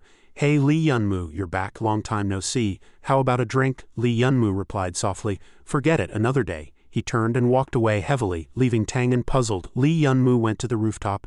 You remember the first time you met Li Wenbo, you knew nothing back then. You didn't even understand the power system of Zhanj, and you made your master worry. And when Li Wenbo sternly knocked on your head, idiot, how many times have I told you to relax? Ouch, that hurts, you bastard. And the times you ate together and argued. This kid sure can eat, always picking the expensive stuff. Since you're paying anyway, why not? Li Yunmu sat cross-legged on the ground, those bittersweet memories flooding back, bringing tears to his eyes. Zhang Dashang suddenly appeared and said, if you want to cry, just cry. Why act tough? Li Yunmu rubbed his eyes awkwardly and cursed stubbornly. You're so annoying, he said, as if talking to himself. I've already asked the Weaver City Lord to recommend me for the martial battle. I will kill Yi Qing even if I'm alone. Zhang Dashang looked up at the sky slightly and replied softly, you'll definitely do it. Li Yunmu narrowed his eyes. I will. Suddenly a voice of the deceased echoed in his mind. Kid, try relying on others. Li Yunmu was silent for a moment, then suddenly called out, Dashang. Zhang Dashang responded, Li Yunmu pleaded earnestly, give me a hand. Zhang Dashang, both surprised and worried, looked down at his pained friend. Then he suddenly turned and walked inside. Let's go. Li Yunmu was stunned. Where are you going? Zhang Dashang asked a puzzling question. Where else? He pointed upward as if it were obvious. Zhang Tower. Li Yunmu was lying in bed when the system suddenly prompted, you have a new connection, you have a new insight. He forced himself up, rubbed his eyes and looked at the screen. A child appeared in the transparent screen. Great, finally connected. Big brother, do you remember me? It's me. Last time we met underground in the black market, can you come to the night market again? The child's request made Li Yunmu even more confused. Huh? Li Yunmu looked at the pure liquid in his hand and exclaimed in surprise, this is life holy water. Where did you get it? The child scratched his head and smiled. I got it from an old man not long ago. I remember you said you were looking for this last time. Li Yunmu immediately smiled. That's a huge help. How much? The child grinned, revealing a missing tooth. Forget the money. You saved my brother's lives before. I grew up here and I know everything around here. If you ever need to find out something, just tell me. No charge. With that, the child ran off. Bye. Li Yunmu couldn't stop him in time. Hey wait, he grinned and muttered. Grew up here, huh? Watching the carefree child run away, Li Yunmu said softly, that's not easy. Li Yunmu stood at the gate of the War God Hall and shouted, Hey Sima, open up, anyone there? A figure appeared on the towering wall. Who are you? The War God Hall is a restricted area. No entry. Li Yunmu took out a letter. I'm Li Yunmu, Zhanj number 93064. I'm here to see my parents. This is my invitation. The gate immediately opened, allowing passage. The scene behind the gate made Li Yunmu's eyes widen gradually. He sighed. So this is the War God Hall? I didn't expect it to be so simple. Interesting. A man led the way. Mr. Li, please follow me. The venue is close by. Li Yunmu listened with a puzzled look. Inside the venue, the War God Hall members heard the roar. Wait, Li Yunmu was dragged away by two people, one on each side, and roared angrily. Let me go, I said I'm here to find someone, not to take your damn test. The people dragging him were firm. You came here with an invitation, so you're a member of the War God Hall now. The test is necessary. Li Yunmu clenched his fists, ready to unleash his Zhanli. Damn it, you're so unreasonable. With a bang, he punched the person in front of him. Don't go too far, lightning art. Lee Yunmu broke free from the attack range and landed in a safe spot. Free, HMPH, you brought this on yourselves, you don't listen to reason. However, he froze at a cold voice, lightning attribute indeed a rare one, but the two dragging him were expressionless, and said coldly, your attack lacks skill. Long Lee Yunmu's face darkened. Is this the War God Hall, my lightning art? Even the gatekeepers can easily block it, terrifying. Just then a man walked over and asked, who's causing trouble here? The people shouted, War God Qin Feng. Qin Feng of the War God Hall scolded sternly, disgraceful. Then another person interjected in a wheelchair. Hey old Qin, you ran off before finishing the chess game. Lee Yunmu looked at the newcomer, his mouth wide open in surprise. Ah, he pointed at him and shouted, you old bastard. Dad, why are you hanging around here and acting like you're close to him? Isn't this the warlord? How can an ordinary person like Dad know him? Lee Dad grinned smugly. Old Qin and I have been old friends for years. Otherwise, where do you think that set of battle armor came from? Lee Yunmu waved his arms like a madman. Why, I really don't get it. How can a warlord like you be friends with this old guy? He's not awakened. He's lazy, greedy, has a foul mouth and is a bit lecherous. What do you see in him? Lee Dad was furious. You brat, what are you here for? Just to piss off your dad, right? Lee Yunmu cursed, then tossed the bottle of essence onto his lap. Take it. Lee Dad picked up the bottle and looked at it. Life holy water, this stuff isn't easy to find. Lee Yunmu said, I told you I'd make it so Dad can walk in the real world. Drink it. Lee Dad downed the whole bottle in one gulp. Wow, it's working. His eyes widened and he muttered excitedly, it's coming, it's coming, it's coming. Soon, Lee Dad stood up on his newly grown legs. He shook his legs. My own legs feel much better. Lee Yunmu said, as if completing a task. Good. Legs are grown. I'm leaving, just say hi to Mom and sister for me. Qin Feng asked, Kid, are you sure you don't want to consider joining the War God Hall for a test? Lee Yunmu replied, no, it's not the time yet. I'm already representing Weaver City in the all-martial battle. Joining the War God Hall now would be troublesome. Hearing this, Lee Dad asked, so what are you planning to do next? Lee Yunmu's gaze was firm. There's a month until the all-martial battle. I'm going to find a dark domain for special training. I have to win this time. Lee Dad spoke up. Places like dark domains can only improve your skills against space beast tides, not much help in fighting people. In my opinion, he grinned. I suggest your dad train you in the City Lord's mansion. Shauna under the Weaver City Lord reported. My lord, there's a young man outside asking to see you. She immediately agreed. Oh, bring him in. Zhang Dashang knelt and pleaded. Please recommend me for the all-martial battle and teach me how to get stronger. I beg you, Shauna immediately scolded, the eldest son of the Zhang family, a top family in the city, kneeling before an outsider and begging, where's the Zhang family pride, he quickly explained. There's someone I must help. In front of him my pride is worthless. I can't be a reliable support for him yet, so I have to get stronger. For that I'll do anything you ask. Please, she warned. If you accept my training it will be very hard, you'll have to keep up. Daily training starts at 3 a.m. no exceptions. Zhang Dashang shouted, thank you so much in the War God Hall. A crowd was cheering, come on, don't lose and embarrass the War God Hall. This made Zhan Wuya curious. Because he was the War God Hall's representative in this martial battle, Zhan Wuya asked about the situation. What's going on? The young man reported. A kid came from outside and is sparring with our people. He's already beaten 4, and he's a common star. This surprised him greatly.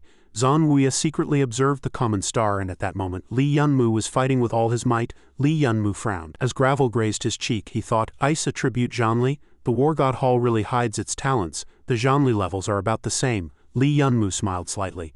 But if it's ice there's nothing to fear. Chaoyang Great Flame he used fire element to counter the ice attribute. Yehuo Liaoyuan struck in one blow. Lee Yunmu had already genned the man flying into the air. Lee Dad commented from a distance, both lightning and fire, quite a mix. Where did he learn that? The man was sweating profusely. Wow, the ice melted. Lee Yunmu then unleashed another move, Hellfire. A fierce burst of flame shot from his palm. Ghost burn, someone in the crowd exclaimed in surprise. Oh my god, another loss. Where the hell are you from? Qin Feng said. Old Lee, your son is no ordinary kid. His bone structure is top-tier talent. But Lee Dad immediately denied it. Forget it, his talent was the lowest, he sneered. Is there really such a thing as defying fate in this world? Lee Yunmu exhaled, having dealt with another one. He patted his clothes. Uncle Qin, is this all the War God Hall has? Who's next? Anyone else want to go? Lee Yunmu taunted loudly. Someone immediately replied, Dad will spar with you. That person was Lee Dad. I just found a few people to spar with you and you're already getting cocky. Lee Yunmu was utterly surprised by his appearance. Ha! Lee Yunmu shouted. Old bastard, what are you doing up here? Lee Dad leapt up. Haven't moved in a while, thought I'd play with you. He immediately retorted. Don't joke around, Dad hasn't awakened yet. How can we play? He raised his hand and pointed at Lee Yunmu's face. So what if I'm not awakened, kid? Lee Dad showed a confident smile. You rely too much on Zhanli. Lee Yunmu could only sigh. HMPH, don't blame me if I break your old bones. He assumed a fighting stance. Dad's been waiting impatiently, no choice. Lee Yunmu had to use the heavy step technique, and even Lee Dad couldn't help but sigh. Ha, pretty fast in an instant. Lee Yunmu circled behind him. Lee Yunmu threw a punch, and it wasn't just speed. Chin Feng chuckled. Old Lee, this level of kid is still too easy for you. Lee Dad curled his lip. Zhan Wuya broke out in a cold sweat. Who is that senior? I can't sense any Zhanli from him, yet he's beating that kid without any trouble. Lee Dad taunted. How does it feel, kid, to be beaten by someone who hasn't even awakened? Pretty frustrating, huh? Chin Feng put his hand on old Lee's shoulder. Don't take it to heart. Even I can't guarantee I'd win against this old fox. Chin Feng reminded him. Don't judge your dad by his current state. When he was young, he became the War God Hall's chief instructor based on physical techniques alone, Lee Dad interjected, seeming not to like boasting about his past. That's all in the past. Why tell him so much? How about it, kid? You want Dad to train you until you're half dead? Lee Dad didn't forget to add, it'll be tough. You might die. In the Ghost King Dark Domain on the border of Weaver City, the Ghost King seemed completely suppressed by Xiaona's power. It shouted, I surrender. I'm dying, she demanded. Ghost King, hand over your ghost shadow devouring technique. I need it now. The Ghost King immediately complied. I'll give it, please spare me, Zhang Dashang thought. Able to easily subdue a king-level Ghost King, is this the power of a war saint? Xiaona, Zhang Dashang couldn't help but ask in confusion. Ghost shadow technique. What's that? See that? She prompted. If you want to get stronger, do as I say. He asked a few random questions but had no choice but to comply. Got it. A month later on Black Dragon Island, flocks of Dan birds circled overhead as a crowd buzzed with chatter. Hasn't it started yet? What's the rush? The big shots haven't arrived, a young man remarked. There were quite a lot of participants this year. The girl beside him broke out in a cold sweat. The representatives of the 6 major powers appeared before them. The representative of Potion Bao smiled and said, I wonder if there will be anyone truly impressive this year. Chin Feng, the representative of the War God Hall, reassured them. Don't worry, there are definitely some promising talents this year, I guarantee it. The representative of the Sacred Heavenly Sect agreed. That's right, it's bound to be a good show. The representative of the Blade Forest chimed in. Brother Chin is so sure, seems like you know something. The representative of the Sea God Hall speculated. Of course he can be so sure. After all, the War God Hall has sent people this year too. The representative of the Barbarian God Hall bared his fangs. Since the War God Hall has sent people, this year won't be boring. Chin Feng's words immediately drew the attention of everyone around. Old Chin quickly explained, I didn't say the promising talent is from our War God Hall. Just then a voice rang out. The Sword Saint of the Central Plains has arrived. Someone in the crowd said, the Sword Saint himself has come. He's a figure at your War Saint level. This remark immediately caught the attention of those nearby. A demon creature shouted, Hey, make way! Another voice sounded. The giant Sky King of Hongmen Continent has arrived. Everyone standing on the ground looked up at the sky. At that moment an ice bird flapped its wings and flew across the sky, causing a stir among the crowd. Look up in the sky. That's Leng Tianshui, gracefully standing on its back. The crowd quickly noticed her appearance. An ice bird. Look, standing on it is. The representative of Potion Bao immediately recognized the Ice Saintess of the Ice Palace. Leng Tianshui is here. Ha, even the Ice Palace has sent someone. This is really lively. Suddenly, a strange commotion came from the deep sea, catching his attention. The representative of Potion Bao immediately sensed something unusual. There's movement in the water. A large fish with a bizarre face swam over, causing panic among them. This fish is huge. What the hell is that thing? As soon as Hai Yu appeared, someone announced, Hai Yu, the saintess of the Sea Clan, has arrived. Yi Qing cursed directly. HMPH, if you're a fish, get back to the sea. What are you doing here making a fuss? The voice continued. Yi Qing of Chaoshan sect has arrived. Hongmen Continent's face was full of excitement. Ha, everyone who should be here is here. We can almost start. Chin Feng sneered. Wait a little longer. The old man looked toward the sea. Without waiting for that kid, it would lose a lot of fun. Li Yunmu muttered. Seriously, where did such a big fish come from? Scared me to death. As soon as you arrived, someone announced it. Li Yunmu of Jinvi City has arrived. Li Yunmu looked around. Has that guy Zhang Dashang not arrived yet? Are you in charge of registration? Zhang Yuan of Zhulan Sect Gold Star. Li Yunmu was suddenly puzzled. Has the pre-competition registration already started? Then why hasn't Zhang Dashang arrived yet? Even he can be this unreliable? The person in charge continued reading the contestants' names. Yi Qing of Chaoshan Sect Red Star. Li Yunmu was startled. Really? Wasn't Yi Qing still a common star a month ago? I didn't expect that. How many levels did he suppress before? His eyes were full of hatred. Yi Qing, I'll make you pay blood for blood. Another person announced loudly. Leng Tianshui of Ice Palace, Gold Star. Next, it was finally Li Yunmu's turn. He placed his hand on the magic ball. The magic ball immediately turned blue. Li Yunmu seemed not to understand what was happening. Ha, are you announcing? Lee Yun-moo of Jinvi City, common star, not qualified to participate. The surrounding crowd immediately burst into laughter. Are you kidding me, common star? Look at where this is. Go home quickly. I heard there's a pretty famous figure in the martial world lately. I thought he was something special. Everyone looked disdainful. Turns out he's just a common star. Don't come out here to embarrass yourself. Seeing this, Xiao Na immediately stepped in to defend him. What's wrong with being a common star? Lee Yun-moo's achievements have already proven he's qualified to participate in the martial competition. Are you rejecting him just because he's not a gold star mystic? Yi Qing sneered. Rules are rules. It was agreed that one must break through 70 floors of the honor tower and reach at least gold star to be eligible. Just because he's from the War God Hall, does that mean he doesn't have to follow the rules everyone else must obey? She was momentarily speechless. You? Lee Yun-moo directly interrupted. Who said we were going to break the rules? Isn't it just reaching gold star? Wait, let me think. What level were you just now? His face was full of seriousness. It seemed like red star, right? Yi Qing still looked disdainful. So what? Lee Yun-moo frowned. So what? Watch closely. He slammed his palm on the ground, which immediately cracked. Someone seemed to understand Lee Yun-moo's intention. Is he trying to? A powerful surge of magic erupted from his entire body. Silver star? Everyone around was extremely shocked. Oh my god, Lee Yun-moo leveled up. How is that possible? Even if he had suppressed his level before. To break through, he'd need to find a secluded place and open the acupoints layer by layer. Wait, he's not done yet. Lee Yun-moo's eyes suddenly lit up. Gold star. Yi Qing broke out in a cold sweat.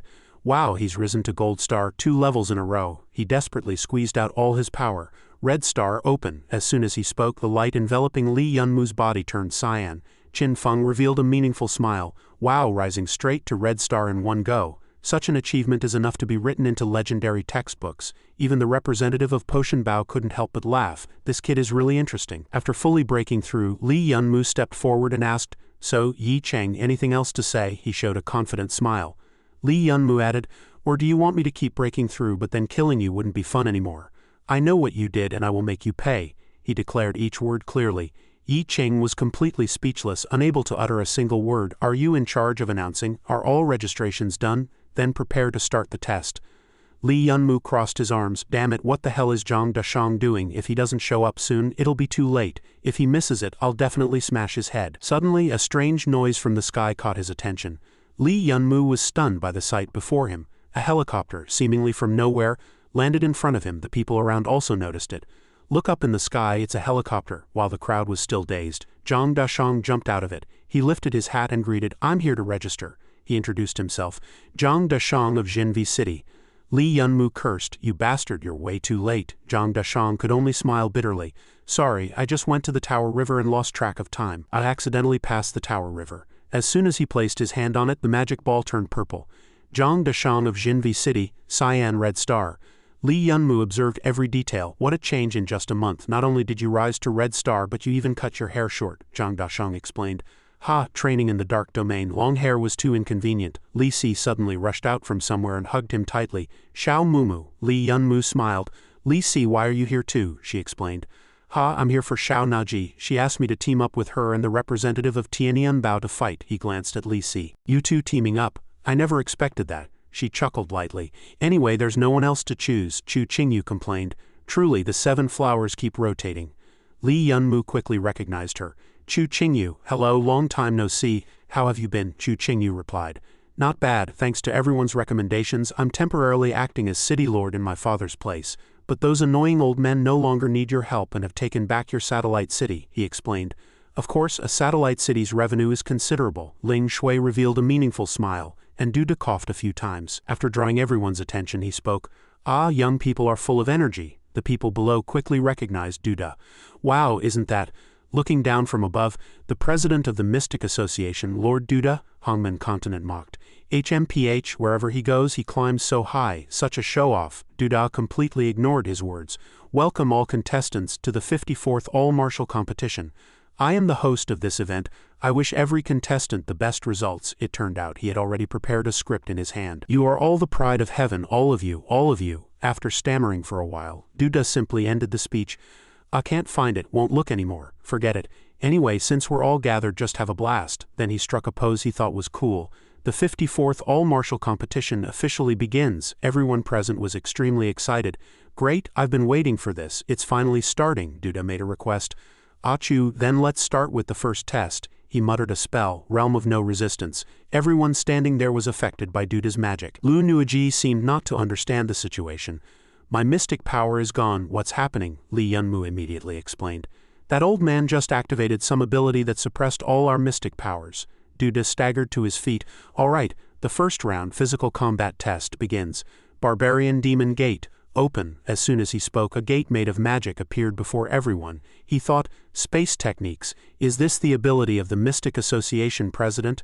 I never expected that, Duda introduced. Inside this gate is a barbarian demon sharp claw beast, the most ferocious spatial beast at the Red Star stage. And your first test is to enter the gate without any mystic power and eliminate the spatial beast inside. You can only rely on your body and skills to fight. Once you step through this gate, life and death are in your own hands. Seeing some fear in the crowd, he added, so I'll give you 1 minute to consider whether to continue in the all-martial competition.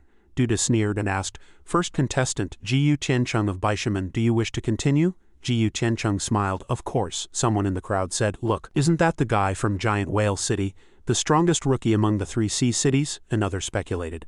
That's right, a strong man like him will definitely pass the test easily. At that moment he himself was still very confident. Oh, so this is the barbarian demon Ironclaw beast, bring it on, he even taunted the monster. Suda opened the projection screen. All right, let's see what's happening inside, Jiyu Tiancheng's companion said confidently. Ha, nothing to see, it's the same for others, that's right, Jiyu Tiancheng will definitely pass easily. But the scene before them shocked him. What? How is this possible? Hearing this, Li Yunmu also turned to watch the excitement. The image on the screen stunned everyone. Jiyu Tiancheng, he was killed. Why, he's a Red Star expert, Duda announced. Jiyu Tiancheng, test failed. Next, Gao Weijo. At that moment the man's face had turned pale. Don't joke around, even Jiyu Tiancheng was killed. The crowd immediately scattered in panic. I'm out, what all martial competition, life is more important, Duda sneered. HMPH, a bunch of fools who only rely on mystic power, among those fleeing. Only Li Yunmu remained calmly standing in place, which caught his attention. Duda quickly recognized this as an acquaintance and casually greeted. Isn't this my cool little star finally meeting you? Zhang Shuai was beaten bloody by the barbarian demon Ironclaw beast. Peeved, Duda immediately announced, Qinghong Mountain. Zhang Shuai, test failed. Someone else also wanted to give up. Another one dead, that's 6 already. No one has come out alive. Maybe we should withdraw too, he yawned. So boring. Are this year's contestants any good? Bring out someone worth watching. Then Duda asked Li Yunmu of Jinvi City if he accepted the test. Li Yunmu immediately agreed, showing no fear as he walked in calmly. Li Yunmu sized up the barbarian demon Sharpclaw beast. Oh, it's really big up close. I wonder about its speed. Facing such a terrifying monster, he showed no fear. As soon as the monster saw Li Yunmu appear, it let out a threatening roar and lunged at him.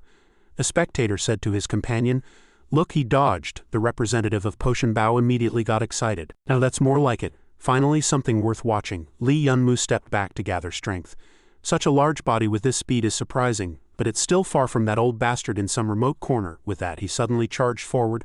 The barbarian demon Sharpclaw beast growled and attacked Li Yunmu. Seeing this, he immediately ducked to avoid it. Then Li Yunmu jumped, stepped on the beast's leg, and used the momentum to leap onto its head. He punched it hard in the face. The people outside immediately started discussing. This Li Yunmu can actually shake that giant beast with just his strength. The barbarian demon Sharpclaw beast seemed completely unable to handle Li Yunmu, only letting out a few angry roars. He continued attacking its face. The crowd couldn't help but comment again. Hit! Li Yunmu's eyes were full of killing intent. He suddenly leapt in front of the barbarian demon Sharpclaw beast. Then Li Yunmu grabbed its horn. He forcefully snapped the barbarian demon Sharpclaw beast's horn off. Li Yunmu concentrated all his power into this final blow. He viciously stabbed the broken horn into its body. Blood immediately splattered. Everyone who saw this was stunned. He killed the barbarian demon Sharpclaw beast. Duda immediately praised. Excellent. Li Yunmu of Jinvi City, challenge successful. His face was now covered in blood. The crowd immediately buzzed with discussion. So cool, he passed easily. That's right, he's the first to pass the test. Lisa's face was full of joy. He really did it. Lu Nuaji smiled. We have to step it up too. Yi Qing, however, was very unwilling. How did it come to Li Yunmu? Yi Qing of Chaoshan sect, challenge successful. Zhang Dashang also passed easily. Zhang Dashang of Jinvi City, challenge successful. Li Si punched the barbarian demon Sharpclaw beast, sending blood splattering everywhere. Li Si of Tianyan Fort succeeded in his challenge. Duda continued to announce. Lu Nuaji of Tianyan Fort succeeded in her challenge, and Ling Shui of Sword Saint Sect succeeded in hers. One by one everyone passed. Duda went on.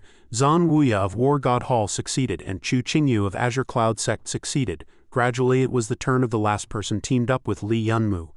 Lu Nuiji smiled and said, Xiao Yu passed too, so all of us have cleared the first round. Li Yunmu turned to leave. There's nothing interesting to see here, let's go wait for the results over there. Suddenly, Duda called out another name. Zhao Xifen of Chaoshan Sect succeeded in his challenge. This startled Li Yunmu.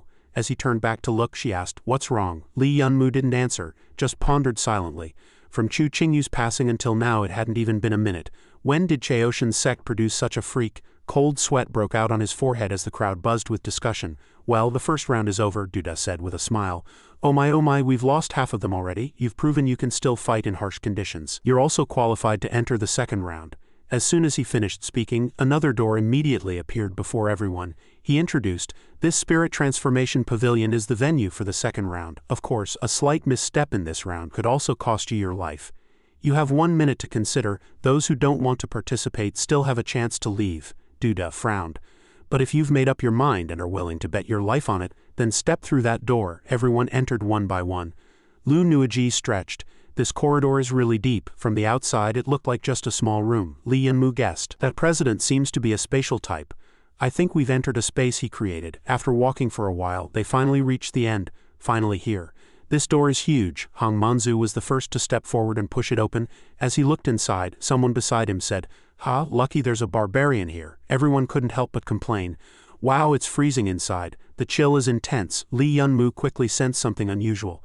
He stared at the object before him. What kind of stone statue is this? It looks really strange. A human face with a serpent's body. Li Yunmu was filled with doubt. Ling Shui immediately explained, This is a statue of the Snake Witch. I've heard it's because, but then she saw her companion suddenly collapse to the ground. The person hurriedly asked, What's wrong like this, Your Highness? The girl stammered. That statue opened its eyes. Suddenly the Snake Witch statue's eyes snapped open, making Li Yunmu immediately turn to look. Its eyes burst forth with an extremely intense light, blinding him. What's going on? Suddenly Ling Shui also fell to the ground. Li Yunmu immediately called out, Sister Shui. Ling Shui's heart raced with panic. She was too sleepy, couldn't keep her eyes open. Even Li Yunmu was affected by that light. Du Da appeared from somewhere saying, Welcome to the second round. Have a good sleep, but be careful. You might not come back. He stood calmly outside. Li Yunmu opened his eyes and woke up, only to find himself lying on a patch of grass. Is this a rainforest? That statue must have teleported me here, Li Yunmu speculated, frowning. Li Linglong, you said you sensed the power of water essence earlier. She immediately appeared, and the Shadow Queen didn't deny it. Then she pointed Li Yunmu in a direction. He looked into the distance. Oh, toward that strange mountain, Li Yunmu quickly set off. All right, got it. In the real world, Duda observed each examinee. No one's awake yet. It's been this long. Suddenly, movement from another side caught his attention. Seeing Haiyu wake up, Duda spoke. Oh, congratulations to the Sea Clan Saintess for being the first to pass in 10 minutes. Then Zan Wuya also sat up.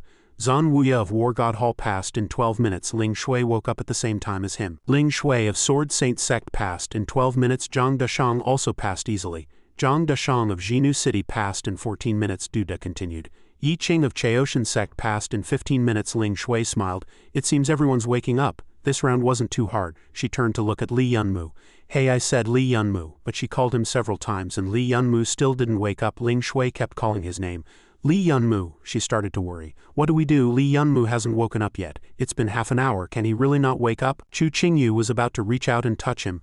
Li Yunmu, wake up. But Zhang Dashang stopped her. Don't touch him. If you touch him carelessly, he'll fall into a soul hell. We can't help him now. He has to rely on himself. At that moment, Li Yunmu was still trapped inside. Wah wah wah, he charged forward frantically. What the hell is this damn forest? Li Yunmu shouted.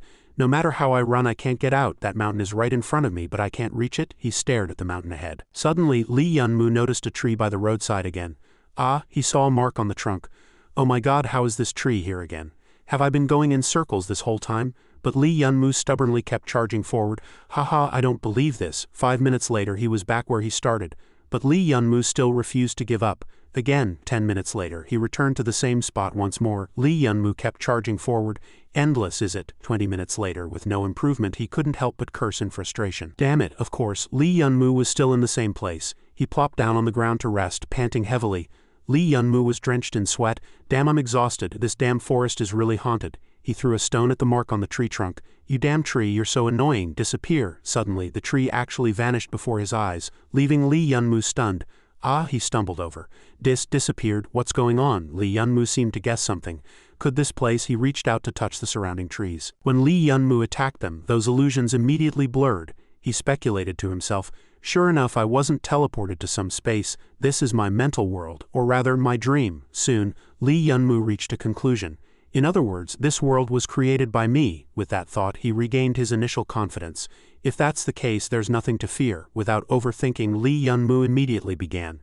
That mountain over there, roll over here. He manipulated the mountain in front of him to fly toward him, but it didn't budge. Lee Yunmu only grew more excited. It dares to resist my will, so there really is something here that doesn't belong. He revealed an excited smile.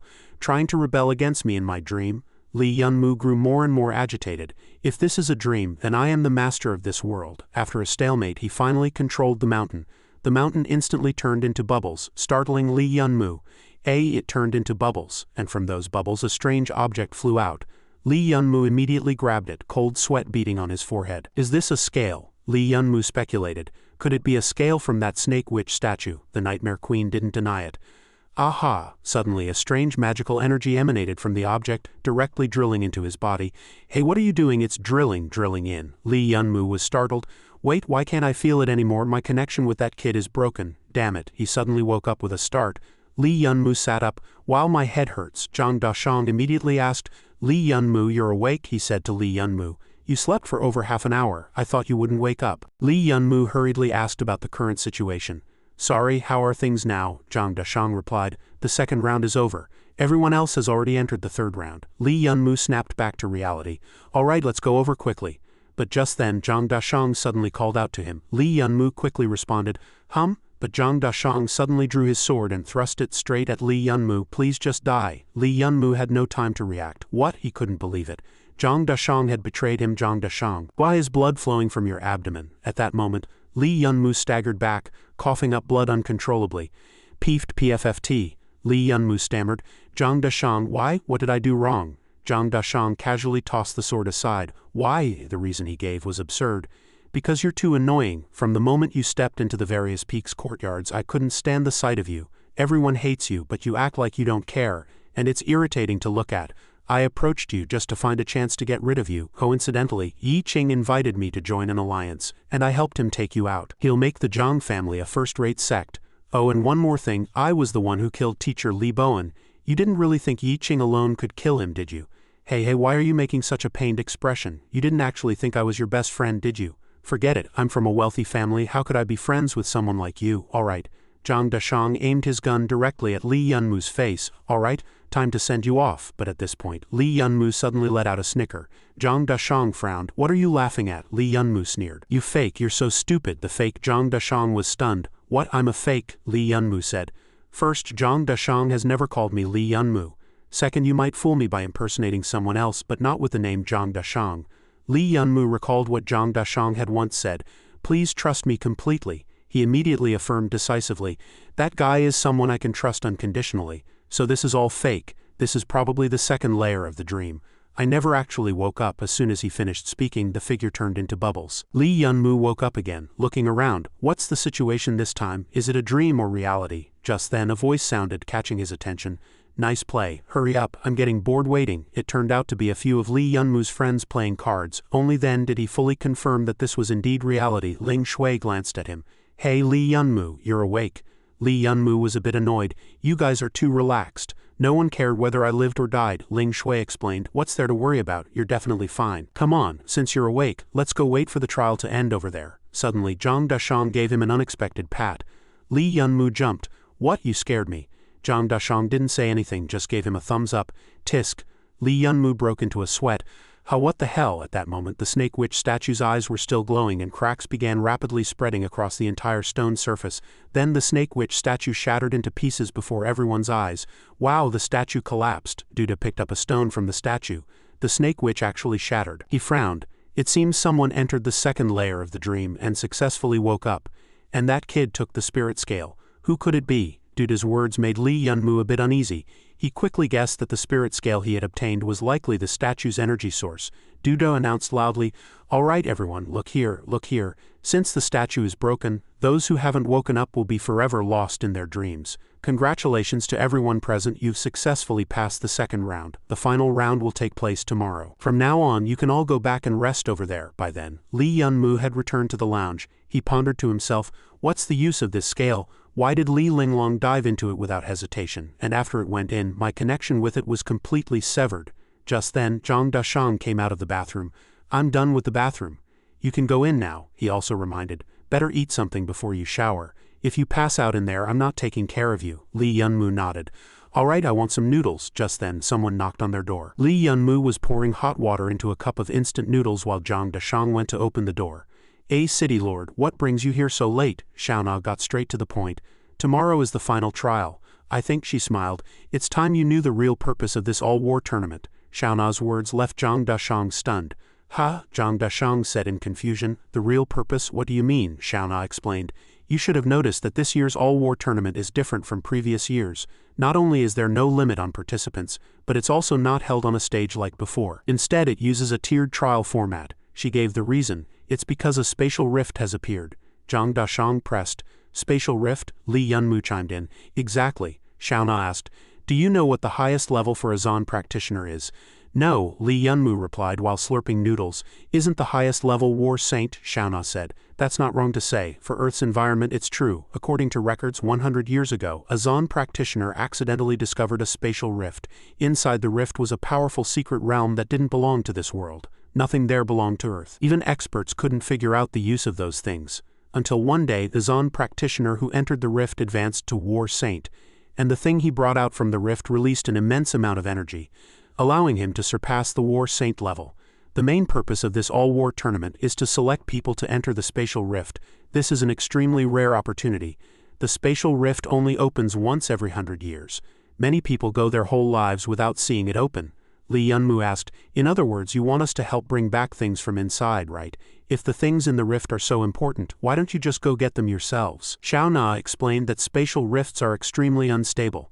Once someone above the red star level crosses through, their powerful mystic energy clashes with the energy within the rift, tearing them apart. This operation is very dangerous, and I won't force you to go, but you must understand this isn't just about helping me, it's also about your own future. After hearing Xiaona's words, Lee Yun-moo's expression turned serious. Xiaona took out an item and said, here, take this. If you decide to enter the rift, it might come in handy. Lee Yun-moo couldn't help but ask, what is this? A cocoon? Early the next morning, all the contestants had assembled. Duda stepped forward to greet them. Good morning, little ones. Did you sleep well last night? Even at this point, he still had the mood for small talk. But seeing everyone's expressions, Duda decided to get straight to the point. Oh dear, all so eager, huh? All right, I'll announce the final round. It's crossing this cave. He spread his hands, indicating no restrictions on how to cross it. Just survive from one end to the other. If you win, there are no rules. Anything that happens inside is allowed, including killing those you don't like. Hearing this, a young man immediately turned pale with fear. What killing? Duda said coldly. If you're not stronger than others, you'll be devoured. I'm selecting truly powerful mystics. Li Si wiped the cold sweat from her forehead. This was like raising venomous insects. Duda raised a finger. As per the rules, you have 3 minutes to decide. That's it. See you at the other end of the cave, a young man couldn't help but say. No way, what's this about? After all, the final reward is so important. Who wouldn't want it? If all the winners come from the same sect, wouldn't that make them dominant? This is too inhumane. I'm out. Some were already backing out, but others remained steadfast. Let's go in, his companion nodded. Yi Qing glanced at Lee Yun-moo again, making him uneasy. Zhang Dashang stepped forward and asked, Little Mew Mew, should we go in now or wait a bit? Lee Yun-moo judged. I sense many high-level spatial beasts inside. Quite troublesome. He quickly devised a strategy. Sister Shui, Zhang Dashang, the three of us will go in first to scout. Ling Shui immediately nodded, no problem. Lee Yun-moo continued, Chu Qingwu, Lu Nuoji, and Li Si are weaker in combat. You all wait a bit before entering. We'll try to kill as many spatial beasts as possible to ease your burden, he warned. But be careful, the most dangerous thing isn't the spatial beasts but the people. It seems those around us are also watching. Lu Nuoji quickly agreed. Okay. Zhang Dashang couldn't help but marvel inwardly. Ha, little Mew Mew has unknowingly become an excellent commander. Lee Yun-moo patted his own shoulder. All right everyone, this is the final round. Don't die. Let's go. With that, they set off. As soon as they entered, they saw the ground littered with corpses of spatial beasts. Lee Yun-moo observed the surroundings. These spatial beasts were no joke, all at least at the gold star level. Ling Shui warned, be careful. I sense an unusual aura ahead. Suddenly a scream came from afar. Ah, Ling Shui spoke up. Someone's screaming. Li Yunmu's face changed. Oh my god, what is that thing? A massive dragon suddenly appeared before Li Yunmu, stunning him on the spot. The dragon let out a low roar. And Li Yunmu couldn't help but say, "This dragon is way too big." Zhang Dashang stared at the dragon. "This is trouble. Even if all 10 of us were tied together, we couldn't beat it." His expression was clearly tense. Meanwhile, at the cave entrance, things weren't much better. "It's so gloomy here, so annoying, pitch black. Can't see anything." Lu Nuiji complained. Suddenly a person ran out from nowhere. "Haha, lucky me." A whole team of women, score. Li Si immediately turned around and swiftly drew her sword. The next second she cut the person in half. Starfall slash. The man didn't even have time to react, just lay on the ground screaming, "Ah!" Even Lu Nuiji was startled by Li Si's ruthless move. She didn't expect her to be so decisive. Li Si immediately said, "Never give the enemy any chance to counterattack. That's what little Miu Miu taught me." Her eyes were full of determination. Then she taunted, "You don't even have that awareness, do you? And you still want to stand by little Miu Mu's side? Let me tell you, you're not the only one who wants to be by his side." Lu Nuiji was immediately furious. "You," she said angrily. "Huh? Who do you think you are? Little Miu Miu this, little Miu Miu that. So annoying." Li Si didn't back down. "What? Not convinced? Want to compete? I'll have you know I like little Miu Miu more than you. In terms of devotion and awareness, you can't beat me." Even Chu Qingwu was stunned. These two really had guts. On the other side, a young man had already been flattened by the dragon. Li Yunmu could only force a laugh. "Ha, tough luck. Looks like a direct fight won't work." He carefully observed the surroundings, but there was no sign of Yi Qing's body, meaning there had to be another way through. Suddenly, Zhang Dashang raised a finger and pointed. There, Li Yunmu was taken aback. "Ha!" Zhang Dashang's eyes lit up. "There's an exit behind the dragon. That means we just need to find a way around it. No need to defeat it at all." Li Yunmu immediately rubbed his hands, eager to try. "Hey, that's simple." He stepped forward to provoke the dragon. "I may not be able to kill you, but you'll have a hard time killing me too." The dragon immediately breathed fire at Li Yunmu. Roar, but Li Yunmu was unfazed. "Oh, you can breathe fire? Too bad for you. That's my specialty." Li Yunmu's eyes glowed. Blazing sun inferno. The flames were so hot that even he couldn't help but complain. "Ow, it's burning." Zhang Dashang's face changed instantly. "Hey, did he get burned to death?" Ling Shui's face also turned pale. "What are you doing?" Li Yunmu sighed. "Sigh, can I finish my sentence? I didn't even get to say the inferno part. I finally had a chance to show off and it's wasted." Despite being engulfed in flames, he showed no fear and casually walked through. "Excuse me coming through." The dragon shot more fire at him. "Roar," Li Yunmu helplessly reminded.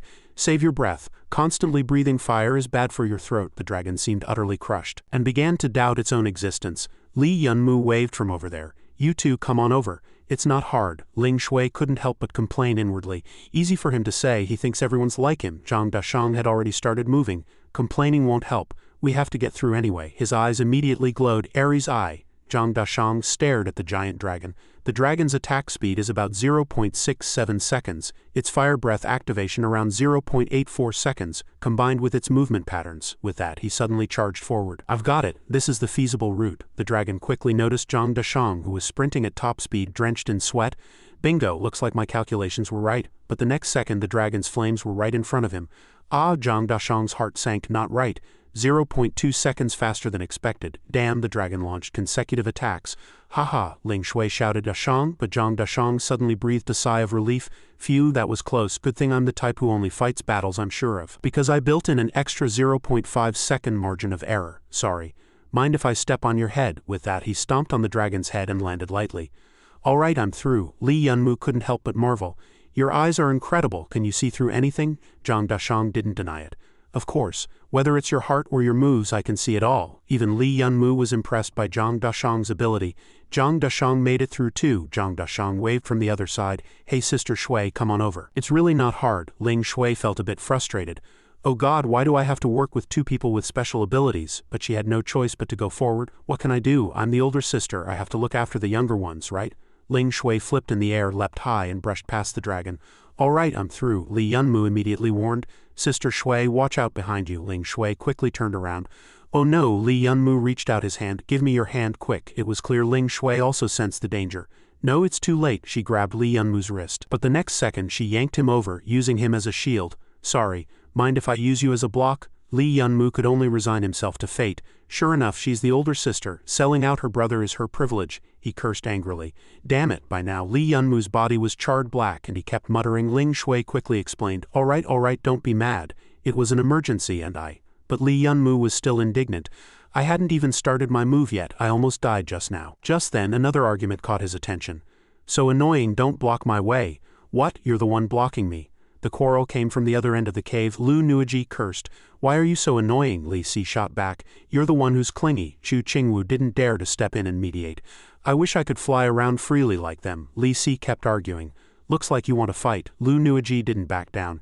You're the one who wants to fight, anytime, anywhere. Li Yunmu looked confused. What are they doing? Aren't they on the same team? Not like you. Zhang Dashang, on the other hand, was excited. It's finally starting. I've been waiting for this. Just then, the dragon suddenly attacked Li Si, knocking her off balance. Whoa! The dragon's claws swiped at Li Si. Roar! Lu Nuiji immediately rushed to support. Mountain Splitter, she shouted a warning. What are you spacing out for? I don't care if you die. But Li Si shook off her hand. Mind your own business. The dragon prepared to attack again. And Lu Nuiji was still standing there dazed. It's going to breathe fire. Li Yunmu shouted urgently. Idiot, run, you'll die. But the two still stood there dumbfounded. The next second the dragon's flames shot toward them. Li Yunmu yelled, Lu Nuiji Li Si. Chu Qingwu softly chanted a spell. Celestial Severance, 36 forms. Fortunately, she saved them just in time. Phew, that was close, almost too late. Li Yunmu called out to Chu Qingwu. She spoke up. You all go ahead. I'm dropping out of the competition. The three of you can't get past that dragon on your own. Just staying alive is exhausting enough. Don't force yourselves to die. Li Yunmu immediately comforted her. Don't worry, I'll bring back your share too. She smiled slightly. Thank you. Suddenly, Li Si spoke again. So frustrating. I've worked so hard to get stronger, made up my mind to catch up to him, and still I can't. It's so frustrating. Chu Qingwu comforted her. If you're frustrated, just get stronger next time, right? At least you have the courage to chase after him. Li Yunmu turned to leave. Let's go. The exit should be close, huh? Just a few steps. And they were there. He observed the scene ahead. Is this the spatial rift? Is it safe or not? Finally, the three made it outside. Duda spoke up. Oh my, still 30 or 40 people? More than I expected. Congratulations on passing the third round. He straightened his collar. Hong Manzu asked doubtfully.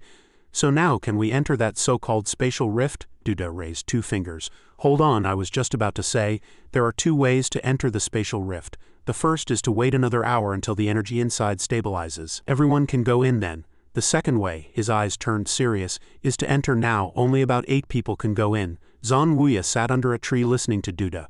Then the rift's energy will be filled. If anyone else goes in, they'll die.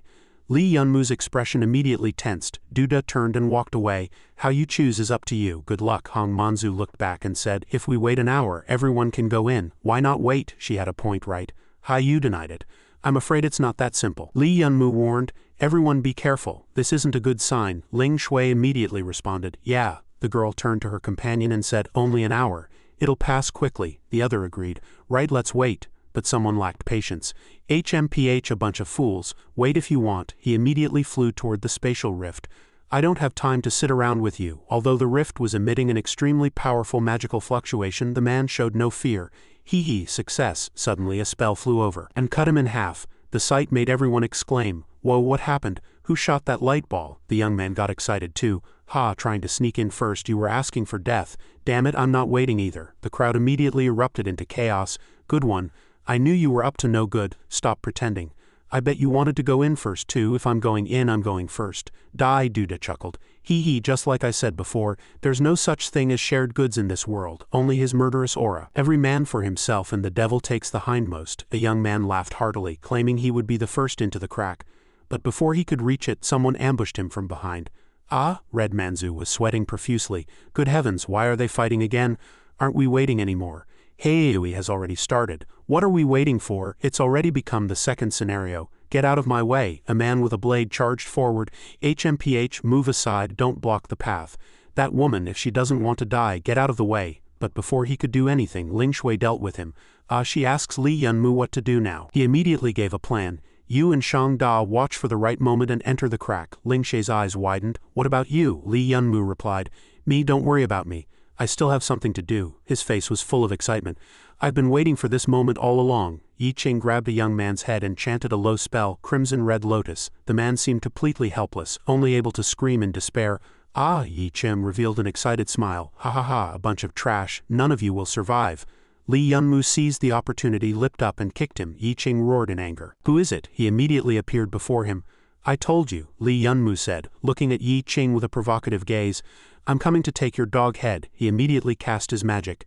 Li Yunmu, for Lin Tian's grudge I'll make you pay with blood. He didn't back down either. I'll return those words to you unchanged. The two clashed directly. Li Yunmu was smoking and Yi Qing's mouth was in the same state. HMPH, he continued with his next move. Fire Luo binding rope. He also used the exact same magic as Yi Qing. Fire Luo binding rope, he chanted, blazing dragon roar. But Li Yunmu grabbed his wrist. Then he seized the opportunity to counterattack Yi Qing. Blazing dragon roar, the two held each other's wrists tightly. The people around immediately stirred. Good opportunity, kill them now. Li Yunmu glanced at those people. Yi Qing was still doing the same moves as him. The two simultaneously cast magic to burn those people. The crimson red lotus burned them, causing them to scream in agony. Li Yunmu punched him in the face. Bastard, go to hell. Give me back my master's life. Yi Qing immediately counterattacked. You're worthy? He continued attacking. All along I've been waiting for a chance to kill you. I've been itching for it. Li Yunmu roared. Yi Qing also screamed. HMPH, the two simultaneously launched identical attacks. This unexpectedly triggered a massive explosion in the heavenly prison. Yi Qing immediately retreated and Li Yunmu also distanced himself to maintain a safe gap. He staggered to his feet, finding it laughable in retrospect. You talk about revenge all the time, but what's the reality? We use the same techniques, fight for the same goal, so master. Li Yunmu fell silent. Yi Qing continued, you are me and I am you. In the end we're the same kind of people. In the end we, apart from the two of them, others were still locked in fierce combat. Zhang Wuya cleanly dealt with the enemies blocking his path. He glanced over. HMPH, what a farce. Ling Shui sent one person away with a single slash. Shang Da, we need to hurry on our side. That lightning war god kid has already gone in. Zhang Dashang looked around. What about little Mumu? Why haven't I seen him yet? She explained. He said he has something to do and told us to go in first. Don't worry. With his skills he'll be fine. He was still a bit worried. Little Mumu, but in the end Zhang Dashang decided to trust Li Yunmu. Alright, charge forward. The people around quickly noticed them. Hey, two more have come in. There are only 5 spots left now. The two continued attacking those in their way. Fire Luo binding rope, directly sending that person off. Li Yunmu leapt into the air. We're the same kind of people. You really know how to flatter yourself. Don't make me laugh. Yi Qing tried to explain. You and I use the same techniques. You avenge your master, I avenge my lover. We're essentially doing the same thing. But you just won't listen. So what? I am who I am, unlike you, a treacherous person. He didn't deny it either. Right, I'm not from a righteous sect. What about you? How are you any better? Yi Qing pursed his lips. Weren't you just now? He provoked Li Yunmu. Using others as shields for yourself? Without a second thought he punched Yi Qing in the face. Red Manzu shouted, move aside, Sister Heiui, he's fighting too fiercely over here, completely unaware of someone behind him. A man with a blade charged forward. You monkey, don't block the way. It seemed Red Manzu had lost his vigilance. Damn it, suddenly someone else cast a spell to help him. Heavenly Remnant Demon Ice. It turned out to be Ling Tianshui. She frowned and muttered, so annoying. Red Manzu was still stunned. Ling Tianshui, but Ling Tianshui had already walked in. Seeing this, Heiui immediately reminded him, what are you standing there for? Go. Red Manzu finally snapped out of it. Yi Qing shouted. 3 more have gone in, damn it, the chance is slipping away. But Li Yunmu remained stubborn. Right, I'm not the type to sacrifice for others, he admitted. I'm not a good person, let alone a hero. Li Yunmu, you're the same, he explained. I believe in refined egoism. All my actions serve myself. But even someone like me has met a group of people I want to protect and who are willing to protect me. So we're different. The wealth I have is something you don't, but if anyone dares to touch those things, Li Yunmu's face was full of killing intent. No matter who, they must die. He charged forward again to attack Yi Qing, karmic fire. He also met him head-on. Less nonsense, karmic fire. The two blasted each other, wildfire. Li Yunmu poured all his power into this strike. HMPH, He infused his fire attribute with lightning elements. Yi Qing immediately noticed, what? There's lightning attribute with Ming Zan force wrapped around it. This kid has 2 attributes, not good. Just as she thought she was about to be taken out, someone else jumped in to rescue her. What a troublesome kid. Do I look like your babysitter? That person just kicked and the flames in front were instantly torn apart. Wait, this surprised Li Yunmu. What? The person said, you go into the crack first. Leave this to me. Yi Qing was a bit unwilling, but that person still insisted on his stance. I'll do what I promised you. You go first, Li Yunmu said. I've known you were off since the first round. Finally can't hide your foxtail anymore. There's no way you're just a small fry from the Chaoshan sect, judging by your ability and Yi Qing's attitude toward you. The person revealed a sinister smile. Ha ha ha, what a vigilant kid. I hate brats like you the most, but it's fine. The real enemy has finally appeared. I'm tired of this disguise. The person gradually revealed his true face. Ka Wumu shed his disguise. This outfit is suffocating. Li Yunmu was stunned by the sight before him. You, aren't you the representative of the Sacred Heaven sect? He denied it. No, that was my brother. No, let me introduce myself. My name is Ka Woomulan, the leader of the Sacred Heaven sect. Ka Woomulan's eyes were full of killing intent. Then he suddenly cast a spell to attack Lee Yunmu, cross holy light. Lee Yunmu wondered why someone like him would appear here. Too fast, Lee Yunmu thought. Ka Woomulanda gave the reason. Of course, to complete my plan. That's why I cooperated with the Chaoshan sect and suppressed my cultivation from War Saint to Red Star, all to achieve my great ambition. His spell was so powerful that the ground around them cracked. Lee Yunmu condensed a sword with his magic. Wild blade, old man, what exactly is your plan? But Ka Woomulanda could easily catch it. How can a sparrow understand the ambition of a swan? Lee Yunmu was horrified.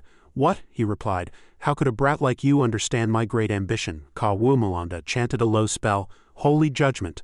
Lee Yunmu was severely injured, coughing up blood from his mouth, but he still didn't stop. And villains usually die from talking too much. I won't tell you. Your life ends here. He was sent flying by Ka Woomulanda. Ka Woomulanda observed every move Lee Yunmu made.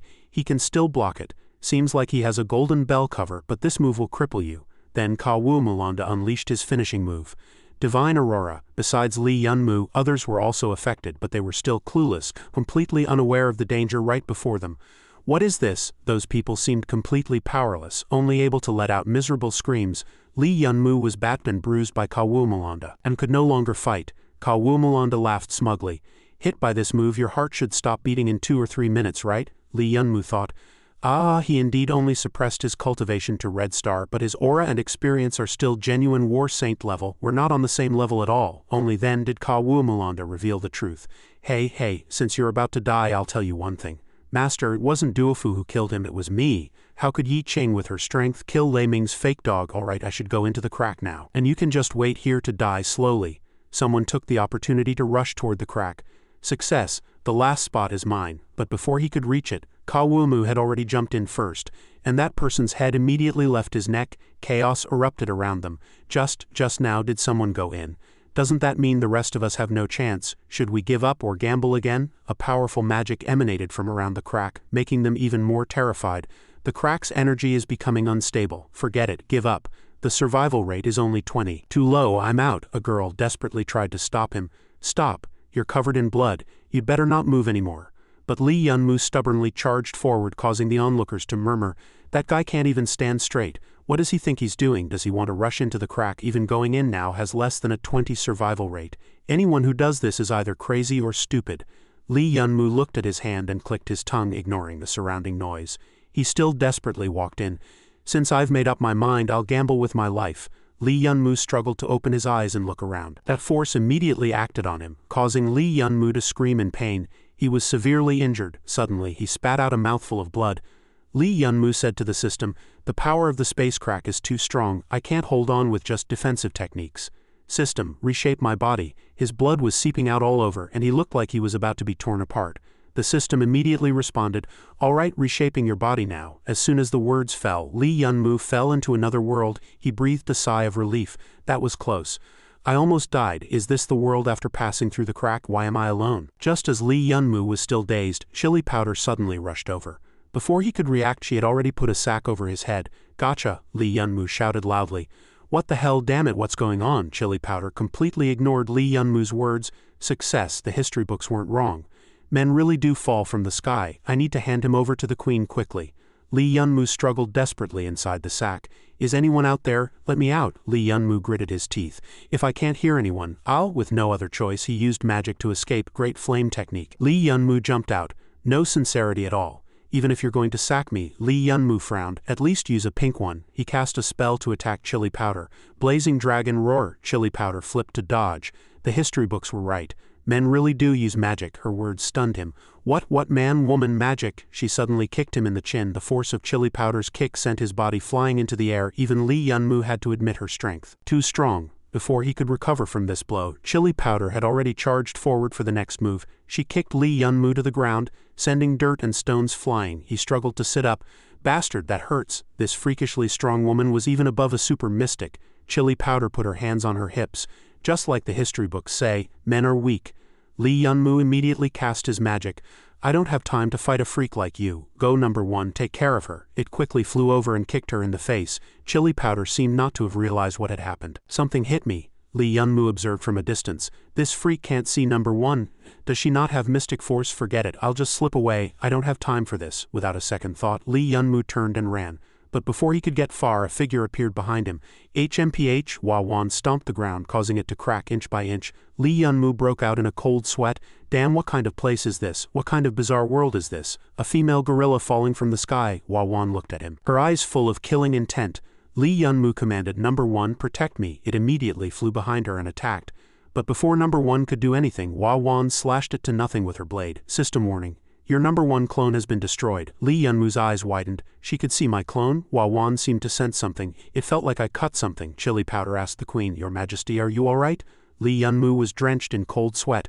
Wawan, Chili Powder, what kind of names are these? Lee Yunmu guessed inwardly. Is this the queen and that slash just now? Was it based on instinct? They're too strong. I'd better get out of here. Lee Yunmu tried to sneak away, but others spotted him. Onion laughed. So this is a man, Black Grape immediately warned. Onion, don't talk to men casually. The history books say men are violent creatures. Onion patted Lee Yunmu's head. It's okay, Sister Grape. See, he's very well behaved, Black Grape said. I told you so. As soon as she finished, Lee Yunmu suddenly flew into a rage, even scaring Onion into shrinking back. Wawan ordered everyone, Chili Powder, Onion, Tangerine, and Black Grape. Stop him. Don't let him get away again. She frowned, and her subordinates immediately obeyed Waquan's words. Yes, Waquan also launched an attack at Lee Yunmu. He leaped into the air, dodging her strike. Is this woman trying to keep me here? She has no mystical power but can still pull this off. She's insane. Lee Yunmu quickly cast his magic, squinting one eye. I'm counting on you. He blasted his magic directly at the ground to summon. Please, boss, the man muttered. Don't disturb my sleep, all right? Mine. The boss stared at Waquan's body. This little girl is really tough. Xing Shi clicked his tongue in admiration.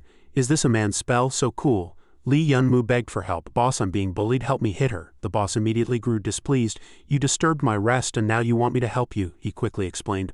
Boss, I'm your underling, so you have to protect me. Hitting me is like slapping your face, right? She was actually convinced by him. What you say makes sense. Fine, I'll help you. Lee Yunmu flashed a smug grin. You're dead meat. Watch how my boss deals with you. The boss immediately attacked Waquan, who stood there, making Lee Yunmu even more smug. That's right, boss, knock her down. The sight before her made her eyes widen in shock. She couldn't believe she easily blocked the boss's attack. What? Who is this woman? Waquan simply said. Chariot blast. With one strike, she sent the boss flying. The boss seemed utterly unable to withstand Waquan's power. Seeing him vanish into the air, Lee Yunmu panicked. Boss, why are you leaving? Help me hit her. The boss's reason was that this woman was too fierce, so he'd have to figure it out himself.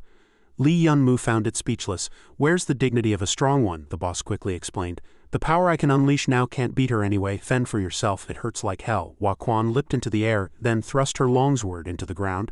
The hell insect blade immediately trembled, sending shattered stones flying. Waquan looked around. Strange, where is he? Did I smash him into pulp? Lee Yunmu suddenly raised his hand and shushed her. He muttered a spell, and the red lotus flame instantly ignited. The flames burned Waquan, making her scream. It's burning hot. Lee Yunmu muttered to himself. Is this a trick? But Waquan had already praised him repeatedly. Young hero, your skills are truly remarkable. Now I can't move at all. It must be your magic that gave me internal injuries.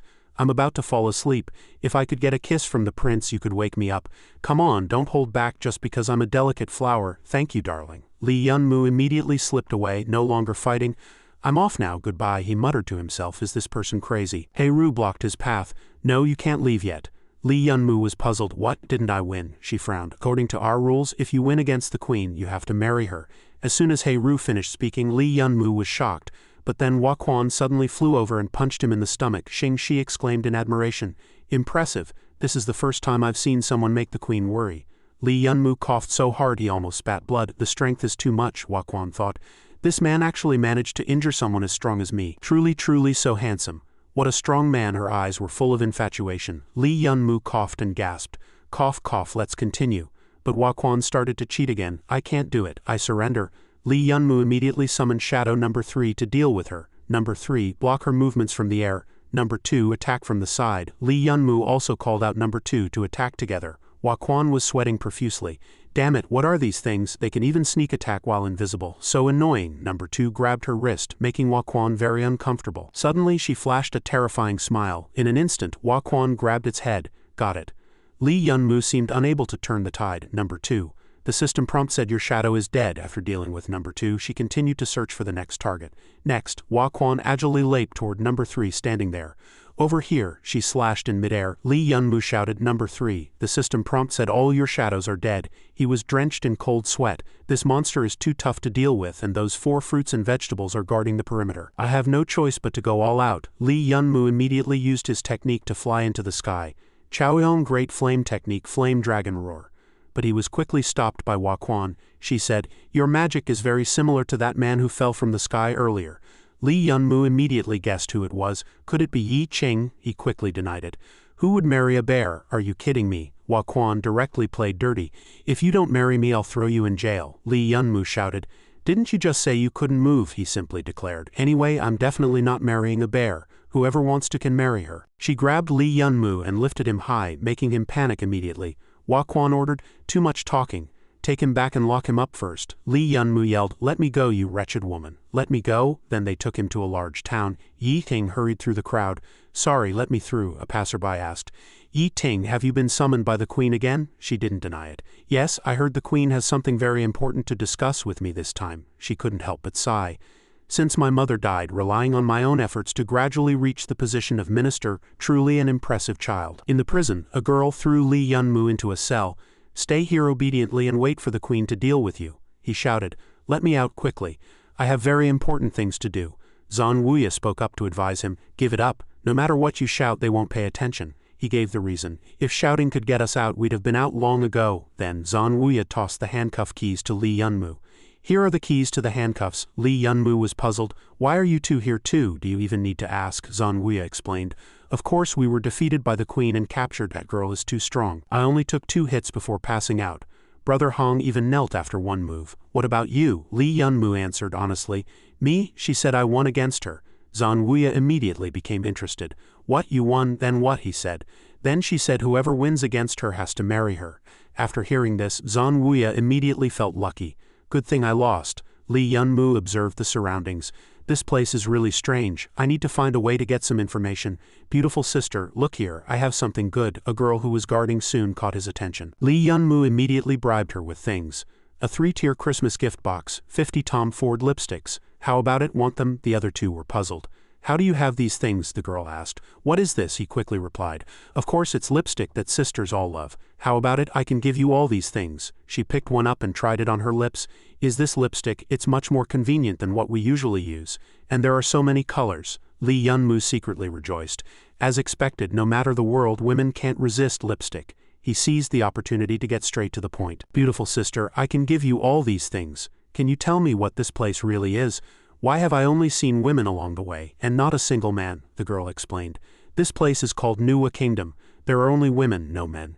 Even if a baby is born, it's always a girl. But no one knows when it started. Every 150 years, a man falls from the sky, so we all wait on time to catch those men who fall. Li Yunmu pointed out the inconsistency. But if you have no men, how do you have children? Is this place all about lesbian relationships? She immediately changed the subject. Oh, by the way, let me tell you another rule here. Li Yunmu quickly realized she was dodging the topic. It seemed this was their secret. The girl said, in our place, the stronger you are, the bigger your chest. Someone like me, not that big, can only guard the prison. I really want to be a guard. Li Yunmu immediately had a bold idea. Then I'll give you some things for breast enhancement. I have them all. She cupped her chest. Is this not big enough? I'm starting to look forward to it. Meanwhile, Hua Quan was still picking out clothes. I'll save this one for the wedding night. Just then, Yi Ting walked in. Your Majesty, I'm here. Hua Quan immediately recognized her. It's Xiao Ting, you came quickly. Yi Ting got straight to the point. Your Majesty, what do you need me for? Hua Quan recounted the whole story. Today I went to catch a man. I took a liking to one and wanted to marry him, but he refused. You're smart. Help me think of a way to convince him. As they were talking, a sudden explosion outside startled them both. What's happening outside the city? Hua Quan hurried out. She looked toward the direction of the rising smoke. That's the sacred tree has reappeared. Hua Quan immediately ordered, Xiao Ting, something big is happening outside the city. I need to go there. The city is in your hands. With that, she flew off elsewhere. Yi Ting silently watched Hua Quan fly away. At the sacred tree's reappearance site, a fierce battle was raging. A girl was coughing violently, seemingly unable to stand, but she still murmured, I must protect the sacred tree. Ka Wu I Manda raised his foot. You're stronger than I expected, but I'm determined to destroy this tree. Go to hell. He was about to finish her off with a kick, but Chili Powder arrived just in time. She kicked Ka Wu Ai Manda directly in the chin. The girl immediately recognized her. Chili Powder, Chili Powder. He staggered to his feet. Ai Manda had to admit her strength, indeed, just as the mysterious records describe. But no matter how strong, she's still just an unawakened woman. His body began to glow. Ka Wu Ai Manda cast his magic. Divine Aurora. Chili Powder gritted her teeth. So dangerous, too fast. But I'm not bad either, with that. She immediately circled behind him and attacked. Chili Powder delivered a series of kicks at Ka Wu Ai Manda. Nuwa footwork. He frowned. A mortal body can actually keep up with my speed. Truly astonishingly strong, but I'm not alone. Yi Ching suddenly appeared behind her and launched a sneak attack. He muttered a spell, air cannon. As soon as he finished, Chili Powder's clothes were instantly torn to shreds. It wasn't over yet. She took another punch from Ka Wu Ai Manda to the stomach. Divine judgment. He looked at Chili Powder. As expected of the Nuwa royal family, incredibly strong, but in the end you'll still die by my hand. She just smiled slightly. Queen, I'm just a squad leader. And the weakest squad leader at that. At this moment, the real queen was standing behind Ka Wu Ai Manda. Back at the prison, Li Yunmu had started his sales pitch. My orchid oil, the little black bottle, is also very good. The female prison guard was puzzled. Can I have this too? Zan Wuya frowned. I'm starting to not understand what he's saying. Hong Munzu also chimed in. I stopped understanding what little black bottle means a long time ago. Meanwhile, Li Yunmu was still enthusiastically saying, of course, as long as you tell me more about this place. Yi Ting walked in from outside, interrupting their conversation. All right, you can leave now. The girl immediately recognized Lord Yi Ting. Yi Ting said, leave this to me. I have something to say to this person. Li Yunmu frowned. A little girl. She knelt down. First, let me introduce myself. I am a minister of this country. My name is Yi Ting. Li Yunmu frowned. An earthling's name. You guessed Yi Ting's intention, Minister. So you're here to persuade me. She hesitated, then got straight to the point. Do you want to leave here? I can help you. Li Yunmu kept staring at this Yi Ting, making her puzzled. What are you looking at? He said bluntly. Your chest is so small, you must be very weak. How can you help me? Yi Ting quickly covered herself. How rude. Where are you looking, you bastard? I'm a civil official. She took out a key. I can let you out, but you have to agree to my request. Yi Ting said seriously. I want you to help me defeat the queen and overthrow her rule. Li Yunmu could hardly believe it. What did you say? She immediately gave her reason. The queen is cruel and extremely jealous. All women prettier than her are enslaved in this country. If you don't submit to her beauty, it's a death sentence. Even girls like you who fall from the sky are now somewhere being slaves, suffering torture. That's why only men are imprisoned here. Hearing this, Li Yunmu immediately thought of his sister Shui Jia, but he had to refuse. No way, she's too strong, I can't beat her. Yi Ting asked, what if I have a way to make you stronger? Meanwhile, Waquan's battle was still fierce. Get out of my way, she punched Yi Ching. Ka Wu Ai Manda couldn't help but exclaim, ah, up close it's truly magnificent. Can humans really develop to this extent? The destructive power is terrifyingly immense. He flashed a sinister smile and said no more. Ka Wu Ai Manda immediately cast his magic. Divine Blade. Waquan blocked his attack. Ka Wu Ai Manda was utterly shocked. What? Even my sword light can be blocked. His forehead was covered in cold sweat. Such a massive body, yet its movements are so agile. Waquan suddenly slammed down a heavy punch, shattering the ground around her. Ka Wu Ai Manda seemed completely overwhelmed by her power. Damn it, he frowned. Is the gap between us really this big? Ka Wu Ai Manda looked at the glowing tree. The target was right in front of him. It seemed his true aim was the fruit on the tree. Back at the prison, Li Yunmu asked, what do you mean by making me stronger? Yi Ting explained, 150 years ago, one of you transmigrators left 3 enhancement stones here. They can temporarily boost the user's strength to the War Saint level. With these, overthrowing the queen isn't entirely impossible. Li Yunmu immediately pointed out the problem. Why don't you take the energy stone and overthrow her yourself? Queen Yeting gave her reason. Because I can't create energy stones. Only those who cultivate mystical power can use them. If you're not a transmigrator, you can't overthrow the queen. Li Yunmu staggered to his feet. To be honest, your country's survival has nothing to do with me, but since my friend seems to be in deep trouble too, that changes everything. I'll cooperate with you to overthrow that damn queen's rule. Li Yunmu's eyes were filled with determination, but as soon as trouble hit, he started complaining again. I've had enough, Li Yunmu shouted. We were discovered the moment we escaped. This damn barbarian, it's all your fault. The red barbarian roared in anger. How is it all my fault? He immediately retorted, adding, if you hadn't been so hungry and stolen from someone, we wouldn't have been exposed. The red barbarian said, are you two still arguing at a time like this? Just as he finished, Li Yunmu slipped, lost his balance, and fell headlong. Damn it, I twisted my ankle. The two looked at where Li Yunmu had fallen, both feeling awkward. Below that spot was a... He fell straight into a bathtub. Li Yunmu was drenched. What the hell, where did I land? When he saw the girls wrapped only in towels around him, he already had his answer. Heaven. Meanwhile, Yi Ching was panting. No good, just the two of us won't cut it. Even Kavo Mlanda had to admit that Hua Wan's strength was too great. They couldn't even scratch her. He couldn't help but wonder, is this the power of the Nuwa royal clan? Even though I've been demoted, my combat experience is still at the war saint level. How can the gap be this huge? The secret text recorded that the queen of this world was incredibly powerful. But she's ridiculously strong. Hua Wan stomped her foot in irritation. What are you dawdling over there? Yi Xing took the chance to circle behind her. Got you. She chanted a spell, and Crimson Hua Wan immediately raised her hands. Stinky man, are you trying to use that spell again? She punched Yi Ching to the ground. It's useless. Kavo Mlanda seized the moment when Hua Wan was distracted to attack from the side. Holy light shines, his magic emitted a blinding radiance, and Hua Wan seemed unable to open her eyes. Damn it, I can't see anything. By the time the spell's effect wore off, the two had already vanished without a trace, leaving Hua Wan stunned for a while. HMPH, those two got away again, both of them hid in the forest. Yi Ching had to admit, the people in this world are much stronger than we anticipated. If we want to cooperate with you, the two of us alone can't complete that plan. Kavo Mlanda asked, is the rendezvous point far? He carefully studied the map. According to the map, it should be just ahead. To their surprise, Yi Ting was already sitting there waiting.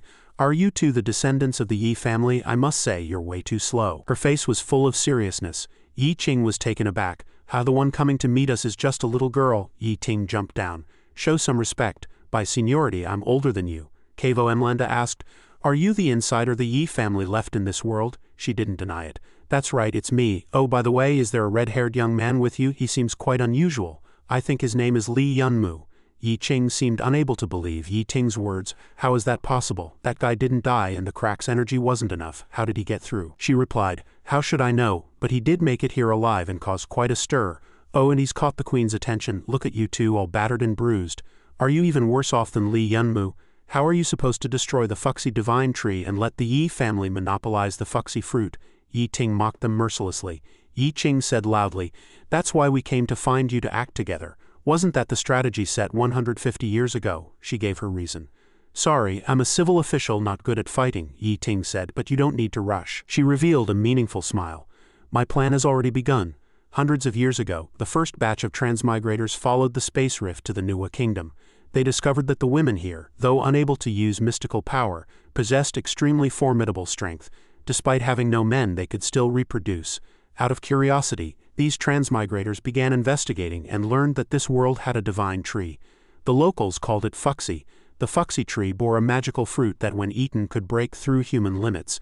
The women here had such astonishing power because they had eaten this fruit. Every spring when Fuxi bloomed, the girls would gather the stamens, crush them and mix them with water. After drinking it, the girls had a certain chance of becoming pregnant. Upon learning the truth, the transmigrators proposed a deal to the queen. Exchange items from their world for some Fuxi fruits. The queen was intrigued by the trinkets they brought and agreed to the trade. Back on Earth, one of them discovered that eating this fruit could break through the highest known limit of the mystical world, surpassing the war saint level. This thrilled everyone, and they quickly recorded every detail of this journey in a book. The book recording all this was classified by the Mystical Association and stored in the Remnant Texts Pavilion, never revealed to the public. Thus, every 150 years, new transmigrators would come to the Nuwa realm to exchange for Fuxi fruits, until a young man named Yi Zun appeared among those transmigrators, belonging to the Chaoshan sect. Yi Zun was gentle and cheerful, using his intelligence to bring great development to the Nuwa kingdom. During this time, Yi Zun also fell in love with a Nuwa woman. Yi Zun begged the queen to allow him to stay and live with his beloved. The queen felt Yi Zun had contributed greatly to the country and agreed to his request. Thus Yi Zun stayed and built a happy family. As a result, the first hybrid life was born in this country. But things weren't as simple as they seemed. Everything Yi Zun did was actually a conspiracy. He worked hard to win the queen's trust and left behind his descendants, all to later coordinate with the Chaoshan sect successors from within. When they came again, they would destroy the Fuxi divine tree, seize all the Fuxi fruits and bring them back to the Chaoshan sect for cultivation, letting the sect monopolize them. And until now, Yi Zun's descendant as me, Yi Ting. Yi Ting was reminiscing when Kavo Mlanda interrupted. Hey, who do you think you are? What did you mean by saying the plan has already begun? She turned and walked away. I have my arrangements, just wait for my signal. Don't worry, I'll help you severely wound the queen. Maybe I can even take care of Li Yunmu for you. Yi Ting's cheeks flushed. Meanwhile, Li Yunmu was still running around, having probably shaken off the pursuers. All shaken off, Li Yunmu was panting. This should be the east side of the forest that kid mentioned, right? The red barbarian looked annoyed. No way, are you really going to listen to that kid? We've already escaped, why bother with that? Li Yunmu immediately scolded. You damn barbarian, you promised to help me get the stuff, so I let you out with me. Try running off alone. He put his hands on his hips. You're something else. The forest is huge. Aren't you tired of looking for that house? Zhan Wuyu proposed a solution. Complaining won't help. Let's split up and search, that way we have a better chance. The three of them started moving. Then let's split up. Li Yunmu looked around. Just the three of us searching separately isn't reliable enough. They shouldn't be able to see here, right? He commanded. Shadow Spirit Rebirth System, execute immediately. You have consumed 6,000 experience points to rebirth 3 Shadow Spirits. Li Yunmu ordered them. Number 1, 2, 3, go find the stone house. The Shadow Spirits immediately began their task. Number 1 looked into the distance, then flew in that direction. Its eyes lit up as it observed the surroundings soon after. Number 1 found what Li Yunmu needed. He smirked. Found it. The red barbarian's voice made Li Yunmu pause. Hey, that Li kid, can you block a steel blade with your pinky? That's the weakest part of the human body. His competitive spirit surged. That kid has indeed surpassed human limits, but I'm not inferior to you. He immediately ran to support Zhan Wuyu. The red barbarian charged forward desperately.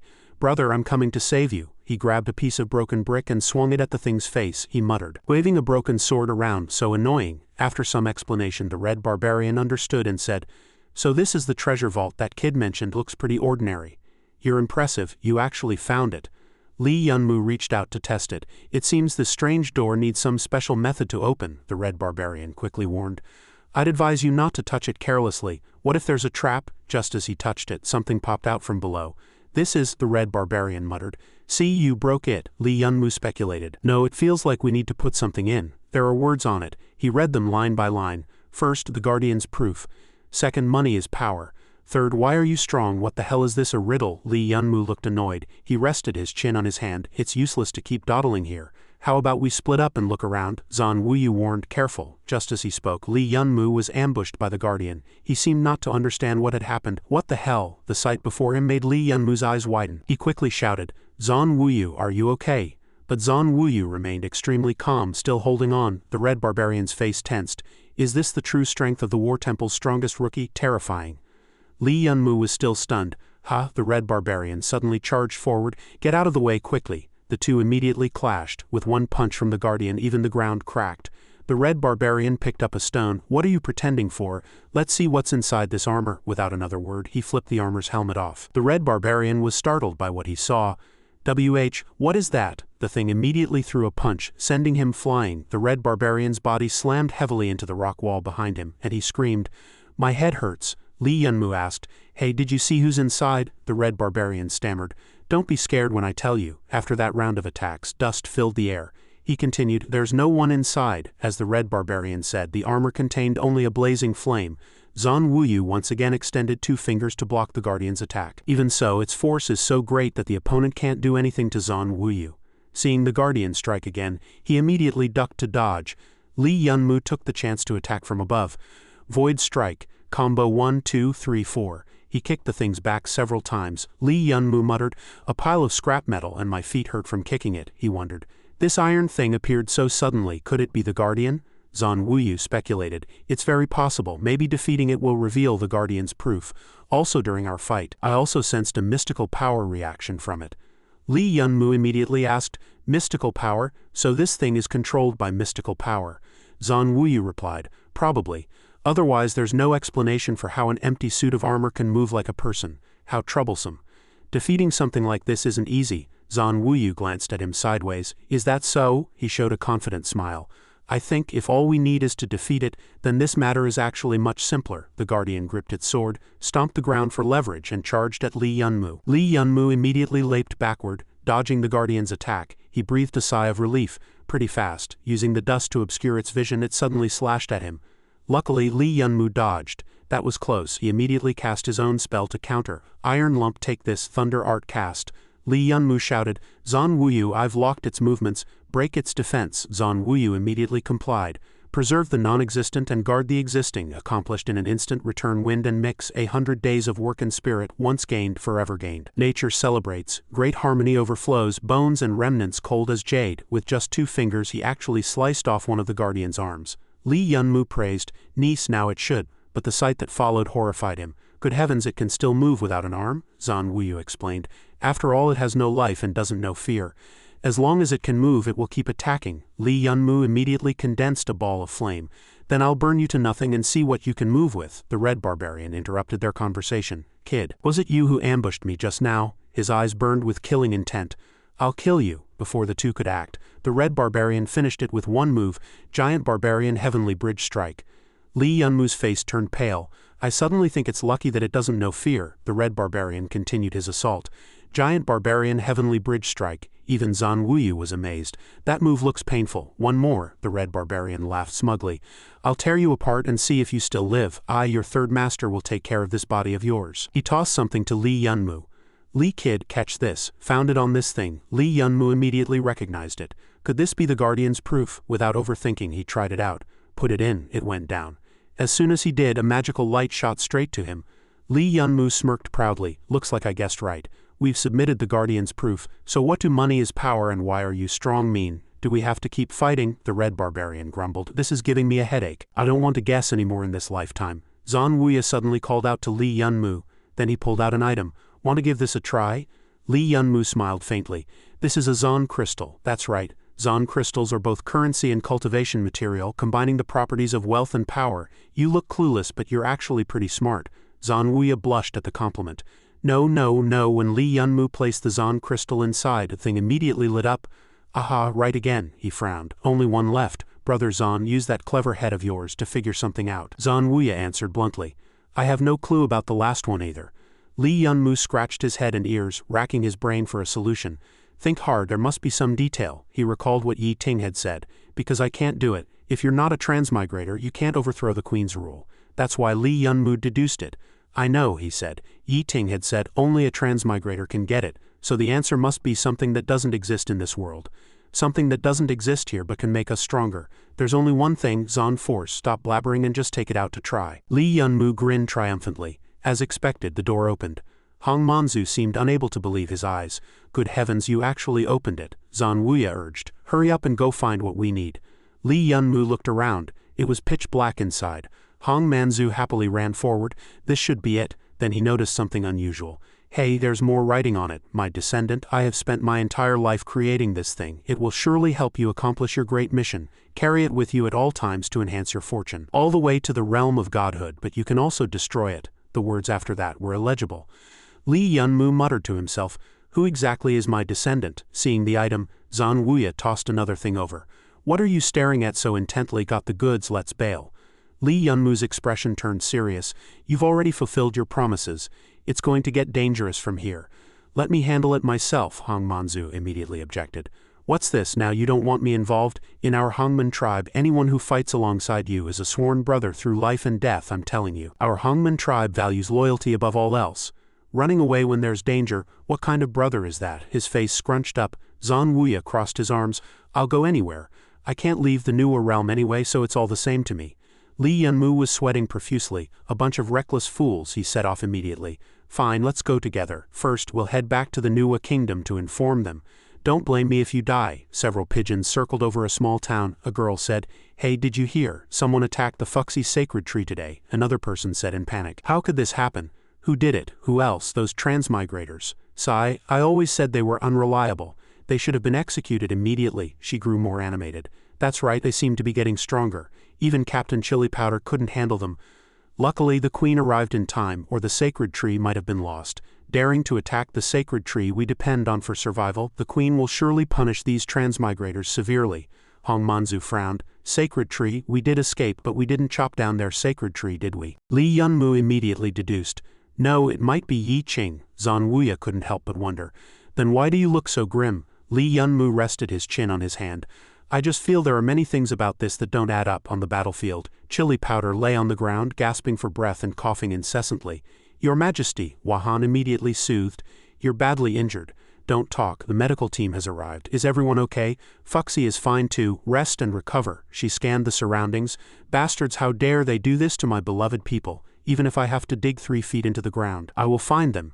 You will pay with blood. Huowan's face was full of killing intent. Back with Li Yunmu, Hong Manzu asked in confusion, "Hey, do you really have to go this far?" A woman looked at them, utterly bewildered. "Whose girl is this?" Li Yunmu chuckled lightly. "Of course it's necessary. See, no one's paying attention to us now. Relax. We can now." He struck a confident pose, but his current form was that of a woman, and an extremely beautiful one at that. Li Yunmu mocked, "You two can manage, but what the hell is this body of mine? Who told you to look like this? Being able to pass as a woman is already pretty good." Without further ado, he stepped forward to act. "Sister, could you tell me where the girls from another world were taken? The queen sent us to ask them a few questions." The girl immediately replied, "They seem to be in the reception room. Just go straight down this road." Li Yunmu immediately found it strange. Reception room. He quickly walked in the direction the girl pointed. Contrary to his imagination, what lay ahead was a magnificent palace. "Hey, I'm telling you," Li Yunmu said with a displeased look, "what kind of place is this?" He looked at the building before him. It didn't look like a prison at all. Li Yunmu couldn't help complaining. "Even as prisoners, the treatment gap is way too big. Isn't this just a noble's palace?" Suddenly, Ling Shui let out a cry. Li Yunmu immediately recognized it as Sister Shui's voice. Li Yunmu burst through the door. "Sister Shui," Ling Shui groaned, unable to bear it. "It hurts, no more, no more." The 3 of them were stunned by the sight. She smiled and said gently, "I can't take too much force." Zhang Dashang looked at him in confusion. "Hey, why are you with that kid from the War God Hall?" And he wondered, "Why are you dressed like that?" Li Yunmu tore off the wig and threw it on the ground. "Damn it, you're asking me. I'm out there risking my life, and why is this guy here enjoying himself?" "Why?" Zhang Dashang explained. "I'm not too sure either. Anyway, as soon as I got here, they brought me to this place." Lang Tianshui and He Yui were also in the pool behind him, probably mistaken for girls again. "This world seems to treat girls from other worlds especially well," he remarked. "I never thought such a backward place would have such a high-end resort." Shi Liu joined their conversation. "Of course this place is 100 times better than the queen's own bedchamber. Although our world is far behind yours, we always treat foreign guests with great respect. Right, young master?" She rushed over and hugged Zhang Dashang. Li Yunmu asked in confusion, "Young master?" Zhang Dashang introduced her. "Her name is Shi Liu, a maid here. She already knows I'm a man, but don't worry. She promised to keep it secret. The condition is that I tell her lots of stories from our world, and she seems to enjoy staying by my side." Li Yunmu leaned down. "Shi Liu, I've told you so many things that don't exist in this world. How about you trade me some information about this world?" Shi Liu immediately agreed. "Of course." After she finished explaining everything, Li Yunmu asked, "So that Fuxi sacred tree is the source of everything here?" Shi Liu didn't deny it. Li Yunmu deduced, "It seems what they want us to bring back is the Fuxi fruit. Now, piecing together all the information I have, there's still one contradiction I can't figure out." "Yi Ting." Li Yunmu rested his chin on his hand. Ling Shui asked in confusion, "Yi Ting is that young girl, right? We met her as soon as we arrived. She not only grilled every transmigrator about their identity, but also asked in detail about the power structures on Earth. We found it strange at the time. Why would someone from the newer realm need to know so much about Earth?" Li Yunmu could only remain silent, unsure of what to say. Leng Tianshui suddenly walked over. "Hey, why are you dressed like that? Disgusting, like a bunch of perverts." Li Yunmu immediately recognized them. Leng Tianshui Heiui, Yunmu said, "We've decided to try to get a few fruits and then leave here immediately. How about it? Want to come with us?" She immediately agreed. "Sure, this place is nice, but I'm a bit bored of it. Count me in." Shi Liu looked a little upset. "Why, young master, are you leaving here?" Zhang Dashang patted her head. "It can't be helped. I have to return to my own world eventually." Though sad, Shi Liu had to accept it. They then set off immediately. "Don't be nervous, we're almost at the city gate," someone reminded. Li Yunmu looked ahead as he walked. He cursed under his breath.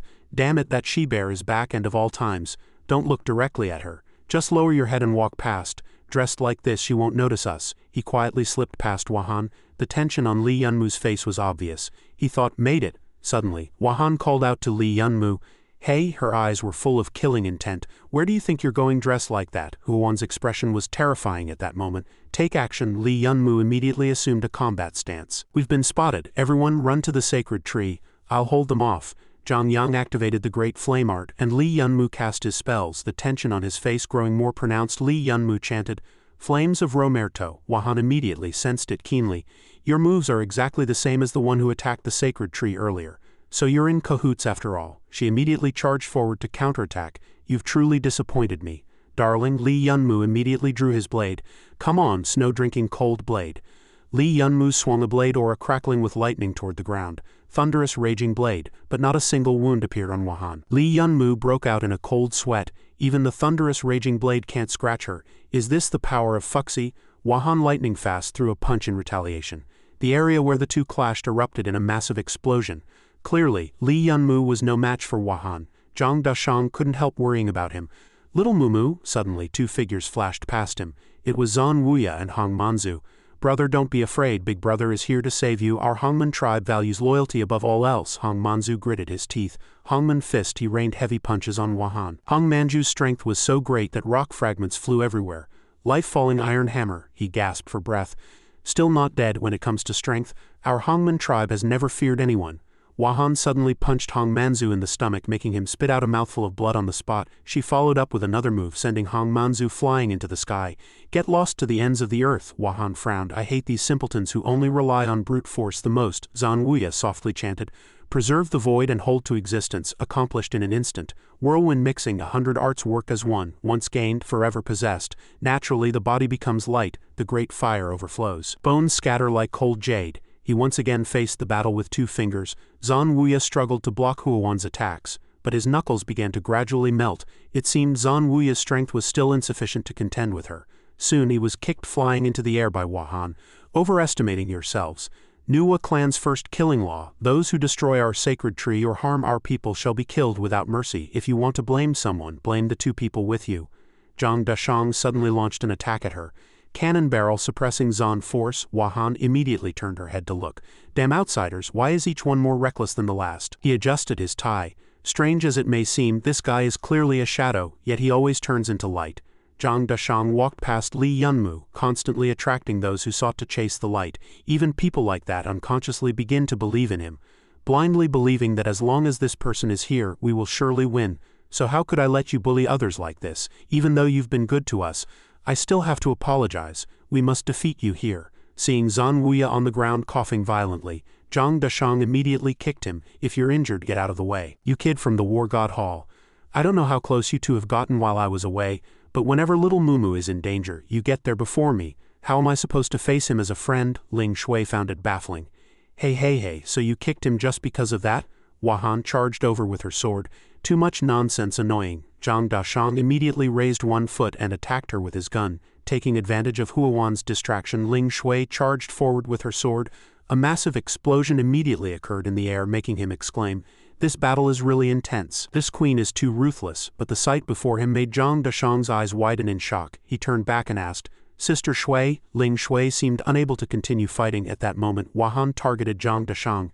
"Hey, you don't have time to worry about others. Die." He just stood there watching her charge at him. Huowan's power was so strong that gravel flew everywhere around her. He was incredibly surprised by the sight. HMPH, Li Yunmu rushed in from nowhere, blocking the blow for Zhang Dashang. Little Mumu, he thoughtfully chanted a spell. Follow the spirit to enhance the gentle chi. Straight through to the divine realm. Then Li Yunmu bit down on the object in his hand. On the other side, Leng Tianshui kept running forward. Ahead was the sacred tree. Hey, we immediately warned. Wait, Leng Tianshui, it seems no enemies are chasing us. She looked back behind her. Did we run too fast? Where are the others? Leng Tianshui broke out in a cold sweat. Meanwhile, Li Yunmu was still fighting desperately. Follow the spirit to enhance the gentle chi, straight to suppress the divine realm, he roared as he released his power. Wahan seemed completely unprepared for this. What? Li Yunmu laughed heartily. His face was full of killing intent, feeling the power constantly erupting throughout his body. Li Yunmu glanced sideways at Zhang Dashang. Take Sister Shui and them to the sacred tree. Seeing that Zhang Dashang seemed a bit reluctant, he immediately reassured him. Don't worry, she's dead this time. That finally put Zhang Dashang at ease. It's that look. Zhang Dashang immediately acted. All right, hurry up. Li Yunmu stood in front, blocking the path to the sacred tree. Want to go to the sacred tree? Sorry, this road is closed. Wahan frowned. Ling Da, don't blame me. Hitting you hurts me too. I'm doing this for the country. As soon as the words left her mouth, she swung her heavy blade and attacked him. With heavy steps, Li Yunmu refused to be outdone, muttering a spell under his breath. Thunder Art, Thunder Strike. He suddenly circled behind Wahan and launched an attack, making her wonder. How did your magic suddenly get so much stronger? Li Yunmu formed hand seals, unleashing the great Yang fire technique, and blasted a massive ball of fire at Wahan, making her scream from the heat. Wahan stared wide-eyed at Li Yunmu as he leaped into the air. It's not over yet. Li Yunmu launched a series of attacks at her. The Mad Blade laughed smugly, saying it was over. This power was indeed as strong as a war saint, truly captivating. Even Wahan had to admit, Lingda, it's only been a few days and you've gotten stronger again. After all, no one has ever managed to hurt me this badly. Hey Lingda, her body suddenly changed. Startling Li Yunmu, Wahan glanced at him. You've really gotten stronger. I hope you can play with me properly, he asked in confusion. Wait, who are you? She immediately replied. Who am I? Of course, I'm your lover. Li Yunmu could hardly believe his eyes. Liar, Wahan explained. I just burned off some fat, so I look a bit thinner. Without another word, she continued fighting. Now I can go all out too. With a violent heavy blade, he desperately blocked Huowan's attacks. Li Yunmu's sword was soon knocked away by Huowan's blade, landing upright in the ground behind him. Annoying. Cold sweat dripped from Li Yunmu. After losing weight, her speed had increased so much that he couldn't relax for a moment. Wahan thrust her sword into the ground, stretching as she said, Come on, now we're even. Li Yunmu replied. Oh, you've even put down your weapon. What's this, looking down on me? Wahan heard this and answered, We people of Nuwa Kingdom never take advantage in bare-handed combat. Li Yunmu chuckled lightly. Ha, even your words sound pleasant to the ear. Suddenly, Li Yunmu added another remark, leaving Wahan stunned and blushing. Hey, does what you said earlier still count? How about I marry you and we stop fighting? The moment he finished, Wahan charged fiercely, catching Li Yunmu off guard. Wahan said, Smooth talker. She gritted her teeth and said, Your psychological tactics won't work on me. Wahan forcefully flung Li Yunmu away, slamming him into the rock wall. Wahan angrily said, How infuriating. Li Yunmu coughed up blood, and before he could recover, Wahan landed another heavy punch, sending dust flying everywhere. Li Yunmu grinned and teased, Not bad, this girl. Trying to kill your husband, he thought to himself. Going head-to-head with a pure power-type opponent like this was just stupid. With that in mind, Li Yunmu immediately assumed a stance and murmured, Let's try what the old man taught me. He began recalling his father Li's words in his mind. Kid, there's only 1 month left until the all-out martial tournament. Using this time to boost your strength won't change much. At the time, Li Yunmu had said, Then what do I do, Dad? Think of something. Old man Li patiently explained. Don't rush. Listen to me. Have you heard of Tai Chi? Just then, Wahan charged again, shouting, Don't think you can run. What's that weird stance? Li Yunmu grinned, dodging Huowan's moves as he said, Movement gives rise to yang, extreme motion leads to stillness, and extreme stillness leads to motion. Li Yunmu whispered, reaching out to grab Huowan's leg. Tai Chi. Li Yunmu punched Wahan, shouting, Push hands. Wahan cried out in pain and spat. After pushing Wahan away, Li Yunmu said softly, Hit by your own force doesn't feel good, does it? Wahan glared and gritted her teeth. Bastard. With that, Wahan lipped up, assumed a stance and roared, Are you kidding me? Li Yunmu calmly countered, Tai Chi hammer. The two clashed fiercely. After a series of moves, Li Yunmu added, High pat on the horse, final strike. And Wahan immediately fell to the ground. Li Yunmu began to calm his breath, retracting his stance. He smiled slightly, never expecting the old man's boxing technique to be so effective. Suddenly, Wahan stood up and her words startled Li Yunmu. Damn, how did it suddenly become so hard to even land a hit? Wahan leapt into the air, letting out a loud roar. Aha! Seeing this, Li Yunmu said, How still want more? You never learn. Li Yunmu was about to strike but suddenly paused, startled. What's happening? My power is fading. Li Yunmu frowned, realizing his strength was gradually disappearing, even his mystic power. Why is this happening? Li Yunmu squinted, pondering. Follow its form, increase soft energy, directly suppress the divine realm but also destroy its form. Could the blurred words at the end mean this? Wahan suddenly charged, landing a heavy punch and shouting, You're distracted. Li Yunmu was knocked back, groaning. HMPH, Wahan charged again, frowning. Hey, where's that momentum from before? Wahan continued her moves, dragon swing. Li Yunmu flipped to dodge Huowan's attack, saying, Step jump. Li Yunmu landed and Wahan murmured, Strange, your strength and reaction speed have both dropped a lot. Li Yunmu panted heavily, panicking inside. His body was already starting to stiffen. If this continued, he might not even be able to move. Seeing Wahan charging at him, Li Yunmu frowned, thinking this side effect was deadly. No choice. Shadow Legion, move out. Wahan suddenly took a palm strike, gritting her teeth in pain. Li Yunmu looked at Wahan and chuckled. A bit shameless, but what can I say? Sorry, this isn't a one-on-one fight. Li Yunmu assumed a combat stance and said, It's a gang-up. Wahan stood up, wiping the blood from her mouth and said, These invisible attacks again. Wahan started charging again. So annoying, Wahan attacked. Li Yunmu immediately blocked, sticky hands, and the two clashed fiercely. Suddenly, Wahan frowned in confusion and said, My foot can't kick down. Wahan was sent flying, crying out in pain. Wahan propped herself up, looked up and frowned, muttering, This Tai Chi combined with his little tricks is really hard to deal with. If this continues, it's bad. Both Wahan and Li Yunmu thought the same thing. The longer the battle dragged on, the worse it was for them. They had to end it quickly. Wahan began charging, thinking this would be the final blow. Dodging one shadow after another, she resolved to avoid them all and strike straight at the core. Li Yunmu assumed a combat stance and said, "One move to decide the winner, just what I wanted." Li Yunmu waved his hand and continued, "Move lightly, spirit within. Don't let the flow break, lean on excess and emptiness, intention above and below the acquired." Wahan charged with full force, roaring Yuwa. Li Yunmu executed push palm, and Wahan used crushing fist. The force was too great and both coughed up blood, groaning. The collision caused a massive explosion, filling the area with smoke. Both Li Yunmu and Wahan were sent flying, crashing heavily to the ground. Suddenly a mysterious voice came from nowhere. "What a great show, Queen." Li Yunmu, killing 2 birds with 1 stone, both sides injured. "I thoroughly enjoyed it. I didn't think you'd actually do it." Hearing this, Li Yunmu slowly opened his eyes as someone suddenly appeared. Li Yunmu asked softly, "Yi Ting." Yi Ting frowned and chuckled. It seemed everything was going according to plan. "Come out." Suddenly 2 people appeared before Li Yunmu. He said in disbelief, "Yi Ching, Kavo M. Landa, you?" Yi Ching kicked Li Yunmu and said, "Beaten like this, forcing your way through an unstable space rift, and you're still alive. This time you've finally fallen into my hands, ha." Kavo M. Landa spoke. "So young, without lifting a finger, you defeated such a strong queen. Your cunning is terrifying. Lucky I'm on your team, or it would be too frightening." Kavo M. Landa put his hands in his pockets and added, "I wonder if this queen is dead. To be safe, I'll finish her off." Kavo M. Landa raised his hand ready to strike, grinning. "I didn't expect you to become so beautiful all of a sudden, but for the greater cause you still have to die." From above, Chili Powder loudly ordered the archers to prepare. Countless arrows rained down, catching Kavo M. Landa off guard, and an arrow struck his shoulder. Yi Ching frowned and asked, "What's going on?" Chili Powder stood high above, backed by an entire army. Chili Powder said coldly, "Going around in such a big circle, wasting so much time." Chili Powder chuckled and continued, "The old fox has finally fallen into the hunter's trap." Li Yunmu lay on the ground, panting heavily, glancing over. Huff puff. Suddenly, Wahan propped herself up and stood. "Ah!" Kavo M exclaimed in shock. "What, you can still stand? Even a war saint wouldn't be able to get up." Yi Ting walked over and said, "That's right. The strength of past queens is roughly equivalent to the war saint level in your world. If that's the case, she should have lost consciousness from that fight." Then Yi Ting stopped in front of Wahan, smirking proudly. "But the lady standing before you is the strongest queen in Nuwa Kingdom's history." "Queen Wahan." Kavo M. Landa was stunned, clutching his shoulder wound, and said, "Yi Ting, you?" Yi Ching, enraged, roared, "Yi Ting, you're a descendant of the Yi family and you dare betray the Yi family." Yi Ting didn't back down, shouting back, "Shut up." Yi Ting frowned, his face full of resentment. "The Yi family, I hate the Yi family. I hate that my surname is Yi." Li Yunmu lay on the ground listening to Yi Ting's words, his frown deepening. "I could have grown up happily like an ordinary child, but the Yi family destroyed me, destroyed my family." Yi Ting frowned. He began to narrate. "Yi Zun married my grandmother only because she was weak and obedient, so he could have a puppet completely under his control.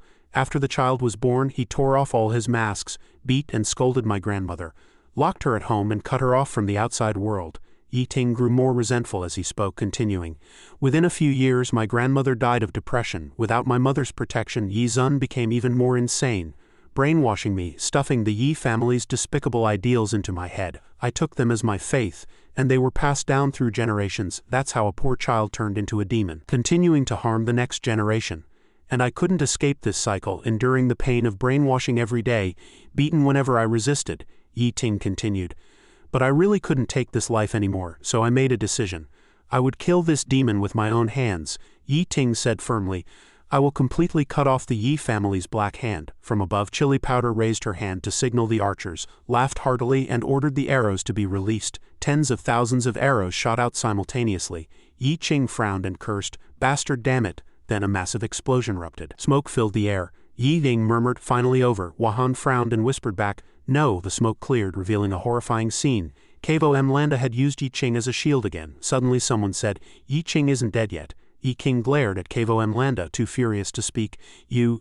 Kavo M. Landa pushed Yi Ching aside and said, "And you dared to brag about how perfect your plan was?" Yi Ching lay on the ground panting, with the crowd's mockery echoing in his mind. "Hey, did you hear? The young master is a waste. Yeah, he can't compare to his older brothers. First time I've seen someone awaken such low mystic power.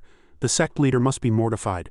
Just then, someone walked up to Yi Ching and said confidently, "If you're not convinced, just work hard to get stronger, right?" Then the young man smiled and said, "Young master, my name is Lin Jian. From today on, I'll serve you. I'll train with you and help you become the strongest of the new generation." Time flowed again, and the announcer said, "The winner is Yi Ching." Everyone marveled. "Oh my, he won again." Yi Sim happily reported to Lin Jian, "Lin Jian, I beat the strongest newcomer in our Chaoshan sect. Now I'm the strongest newcomer. Dad will be proud of me." Another time, Lin Jian frowned and said, "Did you hear? A dark horse named Li Yunmu has appeared among the newcomers. He used common star power to break through over 20 floors of the honor tower." Hearing this, Yi Xing thought to himself, Li Yunmu. After that day, Yi Qing encountered a terrible incident, roaring in anger, "Ah, Li Yunmu, I'll kill you, I'll make you pay for Lin Jian." At that time, Kavo Mlanda squinted and smiled. "You want my help? On what basis?" Yi Sun, with a determined look, frowned and said, "Have you heard of the Manhwa realm? Our Chaoshan sect has a foolproof plan back to the present." Yi Qing was at his limit, covered in wounds, coughing. His vision blurred, and he thought to himself, Lin Jian. Suddenly, Yi Qing saw Lin Jian flying toward him, reaching out his hand. He thought, "Have you come to take me?" Yi Qing reached out, tears streaming down his face, thinking, "I've finally avenged you." Just then, Li Yunmu walked over. He gently kicked Yi Qing and said, "Get up." Wahan looked puzzled and said, "Dailung?" Yi Hing exclaimed in surprise. "Li Yunmu, you can still stand." Li Yunmu panted and said softly, "I never expected the ending to be like this. If not for this world." Yi Qing smiled faintly. "Maybe we could have been friends." Suddenly, Li Yunmu looked at Wahan and called out, "Hey wife, you've dragged me into this too, how about doing me a favor?" Then Li Yunmu looked at Kavo Mlanda and continued, "The last of you three, let me handle him myself. Don't interfere." Li Yunmu raised the energy crystal bottle, gently bit it open, and said, "Follow its form, increase soft energy." Yi Ting saw this and shouted in panic, "No, using another energy crystal, your body won't be able to take it." Li Yunmu decisively bit through the energy crystal bottle, frowning, directly suppressed the divine realm. A terrifying power suddenly erupted, shaking Yi Ting, who cried out, "Yuwa!" Kavo Mlanda frowned and said, "Holy mystic armor. The mystic pressure is too strong." Li Yunmu suddenly moved behind Kavo Mlanda and said, "Heavy step." Li Yunmu kicked Kavo Mlanda. Kavo Mlanda immediately dodged and counterattacked with a holy light sphere. Seeing Kavo Mlanda make his move, Li Yunmu easily sidestepped and said, "Such a feeble attack." Kavo Mlanda angrily retorted, "It's not over yet." Li Yunmu began to strike again, saying, "Yan, let's end this." Then Li Yunmu charged straight at Kavo Mlanda, shouting, "Reverse the flow." Kavo Mlanda fell to the ground, crying out in pain. "Ah!" Li Yunmu stood over him, looking down contemptuously, and said, "Defeated by your own move? How pathetic is that?" Li Yunmu's eyes blazed with fury as he spoke. "What's wrong? Aren't you a war saint? Show me the dignity of a war saint." "Oh, sorry, I forgot. Your suppression ploy has long since stripped you of that title, all because of your disgusting plan." Kavo Mlanda gritted his teeth and endured. Li Yunmu continued, "I think it's time to settle the score." Li Yunmu raised his foot and stomped on Kavo Mlanda's chest, making him spit blood. He thought to himself, the deceased had already suffered inhuman torture before death. Both cheeks of the victim had been gouged out and almost all ribs were broken. Li Yunmu pondered inwardly. The tendons in his hands and feet had also been severed. Kavo Mlanda fell to the ground in agony, screaming. "Ah!" Then Kavo Mlanda roared in fury, "What do you think you're doing, you madman?" Li Yunmu said nothing, striking swiftly and cleanly. Thinking to himself that even the left leg was gone, Kavo Mlanda was in extreme pain, letting out a blood-curdling scream. "Ah!" Seeing Li Yunmu approaching, he panicked and raised his hand to stop him, saying, "No, don't come closer, please, get away, you lunatic." Li Yunmu leaned down, glaring at him, and said, "You should have known this day would come when you killed my master." Then Kavo Mlanda let out another agonized scream. "Ah!" Kavo Mlanda lay on the ground, covered in wounds. He roared angrily, "Bastard, I'll kill you. I am the leader of the Sacred Heaven sect. My sect and the Mystic Assembly won't let you off. You can't escape, you're dead." Li Yunmu let out a smug chuckle and said, "So what? No one knows you suppressed your mystic power, changed your appearance, and entered the spatial rift. Besides, isn't it normal for casualties to occur when exploring spatial rifts?" Watching Kavo Mlanda's pained expression, Li Yunmu added another remark. "No one knows I killed you."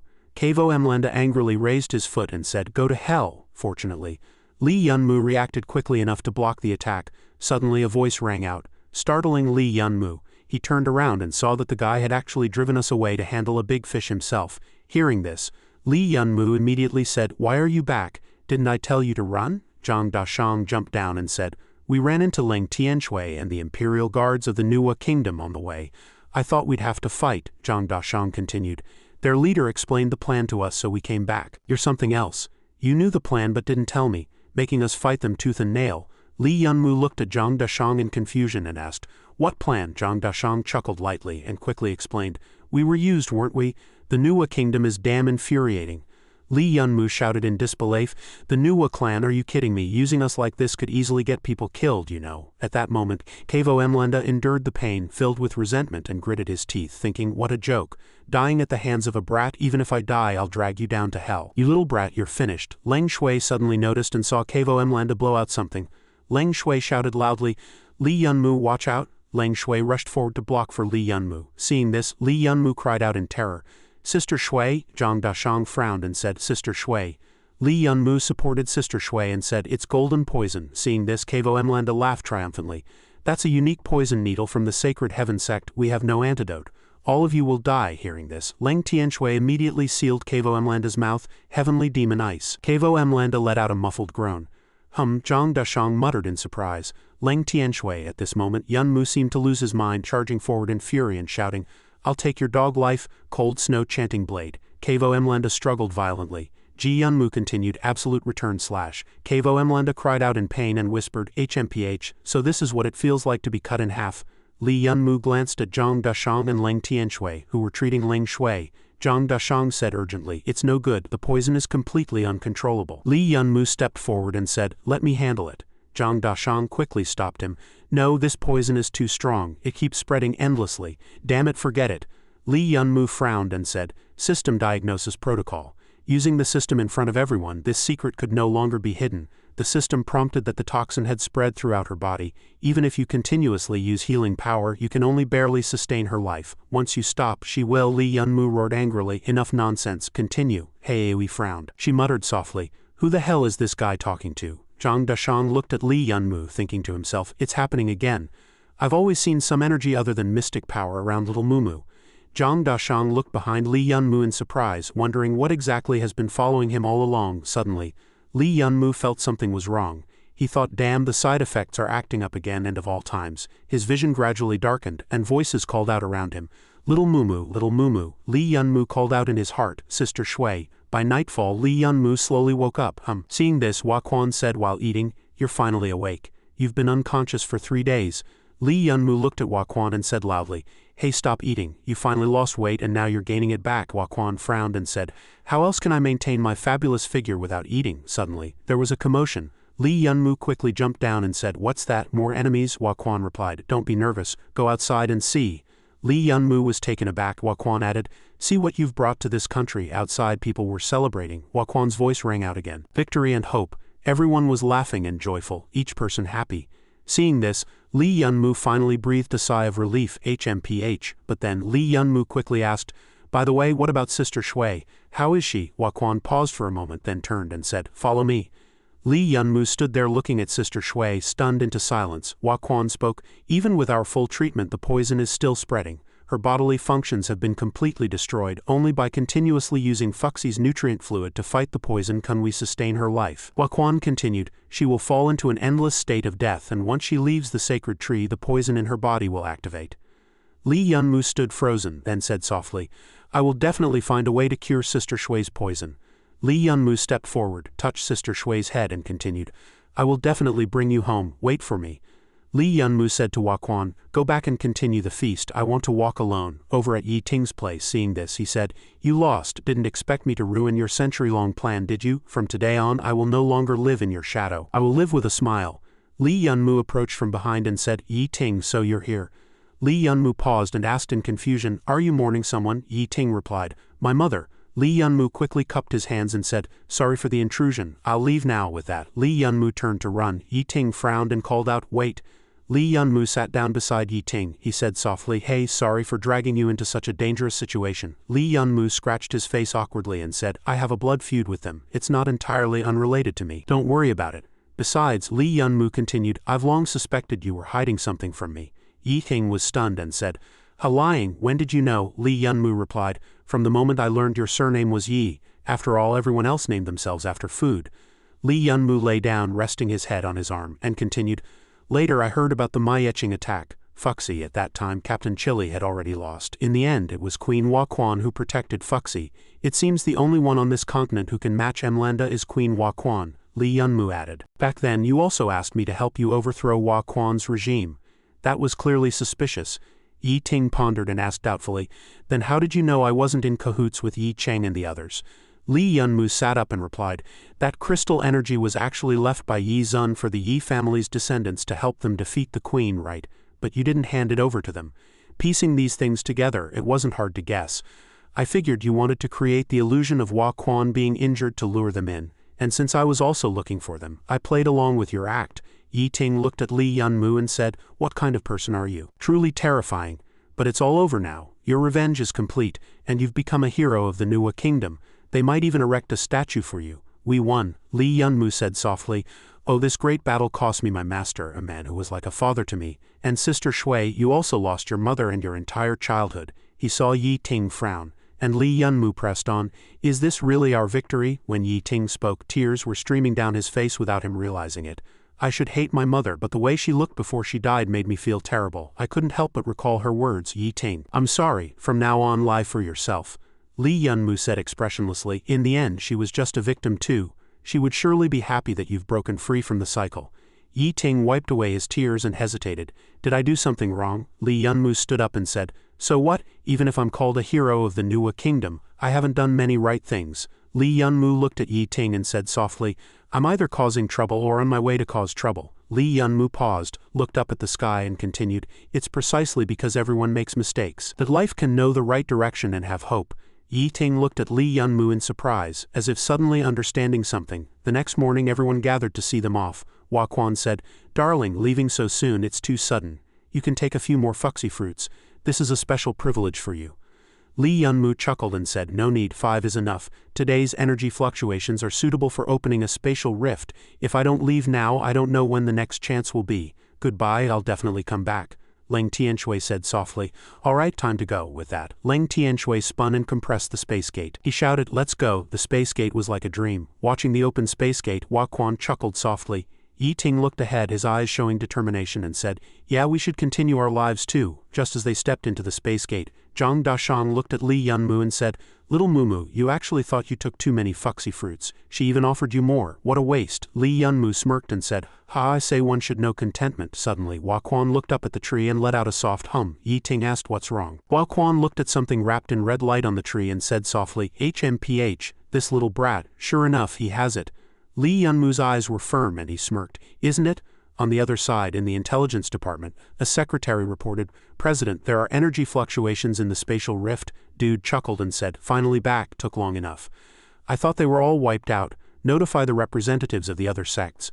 They can come pick up their people." Seeing the group emerge from the space gate, Dude said, "Ha, you're all safe, great. Yeah, it's been a few days. Looks like you've grown a lot over there." Just then a man kept looking around as if searching for something.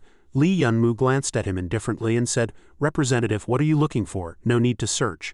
I'm the last one. There's no one behind me." The representative frowned, grabbed Li Yunmu's shoulder anxiously and said, "What do you mean, no one? What about the people from the Chaoshan sect?" Li Yunmu brushed off the representative's hand, glanced at him coldly and said, "I said no one. They're dead, of course." The representative was stunned. "What?" The representative grabbed Li Yunmu by the collar and shouted, "Kid, explain yourself. How did this happen?" Li Yunmu chuckled, glaring at the representative, and said, Hey, representative, what does the Chaoshan sect's demise have to do with you, a member of the Sacred Heaven sect? Why are you so anxious?" The representative flinched, realizing his reaction was too intense. He turned away and said, "Sorry, I lost my composure." Dude glanced at him indifferently, stepped forward and said, "This full martial competition has concluded successfully. Everyone performed well. I'm pleased to see young people like you in this era. You're all tired. The guild has arranged transport to take you back to rest." Dude continued, "Li Yunmu, except for you." Dude frowned at Li Yunmu and said, "Come with me." In the room, Li Yunmu stood looking out the window and said, "That's how it went." Dude smirked and said, "You killed both the leader of the Sacred Heaven sect and the head of the Chaoshan sect, didn't you? Those two deserve to die. Their ambitions were too great. Even if you hadn't acted, I would have dealt with them sooner or later." Dude propped his feet on the table and continued, "The Chaoshan sect is finished, but the Sacred Heaven sect on the mainland is different. With the leader missing, they'll definitely send people to investigate, and you'll be in a passive position. Instead," Dude added another remark, startling Li Yunmu, "join the Nightwalkers and inherit your master Li Bowen's title. Thunder Nighthound will protect you." Li Yunmu slammed the table in anger and shouted, "How could you send my master alone on such a dangerous mission? What were you thinking?" Hearing this, Dude said softly, "I admit that deployment was flawed, costing us an elite like the Nighthound. So we hope you'll carry on his legacy. After all, you're his most valued student." Li Yunmu clenched his teeth, suppressing the anger in his heart, thinking, "This old man is using my master to pressure me into joining?" Li Yunmu frowned and said, "Then answer my question first." Duda immediately replied, "Go ahead." Li Yunmu asked seriously, "Is there another way to return to the Manhwa realm?" Duda glanced at him indifferently and said slyly, As long as you join the Nightwalkers and accumulate enough merits, I can open a space rift for you alone. Lee Yun-moo gritted his teeth, thinking, TCH old fox. Lee Yun-moo turned to leave, saying, I'll think about it. Suddenly, someone walked in and said, Chief, you called for me? Duda took out the letter he had just written and chuckled lightly. Deliver this to the sacred divine sect. Recalling Lee Yun-moo's words, Duda pondered for a moment and muttered softly, Lee Yun-moo, don't blame me. After all, no matter how fine the jade, if it's not carefully carved, it's still just a stone. Lee Yun-moo took a punch, and the man angrily complained and shouted, Damn it, how did this happen? Say something, aren't you supposed to be strong? Lingen sobbed and cried. Why did my sister end up like this? You always save us from the depths of suffering, so why not this time? Zhang Dali stepped forward, grabbing Ling An's hand to stop him, saying, Anzi, stop hitting him. Ling An frowned and said softly, Dali. Zhang Dali responded, I was there this time too, if you want to vent you can hit me as well. Ling An turned and walked away, bursting into loud sobs. Wah wah ha. Lee Yun-moo watched Ling An's retreating figure filled with guilt. Anzi. Suddenly a girl walked over, tugged at Lee Yun-moo's sleeve and said softly, Are you okay? Don't blame Anzi. In his eyes you're someone who can do anything. Lee Yun-moo didn't look back and walked straight ahead, saying, Don't worry, I don't blame Anzi. I'm heading back first. The girl looked worriedly at Lee Yun-moo's back, softly calling his name in her heart. In the room, Lee Yun-moo was meditating to regulate his breathing, thinking that he was still too weak. Facing forces stronger than himself, he was still the same as before, unable to change anything. He had to grow quickly enough to stand against them and never let anyone else get hurt again. Lee Yun-moo widened his eyes and said, Shadow system, activate. 3 shadows appear. Lee Yun-moo muttered to himself. This way, with 3 shadows training on autopilot plus my own cultivation, my training speed is 4 times that of others. No, 4 times is still too slow. I don't have that much time, I need to be faster. In that case, I'll condense more shadow spirits, Lee Yun-moo said loudly again.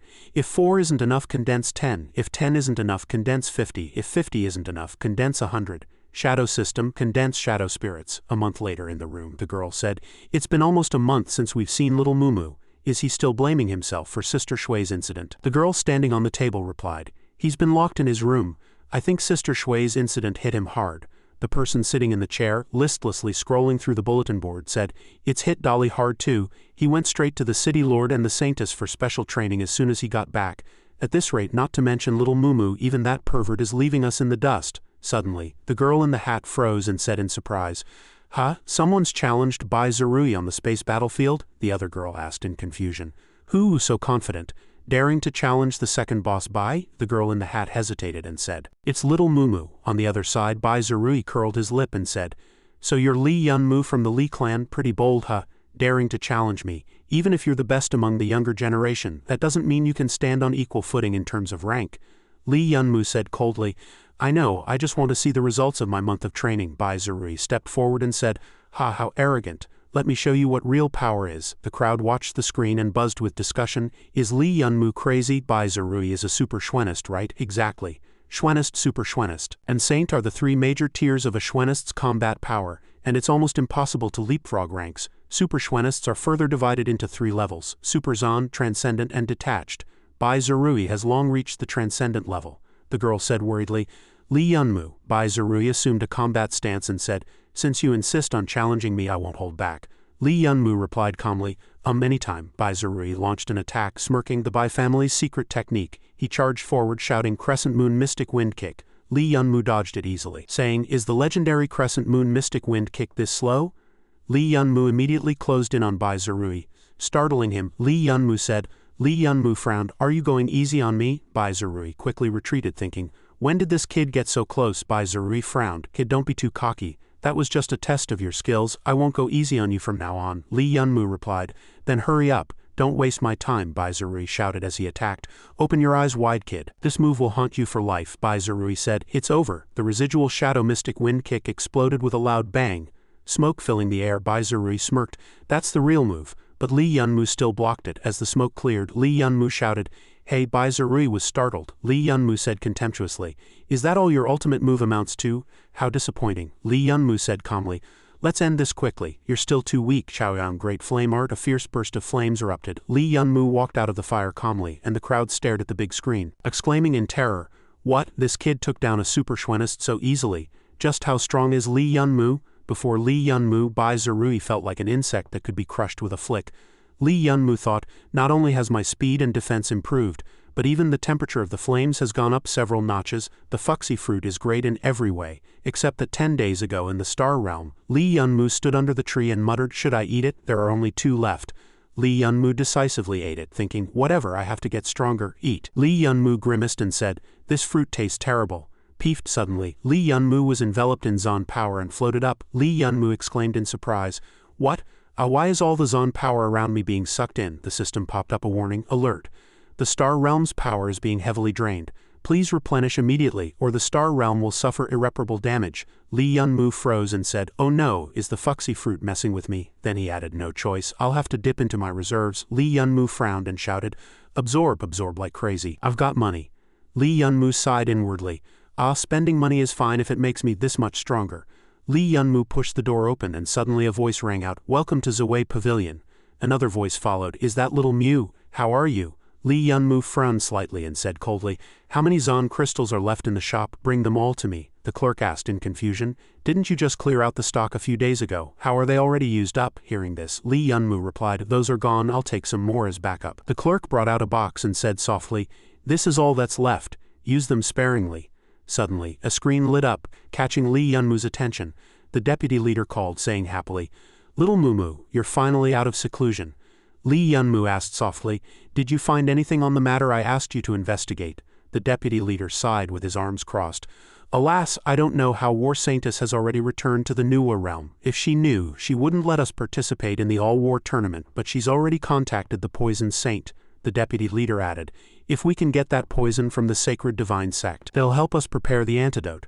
Lee Yunmu asked in confusion, "The Poison Saint?" The deputy leader quickly explained, "Yes, he had the chance to step into the War Saint level, but wasted his talent on poison refinement. He's probably the only one on the entire continent who can neutralize the sacred divine sect's poison. But to get the Poison Saint to act, I'm afraid." "Then," Lee Yunmu said firmly, "I know there's no free lunch in the world, but as long as it can save Sister Shui, I'll try no matter what." In a tavern, Lee Yunmu sat Tang and walked over and greeted, "Yo, Lee Yunmu, you're here early." Lee Yunmu immediately asked, "Brother Tang, what did you want to see me about?" Tang An sat down and said, "The War God Temple's rookie selection is about to start. All the peak academies want to send their newly promoted talents to participate." Lee Yunmu said dismissively, "Oh, good luck to them." Tang An continued, "By tradition, someone needs to lead the team to the selection. Originally, teacher Lee Bowen was supposed to do it." Tang An's suggestion surprised Lee Yunmu. "I hope you can take over this task for teacher Lee." Lee Yunmu stood up decisively and said, "Sorry, I don't have time to babysit." Tang An said calmly, "These students are also the last batch teacher Lee will teach. If you take this on, he'll definitely be happy." Hearing this, Lee Yunmu paused, hesitated for a moment and said, "Send me the meeting point. I might show up, but don't get your hopes up." Watching Lee Yunmu's retreating figure, Tang An whispered, "I believe you'll come." In the room on Dawn Road, and Lu rested her chin and asked softly, "Grandpa, do you think Brother Lee Yunmu will really come?" Grandpa Zhao chuckled. "Brother Lee Yunmu is the top freshman. Why would he be our captain?" Shen Shen, who was training, scoffed, "Ha, top freshman. I bet it's all hype." And Lu got angry and shouted, "Shen Shen, you jerk, how dare you badmouth my idol again?" Ni Xinren quickly pulled Lu back and Lu yelled, "Xinren, don't hold me back, I'm going to tear him apart." Zhang Yuji, holding a book, said expressionlessly, "Stop arguing, it looks like someone's coming." Lee Yunmu spread his wings and flew in the air, looking down coldly. "Seems like someone doesn't welcome me." And Lu exclaimed in surprise, "Xinren, pinch me, am I dreaming?" "Ouch, it hurts. So it's really him." Someone whispered, "Wow, the wind looks so cool on him." After landing, Lee Yunmu asked, "Are you the elite rookie squad for this batch?" Shen Shen replied, "That's right, I'm their captain." "Shen Shen," Lee Yunmu glanced at him dismissively and said contemptuously, "Someone this week dares to call themselves elite? The peak academies are getting worse and worse." Shen Shen was stunned. "What?" Then he roared angrily, "Less talk, fight me if you've got the guts." Grandpa Zhao quickly stepped in to stop him. "Don't be impulsive. Compared to him, we really are," Lee Yunmu said coldly. "A fight works too. It's time to teach you a lesson." Shen Shen frowned. "Top freshman, today I'll show you what real skill is." Lee Yunmu stood still and said calmly, "Bright Zon power, no wonder you're so cocky, but your blade technique is too hasty. Looks fierce, but it's full of openings." Shen Shen charged forward shouting, "Ah," Lee Yunmu said disdainfully, "Even my pet crow knows more about fighting than you." Shen Shen swung his blade, and suddenly something flew in to block the strike. Shen Shen was startled. "A crow," Lee Yunmu said expressionlessly. See, I told you even my crow can easily block that strike. Shen Shen glared angrily and roared. Shut up! Shen Shen was sent flying. Li Yunmu said, you can't even hold your blade steady. Calling you weak is an overstatement. Shen Shen angrily sheathed his blade and charged again. Damn it, it's not over yet. A loud bang, dust flying, and Lu exclaimed in surprise, wow, Shen Shen's really lost it. As the dust settled, Li Yunmu walked out and looked at Shen Shen lying on the ground saying, hey, I said, were you really trying to kill me just now? Li Yunmu frowned. You've got the determination, but your strength is still far off. Shen Shen lay on the ground, covered in wounds, and said defiantly, so I don't even deserve to have you fight me for real one day. I'll make you go all out and have a proper fight with me. And Lu walked over to help Shen Shen up and asked worriedly, are you okay? Li Yunmu turned and walked away, replying, good, I'm starting to like you a little. Li Yunmu said with his back to the group, even though you already know, let me introduce myself. My name is Li Yunmu. From today on, I'm your captain. I'll lead you to victory in the selection. Li Yunmu continued, you'll face countless dangers in the selection, and you could even die at any moment. So if you want to quit, do it now. Li Yunmu glanced sideways and said seriously, if you want to follow me, you need to be mentally prepared first. 3 days later, someone in the car complained, the War God Temple's first test is too hard. We have to get an Earth Dragon's heart to pass. Brother, is the ironclad Earth Dragon strong? Not really, just a gold star level minor monster. And Lu exclaimed in surprise, what, we're only black star level, how can we beat that? Li Yunmu replied calmly, as long as you know how to cooperate, even if your opponent's Zun power is a level higher, it's fine. Suddenly, someone asked, brother, there's a squad fighting an ironclad Earth Dragon up ahead. Should we go help? Li Yunmu glanced and said, that's their prey. Don't steal it. Let's head deeper into the desert. Grandpa Zhao happily agreed. Looking at the surroundings, someone said, what's this? There's nothing here. Strange, the map says ironclad Earth Dragons are concentrated in the deep desert. Shen Shen angrily punched a nearby rock and shouted, there's not even a trace of an ironclad Earth Dragon in this damn place. The dragons on the desert outskirts must have been cleared by other teams. Are we going to fail the first test? Suddenly, Li Yunmu shouted, hey, watch your feet. Shen Shen was startled and glanced at Li Yunmu. Suddenly a tremor occurred. Li Yunmu quickly yelled, what's happening? An earthquake? Get away from there! The crowd panicked and screamed, whoa, scatter and run! Someone shouted. Shen Shen, Grandpa Zhao froze. This is, Li Yunmu looked up and said softly, ironclad Earth Dragon King. Li Yunmu shouted, everyone enter combat mode, and Lu rushed forward and shouted, brother, Shen Shen was knocked away by the Earth Dragon. What do we do? Suddenly, the ironclad Earth Dragon King opened its mouth, startling and Lu, it's over, she said. Ni Zinran quickly rushed forward to shield Lu and said, Lu, be careful. Zinran is here. Ni Zinran took off her glasses and said, leave it to me. Suddenly, a beam of light shot from Ni Zinran's eyes, covering the ironclad Earth Dragon King's head. Ni Zinran whispered, frozen. Li Yunmu stood to the side, arms crossed, observing.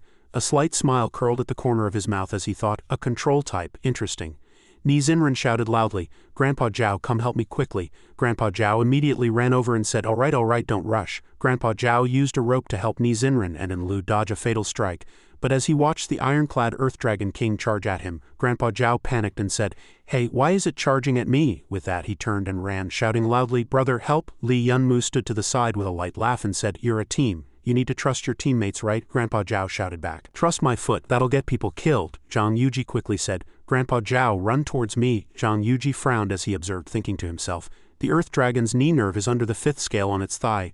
I just need to time it when it lifts its leg. Zhang Yuji shouted. Now, the ironclad Earth Dragon King froze. Grandpa Zhao said happily, oh my god, Yuji is so cool, great, it's over. Li Yunmu frowned, thinking to himself, getting cocky already. A kid is still a kid. Suddenly, the ironclad Earth Dragon King moved again. Grandpa Zhao was startled and said, hey, is it still not dead? Zhang Yuji frowned and quickly shouted, not good, this thing is about to use a mystic technique. Dodge, piercing stone thorn, Zhang Yuji shouted. Damn, no time. Suddenly, a black shadow flashed past Li Yunmu. Li Yunmu curled his lip and said, this guy just ran back way too slow. Shen Shen rushed forward, leapt up and grinned. Hey, why do you all look like you're about to die? Shen Shen landed in front of everyone, grinning. The strongest tank is here, Zhang Yuji said with a look of disgust. Why did you only come back now? Turtle State is here? Shen Shen immediately got furious upon hearing this. Bullshit, I just saved your life a moment ago? Then Shen Shen planted his sword on the ground and said confidently, all right, the whole team is assembled. Listen to my command, prepare to counterattack. Let it see what we've got. Grandpa Zhao rushed under the scales for support and shouted, I'll take the damage. Shen Shen immediately assigned tasks to everyone. Grandpa Zhao, attack its horns.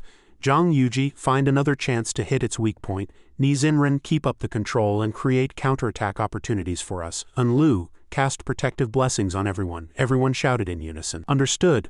Li Yunmu stood to the side observing, frowning as he sighed inwardly.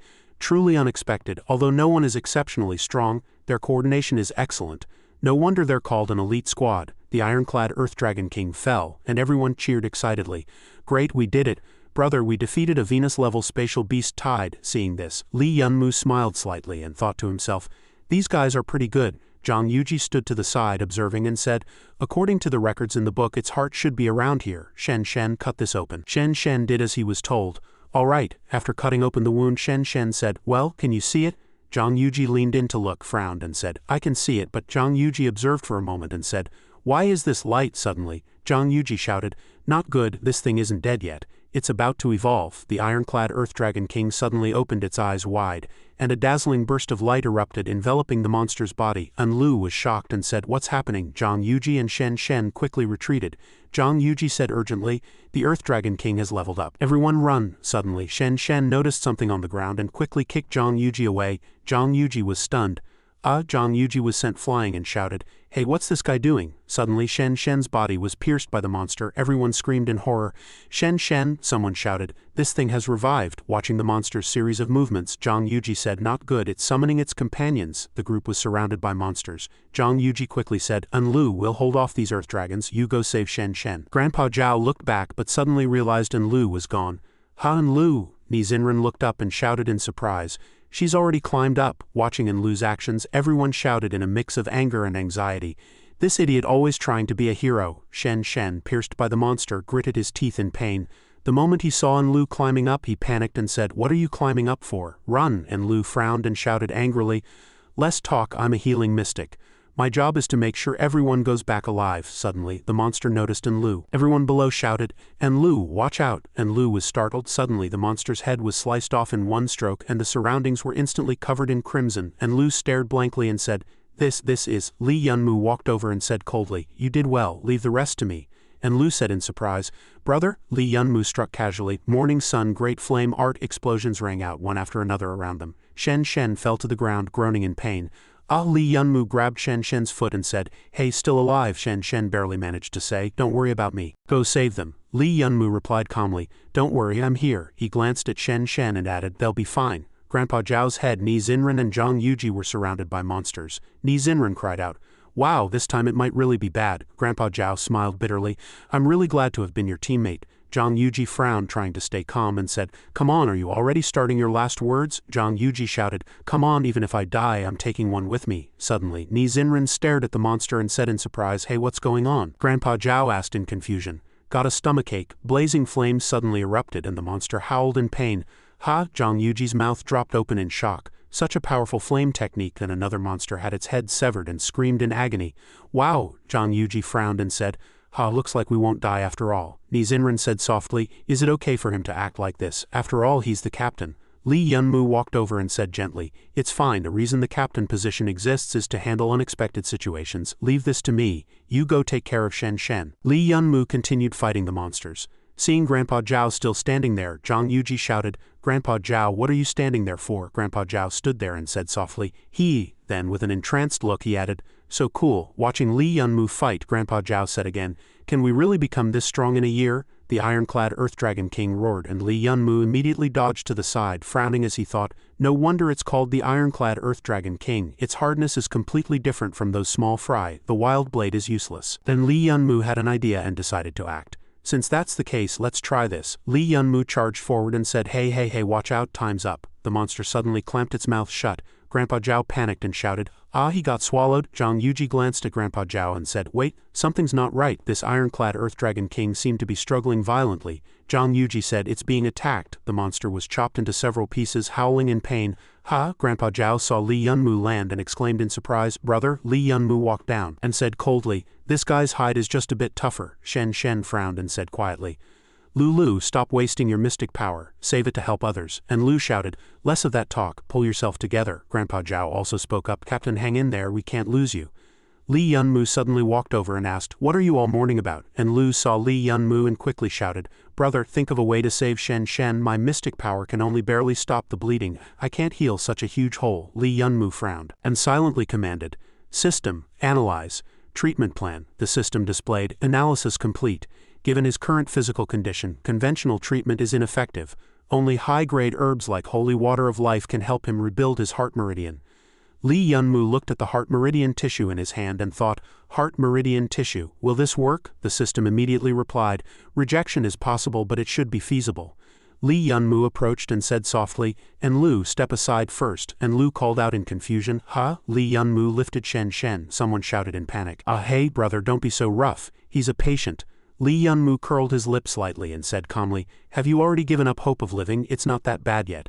Seeing Shen Shen cough up blood in pain, Grandpa Zhao shouted, he's coughing up blood again, Li Yunmu said coldly. Bear with it, it's going to hurt. As soon as Li Yunmu acted, Shen Shen screamed in agony. Li Yunmu frowned and commanded, system, rebuild his body. The system immediately prompted, consumed 30,000 void yuan and 100,000 experience. Beginning recovery, Li Yunmu began healing Shen Shen's body, and Lu watched in shock and said, what kind of power is this? Is it a healing mystic technique? Zhang Yuji frowned and said, I've never seen this technique in any book. Someone shouted in amazement, the wound is healing, unbelievable. The reconstruction was complete, and Shen Shen slowly regained consciousness. Grandpa Zhao said softly, Shen Shen, you're finally awake. Shen Shen sat up and said in disbelief, what happened? Am I still alive? And Lu replied, don't worry, you're alive and well. He saved you, Shen Shen exclaimed in surprise. Li Yunmu, and Lu shouted loudly, to get Li Yunmu's attention. Brother, he just saved your life, how can you be disrespectful to your savior? Shen Shen cried out in pain. It hurts, Lulu. I'm injured. Li Yunmu silently commanded again. System, scan. The system immediately displayed, this item may contain chemical components that can stimulate the potential of spatial beast tides and increase the probability of evolution. Li Yunmu stared at the item in his hand and thought, if I'm not mistaken, the ironclad Earth Dragon King's evolution before its death wasn't an accident. It was man-made, but just now only you few were here. Could it be, suddenly? And Lu ran over and shouted, brother, and Lu happily pushed Shen Shen forward and said, Shen Shen has something to say to you. Shen Shen frowned and said, don't push me. I can walk on my own. Standing in front of Li Yunmu, Shen Shen said awkwardly. Well, Li Yunmu looked Shen Shen up and down and said, what is it? Shen Shen turned his head awkwardly and said, thanks. Li Yunmu called out in confusion, Seeing this, Shen Shen got angry and embarrassed, shouting, don't think I'll be grateful just because you saved me. I'll repay this debt of gratitude. And Lu stood to the side and shouted, hey, can't you just be straightforward for once? Shen Shen shouted angrily. Lulu. Li Yunmu watched this scene and smiled slightly, thinking to himself, this squad really surprises me. Their team cohesion is astonishingly strong. Maybe being their captain isn't so bad. Meanwhile, Lu was happily teasing Shen Shen. Come catch me, idiot. Shen Shen chased after her, saying, this girl, Zhang Yuji said from the side, you don't look like someone who almost died just now. Grandpa Zhao and Ni Xinren walked behind and said, stop messing around. Li Yunmu continued to think, there's a traitor here. Submit the item points. Seeing the big screen, everyone immediately said, what? The captain has to hand in a heart too? This rule was announced before the exam. If you didn't read it carefully, whose fault is that? And Lu walked ahead and shouted, Shen Shen, stop running around. Come line up to take the mission. Shen Shen immediately replied, coming, and Lu crossed her arms and said softly, I wonder what the second round will be. I'm looking forward to it but also a bit scared. Grandpa Zhao walked ahead and said upon hearing this, what's there to be afraid of? With the senior here, it'll definitely be fine. Li Yunmu was still deep in thought, thinking, a drug that can evolve a Venus level into a Red Star level. Given the Black Star level of the Zhe Veng squad members, there's absolutely no way they could have made it themselves, and they don't have the ability to defeat a Red Star level spatial beast tide. Without me, using this drug would be suicide. This is probably aimed at me. Who did it? And why? Suddenly someone spoke up.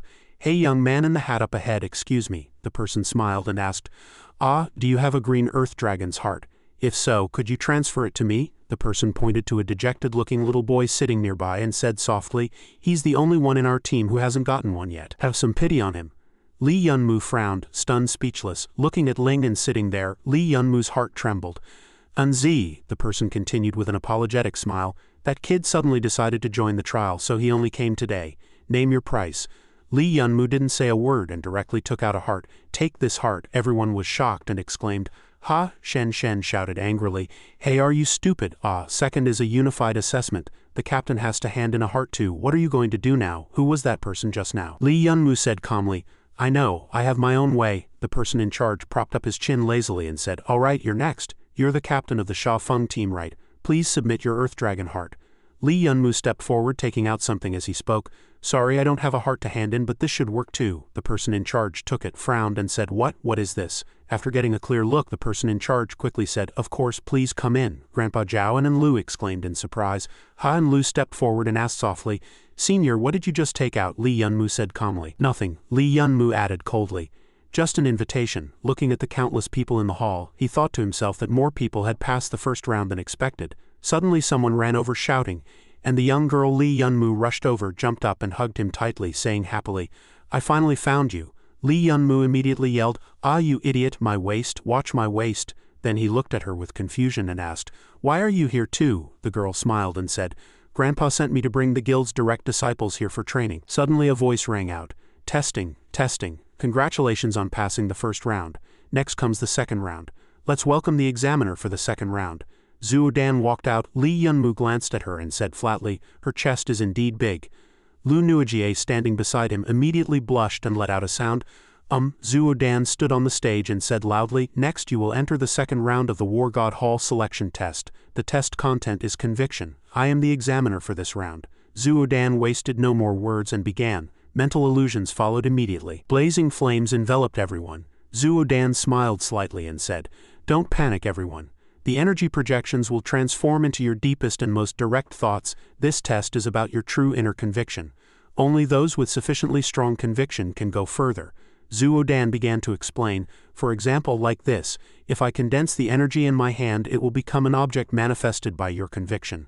Zhuo Dan tightened the long whip in her hand and continued, If you can withstand my attack without your manifested object breaking, you pass. As soon as she finished speaking, the captain of the Changling team stepped forward. Grinning, he said, I thought it was some difficult test, but it turns out to be this simple. I'll go first. The crowd began to murmur. The captain of the Changling team should already be a red star, right? His manifested object is a treasured blade. He'll definitely pass the test easily. Zhuo Dan's eyes turned cold, and she stepped forward saying, Very well. Then she swung her whip and said loudly, Then let's start with you. The Changling captain hurriedly brought out his manifested object, but with one lash of the whip it shattered instantly. The captain let out a miserable scream. Ah! Seeing the captain fall to the ground, someone quickly ran over and asked, Captain, are you all right? Zhuo Dan said coldly, The type whose manifested object is crushed, and Lu was shocked and said, What, even a red star can't withstand a single blow from her? Zhang Yuji frowned and said softly, No, this round doesn't test strength, but whether one's inner conviction is strong enough. Zhuo Dan grinned and said, Don't think that just because you have a high rank you can be arrogant. Next, and Lu's manifested object was also shattered. Zhuo Dan said contemptuously, Princess Syndrome, do you think this is a game? Grandpa Zhao was no exception. Zhuo Dan continued, Yours is also a whip, but too weak. When it was Zhang Yuji's turn, Zhuo Dan swung her whip. She said, Conviction is a book. I've seen plenty of these. Your persistence is passable. Next was Shen Chen. Shen Chen gritted his teeth and held on. Zhuo Dan said appreciatively, A big shield, tough enough, not bad. Then it was Ni Xinran's turn. Zhuo Dan continued, A cloth doll pen. Your conviction is also quite tenacious. Not bad. Lee Yunmu stood by observing, thinking to himself, This round is indeed not simple, and Lu and Grandpa Zhao were both eliminated. Shen Chen and Yuji passing was expected, but Ni Xinran, who didn't seem outstanding, also had such strong conviction. Suddenly someone called out, Hey, everyone, look at that person. Even Zhuo Dan couldn't help but exclaim, Oh, how interesting. Looking at Ling in ahead, Zhuo Dan said in surprise, I've been an examiner for 4 years, and this is the first time I've seen such strong conviction. Ling adjusted his glasses and said coldly, The goal I want to achieve is different from yours. Lu Nuijie glanced over and said softly, Anzi's manifested object is Sister Shui. Lee Yunmu frowned, pondering, Anzi. Suddenly Zhuo Dan stepped forward and spoke, startling Lee Yunmu slightly. You're the last one, Lee Yunmu. Zhuo Dan glanced at him and grinned. In this test, the one who stands out the most is you. The top newcomer, even Elder Qin Feng, is full of praise for you. I want to see just what you're capable of. Lee Yunmu stood there, still calm, when suddenly someone cried out, Ah, no good, Senior hasn't started materializing his conviction manifested object yet. Seeing the whip about to lash out, someone quickly shouted, Dodge, Senior. A loud crash and smoke filled the air. Zhao's family and Lu shouted loudly, Senior. Lee Yunmu's voice came from within the smoke, protected inside his own manifested object. Hey, big sister, what did I do to offend you? Lee Yunmu frowned and said, The force you used to hit me was clearly much heavier than on the others. Lee Yunmu's manifested object tightly gripped Zhuo Dan's long whip. The crowd immediately stirred. What kind of conviction manifested object is that? So cool. So the examiner was going easy on us all along. Ling frowned as he looked at Lee Yunmu, wondering, Why is Lee Yunmu here too? Zhuo Dan smiled slightly and said, "All right, a captain like you is considered to have passed. The good test in 3 days will be the winner selection. Candidates, go back and rest." Zhuo Dan still had a smile on her face, but in her heart she was thinking, I used 80% of my strength and still couldn't hurt him. What a terrifying person. In room 409, a mysterious person looked out the window and said softly, "Sorry, the mission failed. The evolved Earth Dragon couldn't harm Li Yunmu at all." The mysterious person stood there observing Li Yunmu. A voice sounded, "Don't rush, you all. I can find an opportunity to act in the 3rd round. It's not safe to act inside the War God Hall, and it's easy to get exposed. Next, you just need to." Li Yunmu's mind was in chaos. Anzi, it seems Sister Shui's matter has completely changed him. For Anzi, the War God Hall is indeed a very good choice. So many cultivation resources, not something you can buy just with money. Suddenly, the team members all walked over, and someone asked, "What's wrong? Why is Senior frowning?" Li Yunmu turned around, slightly startled, and said, "It's you guys." Then Li Yunmu lowered his head and continued, "I'm sorry, everyone. I think I'm going to have to break my promise." Everyone was very puzzled. Li Yunmu recalled the words he had spoken on his first day here. "I am Li Yunmu. I will lead everyone to victory in the selection competition." Li Yunmu said with a gloomy expression, "Only 3 people can win this selection. I originally thought I could lead everyone through the 3-person assessment and enter the War God Hall together." Li Yunmu looked down at the ground and continued, "But a friend of mine also came to participate in the selection. Entering the War God Hall is extremely important to him. No matter what, I must help him win this selection. In the upcoming matches, I will even compete against you for victory to help him." Li Yunmu raised his head, his eyes firm, and said, "I am no longer worthy of being the captain of the Sha squad." Seeing everyone silent, Li Yunmu continued, "I will go to the Sha compound to explain the situation. Before the match starts tomorrow, I will find a new captain for everyone." Suddenly, Shen Chen plopped down onto a chair and said loudly, "Annoying." Shen Chen hugged his arms and frowned, "I'm not fighting anymore. This match is boring. I've had enough." And Lu quickly said upon hearing this, "Shen Chen, what are you thinking? We've come this far. You say you won't compete just like that?" Shen Chen said calmly, "I will participate in the 3rd round, but I won't advance." Shen Chen turned back to look at Li Yunmu and said, "Hey, go ahead and do what you want. Go help that guy win." Then Shen Chen looked at Li Yunmu with a determined gaze and emphasized, "As for the matter of a new captain, don't bring it up again. The captain of this squad can only be and will only be Li Yunmu." Zhang Yuji also spoke up, "That's right anyway. Lu and I have already been eliminated. Our squad wasn't really separated to begin with." Grandpa said happily, "We'll just consider it as broadening our horizons. After all, we've only been enrolled for a year. Our strength is limited." And Lu walked over, gently took Li Yunmu's hand and said with a bright smile, "Senior, if you want to help your friend win, we will all cheer for you." Hearing these words, Li Yunmu's heart immediately felt much lighter. He smiled slightly and said, "All right." The next day, Zhuo Dan stood on the stage, smiling slightly with a proud expression, and said, "Welcome to the 3rd round of testing.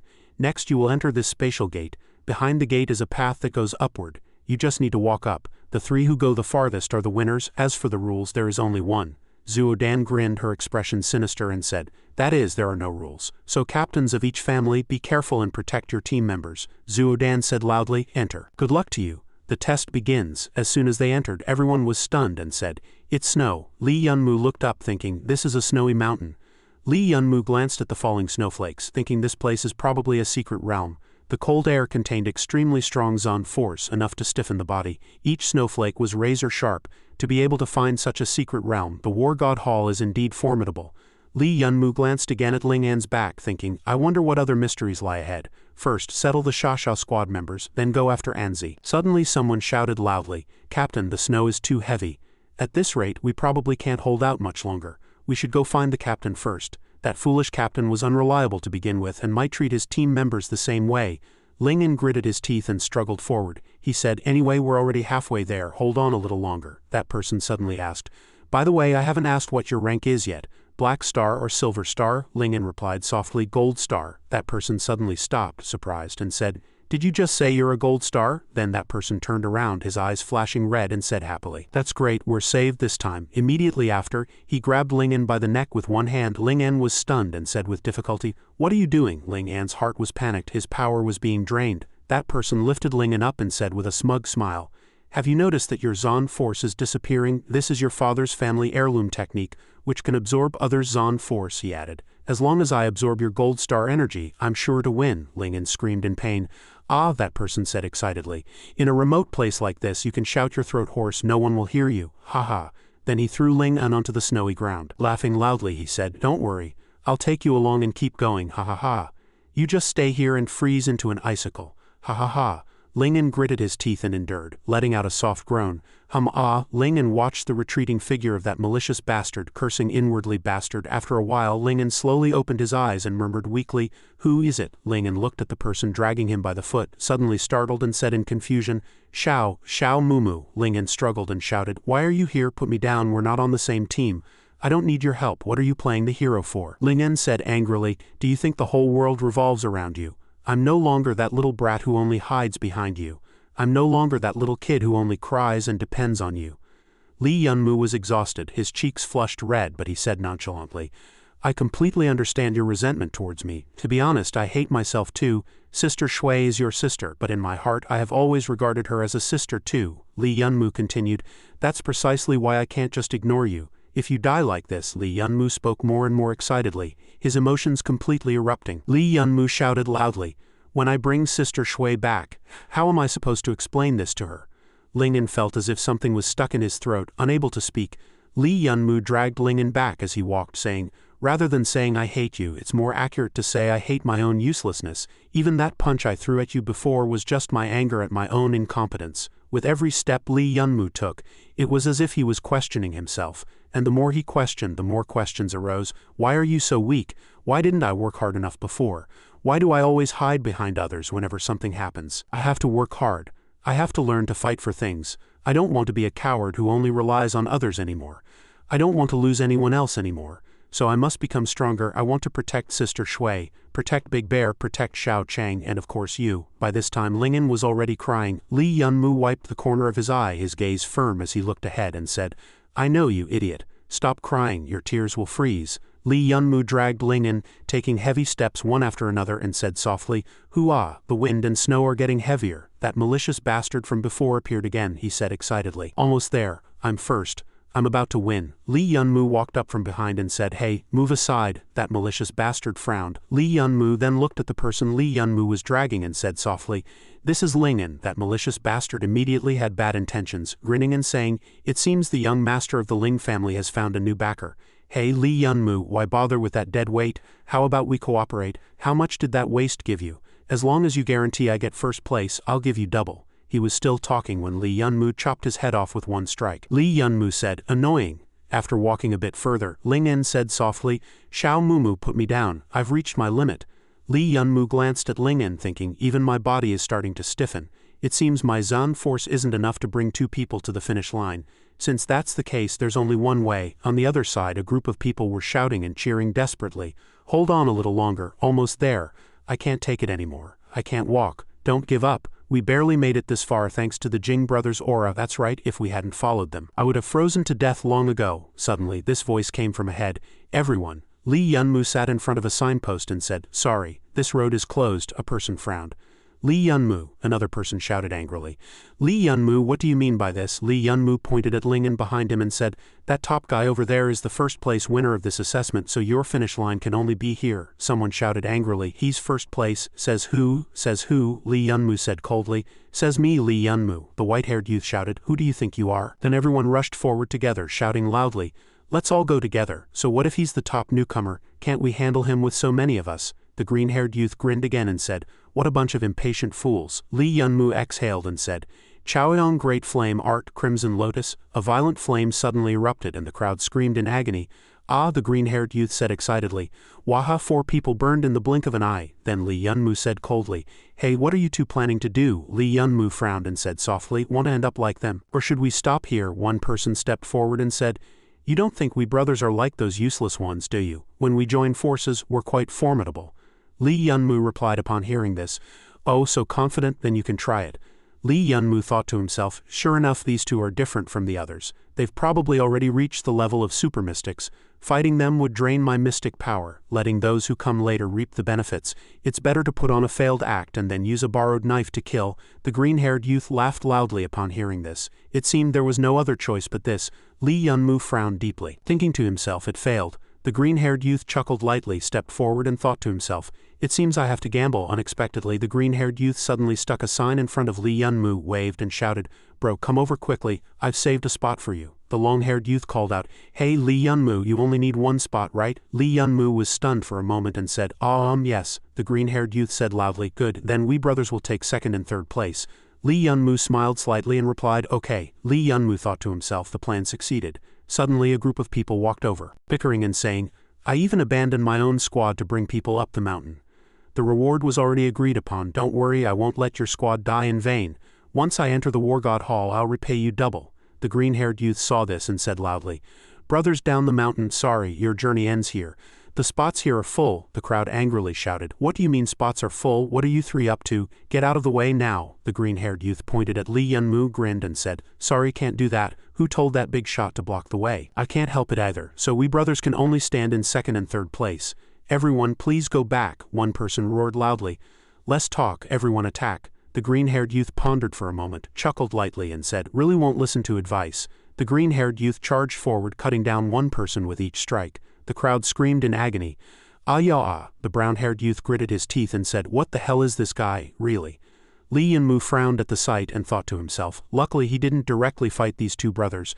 They had a large group behind them. If it came to a real fight, he might not have the strength left to protect anyone. Anzi. Lee Yun-moo calculated to himself, now that these two are occupying second and third place, acting as free bodyguards for him, no one can shake his advantage. It seems. Lee Yun-moo glanced lightly at Lingen and said softly, "We've won." In the War God Hall, a room erupted in cheers. "Pour another cup. I want one too." Lee Yun-moo observed the crowd and said softly, "That's why I said." Lee Yun-moo looked helplessly at the crowd and said, "Why are all these people in my house?" And Lu raised a beer mug, laughed loudly and said, "Because brother Lingen got first place in the selection. Let's toast. Senior is really impressive." Lingen showed a bright smile, waved his hand lightly and said, "It's nothing, all thanks to Xiao Mumu." Suddenly, Barry walked over, patted Lingen on the shoulder and said, "Since Anzi is already a member of the War God Hall, how about letting me, the former head instructor of the War God Hall, cook you a meal?" Lee Yun-moo frowned and thought to himself, "Absolutely not, this old man will poison you." Lingen looked at the golden-haired man, chuckled lightly and replied, "Can you? That would be great, of course." Lee Yun-moo said while drinking beer, "It's really rare, old man. Dad, you can actually stay here and not run around. So Dad, you've learned to behave too." Barry angrily walked over and hit Lee Yun-moo, saying, "You dare to say that? If it weren't for you making enemies everywhere, why would I be stuck here? It's all your fault, you brat. Give me back my freedom." Lee Yun-moo cried out in pain, "It's breaking, it's breaking." Lee Yun-moo rubbed his neck and said softly, "Old man, you always take your anger out on me." At that moment a girl walked over and said, "Don't judge him by that. He's actually been really worried about you." Lee Yun-moo frowned and said, "Have you ever seen a father use a crosslock on his own son?" The girl added. "You also know your dad's temper. He's someone who can't sit still, but to avoid causing you trouble, he stays in the War God Hall every day and hasn't gone out even once." The girl began to say, "Seeing him like that every day, even I feel suffocated for him. When you're not around, your dad asks about you every day, afraid of missing even a bit of news. The person in this world who worries about you the most is probably that old man." At the teleportation square, the girl said softly to Lee Yun-moo, "Xiao Mu, be careful when you're out. Come back to see me and your dad when you have time." Lee Yun-moo replied upon hearing this. Lee Yun-moo added, "When I'm not around, take care of mom and dad for me." The girl immediately replied, "Don't worry, you take good care of yourself too." Then Lee Yun-moo said loudly, "Ni Zinran, activate the teleportation array." Ni Zinran activated the formation and said, "Okay." Barry looked at him gently and said, "Who knows how long it'll be until we meet again. You little brat, work hard." Lingen raised his head, his gaze firm, and said, "Xiao Mumu, wait for me. I'll get stronger quickly and stand by your side." As soon as Lee Yun-moo opened his eyes, someone suddenly called out, "Senior." At this moment everyone was in an extremely dark place. Someone said loudly, "Isn't this the main courtyard of each peak?" Lee Yun-moo observed and said softly, "It seems we've been teleported to some forest." Shen Shen turned back to look at Lee Yun-moo and asked doubtfully, "Did the teleportation array malfunction?" Lee Yun-moo frowned and said, "No, I think someone deliberately lured us here. Someone must have tampered with the parameters of our teleportation array." Suddenly a voice sounded, "You're right, as expected of Lee Yun-moo. You judged your situation in an instant. I was planning to catch you off guard and kill you." The priest appeared, grinned and said, "It seems I was thinking too simply." Lee Yun-moo frowned and thought to himself, "Sacred Heaven Sect." Lee Yun-moo looked up at the priest and mocked, "The dignified Sacred Heaven Sect went to all this trouble to bring me here. What do you want?" The priest immediately replied, "Stop playing dumb. We're looking for you, of course, to avenge the sect master." Lee Yunmu said disdainfully. Avenge? With people like you probably can't even get close to me. Suddenly, Lee Yunmu glanced to the side. A huge collision exploded and someone shouted loudly. Da Ying. Lee Yunmu frowned after the smoke cleared and thought to himself, that traitor. Is it you? Lee Yunmu asked. So the traitor is you? Ni Zinran held scissors and said softly. That's right, you're really hard to understand. I originally thought that after the Iron Wall Earth Dragon King upgraded it could deal with you. Zinran stroked her hair and said, I didn't expect you to kill that thing so easily. I had to change my strategy, although it took some effort. I finally completed my commission. Lu was stunned speechless at the sight. How is that possible? Ni Zinran chuckled lightly and said, Behaving, I've been acting long enough. Shen shouted loudly. Ni Zinran, what nonsense are you talking about? I order you to return to the team immediately. Ni Zinran glanced lightly at Shen and said, Return to the team? Sorry, Captain, I'm tired of playing this House of Cards game. Ni Zinran chuckled lightly, turned around and said, Go find someone else willing to play with you. Goodbye. Lu couldn't accept it, rushed up to grab her and shouted loudly, Zinran, wait, aren't we best friends? Ni Zinran decisively struck. Fortunately, Shen blocked in time and Lu fell to the ground, stammering in disbelief. Zinran. Ni Zinran glared and said, Get lost. Shen frowned and said, Ni Zinran, are you serious? Ni Zinran turned and walked away, asking softly, The commission is complete, where's my stuff? The priest chuckled lightly and said, Don't worry, no rush, it'll be given to you. Lee Yunmu glanced lightly at Ni Zinran and said, Hey, you almost killed your friend just now. Ni Zinran replied coldly, I don't need friends, and Lu sobbed and called out softly, Zinran. The priest grinned and said softly, What a touching scene you've shown me. Men, kill them all. Shen loudly ordered. All peak squads enter combat readiness, sky-splitting slash. Suddenly, Shen noticed above. Thinking to himself, the power seems weaker. Grandpa Zhao leaned in close to Shen's ear and said, Captain, I can't gather my mystic power. Shen frowned and said, What? The priest standing nearby explained, That's right, this is the cursed domain of Red Barbarian Continent. A powerful expert died here and his resentment has corrupted this land. The priest continued, Any mystic who comes here cannot freely use mystic power, and the further you go, the harder it becomes to use it. So, the priest frowned tightly, grinned and said, Even if you're high level, it's useless here. The priest shouted loudly, You're dead. A group of people rushed forward but were suddenly knocked back. The priest was stunned and said, What? Lu Nuoji and Lee Yunmu walked out. Lee Yunmu said disdainfully, Tisk, I thought it was something big. Turns out all you need is physical techniques. If you want to compare physical techniques, you've picked the wrong people. Several people rushed forward and shouted, Die. Lee Yunmu said coldly, Go. Lu Nuoji chuckled lightly and said, This time I won't hide behind you. This time I'll fight alongside you. 8 extremes. Lu Nuoji shouted loudly and punched 2 people flying. Slap. 2 people rushed at Lee Yunmu shouting, That woman knows ancient boxing techniques. Leave her for last. Deal with this one first. Lee Yunmu began to strike, hitting one person who groaned. The other jumped at Lee Yunmu and said, Good opportunity. Lee Yunmu quickly countered and said, Subdue tiger. Step back and press palm. Lee Yunmu slammed that person hard to the ground and he screamed in pain, and Lu was amazed and said, They're both so strong. Grandpa Zhao chimed in. They don't seem like they're just one grade above us. Lee Yunmu and Lu Nuoji high-fived and said, Nice work. The priest stepped forward, saw this and said, Isn't it too early to celebrate? Lee Yunmu chuckled and replied, I miscalculated. I didn't expect your physical techniques to be this strong. But the priest said, So what if you're both martial arts experts? There are only 2 of you. No matter how good you are at fighting. The priest grinned smugly and said, You'll get tired eventually. The priest shouted loudly, Come out. A group of subordinates emerged. Lee Yunmu made a slight gesture and said loudly with emotion, Wow, the Sacred Heaven sect really thinks highly of me. For a small fry like me, you've mobilized so many people. Suddenly, Lee Yunmu's shadow emerged. Lee Yunmu said proudly, But I have plenty of people too, and Lu was stunned and said, What is this? Shen was also surprised and said, Too many. Grandpa Zhao added, What is this? 100 ghosts walking at night? The priest frowned and thought to himself, Is this a summoning technique? Impossible. His mystic power should be very low. Lee Yunmu activated it and said, Let's start with these since my mystic power here is limited. Let's make it quick. Lee Yunmu ordered coldly, Shadow Legion, obey, kill all these people. Leave no one alive. The 2 sides fought fiercely. One person sighed at the sight. Too big. Then that person shouted, Die. Lee Yunmu's Shadow Legion had extremely fast recovery abilities. One person looked at the huge shadow in front of him and whispered, Then those subordinates shouted and run fast. What are you standing there for? The red-haired man gritted his teeth and said, A bunch of monsters. The crowd ran and shouted, Help, sir. The priest immediately killed the fleeing ones and said coldly, Retreaters, die. The crowd saw this, gritted their teeth, turned back and shouted, Brothers, we're dead anyway. Let's fight them. The priest frowned and thought to himself, Summoning these things must have consumed a lot of mystic power. Using these monsters' lives is enough to drain his mystic power. Suddenly, one person was cornered by a shadow against the wall. That person stammered, Don't. "Help!" The shadow attacked. That person immediately trembled and shouted, "Help!" Suddenly, the shadow stopped in front of that person, gently opened its eyes and said in surprise, Stop." It stopped. Then the shadow gradually dissipated. Lee Yunmu saw this. Let out a soft, Immediately after, the system sounded a warning. "Warning, your account balance Buin is insufficient." Lee Yunmu shouted at the sight. "No way, used up so fast, you guys are really shady." Grandpa Zhao said in confusion. "Who is the senior talking to?" Shen Shen observed Lee Yunmu and replied, "I don't know." Alu said doubtfully, "Why does he suddenly look like he's gone bankrupt?" Lee Yunmu frowned slightly, his heart in a panic. "Damn it, I got carried away and completely forgot about the consumption of Buin. It's exactly like last time." That time, Lee Yunmu was panting. "Haha." Lee Yunmu looked at the Shadow Legion and said, "Too slow. Although the shadows can cultivate passively, this speed is far from enough. I have to get stronger." Lee Yunmu immediately shouted, "System, how many shadow spirits can I still condense now?" The system displayed another notification.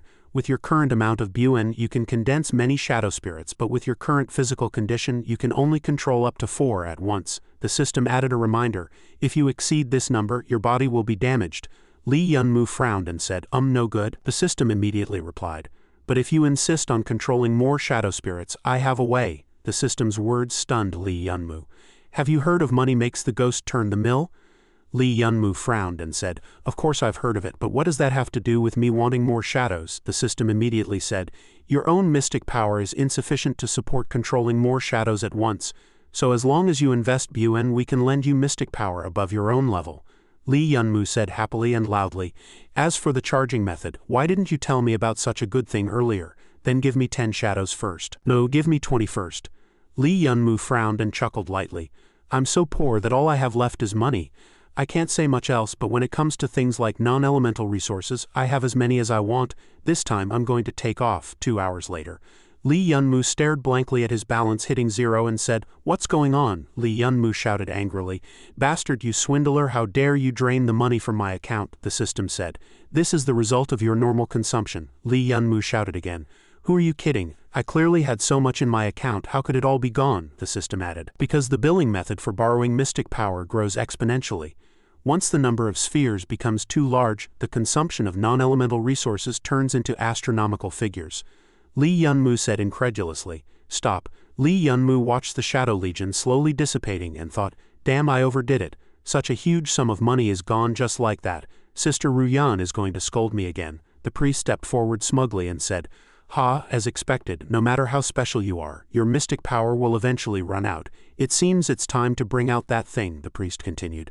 "To be honest, Lee Yunmu, I actually admire you quite a bit. If you hadn't killed our leader, I might have even invited you to join the sacred heavenly sect."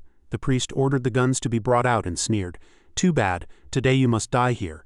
Lee Yunmu chuckled at the sight and said, "Energy cannons, you think you can kill me with those?" The priest immediately commanded, "Then let's try it. Brothers, aim at them and open fire."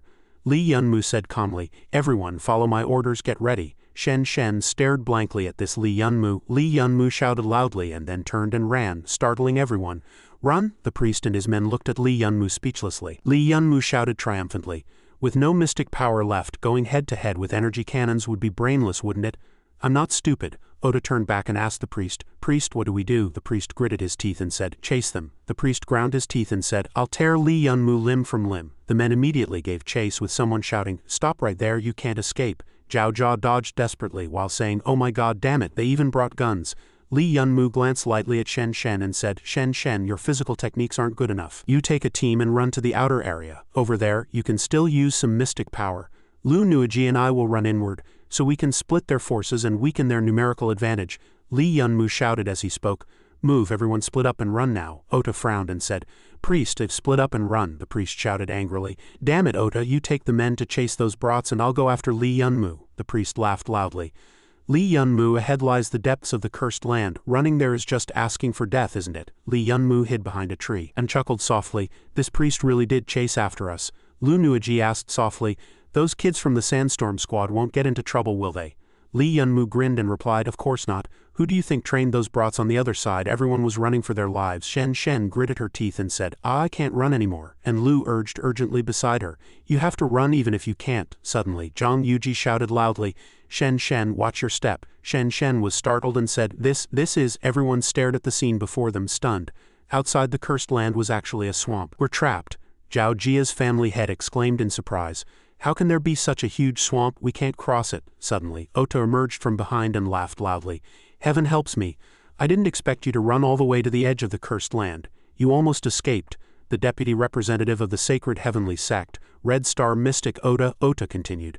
But in the edge area where you can use mystic power, aren't you just dying faster? Ota grinned and said, Brothers, same rules as always. Whoever gets the most heads goes back to claim the reward. Suddenly, a subordinate shouted loudly. Shen Shen has already struck without warning and is about to pounce on Ota. Lord Ota, watch your back. With a loud crash, dust flew everywhere.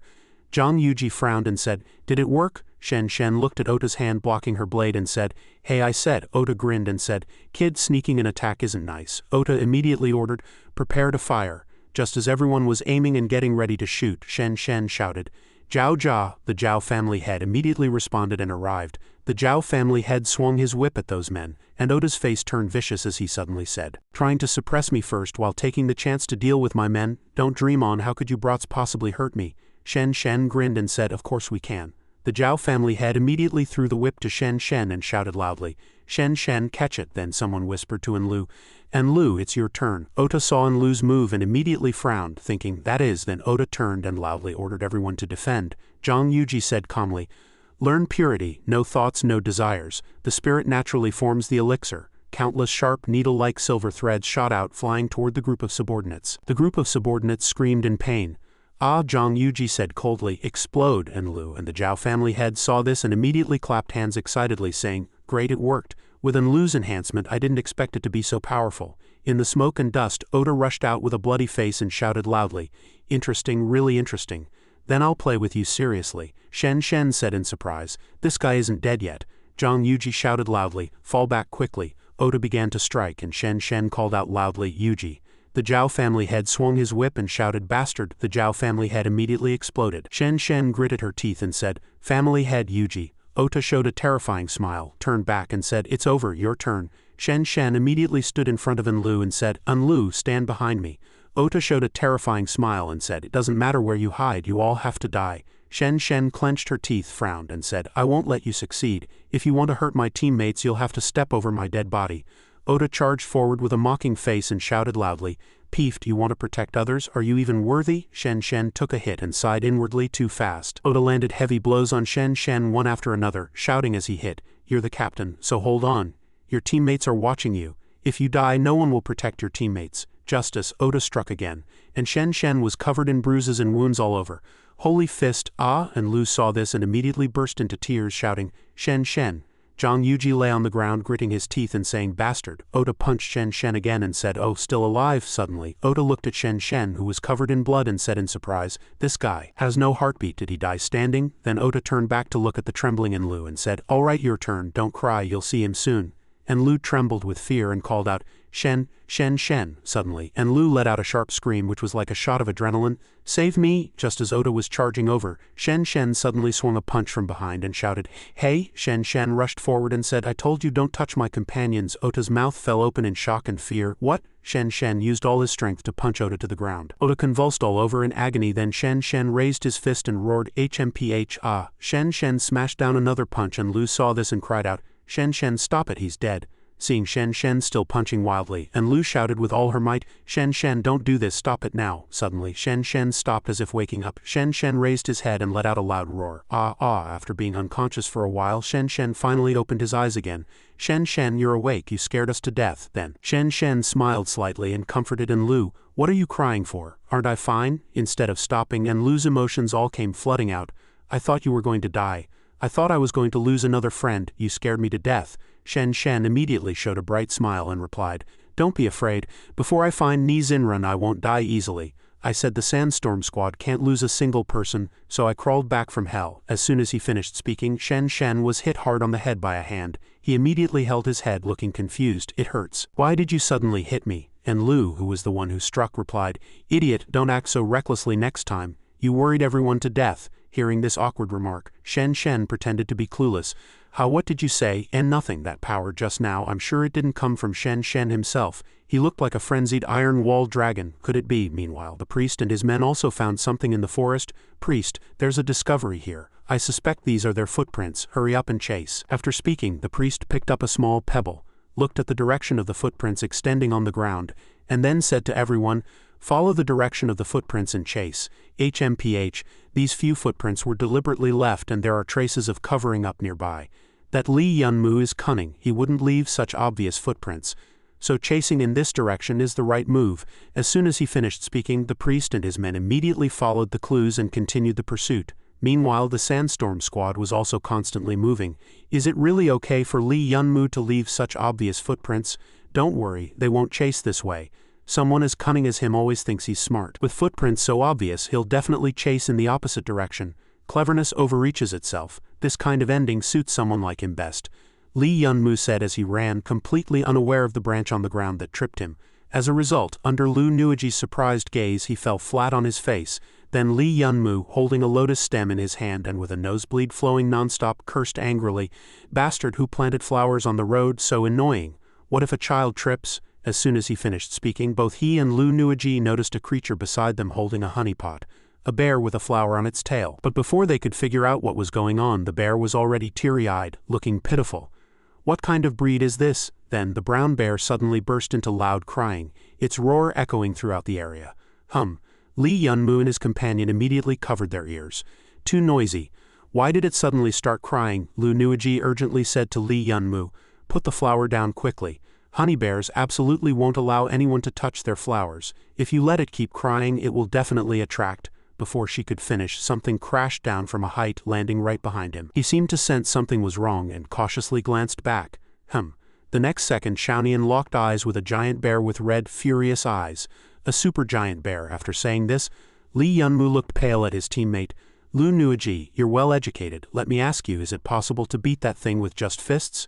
But at this moment, the only response he got was Lu Nuiji's terrified and alert expression. Facing the constantly roaring giant bear, everyone could feel its ferocity. Then the brown bear opened its huge mouth and lunged at Lee Yun-moo and the other. They were so scared that they turned and ran. How could they possibly win? Meanwhile, the priest's group was also encountering unpleasantness. "Priest, please calm down," the priest gritted his teeth. "Calm down, that Lee Yun-moo dares to toy with me like this. I will tear him limb from limb." As he spoke, a subordinate noticed smoke rising from the other side of the forest. "Sir, there's movement over there." Hearing this, the priest immediately turned and acted chase them. Back to Lee Yun-moo's side, the giant bear was still in hot pursuit. The two of them had no choice but to flee, not even daring to look back. Lu Nuiji urged, "Lee Yun-moo, think of something quickly. There's no way out, we can't fight it."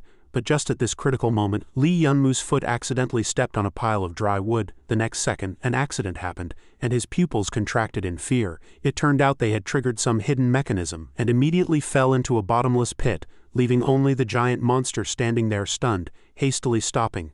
The big bear looked at the two humans below, struggling desperately without support, and even became anxious itself. "Cough, that hard fall just now." Lee Yun-moo slowly woke up.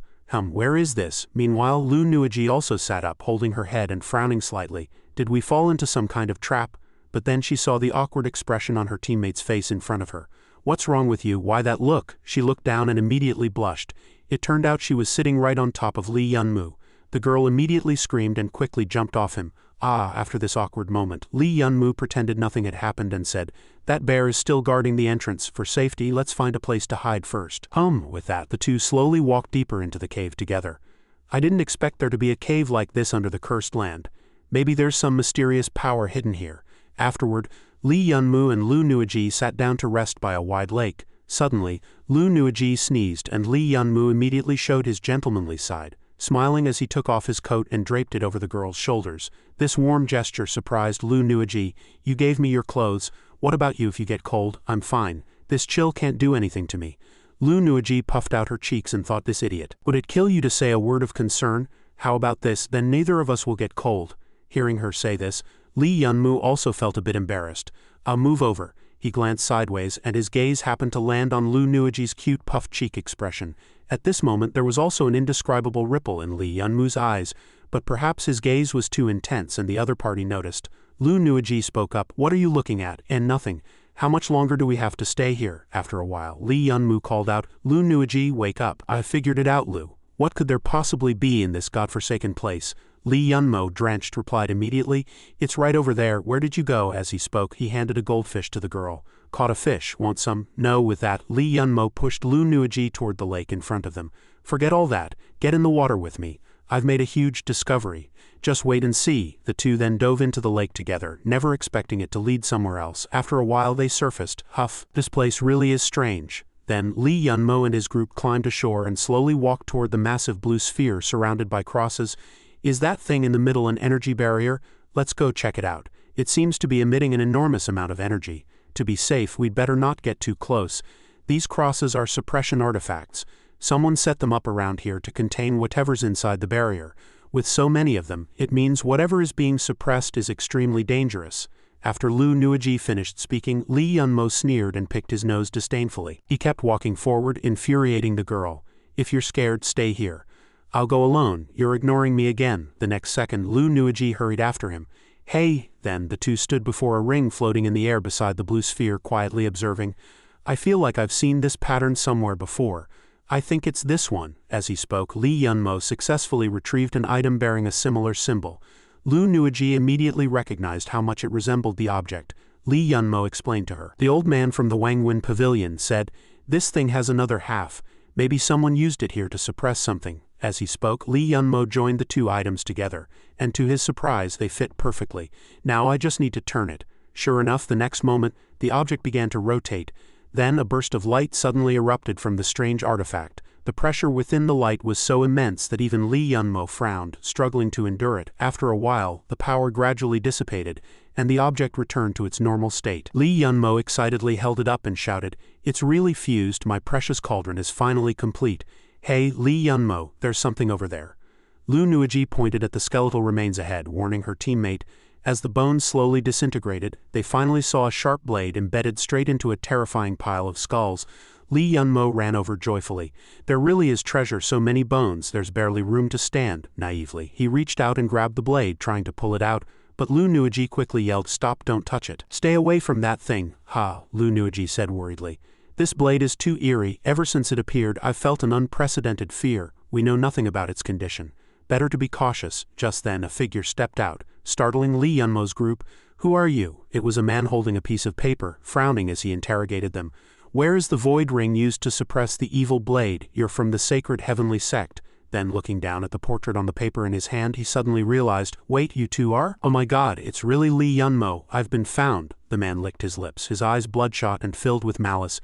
"It seems the heavens favor me. If I capture you, I'll rise to the top in one step. Prepare yourself." However, after a while, not only was Lee Yunmo not defeated, but he had knocked the man to the ground. "Too weak. If even the sacred heavenly sect covets this blade, I can't just stand by." "Ah, are you really going to do this? They even used divine artifacts for this blade.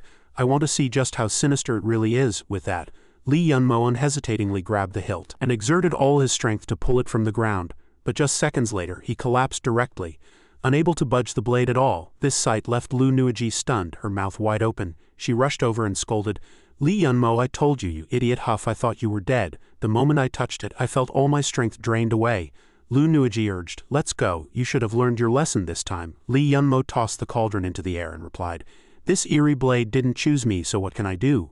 Besides, it's not like we came away empty-handed. Now I have both sacred artifacts. That's a big gain." After a while, in a desolate place, Lee Yunmo pulled Lu Nuaji out of the underground black hole they had fallen into earlier. "Give me your hand. That strange big bear is finally gone.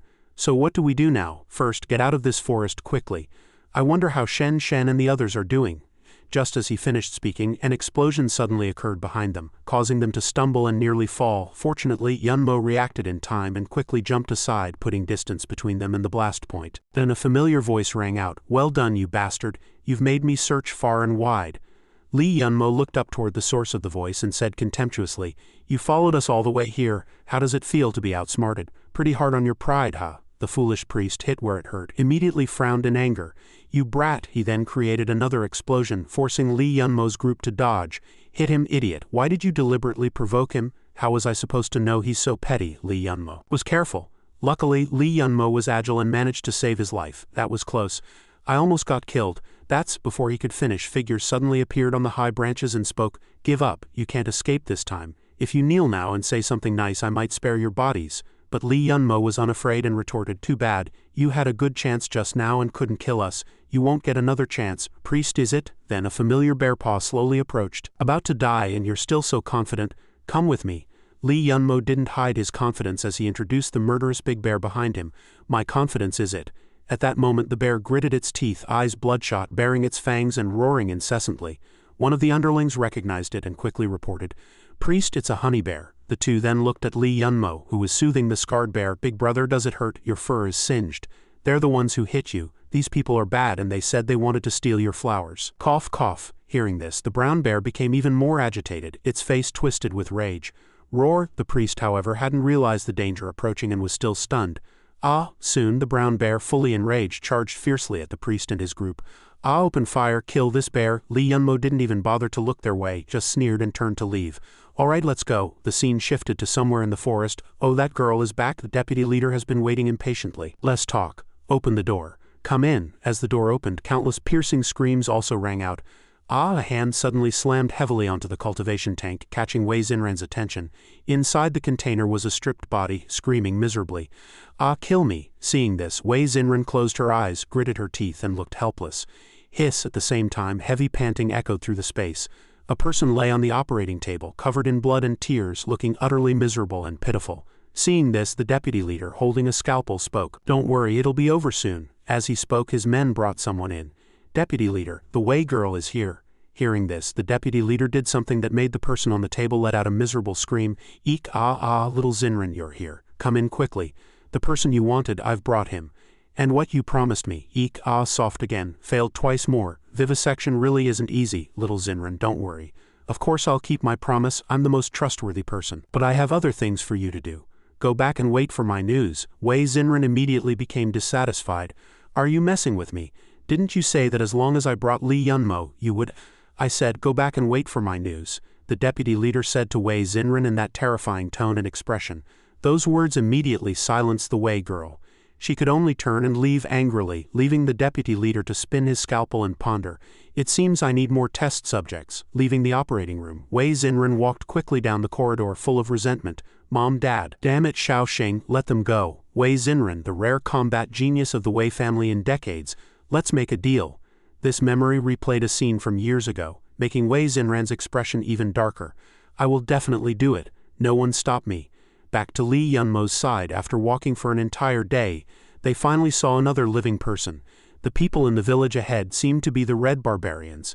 "We might have been teleported to Red Barbarian continent by the sacred heavenly sect." "Hey, big brother over there," the man carrying a wooden stick, upon hearing a stranger calling him, immediately shouted, "Outsiders are here." The villagers rushed out in panic. "Where are the outsiders?" Soon, Lee Yunmo and Lu Nuaji were surrounded by the locals. All eyes were on them.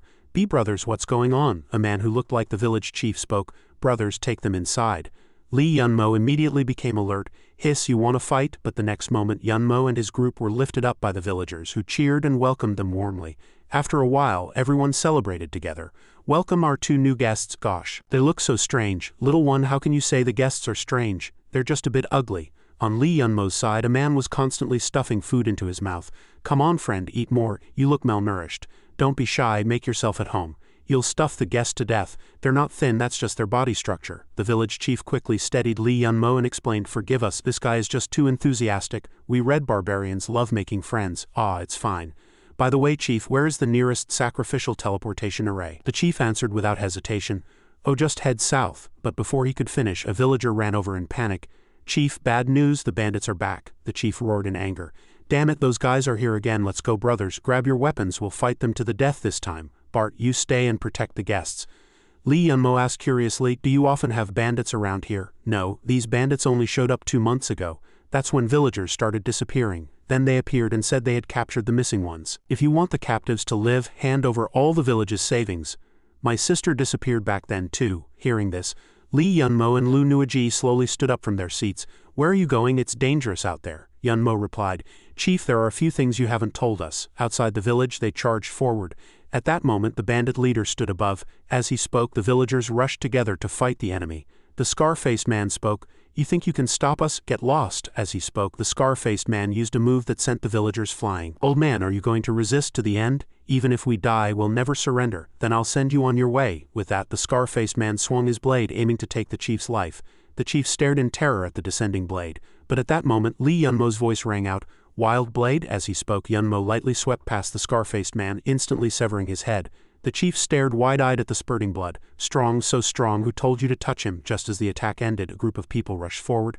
Boss, Lee Yunmo, holding his blade, questioned the bandits. Who told you to lay a hand on the chief? The group immediately broke out in a cold sweat, whispering among themselves. Deputy leader, what do we do? Run, this guy's a monster. But how could Lee Yunmo let them escape so easily? He used the heavy step technique. Soon the bandits were cut down one by one from behind, until only the deputy leader knelt at Lee Yunmo's feet. He said, "Where are the villagers you captured?" The man replied in terror. "Big brother, don't kill me, I'll talk. The villagers we caught have been sold, but I really don't know where they were sent." The chief was shocked. "What? So the only clue is gone too. Where is he?" Yunmo frowned slightly. "Is that all you're worth?" The deputy leader obediently confessed. "Big brother, I really only know that much." "All right. There's also the person who contacted us. A few months ago, that person came to our stronghold and asked us to help catch some people regardless of age or gender, 10 gold per person. Although that person was wrapped up tightly, their build was definitely smaller than a red barbarian." Lee Yunmo immediately fell into deep thought. What kind of organization is this? What is their goal? The deputy leader was then taken back to the village. The chief was very grateful to Lee Yunmo. "I can't thank you enough. Leave the rest to me. No need to be polite. We actually have a favor to ask of you." "A favor for me? You haven't told us the location of the cross-continent teleportation array." "Oh, that? Keep heading south and you'll reach the largest town in Red Barbarian Continent." We cut to Mantian City. As soon as Lee Yunmo and Lu Nuiji arrived, they were warmly surrounded and welcomed by the locals. Come, brother, let me buy you a drink." "Little girl, come have some watermelon. You two are new here, right? Let me show you around." Just then a familiar voice rang out. Move aside, someone's already here to receive them." Lee Yunmu and his group looked up and were stunned. It was Shen and the others. After a while they all sat together and recounted the whole story. "After we escaped the ambush, we realized we'd been sent to Red Barbarian Continent. The only cross-continent teleportation array here is in Mantian City, so we decided to wait for you here." "Great. That's the 6th teleportation array location. Arriving at Central Continent. Great, we can finally go home." Lee Yunmu glanced around at the seating arrangement, privately noting how luxurious the decor was, clearly different from outside. Suddenly, Lu Nuijie's loud voice caught his attention. "What, that expensive?" Lee Yunmu slowly walked over to the girl. "What's wrong? Not enough money? How much are you short? If it's really a problem, I can trade some materials for cash." The unit of calculation was tens of thousands. 6 billion, why don't you just rob us? This guest sure knows how to joke. Robbery isn't this fast. So Lee Yunmu angrily pulled out a pile of things. "Damn, see how much this stuff of mine can get." "Wait a moment, let me check. Sir, these can be exchanged for 1,580,300,000 mystic crystals. That much? This pile would sell for at most 3 million in Central Continent." "Exactly. Products from Central Continent are very valuable here in Red Barbarian Continent. Since the only way to transport between continents is the cross-continent teleportation array, and the cost itself is high. So in other words, materials from Red Barbarian Continent can also sell for a high price in Central Continent?" "Precisely." After hearing this, Lee Yunmu took a deep breath and said, "Let's not go back just yet." "Lee Yunmu, what madness has taken you now? I smell money." The scene shifted to the vice sect leader's office. The sacred artifact had been taken by Lee Yunmu. That subordinate lowered his head and replied, "Vice sect leader, please spare my life. I will definitely retrieve the sacred artifact." But the vice sect leader said calmly, "You don't need to worry about retrieving the artifact. I'm short on experimental materials here." Only then did the subordinate dare to look up. "Understood, sir. I'll go catch someone for you right away." But the vice sect leader revealed a sinister smile. "No need for that trouble. You'll do." The subordinate was immediately seized and let out a frantic howl. "Vice sect leader, spare me, vice sect leader." At that moment the priest spoke up. "Vice sect leader, Lee Yunmu appeared in Mantian City 2 days ago. Give me 2 squads and I'll definitely kill him and retrieve the divine artifact." "No need, I'll send Yi Xinren to handle it. The message has already been sent to Yi Xinren, but I have many informants planted in Mantian City. I'm sure I can find him faster. I don't want to repeat myself. Put away your little schemes and don't ruin my plans, or I'll have your whole family on my dissection table." After the vice sect leader said this, the priest's face visibly turned pale. Meanwhile, in the misty forest of Red Barbarian Continent, strange. Normally there's a beast every 3 steps and a monster every 5. Why is there nothing today? Should we go deeper? Dare to go deeper? Have you forgotten that incident? 2 years ago, over a dozen Red Star experts went to subdue the misty butterfly demoness in the southern forest. They all came back dozens of days later, but some went mad, some committed suicide. I remember now. Then let's head back. We'll come check again in a few days. Over on Lee Yunmu's side, he had just finished dealing with a group of giant monsters and was in a great mood. I'm rich, really rich. I wonder how Shen Shenhao and the others are doing on the outskirts. When I get back to Central Continent, I'm going to make a killing. As Lee Yunmu spoke, he stuffed several monster corpses into his alternate space. Just then, a black monster charged over aggressively. But when it saw its kind lying scattered on the ground, it probably realized it had come to the wrong place. A sly grin immediately spread across Lee Yunmu's face. Heh, since when do monsters have to flee from humans? Oh help, even if you scream your throat out, no one's coming to save you. However, Lee Yunmu and his group were completely unaware. They had just missed a crucial piece of information. Warning, Misty Butterfly Demoness is extremely dangerous. Lee Yunmu was still in hot pursuit, beating the monster until it screamed in agony. Stop! Until he stepped onto a strange patch of ground, his pace gradually slowing. The next second he suddenly fell straight down, only managing to leave behind a scream. Whoa, how did it suddenly turn into an abyss here? Lu Nuijie was also startled by the sudden turn of events, helplessly watching her teammate fall into the abyss. Lee Yunmu's figure slowly dissolved into the darkness of the chasm. Just then, Lu Nuijie's face suddenly blurred, as if someone had been monitoring Lee Yunmu and his group through a surveillance screen all along. It was the vice sect leader, his face twisted and deformed. Dead, after a brief moment of confusion, Lu Nuijie now walked with great composure. But just a second later, something suddenly shot straight up into the sky, startling her. Lee Yunmu's familiar voice rang out. How did the ground suddenly disappear? Could that guy be using illusions? Monsters that use illusions are worth a lot of money. Lu Nuijie, did you see which direction that monster ran off to? It ran that way. Quick, don't let it get away. Lee Yunmu immediately gave chase, seemingly completely unaware that Lu Nuijie was an imposter, while the fake was closing in on him with murderous intent. Meanwhile, the real Lu Nuijie was still completely bewildered, having no idea what had happened. Strange. Just a moment ago I was chasing that mystic beast with Lee Yunmu. How did he disappear in the blink of an eye? The girl muttered as she walked, searching, but suddenly spotted a familiar figure. Lu Nuijie's pupils instantly contracted in shock. Lee Yunmu now looked completely different from before, covered in injuries. Lee Yunmu, how did you get so badly hurt? From that mystic beast earlier. But it's fine, let's go. I know where it ran off to. Lu Nuijie, like Lee Yunmu, seemed completely unaware that the imposter was luring her in and immediately nodded in agreement. Okay, after spotting the monster, the fake Lee Yunmu spoke. That thing is very alert, you go first and I'll cut off its escape route. Lu Nuijie gathered her strength and charged forward. As soon as the words were spoken, the imposter revealed a sinister smile, his eyes sharp with a hint of smugness. The next second he drew his long sword and stepped forward, preparing to ambush Lu Nuijie. But unexpectedly, the girl suddenly stopped, turned around and executed a borrowing force thrust, then twisted her body, turned her back and flipped her waist. Mount Tai Slum, with just one move, the fake Lee Yunmu was sent flying into the air, spitting blood, eyes rolling back, utterly disheveled. When he hit the ground, Lu Nuijie spoke. Finally showing your tail, huh, you fake Lee Yunmu? The guy asked how she had figured it out.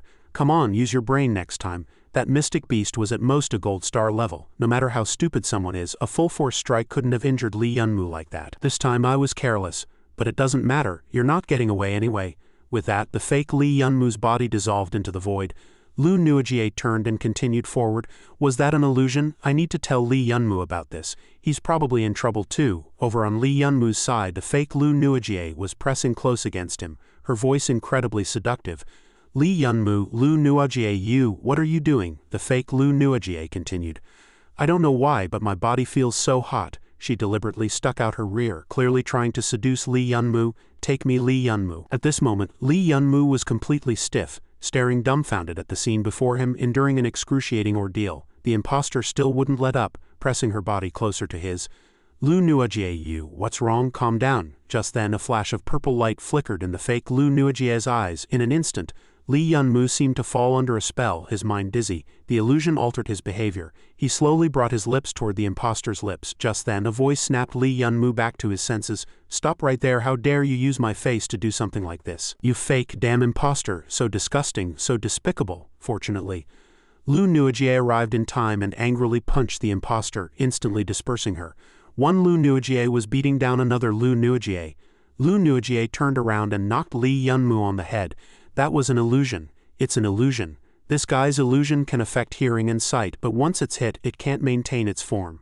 After the explanation, the two watched as the figure before them slowly emitted smoke. The smoke rose into the air, gathered again and prepared to take on a new form. A voice rang out, "I wanted to let you enjoy yourselves before dying, but you don't know what's good for you.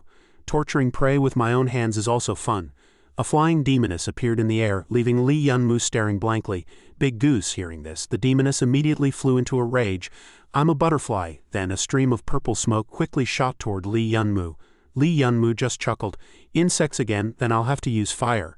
Chaoyong Great Flame Art Flames suddenly erupted and spread rapidly, meeting the misty butterfly demoness's attack. Just as she was about to reach her target, Lee Yunmu quickly retreated, dodging the blow. The butterfly demoness continued her moves, void-slashing insect step. But Lee Yunmu showed no interest in these techniques. He said to the demoness, "Big Goose, don't forget I'm not alone. Sink the chi into the dantian, lower palm technique extreme chariot, must return to the infinite." This move, Chaoyong Strikes East from the West, was indeed effective. The butterfly demoness was caught off guard by Lu Nuojie's attack from behind. Heart-piercing strike, this move sent her flying, crashing heavily into a nearby tree trunk. Lee Yunmu continued, "Is that all you've got? Where's your illusion?" Though severely injured, the demoness still wore a meaningful smile. "Haha, humans are truly foolish. What makes you think I haven't used my illusion?" As the words fell, another figure slowly appeared behind them. Lee Yunmu, she smiled brilliantly. Her eyes filled with murderous intent, and raised her sword to strike Lee Yunmu directly. Seeing this, Lu Nuojie was shocked. "Lee Yunmu?" The butterfly demoness's sword tip drew closer and closer to Lee Yunmu. But then a figure slowly emerged from within him, blocking the demoness's sword midair. "What?" Lee Yunmu spoke. "You think you can ambush me?" The misty butterfly demoness sneered. "This kid is indeed quite strong. But is she as strong as you?" The targeted Lu Nuojie quickly leapt away from her position to dodge the attack, but the danger wasn't over. The monster had somehow appeared behind Lu Nuojie, right behind her. Lu Nuojie was caught off guard and swallowed whole by the monster. Lee Yunmu rushed over to save her. "Lu Nuojie," but the butterfly demoness spoke. "Don't rush, your little girlfriend isn't dead yet. I just turned her into my likeness. Can you tell which one is your girlfriend?" Afraid to strike, worried about hurting her. "Then just wait to die." With that, countless butterfly demonesses charged at Lee Yunmu simultaneously, launching their attacks. She began her moves. Butterfly dance. Lee Yunmu wasn't one to back down. "Shadow Legion, defend." Then he drew his sword to block the demoness's attacks. The demoness appeared behind him again and whispered softly, "If you want to live, forget about her and put down your hand." The moment the words were spoken, Lee Yunmu was kicked hard to the ground. "What are you pretending for?" The boy hit the ground hard, writhing in pain. But Lee Yunmu quickly got back up. "This won't work like this." Just then, a diamond-shaped object imbued with demonic power appeared in the air, and countless murderous butterfly demonesses rushed at Lee Yunmu. "Die!" Suddenly, a crisp voice rang out. "Daddy!" Lee Yunmu was stunned. That voice was then a slightly cupped hand appeared in the arena, and in the blink of an eye all the butterfly demoness illusions exploded instantly. The butterfly demoness stared at the dissipating smoke, lost in thought. "What?" This feeling, the Shadow Queen. Lee Yunmu breathed a sigh of relief. "My daughter is back." Meanwhile, the butterfly demoness was utterly baffled. Why would such a high intelligence being heed his call? Before she sees through the illusion, Daddy, run. But how could Li Linglong let her escape so easily? Her icy eyes suddenly widened, locking onto the target. The next second, space itself seemed to tear apart. The butterfly demoness was terrified. "What?" With a few cracking sounds, the illusion began to shatter instantly. The demoness froze. "Breaking my illusion so easily, is this the power of high intelligence?" Thinking this, the butterfly demoness suddenly realized something. "I still have one last trump card. As long as she's here, they can't touch me." The butterfly demoness quickly gave chase, trying to grab Li Linglong, who was free-falling through the air. "She's mine, cuckoo." "What?" The butterfly demoness hadn't expected that instead of catching someone, she would be caught herself. She was grabbed by the neck, barely able to breathe, her face twisted. "Please, cuckoo, spare me.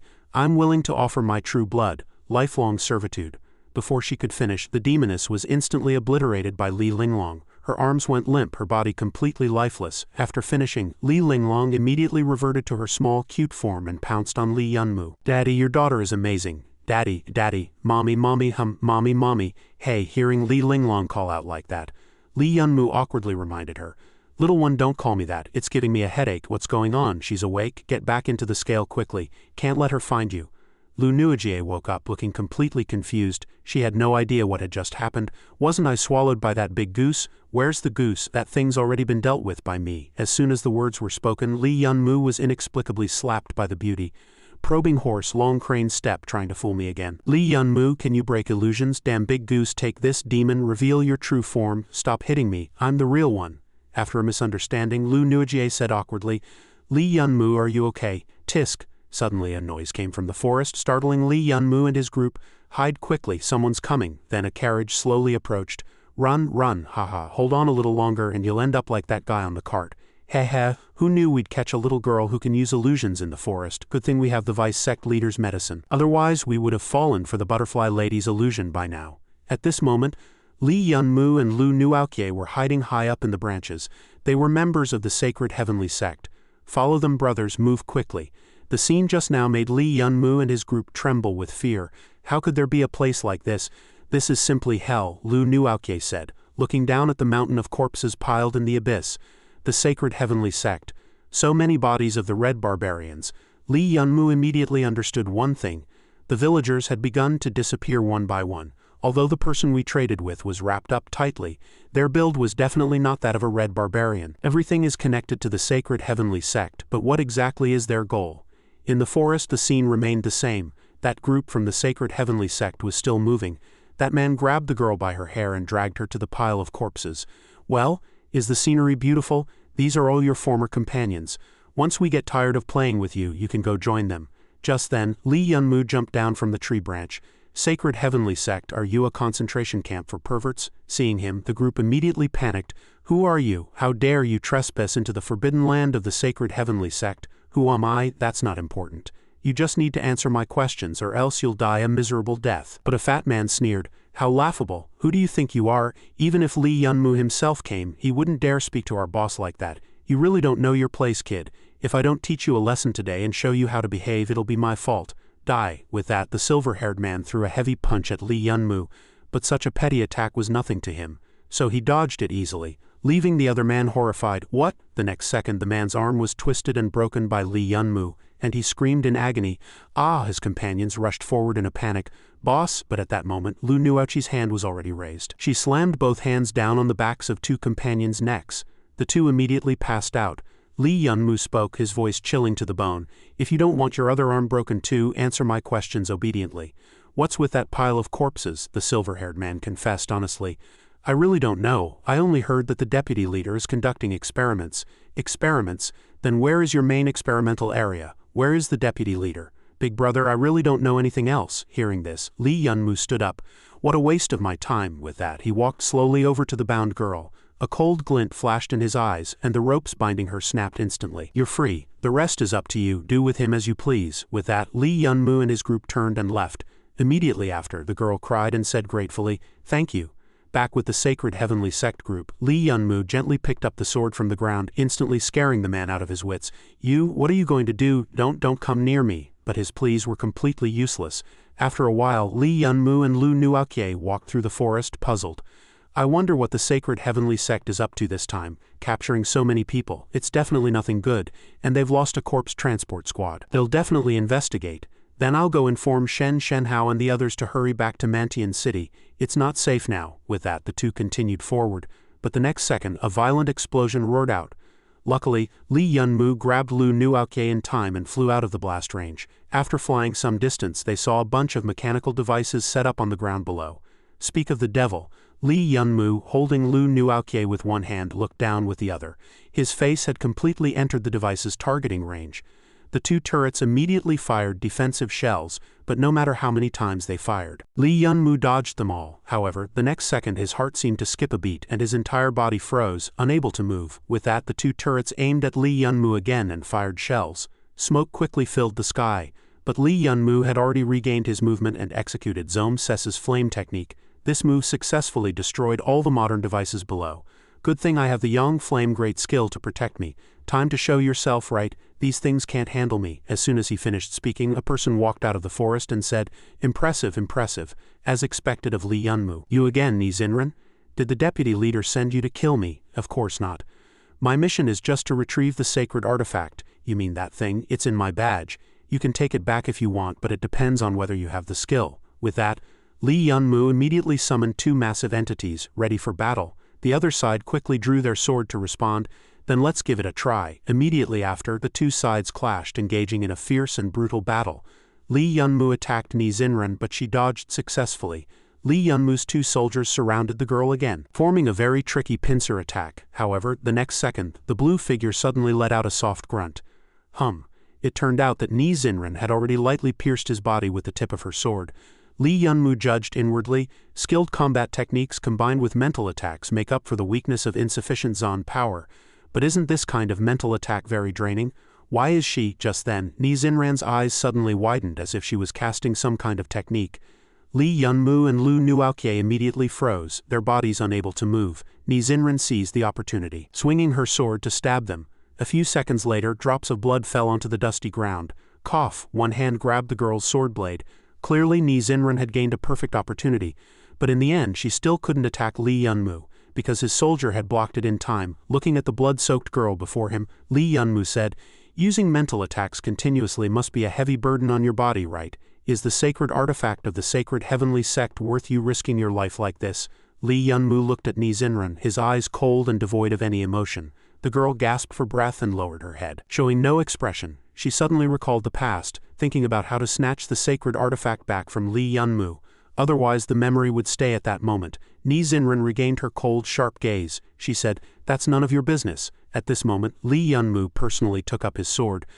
"Lu Nuaokie, you don't need to intervene. Let me personally see the results now." Lee Yunmu immediately charged at Ni Zinran, but unexpectedly he was still a step too slow. The girl swiftly dodged, and then the two engaged in an extremely brilliant duel, exchanging blows. The two sharp long swords clashed directly, emitting a harsh cold sound. Lee Yunmu said, "Not bad." Ni Zinran replied, "This is all thanks to your teaching." As soon as the words were spoken, Lee Yunmu's mind went blank again. Another mental attack. Just then, Ni Zinran's body finally couldn't hold on, and she spat out another mouthful of blood.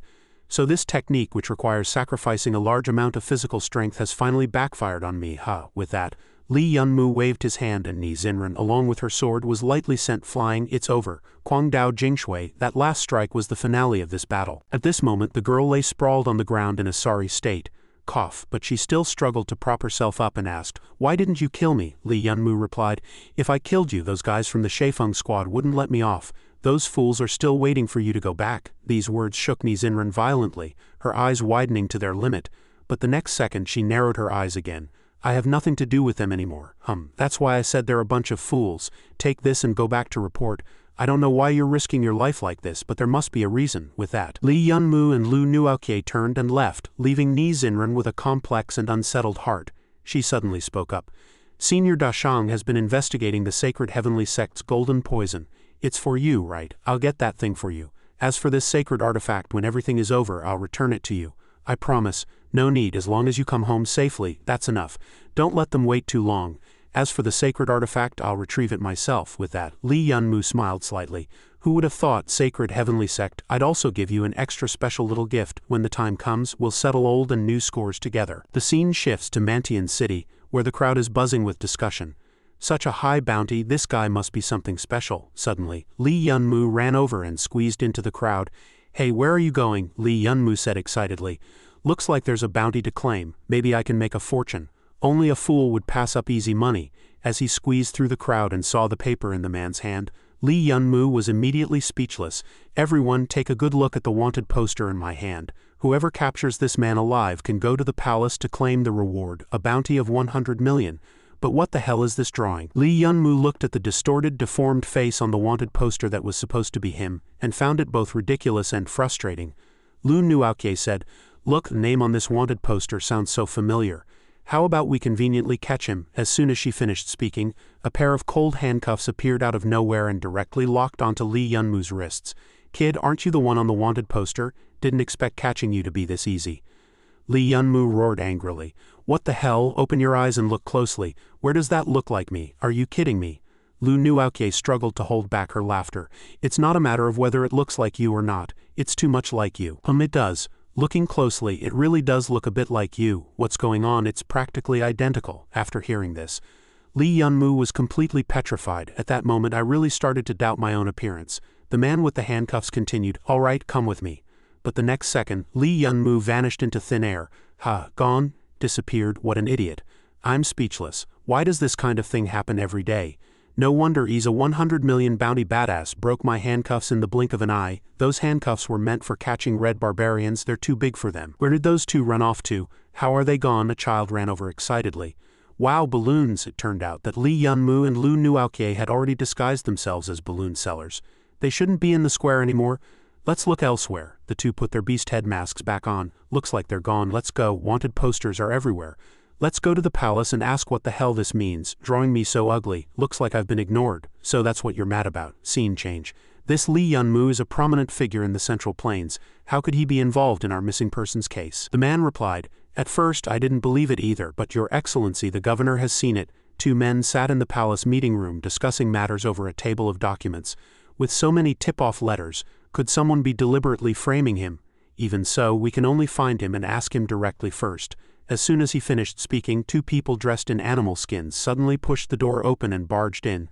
Lee Yun-moo's voice rang out, "Who's in charge here?" The governor was scared out of his wits. "Who are you? What people? The ghost you're looking for?" Lee Yun-moo took off his beast head mask, casually propped his feet up on the table and said. The second official was astonished. Lee Yun-moo, men, seize them. But the governor interrupted him. Lord Second Official, since you're here in person, I'll be direct. Someone has reported that you have been abducting the people of my province, using them for live human refinement and learning forbidden spells. I wonder if this is true or false. Scene shifts to the sacred heavenly sect.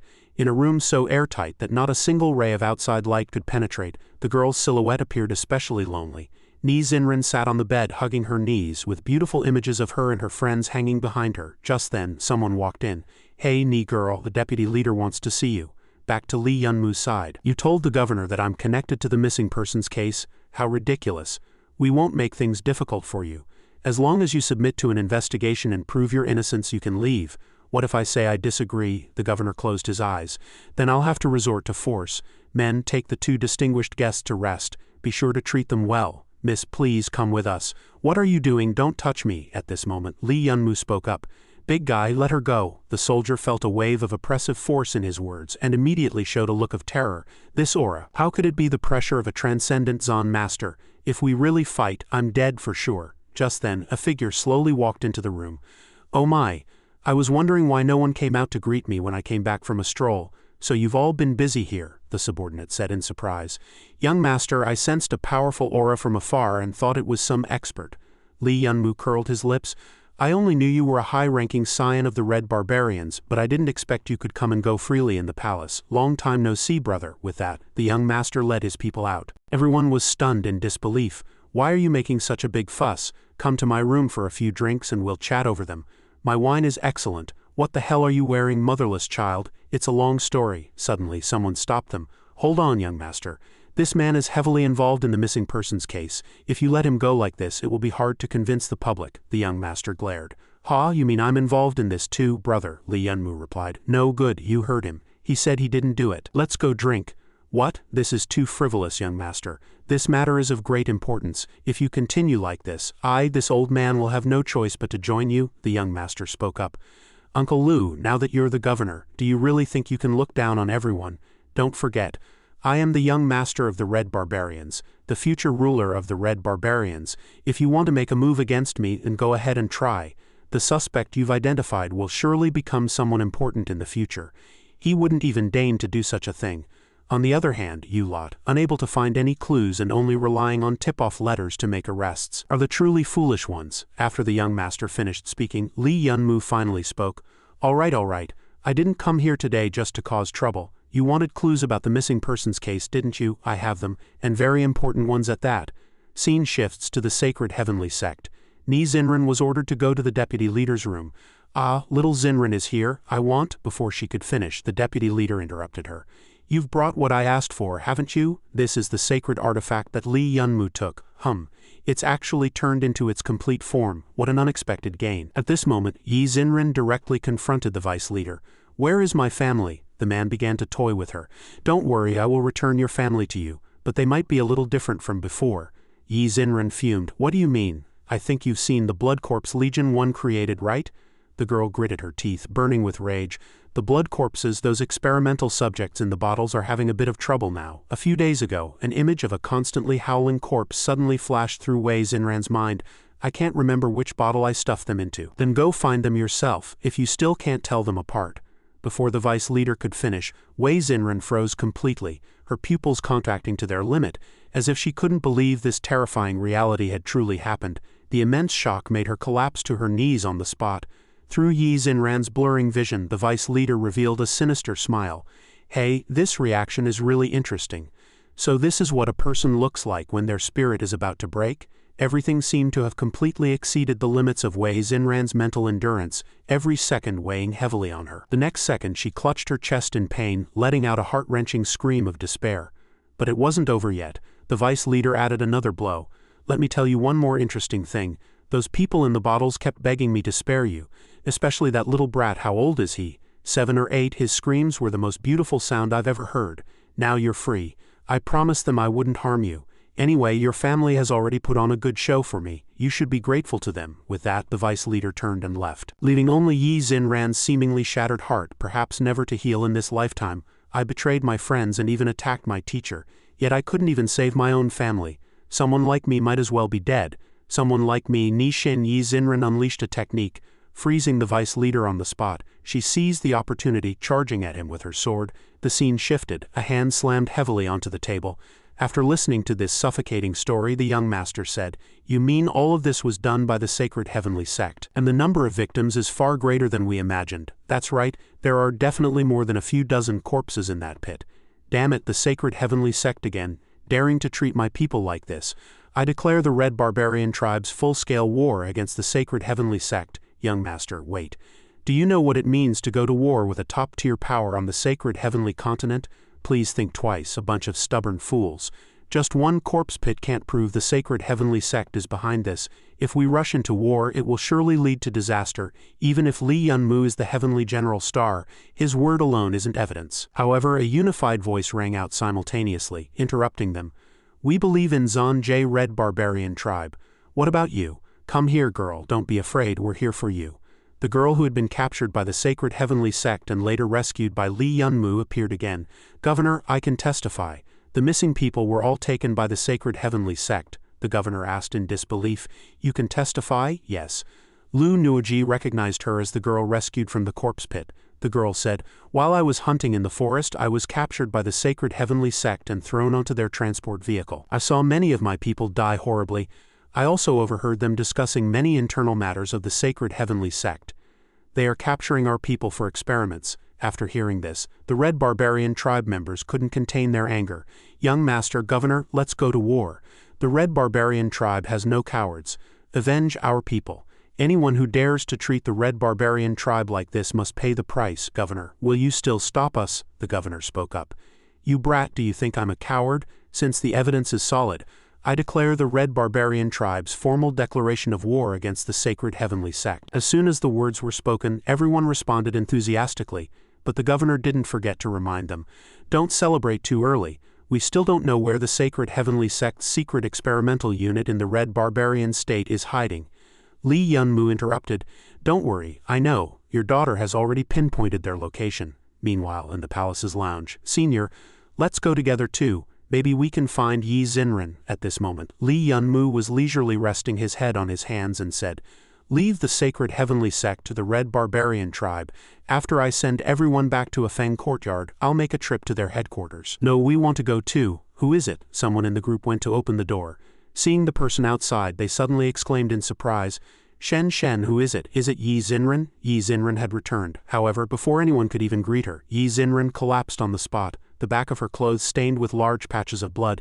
"Yi Xinran," everyone rushed over, extremely anxious. "Kui Xinran, what's wrong?" With her last bit of weak strength, Yi Xinran said to Li Yunmu, "Senior, I'm sorry, the poison letter you wanted, I've already obtained it. But I broke my promise to return safely."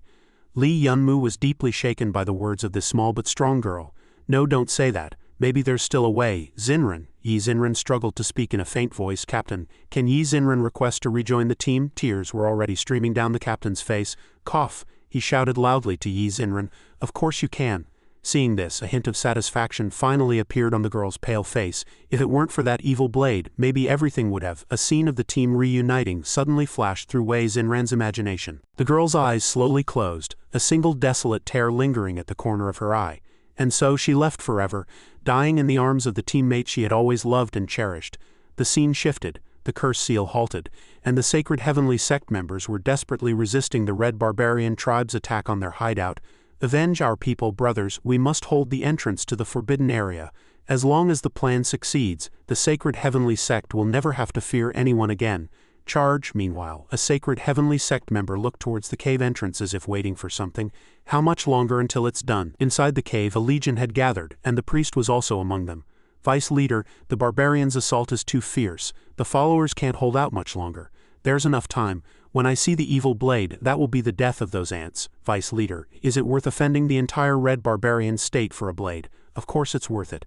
This blade is a divine artifact. The priest was slightly startled. A divine artifact? That's right. According to the records, the cursed seal god once used this blade to slay the old gods and seize their divine thrones, but unexpectedly, after defeating the old gods, the cursed seal god instead used his own blade to cast a cursed seal spell and then discarded it here. Gods leave their will within their weapons. Even if you can only glimpse a fraction of their realm, it is the highest honor. All right, the ritual is ready. I am about to begin subduing this blade. You guard the door and don't let anyone in to disturb me. Although this blade can absorb Zon force while releasing a powerful cursed seal force, as long as I use holy energy as a bridge to continuously transfer the blood corpses' Zon force to myself, and then transfer the power to the blood corpses, then even if you are a divine artifact, you won't escape my grasp. As soon as the words were spoken, various unknown forces converged, entwining around the motionless sharp long blade. Red and black light intertwined, mixed with lightning, and countless terrifying forces continued to flow around the blade. The vice leader commented, as expected of a divine artifact. Even after being abandoned for tens of thousands of years, its power is still so fierce, but in the end you cannot escape the fate of being controlled by me. As soon as he finished speaking, something exploded behind the vice leader, interrupting his focus. The blood corpses can't withstand the cursed seal force anymore. They're starting to explode. I need to speed up. He gritted his teeth and persisted, slowly pulling the long blade out of the ground inch by inch. Submit to me obediently. Just a little more. With a bang, the cave door was instantly shattered, and Lee Yunmu's familiar voice rang out. Sorry to interrupt, I'm here to pick up something, the vice leader exclaimed in shock. You are Lee Yunmu?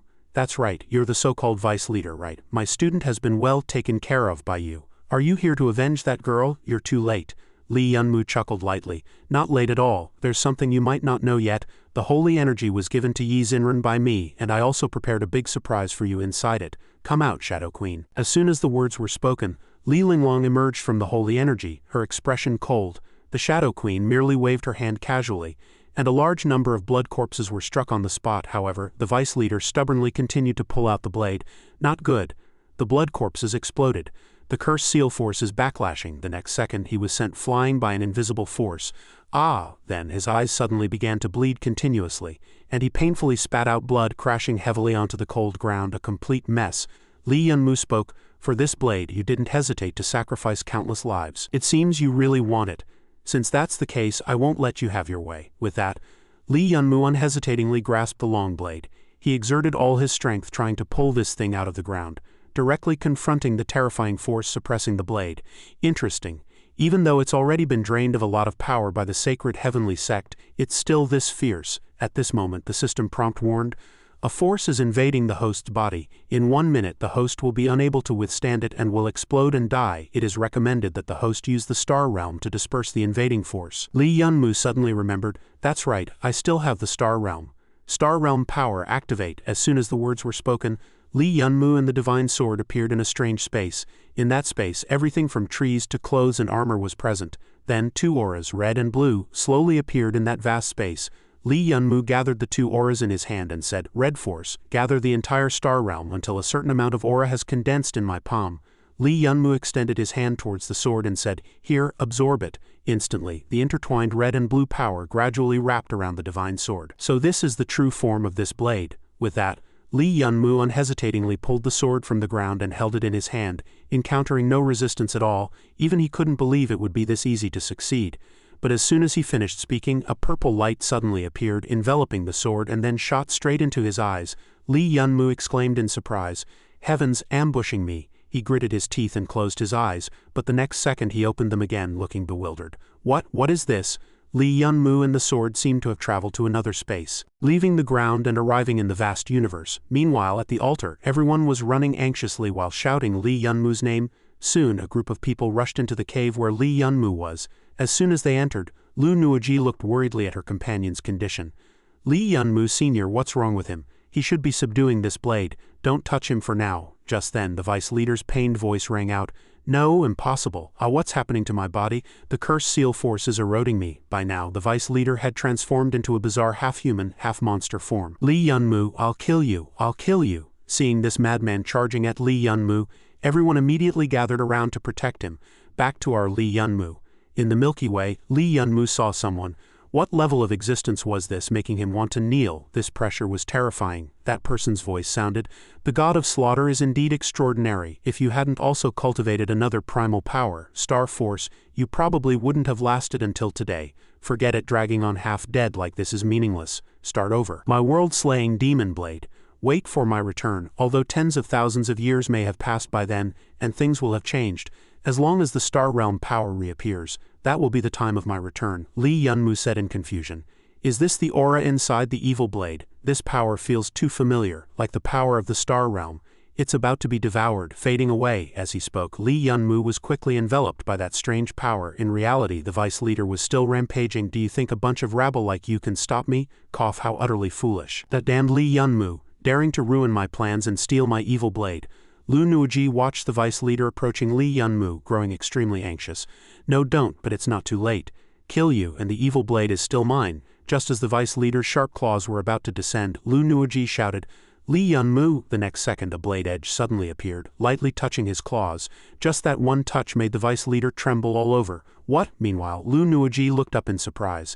It turned out that after successfully subduing the treasure, Lee Yunmu had woken up just in time. Sorry, this blade is mine now, the vice leader exclaimed in shock. Just a super zone practitioner, and you can block my attack? Could it be that he has comprehended the information the god left in the divine artifact? No, I can't give him any more time to grow. I must kill him immediately. With that thought, the vice leader immediately charged forward, but Lee Yunmu lightly slashed the monster's arm with his blade. Then he took another heavy hit to the abdomen. It wasn't over yet.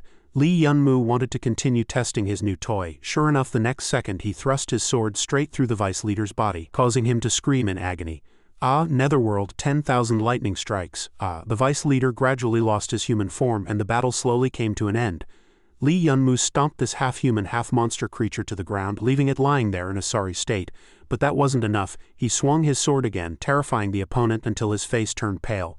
Netherworld annihilation, a flash of cold light incredibly fast, and the vice leader soon fell to the ground. Lu Nuoji asked upon seeing this, did we win? But the next second Lee Yunmu suddenly spat blood. Lee Yunmu, the vice leader, wasn't dead yet. A sinister smile crept across his face. Haha, you fell for it, didn't you? At that moment, Lee Yunmu was panting heavily. Aha, so the blood is poisoned. The vice cult leader slowly stood up, laughing. Your left side is starting to go numb, isn't it? You didn't really think the esteemed vice cult leader of the Holy Divine Sect would be this weak, did you? I've spent my life playing with poisons, experimenting on countless people, and the most perfect experiment of all is myself. Enough. With that, the vice cult leader extended his monstrous hand toward Lee Yunmu. Then that hand grabbed the treasured blade. Got it. Now get lost, the vice cult leader kicked out fiercely, successfully sending Lee Yunmu flying. He easily reclaimed the blade. Lee Yunmu was violently thrown back, severely injured, spitting blood. The vice cult leader looked at the object in his hand, his tone filled with satisfaction. You belong to me after all. The unclean man and the cursed blade are the perfect match in this world. Just then, Lee Yunmu spoke up. Tisk, if I were you, I'd throw that blade away. Have you forgotten how you ended up like this? Kill the world, lift the curse. What? The moment he finished, a strange black aura immediately flowed from the blade into the vice cult leader's body. He howled in agony. Sharp bone spurs burst out from his muscles one by one, causing him unbearable pain. No, my body is breaking apart. I need more flesh and blood to sustain this form. Flesh and blood? Then the vice cult leader charged at the blood corpse legion, frantically devouring one blood corpse after another. He plunged into the mountain of corpses, slowly absorbing energy to replenish his body. Lee Yunmu frowned. This guy, at that moment, Lu Nuoji handed him a pill. Lee Yunmu, take this quickly, it can stop the poison from spreading. Thanks, he said. Lee Yunmu didn't hesitate to crush the pill and swallow it. Then Lu Nuoji urged, you have to be careful. Don't worry, this should all end soon. Isn't facing death better? Why cling to life like this? The vice cult leader flashed a sinister grin and replied, your biggest mistake was not killing me when you had the chance. Now you've lost your opportunity. But instead of fear, Lee Yunmu showed contempt. Oh, how come you're getting uglier? Hearing this, the other man flew into a rage. Ugly, then try the power of this perfect body. Lee Yunmu thought to himself, despite its massive size, it's so fast. Hey, where are you looking? The moment he spoke, a loud explosion erupted in the cave, sending dirt and rocks flying. This was because Lee Yunmu had just slashed the enemy's arm with his sword, then that arm hung by a thread, dripping blood, while the rest was severed cleanly, falling to the ground with a thud. But what followed made Lee Yunmu's eyes widen. I told you this body is perfect.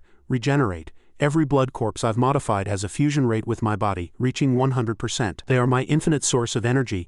What can you use to fight me? After taking a palm strike from the vice cult leader, Lee Yunmu barely held on.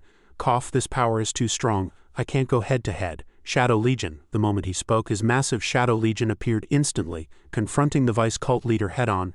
Ha, you think these ghosts can hurt me? With a casual wave of his hand, the vice cult leader made the Shadow Legion vanish without a trace. But by then, Lee Yunmu had already appeared behind the half-human, half-monster, ready to ambush him. Little did he know to his opponent this was just a cheap trick. Lee Yunmu was immediately countered, spitting blood. He leapt back in large strides, putting distance between them. Is this the power of a Saint Zon? If this continues, even with the Cursed Blade's power, I can't recover. Wait, the Cursed Blade's power. The Cursed Blade in my hand hasn't fully awakened yet. If I can use the power of the Crystal Realm to awaken it, like in my memories, I can defeat him. I have to hold out until it's activated. With that thought, the two clashed again, the battle becoming harder than ever. Lee Yunmu closed his eyes, silently urging in his heart, faster, faster. The vice cult leader sensed that this guy was stalling. What trick is he trying to pull? The Cursed Blade is still in his hands. I can't drag this out. Whatever he's planning, I need to finish him quickly. Divine Punishment Spear. The next second, Lee Yunmu suddenly coughed up blood in pain. On the other side, the vice cult leader crossed his arms, a smug smile on his lips. At that moment, everyone present was stunned by the sight. The first to react was Lu Nuoji. She shouted, Lee Yunmu, but only the vice cult leader's voice answered her. I almost forgot about you. Don't worry, you'll join him soon. Just as the vice cult leader's massive fist was about to smash into Lu Nuoji's small face, the treasured sword suddenly glowed, floating in the air. What, you're not dead? Somehow, Lee Yunmu had already stood up, saying calmly, looks like my luck is a bit better than yours, ready to die. I'm ready to die. What are you talking about? The moment he spoke, Lee Yunmu's gaze turned icy cold, and the vice cult leader immediately felt an indescribable, intangible pressure. His hand trembled slightly. Why does this guy suddenly feel so oppressive? Is it because of the Cursed Blade?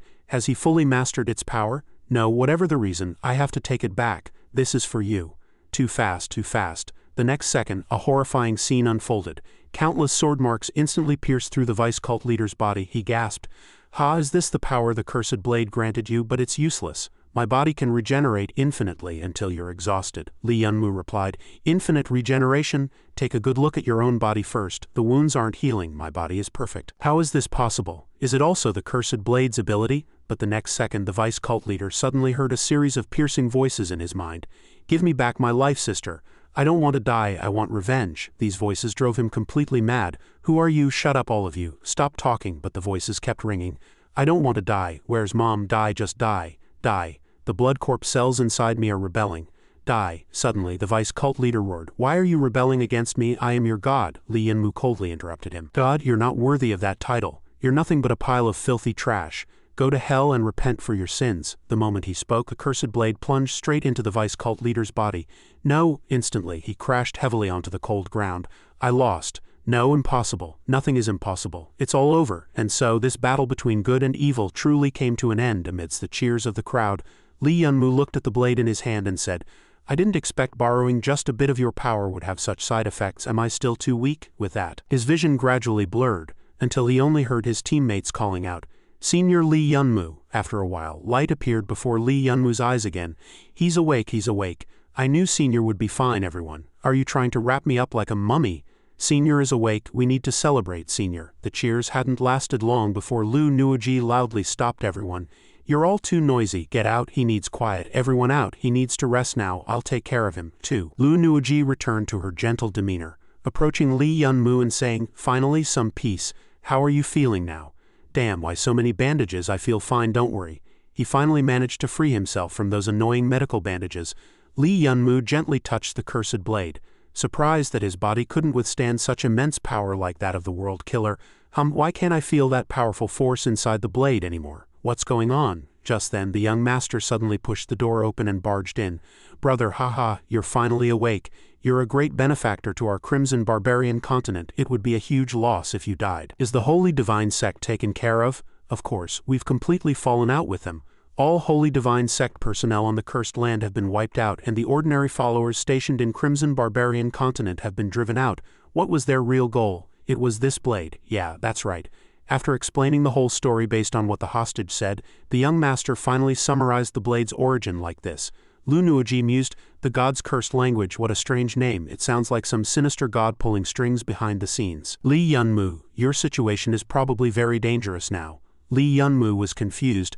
My situation is dangerous? That's right. No matter which god it is, even just a single word or trace left behind can greatly boost a mortal's power, let alone a weapon they once used. If other forces find out about this, your situation will be perilous, the young master reassured him. Don't worry, brother. Only a few high-ranking people in Crimson Barbarian Continent know about this. You're our great benefactor, we'll never leak it, but the Holy Divine Sect is another story. What do we do? It's fine, whoever wants to take it can try. If I can't even protect my own blade, then I don't deserve to have it. The young master was very pleased with this response. That's the spirit, worthy of being my brother. Don't worry, anyone who dares to touch you is going against our barbarian tribe. By the way, brother, there's something I want to ask you. Later, at the cemetery, a group stood neatly in front of cold tombstones. Li Yunmu held the doll, standing with Wei Xinran's friends before the girl's grave, unable to hide his grief. Li Yunmu spoke, placing the doll on the tombstone. I found this in the Holy Divine Sect's lab. I'm bringing it to you. It's important to you, right? You've worked hard. Xinran, this commemorative badge is specially made for the victims of this incident. Senior has set aside a spot for you by the monument so you can be reunited with your family. Xinran, rest well. We'll come to see you again. The rain stopped. The rain stopped. That's right. Wei Xinran's voice sounded, but no one heard it. Thank you. The scene shifted to Mantian City. Hello, how can I help you with the formalities? Wu Jia, don't say we know them. Li Yunmu and his group were wrapped up tightly, whispering to the female staff member, keep it down. Shish, 6 intercontinental teleportation tickets. We're in a hurry, please be quick. Wait a moment. Okay, right away. Then the system prompted a deduction of 60 million. The staff member respectfully handed over the tickets with both hands. Here are your tickets. Only 60 million was deducted, not 600 million, the girl smiled and replied. You have a Super 5.1 VP qualification entitling you to a lifetime 10% discount. Because you are the benefactor of our Crimson Barbarian Continent, Mr. Li Yunmu. Li Yunmu was so stunned he stammered, You're welcome. The next second he immediately felt countless burning gazes fixed on him. Li Yunmu. Then a crowd of fervent men and women surged forward. Xiao Mumu, I love you, our hero, don't go. Help. Lu Nuoji was also helpless. Let's go. We'll enter the teleportation array first and wait for him. Senior is really popular. That's right, very popular. After a while, Li Yunmu scrambled out of the crowd at lightning speed, rushing toward his team. Li Yunmu, hurry up. The teleportation array is about to activate. If you don't come, we'll leave without you. The young man shouted, Wait for me, damn it. Watch this. The moment he spoke, to everyone's astonishment, Li Yunmu executed an incredibly graceful leap. His teammates immediately praised him, Nice a perfect 10. 2. Would it kill you to wait for me? Finally, he said to the crowd, Goodbye everyone, don't go idle. Boo-hoo, goodbye, Li Yunmu. Crimson Barbarian Continent. After leaving Crimson Barbarian Continent, the group finally set foot on familiar ground again. Finally back. Yeah, we can finally come back. Barbecue, hot pot, roast chicken, sushi. But at that moment, a commotion suddenly arose in the crowd. Damn, isn't that Li Yunmu? He's back too. Report to the sect quickly. Li Yunmu is back from Crimson Barbarian Continent. As soon as he returned, Li Yunmu immediately sensed something was off. Something's up, everyone be careful. Okay. The moment he spoke, a figure with a carried burden approached. Li Yunmu, I finally waited for you. I heard you killed a Saint Zan with a divine artifact. Let me see if you're really as strong as the rumors say. Come on, fight me. The ponytailed guy had just finished speaking when Li Yunmu casually brushed past him. Sorry, excuse me. The ponytailed man gritted his teeth, furious, and roared. Li Yunmu, refusing my challenge means you look down on the top rank of Black Tiger City. Li Yunmu replied calmly, So what? There are plenty of people who want to challenge me. Get in line. This immediately enraged the ponytailed man. He was about to charge at Li Yunmu when his subordinate stopped him. Li Yunmu, stop right there. I'll kill you. Senior brother, don't get worked up. This is the inner city of Yushin Fort. Private fights among cultivators are forbidden. The higher-ups only told us to test Li Yunmu's strength, let's just follow him. After that, as Li Yunmu walked forward, he listened to the fervent crowd constantly shouting, Li Yunmu, accept my challenge. Li Yunmu, please fight me. Li Yunmu, fight. Coward. There are too many people following behind. This group just stared from a distance, impossible to shake off. This can't go on. That's right, if it were me, I'd have fought someone already. Li Yunmu looked at Tang Ruokan, who was leisurely sipping coffee, and asked, "Why do you advise me to fight? Everyone's curious about your strength now. But they're too proud to act themselves, so they send people to test you. Instead of constantly refusing challenges, it's better to just pick a fight. Makes sense. By the way, aren't you curious about my strength?" Tang Ruokan grinned. "Of course I am. A muscle guy like me always looks for someone daring to fight, right?" "That's right. Always look for someone daring to fight." The moment he spoke, a small shield-shaped object was tossed into the air. "Let's go to the void arena." In the blink of an eye, Li Yunmu and Tang Ruokan appeared in another space, both brimming with absolute confidence in their own strength. Ready for battle. In outer space, the crowd excitedly watched the live commentary of the fight. Azure Dragon General Li Yunmu was about to face off again against Tang Ruokan, one of the 10 elites of Yunshanbao. This Li Yunmu had been making waves lately. It was said he nearly trampled the Divine Holy Sect, and rumors claimed he had obtained a divine artifact which he used to defeat a Saint Zan. Damn, is he that fierce? Tang Ruokan looked at Li Yunmu's evil blade and said, "Is this the legendary divine artifact? It's nothing special. In that case, let's give it a try. I'm not the same person I was back then. Taste my new killing move." As he spoke, an energy ball shot straight toward Li Yunmu. But he leapt up in time to dodge it. However, the energy ball followed his movements, auto-tracking. Impressive. Li Yunmu glanced at Tang Ruokan, who had somehow appeared in the air ready to strike his opponent. "You've really gotten stronger, huh?" "Yeah, you've gotten a lot stronger, but I'm even stronger." A flash of sword light passed, and Tang Ruokan immediately fell back to the ground. "What kind of technique is this?" "No technique would. It's just pure power." "Impossible. I'm already a Super Zan. How could a single sword strike break my move? I don't believe it." Li Yunmu's lips curled slightly. He hadn't expected Ming Zan power to materialize an attack with such astonishing force. He hadn't planned to use this sword, but now it seemed you were worthy of seeing it. With that thought, Li Yunmu charged straight at Tang Ruokan without hesitation. In the next moment, Tang Ruokan's dragon was enveloped by Li Yunmu's black aura. Curse power. Break. The black aura still clung tightly to the dragon, causing it to gradually dissipate into a dazzling light. The next second, both the black and yellow forces vanished before Tang Ruokan's stunned gaze. How could this be? Unbeknownst to him, Li Yunmu had already placed his sword against Tang Ruokan's neck. "It's over. You lose." The onlookers outside were wide-eyed, utterly incredulous. What kind of eerie power was this? This sword was terrifying. Li Yunmu was a monster. "I won't accept this." One more time Black Dragon flame, but what appeared was a weak, feeble little dragon, leaving even Li Yunmu speechless. Tang Ruokan quickly hugged his precious treasure and sobbed, "What are you doing? That was my beloved Black Dragon."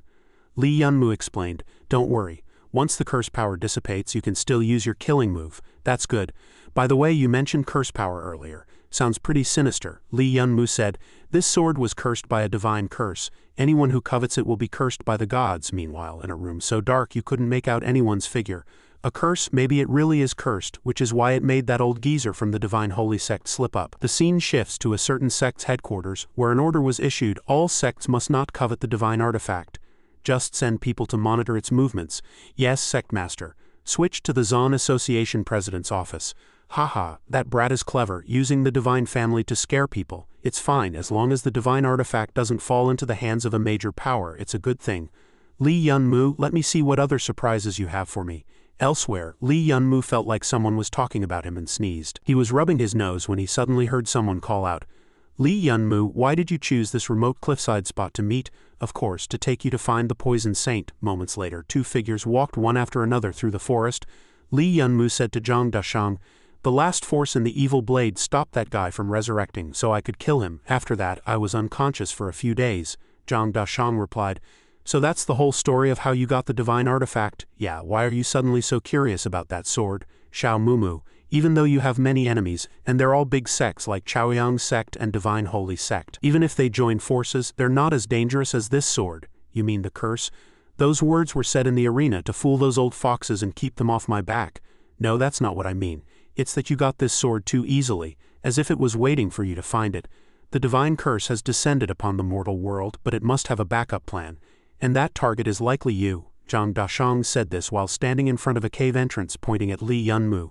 Li Yunmu asked coldly, "What do you mean? Is the divine curse trying to take over my body to return to the world?" Zhang Dashang waved his hand and said calmly, "Who knows, it's not impossible, or maybe." Then with a cold laugh he continued, "You yourself are the divine curse." Li Yunmu asked blankly, What do you mean? I don't understand a word you're saying." Zhang Dashang replied as he walked down the stairs, "Nothing, just joking, keep going." In the basement a pair of eyes watched them. Li Yunmu looked around and sighed. This place is cold and dark. The poison saint is indeed a weirdo, Zhang Dashang said calmly. Anyone who takes something to the extreme is bound to be a bit odd. Suddenly a small explosion came from ahead. Li Yunmu was startled and instinctively stepped back.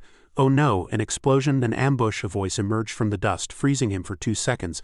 Ah, that hurts. A woman with messy hair and tattered clothes spoke up. Failed again. The proportions must still be off. She suddenly looked up at the two. Just as she came to her senses, she shouted in panic, "How are there people here? Are you here to kill me?" Zhang Dashang awkwardly explained. "We were sent by the Weaver War Saint. Is the poison saint here?" She asked eagerly. Are you Shao Na's disciple? Shao Na is what you call the Weaver War Saint. She stood up and said, "I often hear that girl mention you. She's proud of you. You're looking for me." Poison Saint Mu Jin. Zhang Dashang got straight to the point. "Great, we've already obtained the poison needles you mentioned. Please prepare the antidote quickly." Li Yunmu, standing behind, asked skeptically, "Is this the poison saint? With such a loud explosion, she doesn't seem reliable at all." Mu Jin stumbled over and said awkwardly, "Sorry, I can't prepare the antidote for you right now." Li Yunmu opened his mouth in shock. Suddenly, Mu Jin scratched her head and shouted in panic, "I just concocted a new poison and tested it on myself, but I haven't prepared the antidote yet. I only have half an hour left to live. I need to make the antidote quickly." Hearing this, Li Yunmu gritted his teeth and thought, "This woman is too stupid. I can't believe it." She dashed to the blackboard and hastily wrote down the antidote formula. Need to recalculate the proportions quickly. 8 grams of venomous lizard feces. I'm starting to feel dizzy. Li Yunmu's face darkened, and he asked worriedly, "Is she really okay?" As she filled the board with a bunch of chemical formulas, a voice interrupted her. "Poison Saint, I've finally found you." A person in orange robes with a long sword appeared. "Didn't expect this, did you? Back then, you poisoned the entire sect to death, but I, a lucky survivor, lived on. I've gone through countless hardships to find you. This time you're dead." Without waiting for a reaction, the person charged straight at Mu Jin. "Get out of the way!" Zhang Dashang exclaimed in surprise. "Too fast. This person is at least a super Zon," the man roared madly. "Die," yet Mu Jin continued, calculating calmly. 4 grams of Earth Extreme poison urine. Before the orange-robed man could even touch a hair on Mu Jin's head, he was terrified by a monster covered in poison. "What is that?" The monster instantly pierced through his body. Soon he fell, completely powerless. Looking at the skeleton before him, Li Yunmu said in horror, "He was corroded clean away. That's terrifying." Zhang Dashang was much calmer. "Is this the poison only the poison saint can concoct?" Li Yunmu frowned thoughtfully. "This woman seems unreliable on the surface, but she's actually completely trustworthy. She's just playing dumb." With that thought, he walked toward Mu Jin. "Hey, poison saint." Before he could say anything, Li Yunmu was splashed in the face with liquid. Watching him roll on the ground, she said in panic, "Sorry, don't talk behind me when I'm mixing medicine. I'm easily startled." From afar, Zhang Dashang sighed. "This guy is really dumb." After a while, Li Yunmu took the antidote and stood up. Suddenly, Mu Jin exclaimed excitedly, "Is this one of the top 10 deadly poisons, the lethal needle?" Li Yunmu quickly advised, "Poison Saint, you've just been detoxified. Don't push yourself too hard." She replied firmly, "Don't worry, I'm fine. You two guard me and don't let anyone disturb us." Li Yunmu was still uneasy. "Are you really okay?"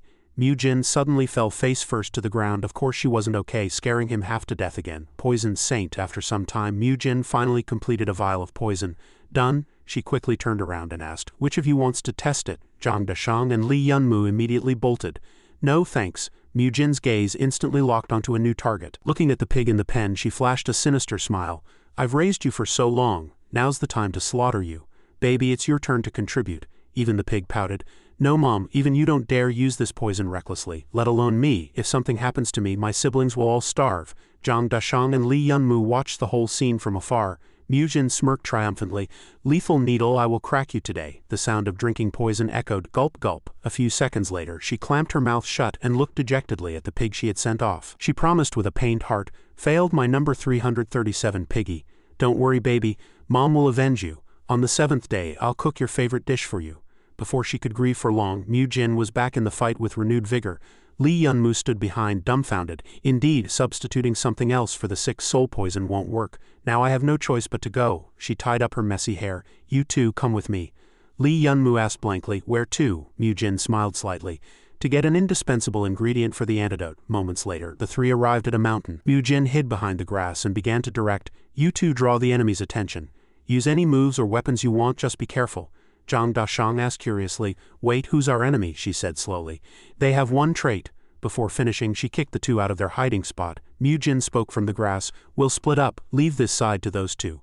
"Oh, and whatever you do, don't fly into the sky," Lee Yunmu asked angrily. What do you mean don't fly into the sky?" He instinctively turned around and a sudden attack slammed down hard. Zhang Dashang shouted in panic. "Dodge!" A giant snake swept past them. Lee Yunmu blurted out, "What the hell is that?" Zhang Dashang said gravely, "That pattern and that bone-chilling cold. Could it be?"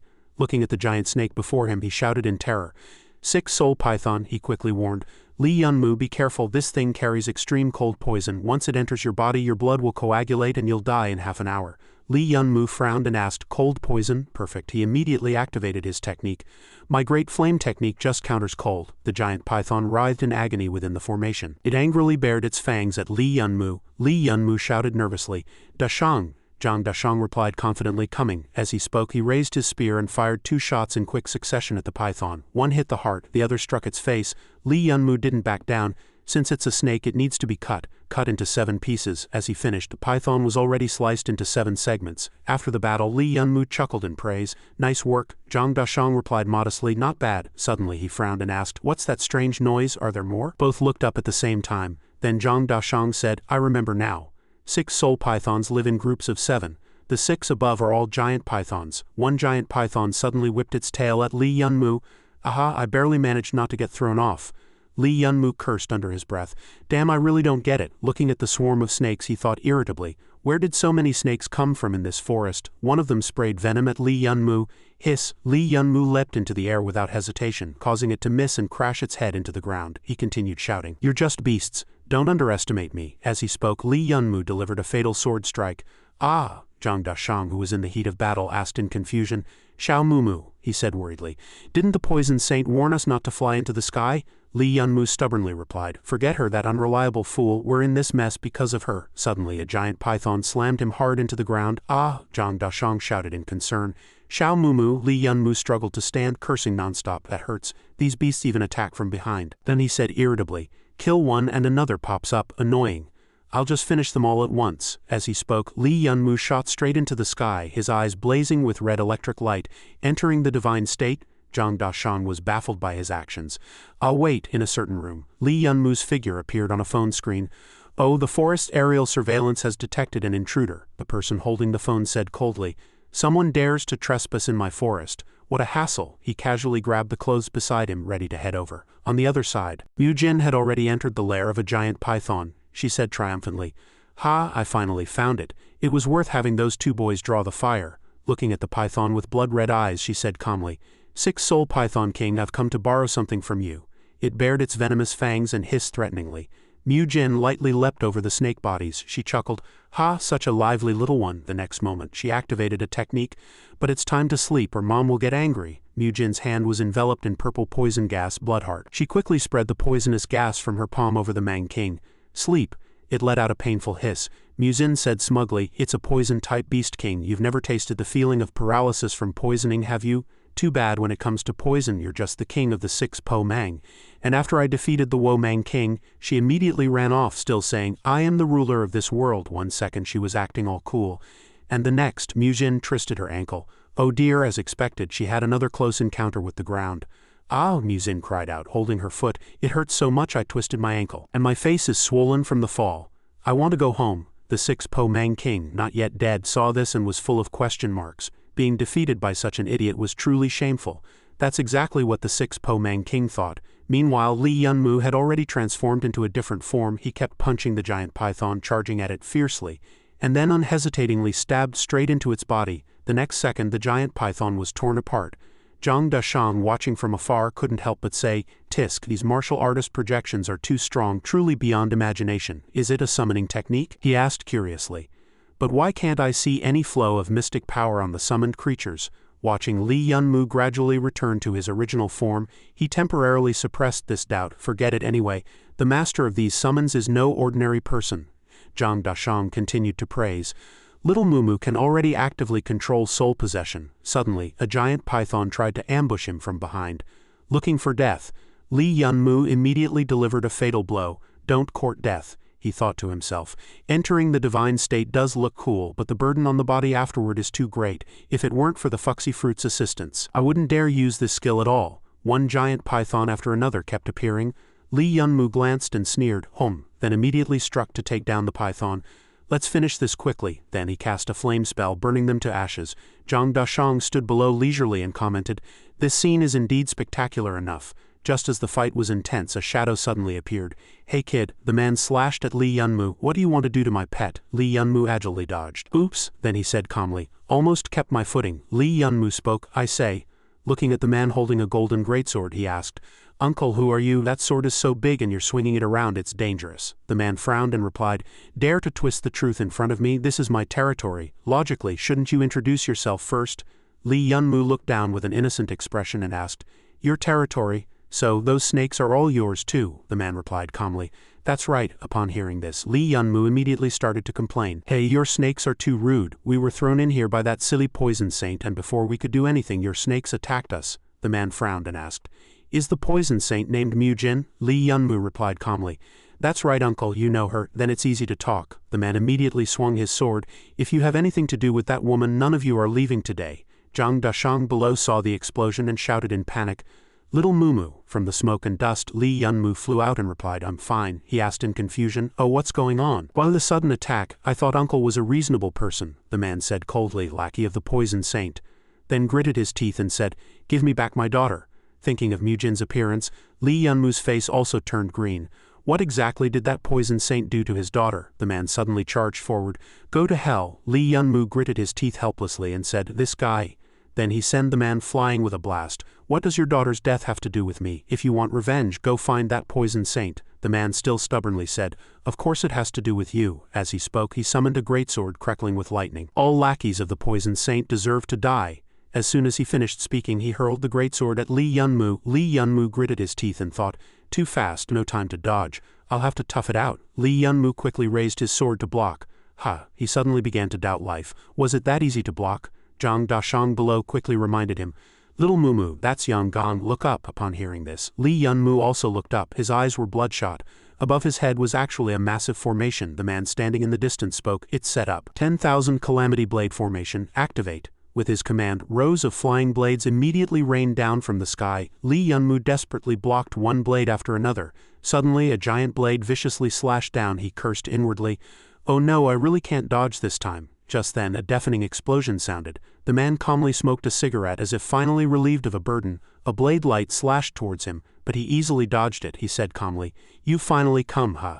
Mu-Jin asked lazily, "Hey damn old man, why is the poison of your snakes so weak?" He held up a bottle of poison and replied, "To prevent some bad woman from stealing it.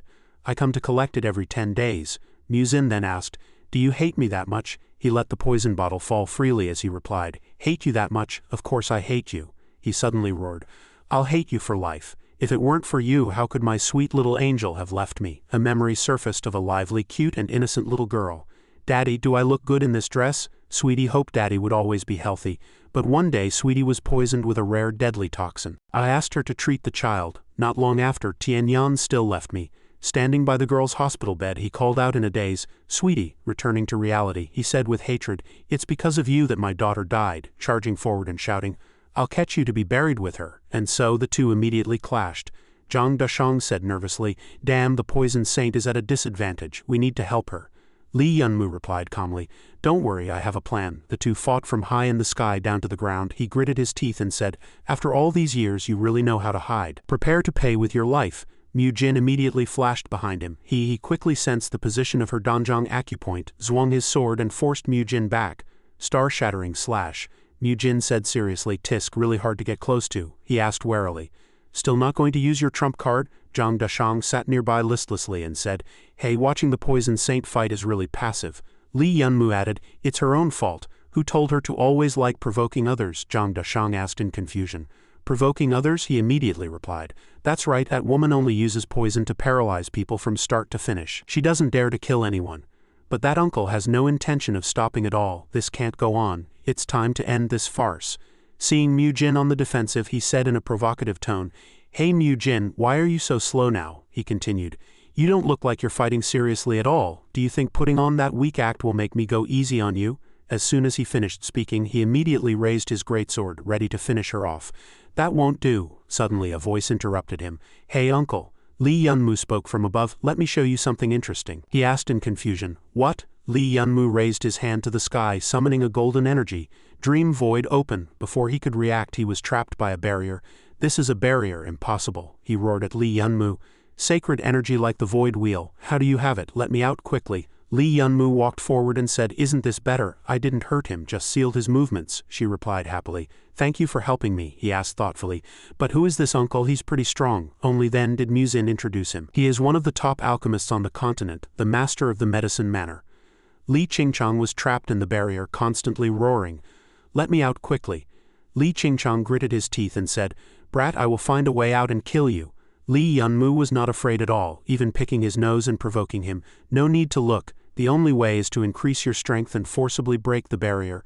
But do you know how? Can you do it? He took out a bottle of medicine and said, As long as I have enough power, right? Watch closely, Mu Jin. This thing was specially prepared for you. Mu Jin shouted in horror. Demon spirit, holy water, are you crazy? She said urgently.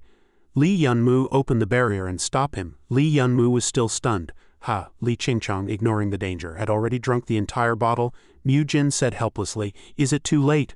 But Li Yunmu chuckled again. Aha, then he sighed again. HMPH, within a few seconds his power erupted and broke through.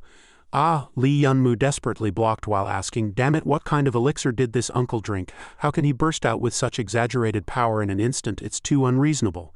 Mu Jin replied seriously, That's not an elixir, it's something I concocted a few years ago. By this time he had completely broken the barrier.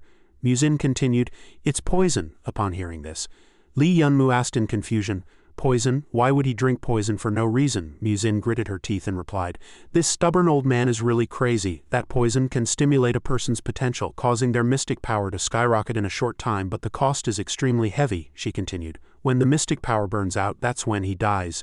Li Qingchang roared angrily. Poison saint, he screamed madly. Go to hell. Mu Jin said angrily.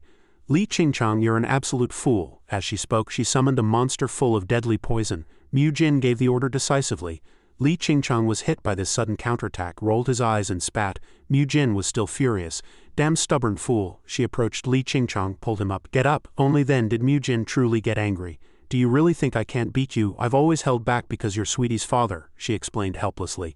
You know very well, Sweetie was poisoned with 9 wastelands poison. A poison that not only has no cure but also tortures the victim for a long time. Recalling the scene at the time in Sweetie's room, Mu Jin said softly, Sweetie, wait a moment, I'll go prepare the medicine. Sweetie, her face covered in bruises, smiled and replied, Sister Mu Jin, if Daddy sees me like this, he will be very sad. Mu Jin comforted her somewhat flusteredly. Sweetie, don't worry, as long as you take good care of yourself you will get better. But the girl's words made Mu Jin freeze completely. Sister Mu Jin, you don't have to lie to me.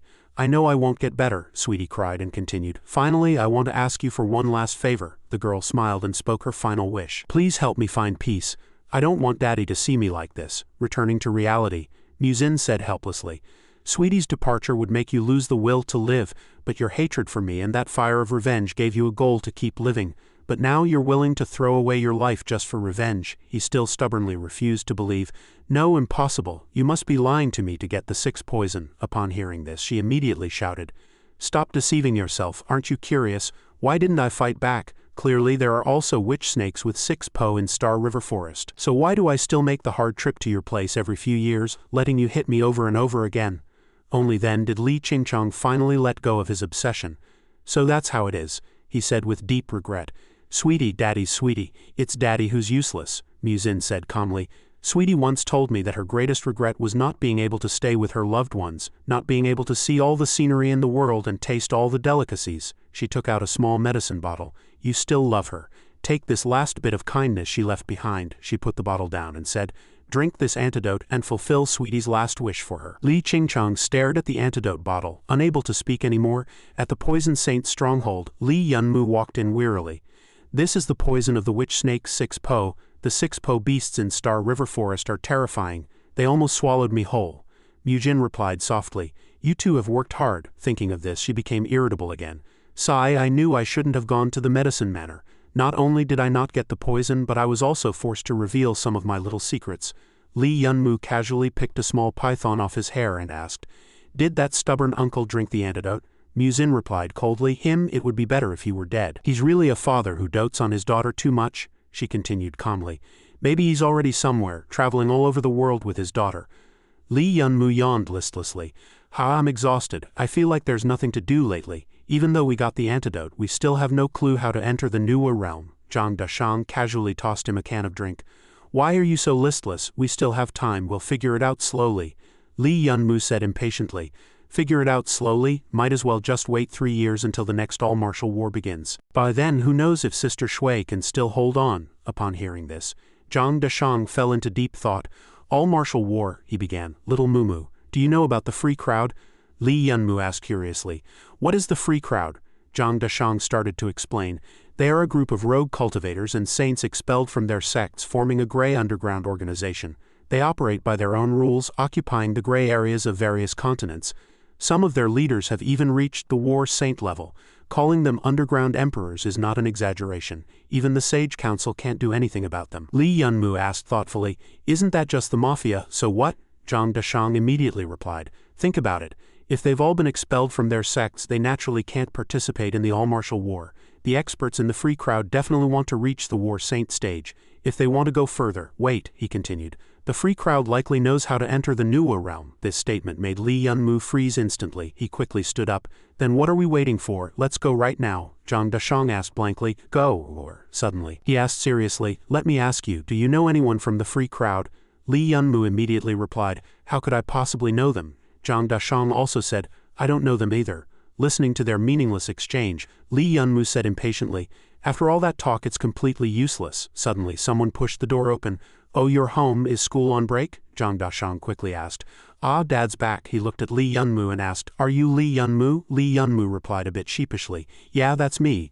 Thanks for handling my parents' matter back then. He casually poured a glass of wine. It was nothing. Zhang Dashang always mentions you. If you need any help, just say the word. Li Yunmu immediately asked, Uncle, do you know anyone from the Free Crowd? Startled by the question, Zhang Dashang spat out all the wine in his mouth. Peeved, he quickly stepped forward and scolded, Idiot, our family runs a legitimate business. How could we know anyone from the Free Crowd? Li Yunmu held his head in grievance and said, I was just asking casually. Just then, Zhang Dashang's father spoke up. I do know them. Zhang Dashang asked in surprise, Dad, how do you know the Free Crowd? He smiled and replied, In business, you need connections both above board and below. It's just that you two are still young. Don't get involved with them if you can help it. But if you really have to meet them, he suddenly suggested you could go check out the Water Residence. Zhang Dashang immediately explained that the Water Residence was the Sea Clan's auction house. Besides regular auctions, there was also a super auction every year. At the annual super auction, various factions would appear, including the Free Crowd. His father said with certainty, That's right, and the auction is just a few days away. That's why I came back this time. Whether you want to make connections with the open factions or the hidden ones, this auction is the perfect place. But it only provides an opportunity. As for how far you can go, he paused before continuing, It's all up to you. Li Yunmu flopped down on the sofa and replied, Hee, an opportunity is good enough. Then, the very next second, he immediately lifted his head and said confidently, Leave it to us. Hearing this, he fell silent for a moment. Then he suddenly laughed. I'm starting to understand why my foolish son likes you so much. It just so happens that tomorrow I need to go to the Water Residence's Central Europe branch to discuss some business. You two come along too, and we'll take care of getting your auction qualifications. The next day on a street, Li Yunmu looked at the cars and said, Even though I mentally prepared myself to face a bunch of rich people, seeing these luxury cars still sends a chill down my spine. Zhang Dashang, walking behind, advised, I suggest you stop acting like a country bumpkin for now. You need to look like a rich man. Li Yunmu waved his hand and replied, Why do you rich people all love wearing these tight clothes and your hairstyles are weird as hell? Zhang Dashang said helplessly, Uncomfortable or not, you have to bear with it. Look ahead. Suddenly, Li Yunmu's gaze caught something and he pointed ahead and said, This must be the place. Let's go. Zhang Dashang continued confidently. Let's go meet these underground emperors together. Standing in front of the building, Zhang Dashang asked, Xiao Mumu, have you figured out how to find the Free Crowd? Li Yunmu replied confidently, Don't worry, I thought all night and came up with a foolproof plan. It'll definitely work. Suddenly, someone walked over. Gentlemen, I'm terribly sorry, the person said bluntly. Your account balances are less than 100 million, which doesn't meet the requirements for entering the Water Residence. Li Yunmu immediately turned back to ask Zhang Dashang, Aren't you supposed to be rich? Zhang Dashang replied awkwardly, My dad hasn't given me an allowance in a long time. An arrogant young master appeared from somewhere. Where did these two paupers come from? You don't even have 100 million and you dare to come to the Water Residence? The woman beside him chimed in. If you can't get in, don't block the way. Paupers. Suddenly, everyone's attention shifted to the newcomer. Ha ha, Li Yunmu thought in surprise. "Oh, that's Zhang Dashang's dad," he said casually.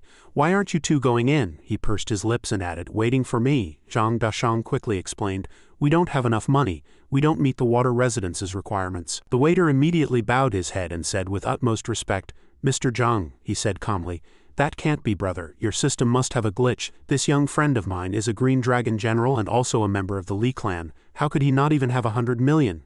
Hearing this, Li Yunmu frowned and thought in confusion, "What?" The people nearby couldn't help but exclaim, "What? The Green Dragon general is this young? The Li clan, I've heard their disciples are all incredibly powerful." "Truly a promising young man," the waiter quickly replied. "Oh, so he's Mr. Zhang's friend. My sincerest apologies. It must be a system malfunction. Please, come in." After entering the hall, Li Yunmu said politely, "Uncle, thank you," he replied casually. "It was nothing, I also prepared something for you." He took out masks and a black card instructing, "These are 2 masks and a black card.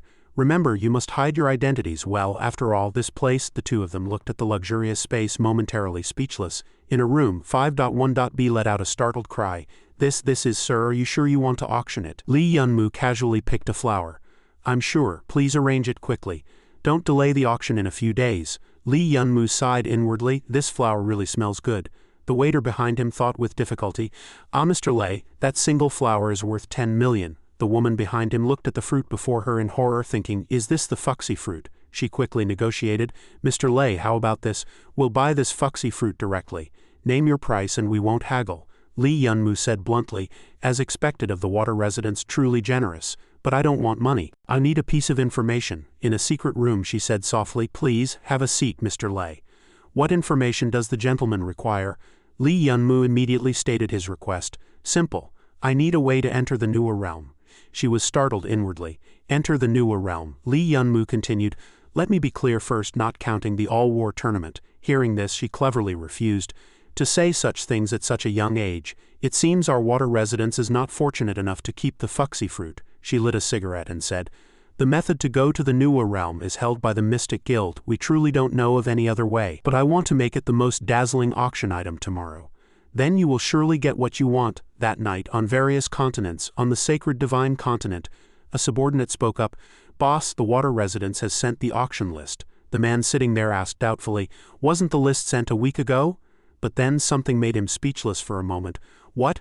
It was similar on the Northern Ocean continent." The ruler ordered, "Pass the order down. Gather all the guild's funds and various sacred artifacts and treasures. I must obtain the fuxi fruit." On the high dimension continent, an order was also given, "I will attend this auction in person." On the central continent, an old man with white hair was tending to his flowers and plants when a voice interrupted him.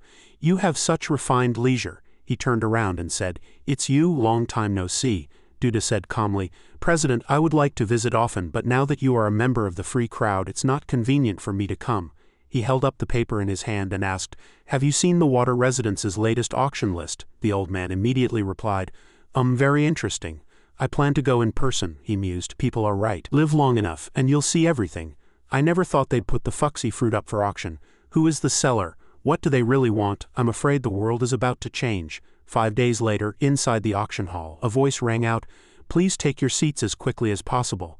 Our auction is about to begin." Li Yunmu was dozing off when Zhang Dashang woke him up. "Hey, the auction's starting. Don't sleep." An auctioneer walked onto the stage and announced, "Distinguished ladies and gentlemen, welcome to the water residence. I am the auctioneer for today. I believe you are all eager to welcome tonight's feast." He looked at the crowd below and continued, "After all, tonight is the chance for you all to witness the splendor of the precious auction items with your own eyes. Then tonight's auction officially begins," he said. "Next is the first auction item, the blood contract of Raza." Li Yunmu grumbled irritably, "This auctioneer is too noisy, he's making my head buzz, I can't sleep at all." With a hammer's strike, the transaction was successful. The auctioneer continued, "Then next is the second auction item." Li Yunmu thought boredly, "All these little trinkets are so uninteresting. When will the fuxi fruit finally appear?" The auctioneer on stage continued to stir up the atmosphere. "Good. Then the third auction item is the spirit tablet. Starting bid 10 million, a person nearby sneered. "Crazy. A wooden tablet is worth 10 million, another person chimed in. "Exactly. It doesn't even have a trace of mystic power." The system suddenly chimed with a notification. "Ding. System has detected a high-level treasure. It is recommended that the host secure it." Li Yunmu asked in confusion, "Ha, you mean that broken tablet?" But he still decided to participate in the bidding. Although he didn't know what secret this thing held, the system's words shouldn't be wrong, right? Lee Yun-moo immediately spoke up. I bid 10 million. Suddenly, a bid came from afar. 100 million. Lee Yun-moo asked in surprise, "Where did this person come from?" A man nearby said, "Boss, it's the spirit tablet." "We," the person next to him said calmly. "Calm down. This is a trap to reduce the competition for the fuxi fruit. The big shots from all sides are gathered here. They all recognize this item, but no one is speaking up. It means everyone's target is the fuxi fruit." Lee Yun-moo gritted his teeth and raised the bid. TCH 110 million. That woman still wouldn't give up. 150 million, he cursed inwardly. Damn it, this woman is deliberately driving up the price. Then Lee Yun-moo raised his sign high. 200 million, the people around whispered. 200 million. Are these two crazy? The woman immediately spoke into her intercom. "Grandpa, should we continue?" A voice came from the intercom. "I see." The man was sitting in the auction hall, originally trying to lure those old fellows into the trap. He didn't expect someone so young to already know the value of this spirit tablet. "I haven't been out and about for a long time. Truly great changes have occurred in the world. How wonderful." The man revealed a sly smile and continued to raise the bid. Upon receiving the order, the girl immediately bid. "I bid 300 million. The murmurs continued around. "Oh my God, it's already at 300 million. An increase of 100 million in one go. No one should be adding more at 300 million, right? This kid doesn't look rich either." 200 million was probably his limit, Lee Yun-moo said impatiently and loudly. "All right, enough of this. I've lost my patience. Adding bit by bit like this is a waste of time. I like to crush the whole field directly." "I bid." After saying this, he walked to the center of the hall, staring directly at the girl. 600 million, miss, go ahead and bid again." The girl seemed frozen in place. The man had to speak up. "Not bad, but let him have it." A person hurried forward to report. "Auctioneer, there's a problem." The auctioneer's face tightened. What's the matter?" After understanding the situation, he spoke. "Sir, the balance in your account seems insufficient to cover the auction payment. Please explain." The young master who immediately sneered. No money, so you're a fraud," Lee Yun-moo replied calmly. "Insufficient balance? I donated some money last week and forgot about it." Then he calmly took out an item. The next second, he threw it heavily onto the auctioneer's podium. The person froze and asked, "This is?" When he saw the black card symbolizing power, the auctioneer immediately caught it. "A black card?" Lee Yun-moo asked bluntly. "This should be enough, right?" Seeing Lee Yun-moo treasure this card so much, Zhang Dashang couldn't help but ask curiously, "Why did you spend so much money to bid on this thing?" Lee Yun-moo was still focused on playing with it. To use as a protective charm, actually. Even Lee Yun-moo himself hadn't fully figured out the card's function yet. He said inwardly, "Hey system, what exactly is this thing for? I spent 600 million to get it." A system prompt appeared. "This item is a high-level treasure, the Guardian Tablet. Upon activation, the host will be randomly teleported 100 miles away. A decoy will remain at the host's original location and continue to act. The decoy can replicate the host's abilities and appearance, lasting for 3 minutes. After reading the prompt, Lee Yun-moo was full of surprise. "What? It means I have another chance to save my life? What a treasure, totally worth it. Totally worth it." After confirming the tablet's function, Lee Yun-moo immediately became enamored with it, almost as if possessed by a drama idol. "My guardian charm, I love you to death." Seeing this scene, Zhang Dashang thought to himself, "So Xiao Mumu likes guardian charms, I'll give him a few truckloads another day." After a while, the auctioneer spoke again. "All right, we've finally arrived at the last auction item of this session. I believe this is also the item everyone is most looking forward to." Then the auctioneer lifted the red cloth and the auction item was slowly revealed. "This is the most dazzling auction item in the past 10 sessions. The fuxi fruit." As soon as the last item appeared, the entire hall immediately buzzed with commotion and murmurs. "So this is the fuxi fruit? It's finally appeared. I must get it. Auctioneer, hurry up and start the bidding." Then the auctioneer spoke again to calm the crowd. "All right everyone, don't rush. This treasure is very special. The seller doesn't want to sell it directly but wants to exchange it in another way." The auctioneer pointed at the item and said, "Whoever can provide a method to enter the newer realm can obtain it. Let me make it clear first, this does not include participating in the all-war tournament." As soon as the words fell, Nisu slammed the table in anger. "What nonsense are you talking about?" He believed that besides the all-war tournament, there was simply no other way to enter the newer realm. Just then, a voice suddenly came from behind Nisu. "This fuxi fruit, I want it." A short-haired girl with a cold temperament walked out and spoke. "The method you want to know, I have it." The crowd immediately began to discuss. "Does this girl know a way to enter the newer realm? Isn't she lying? This is the water residence. Spreading false information will get your identity exposed." and you'll be wanted across the entire territory." On the other side, Nisu was whispering to the person beside him, "Old friend, I had already decided to take the method of entering the Nuwa realm to my grave, but now a glimmer of hope has suddenly appeared before my eyes. I can only reveal this secret." He turned his head to look at the man beside him. The purple-haired man laughed heartily. "Are you really set on doing this? Don't forget, the Mystic Guild forbids the unauthorized use of spatial rifts. If you're caught doing so, the charges will be severe. So you'd better be careful. I don't have many friends left." Meanwhile, the attendant was leading the short-haired girl from earlier to meet someone. This person was the owner of the fuxi fruit, and the two could chat before the formal transaction. The seller of the fuxi fruit was none other than Lee Yunmu. When he saw the short-haired girl, he was a bit surprised. "It's you, what a coincidence." The girl was also taken aback. "I didn't expect the one selling the fuxi fruit to be you." Lee Yunmu put his hand on Meow Meow's shoulder and said, "But you're not the real buyer, are you?" Then he walked straight ahead and spoke. The girl immediately got furious because her secret had been exposed on the spot.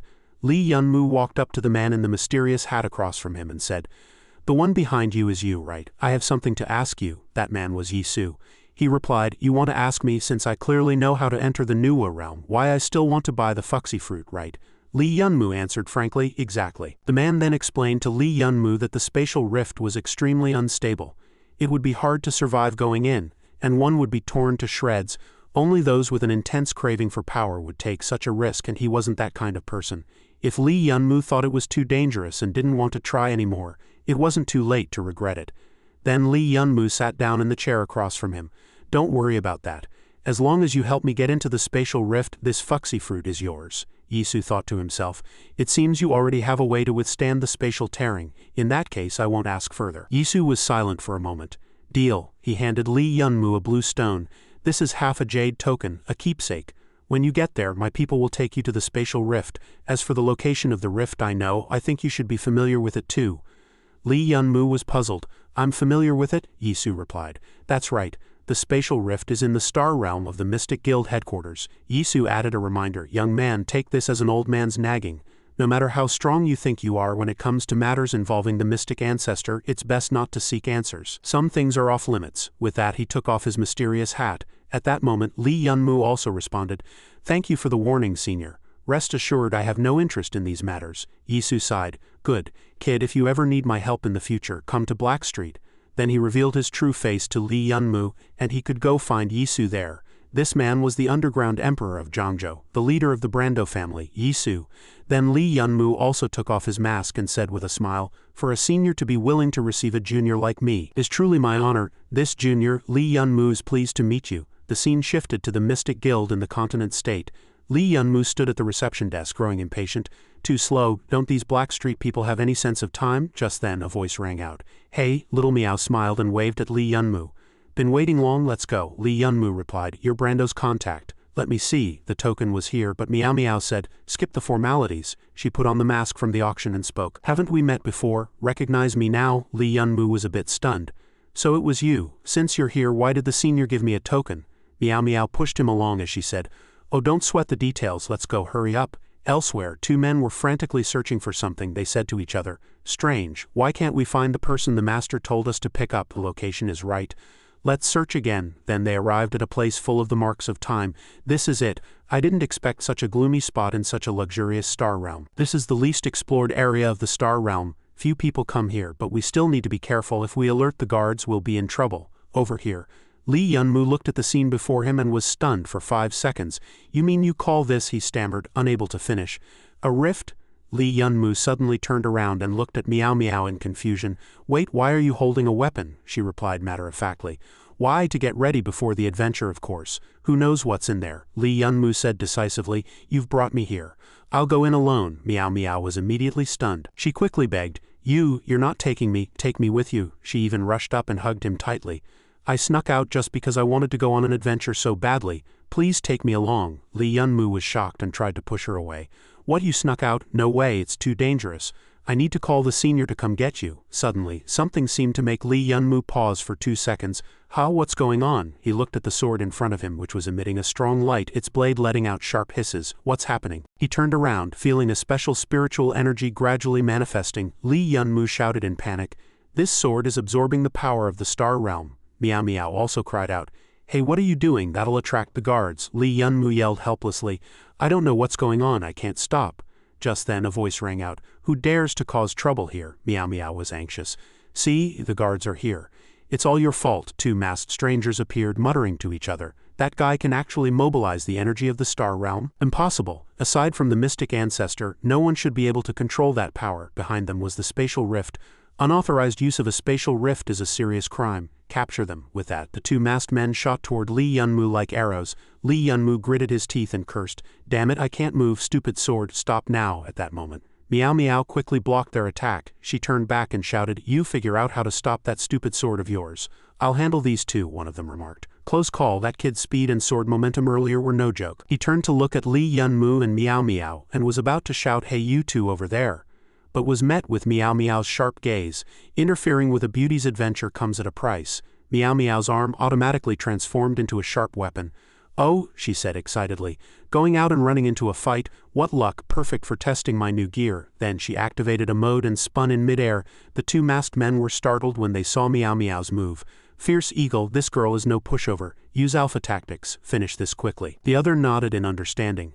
Then Meow Meow struck first with a peculiar attack. The stranger immediately drew his weapon, the Heavenly War Axe, to counter Meow Meow. Meow Meow posed like a spider and said to him, Your bear's strength is pretty fierce, but I won't go head-to-head with you. The next second she was already within his range. The man shouted, Fierce Eagle, 12 o'clock, 50 meters. His companion immediately understood. In an instant bullets whistled toward Meow Meow. Seeing the bullets closing in, Meow Meow's expression changed. Luckily she reacted quickly and barely dodged the shot. The man shouted excitedly, Got her! In an instant the situation became chaotic as he swung his blade at Meow Meow. You can't escape this time. Fierce Eagle, finish her off. The man received the order and smirked arrogantly. Coming up. I love stationary targets. He shot at Meow Meow with contempt. The bullet's trajectory was precise, but Li Yunmu's sharp blade sliced it cleanly in half. Seeing this through the scope, Fierce Eagle was shocked. What? Then Li Yunmu spoke. Hey! Fierce Eagle looked up at him. Li Yunmu mused. I didn't expect absorbing the Star Realm's power to boost all my abilities so much. But why is this happening? He looked at the sword before him. And Long was also puzzled. This sword is getting more and more out of control. Those two sword auras almost split that guy in half. Good thing I pulled back in time. Killing a guard would have caused a ton of trouble later. The other man also sensed something was off and was terrified. What? Fierce Eagle was taken down by that guy. I need to finish this quickly and go help. Meow Meow muttered in annoyance. Damn it, that guy stole my prey. All right, old man. I had fun today. Then she suddenly leapt up, launching an attack that caught him off guard, and shouted, Time to end this. She smiled at him and said, Try this, old man. The man was horrified to see countless blades flying toward him. What? He then let out a pained scream. Ah! He fell to his knees and spat out blood. Meow Meow taunted. What a watchdog, still alive after that. So, old man, want to keep going? Eventually both sides ended their fights and Meow Meow sat there in a daze. Bingo, first adventure, easy win. On the other side, Li Yunmu was looking at the system panel's prompt, then called out to get Meow Meow's attention. More guards will be coming soon. You need to leave immediately. How do I contact the senior? Meow Meow was startled. Huh, you still want him to take me back? Didn't you just say we were comrades? That's so heartless. But before they could settle, a voice came from above. Neither of you is getting away. Li Yunmu looked up and sighed. The guards are fast. And this many? Meow Meow, with her combative look again, smiled and said, Niece, new fight so soon. But the enemy suddenly launched a fire blast attack. Li Yunmu panicked and scooped up Meow Meow, dodging the danger zone. Watch out! Meow Meow yelled angrily. Bastard, treating a beauty like this, put me down, I'll kill them. Li Yunmu quickly warned her. Silly girl, these guys are clearly stronger than the last two. Do you want to die? Just then, Li Yunmu finally came up with an idea. The next moment the two vanished from the spot. No way to escape now, so let's gamble. The group of masked men exclaimed, Captain, they've gone into the rift. The red-haired woman clenched her fist in anger. I saw it. She immediately reported. Issue a full region-wanted order for that show-off, the Azure Dragon young general. On the other side, to escape, Li Yunmu and Meow Meow had charged straight into the rift. They were swept up in the turbulent flow, screaming non-stop. Ah! Li Yunmu struggled against the power within the rift. Damn it, this rift is even more unstable than last time. I can't hold out like this, my body will be torn apart. He saw Meow Meow with her eyes closed, letting herself be swept away. Li Yunmu shouted frantically, Hey, are you okay? Then he called out to the system, Create 2 rebirth bodies for us immediately, hurry. Li Yunmu thought, it's over. At that moment both their consciousnesses were wrapped in a layer of glowing spiritual energy. A system prompt appeared, understood. Rebuilding bodies for both. Suddenly, Meow Meow's familiar voice rang out again. Hey, hey, Lee Yunmu, wake up. Lee Yunmu looked around blankly. Where is this? Meow Meow said to him. We've crossed the rift. It seems we're in a room in some city. Hearing this, Lee Yunmu's expression changed instantly. Barely escaping the jaws of death within the spatial rift, Lee Yunmu opens his eyes, only to be left frozen in shock by the scene before him. The Nuwa Kingdom, where just moments ago he was celebrating with everyone. The sanctuary of the Fuxi tree that holds the only hope for Sister Shui's survival, has now been reduced to a cold, desolate wasteland of ashes. Whose doing is this? Have the monsters risen once again? Or is this another vicious conspiracy by the Mystic Guild? What has become of Sister Shui, Queen Wahan, and Yi Ting? And when Lee Yunmu's fury reaches its absolute peak, what destructive power will be unleashed to incinerate his enemies? All these chilling mysteries and earth-shattering battles will erupt in Part 2 of our story. If you want to quickly join Lee Yunmu on his path of vengeance and topple the reign of those who call themselves gods, be sure to drop a like and subscribe to the channel. Don't forget to hit the notification bell so you'll be the first to catch Part 2. Thank you all for watching until the very end. Goodbye and see you in the next video.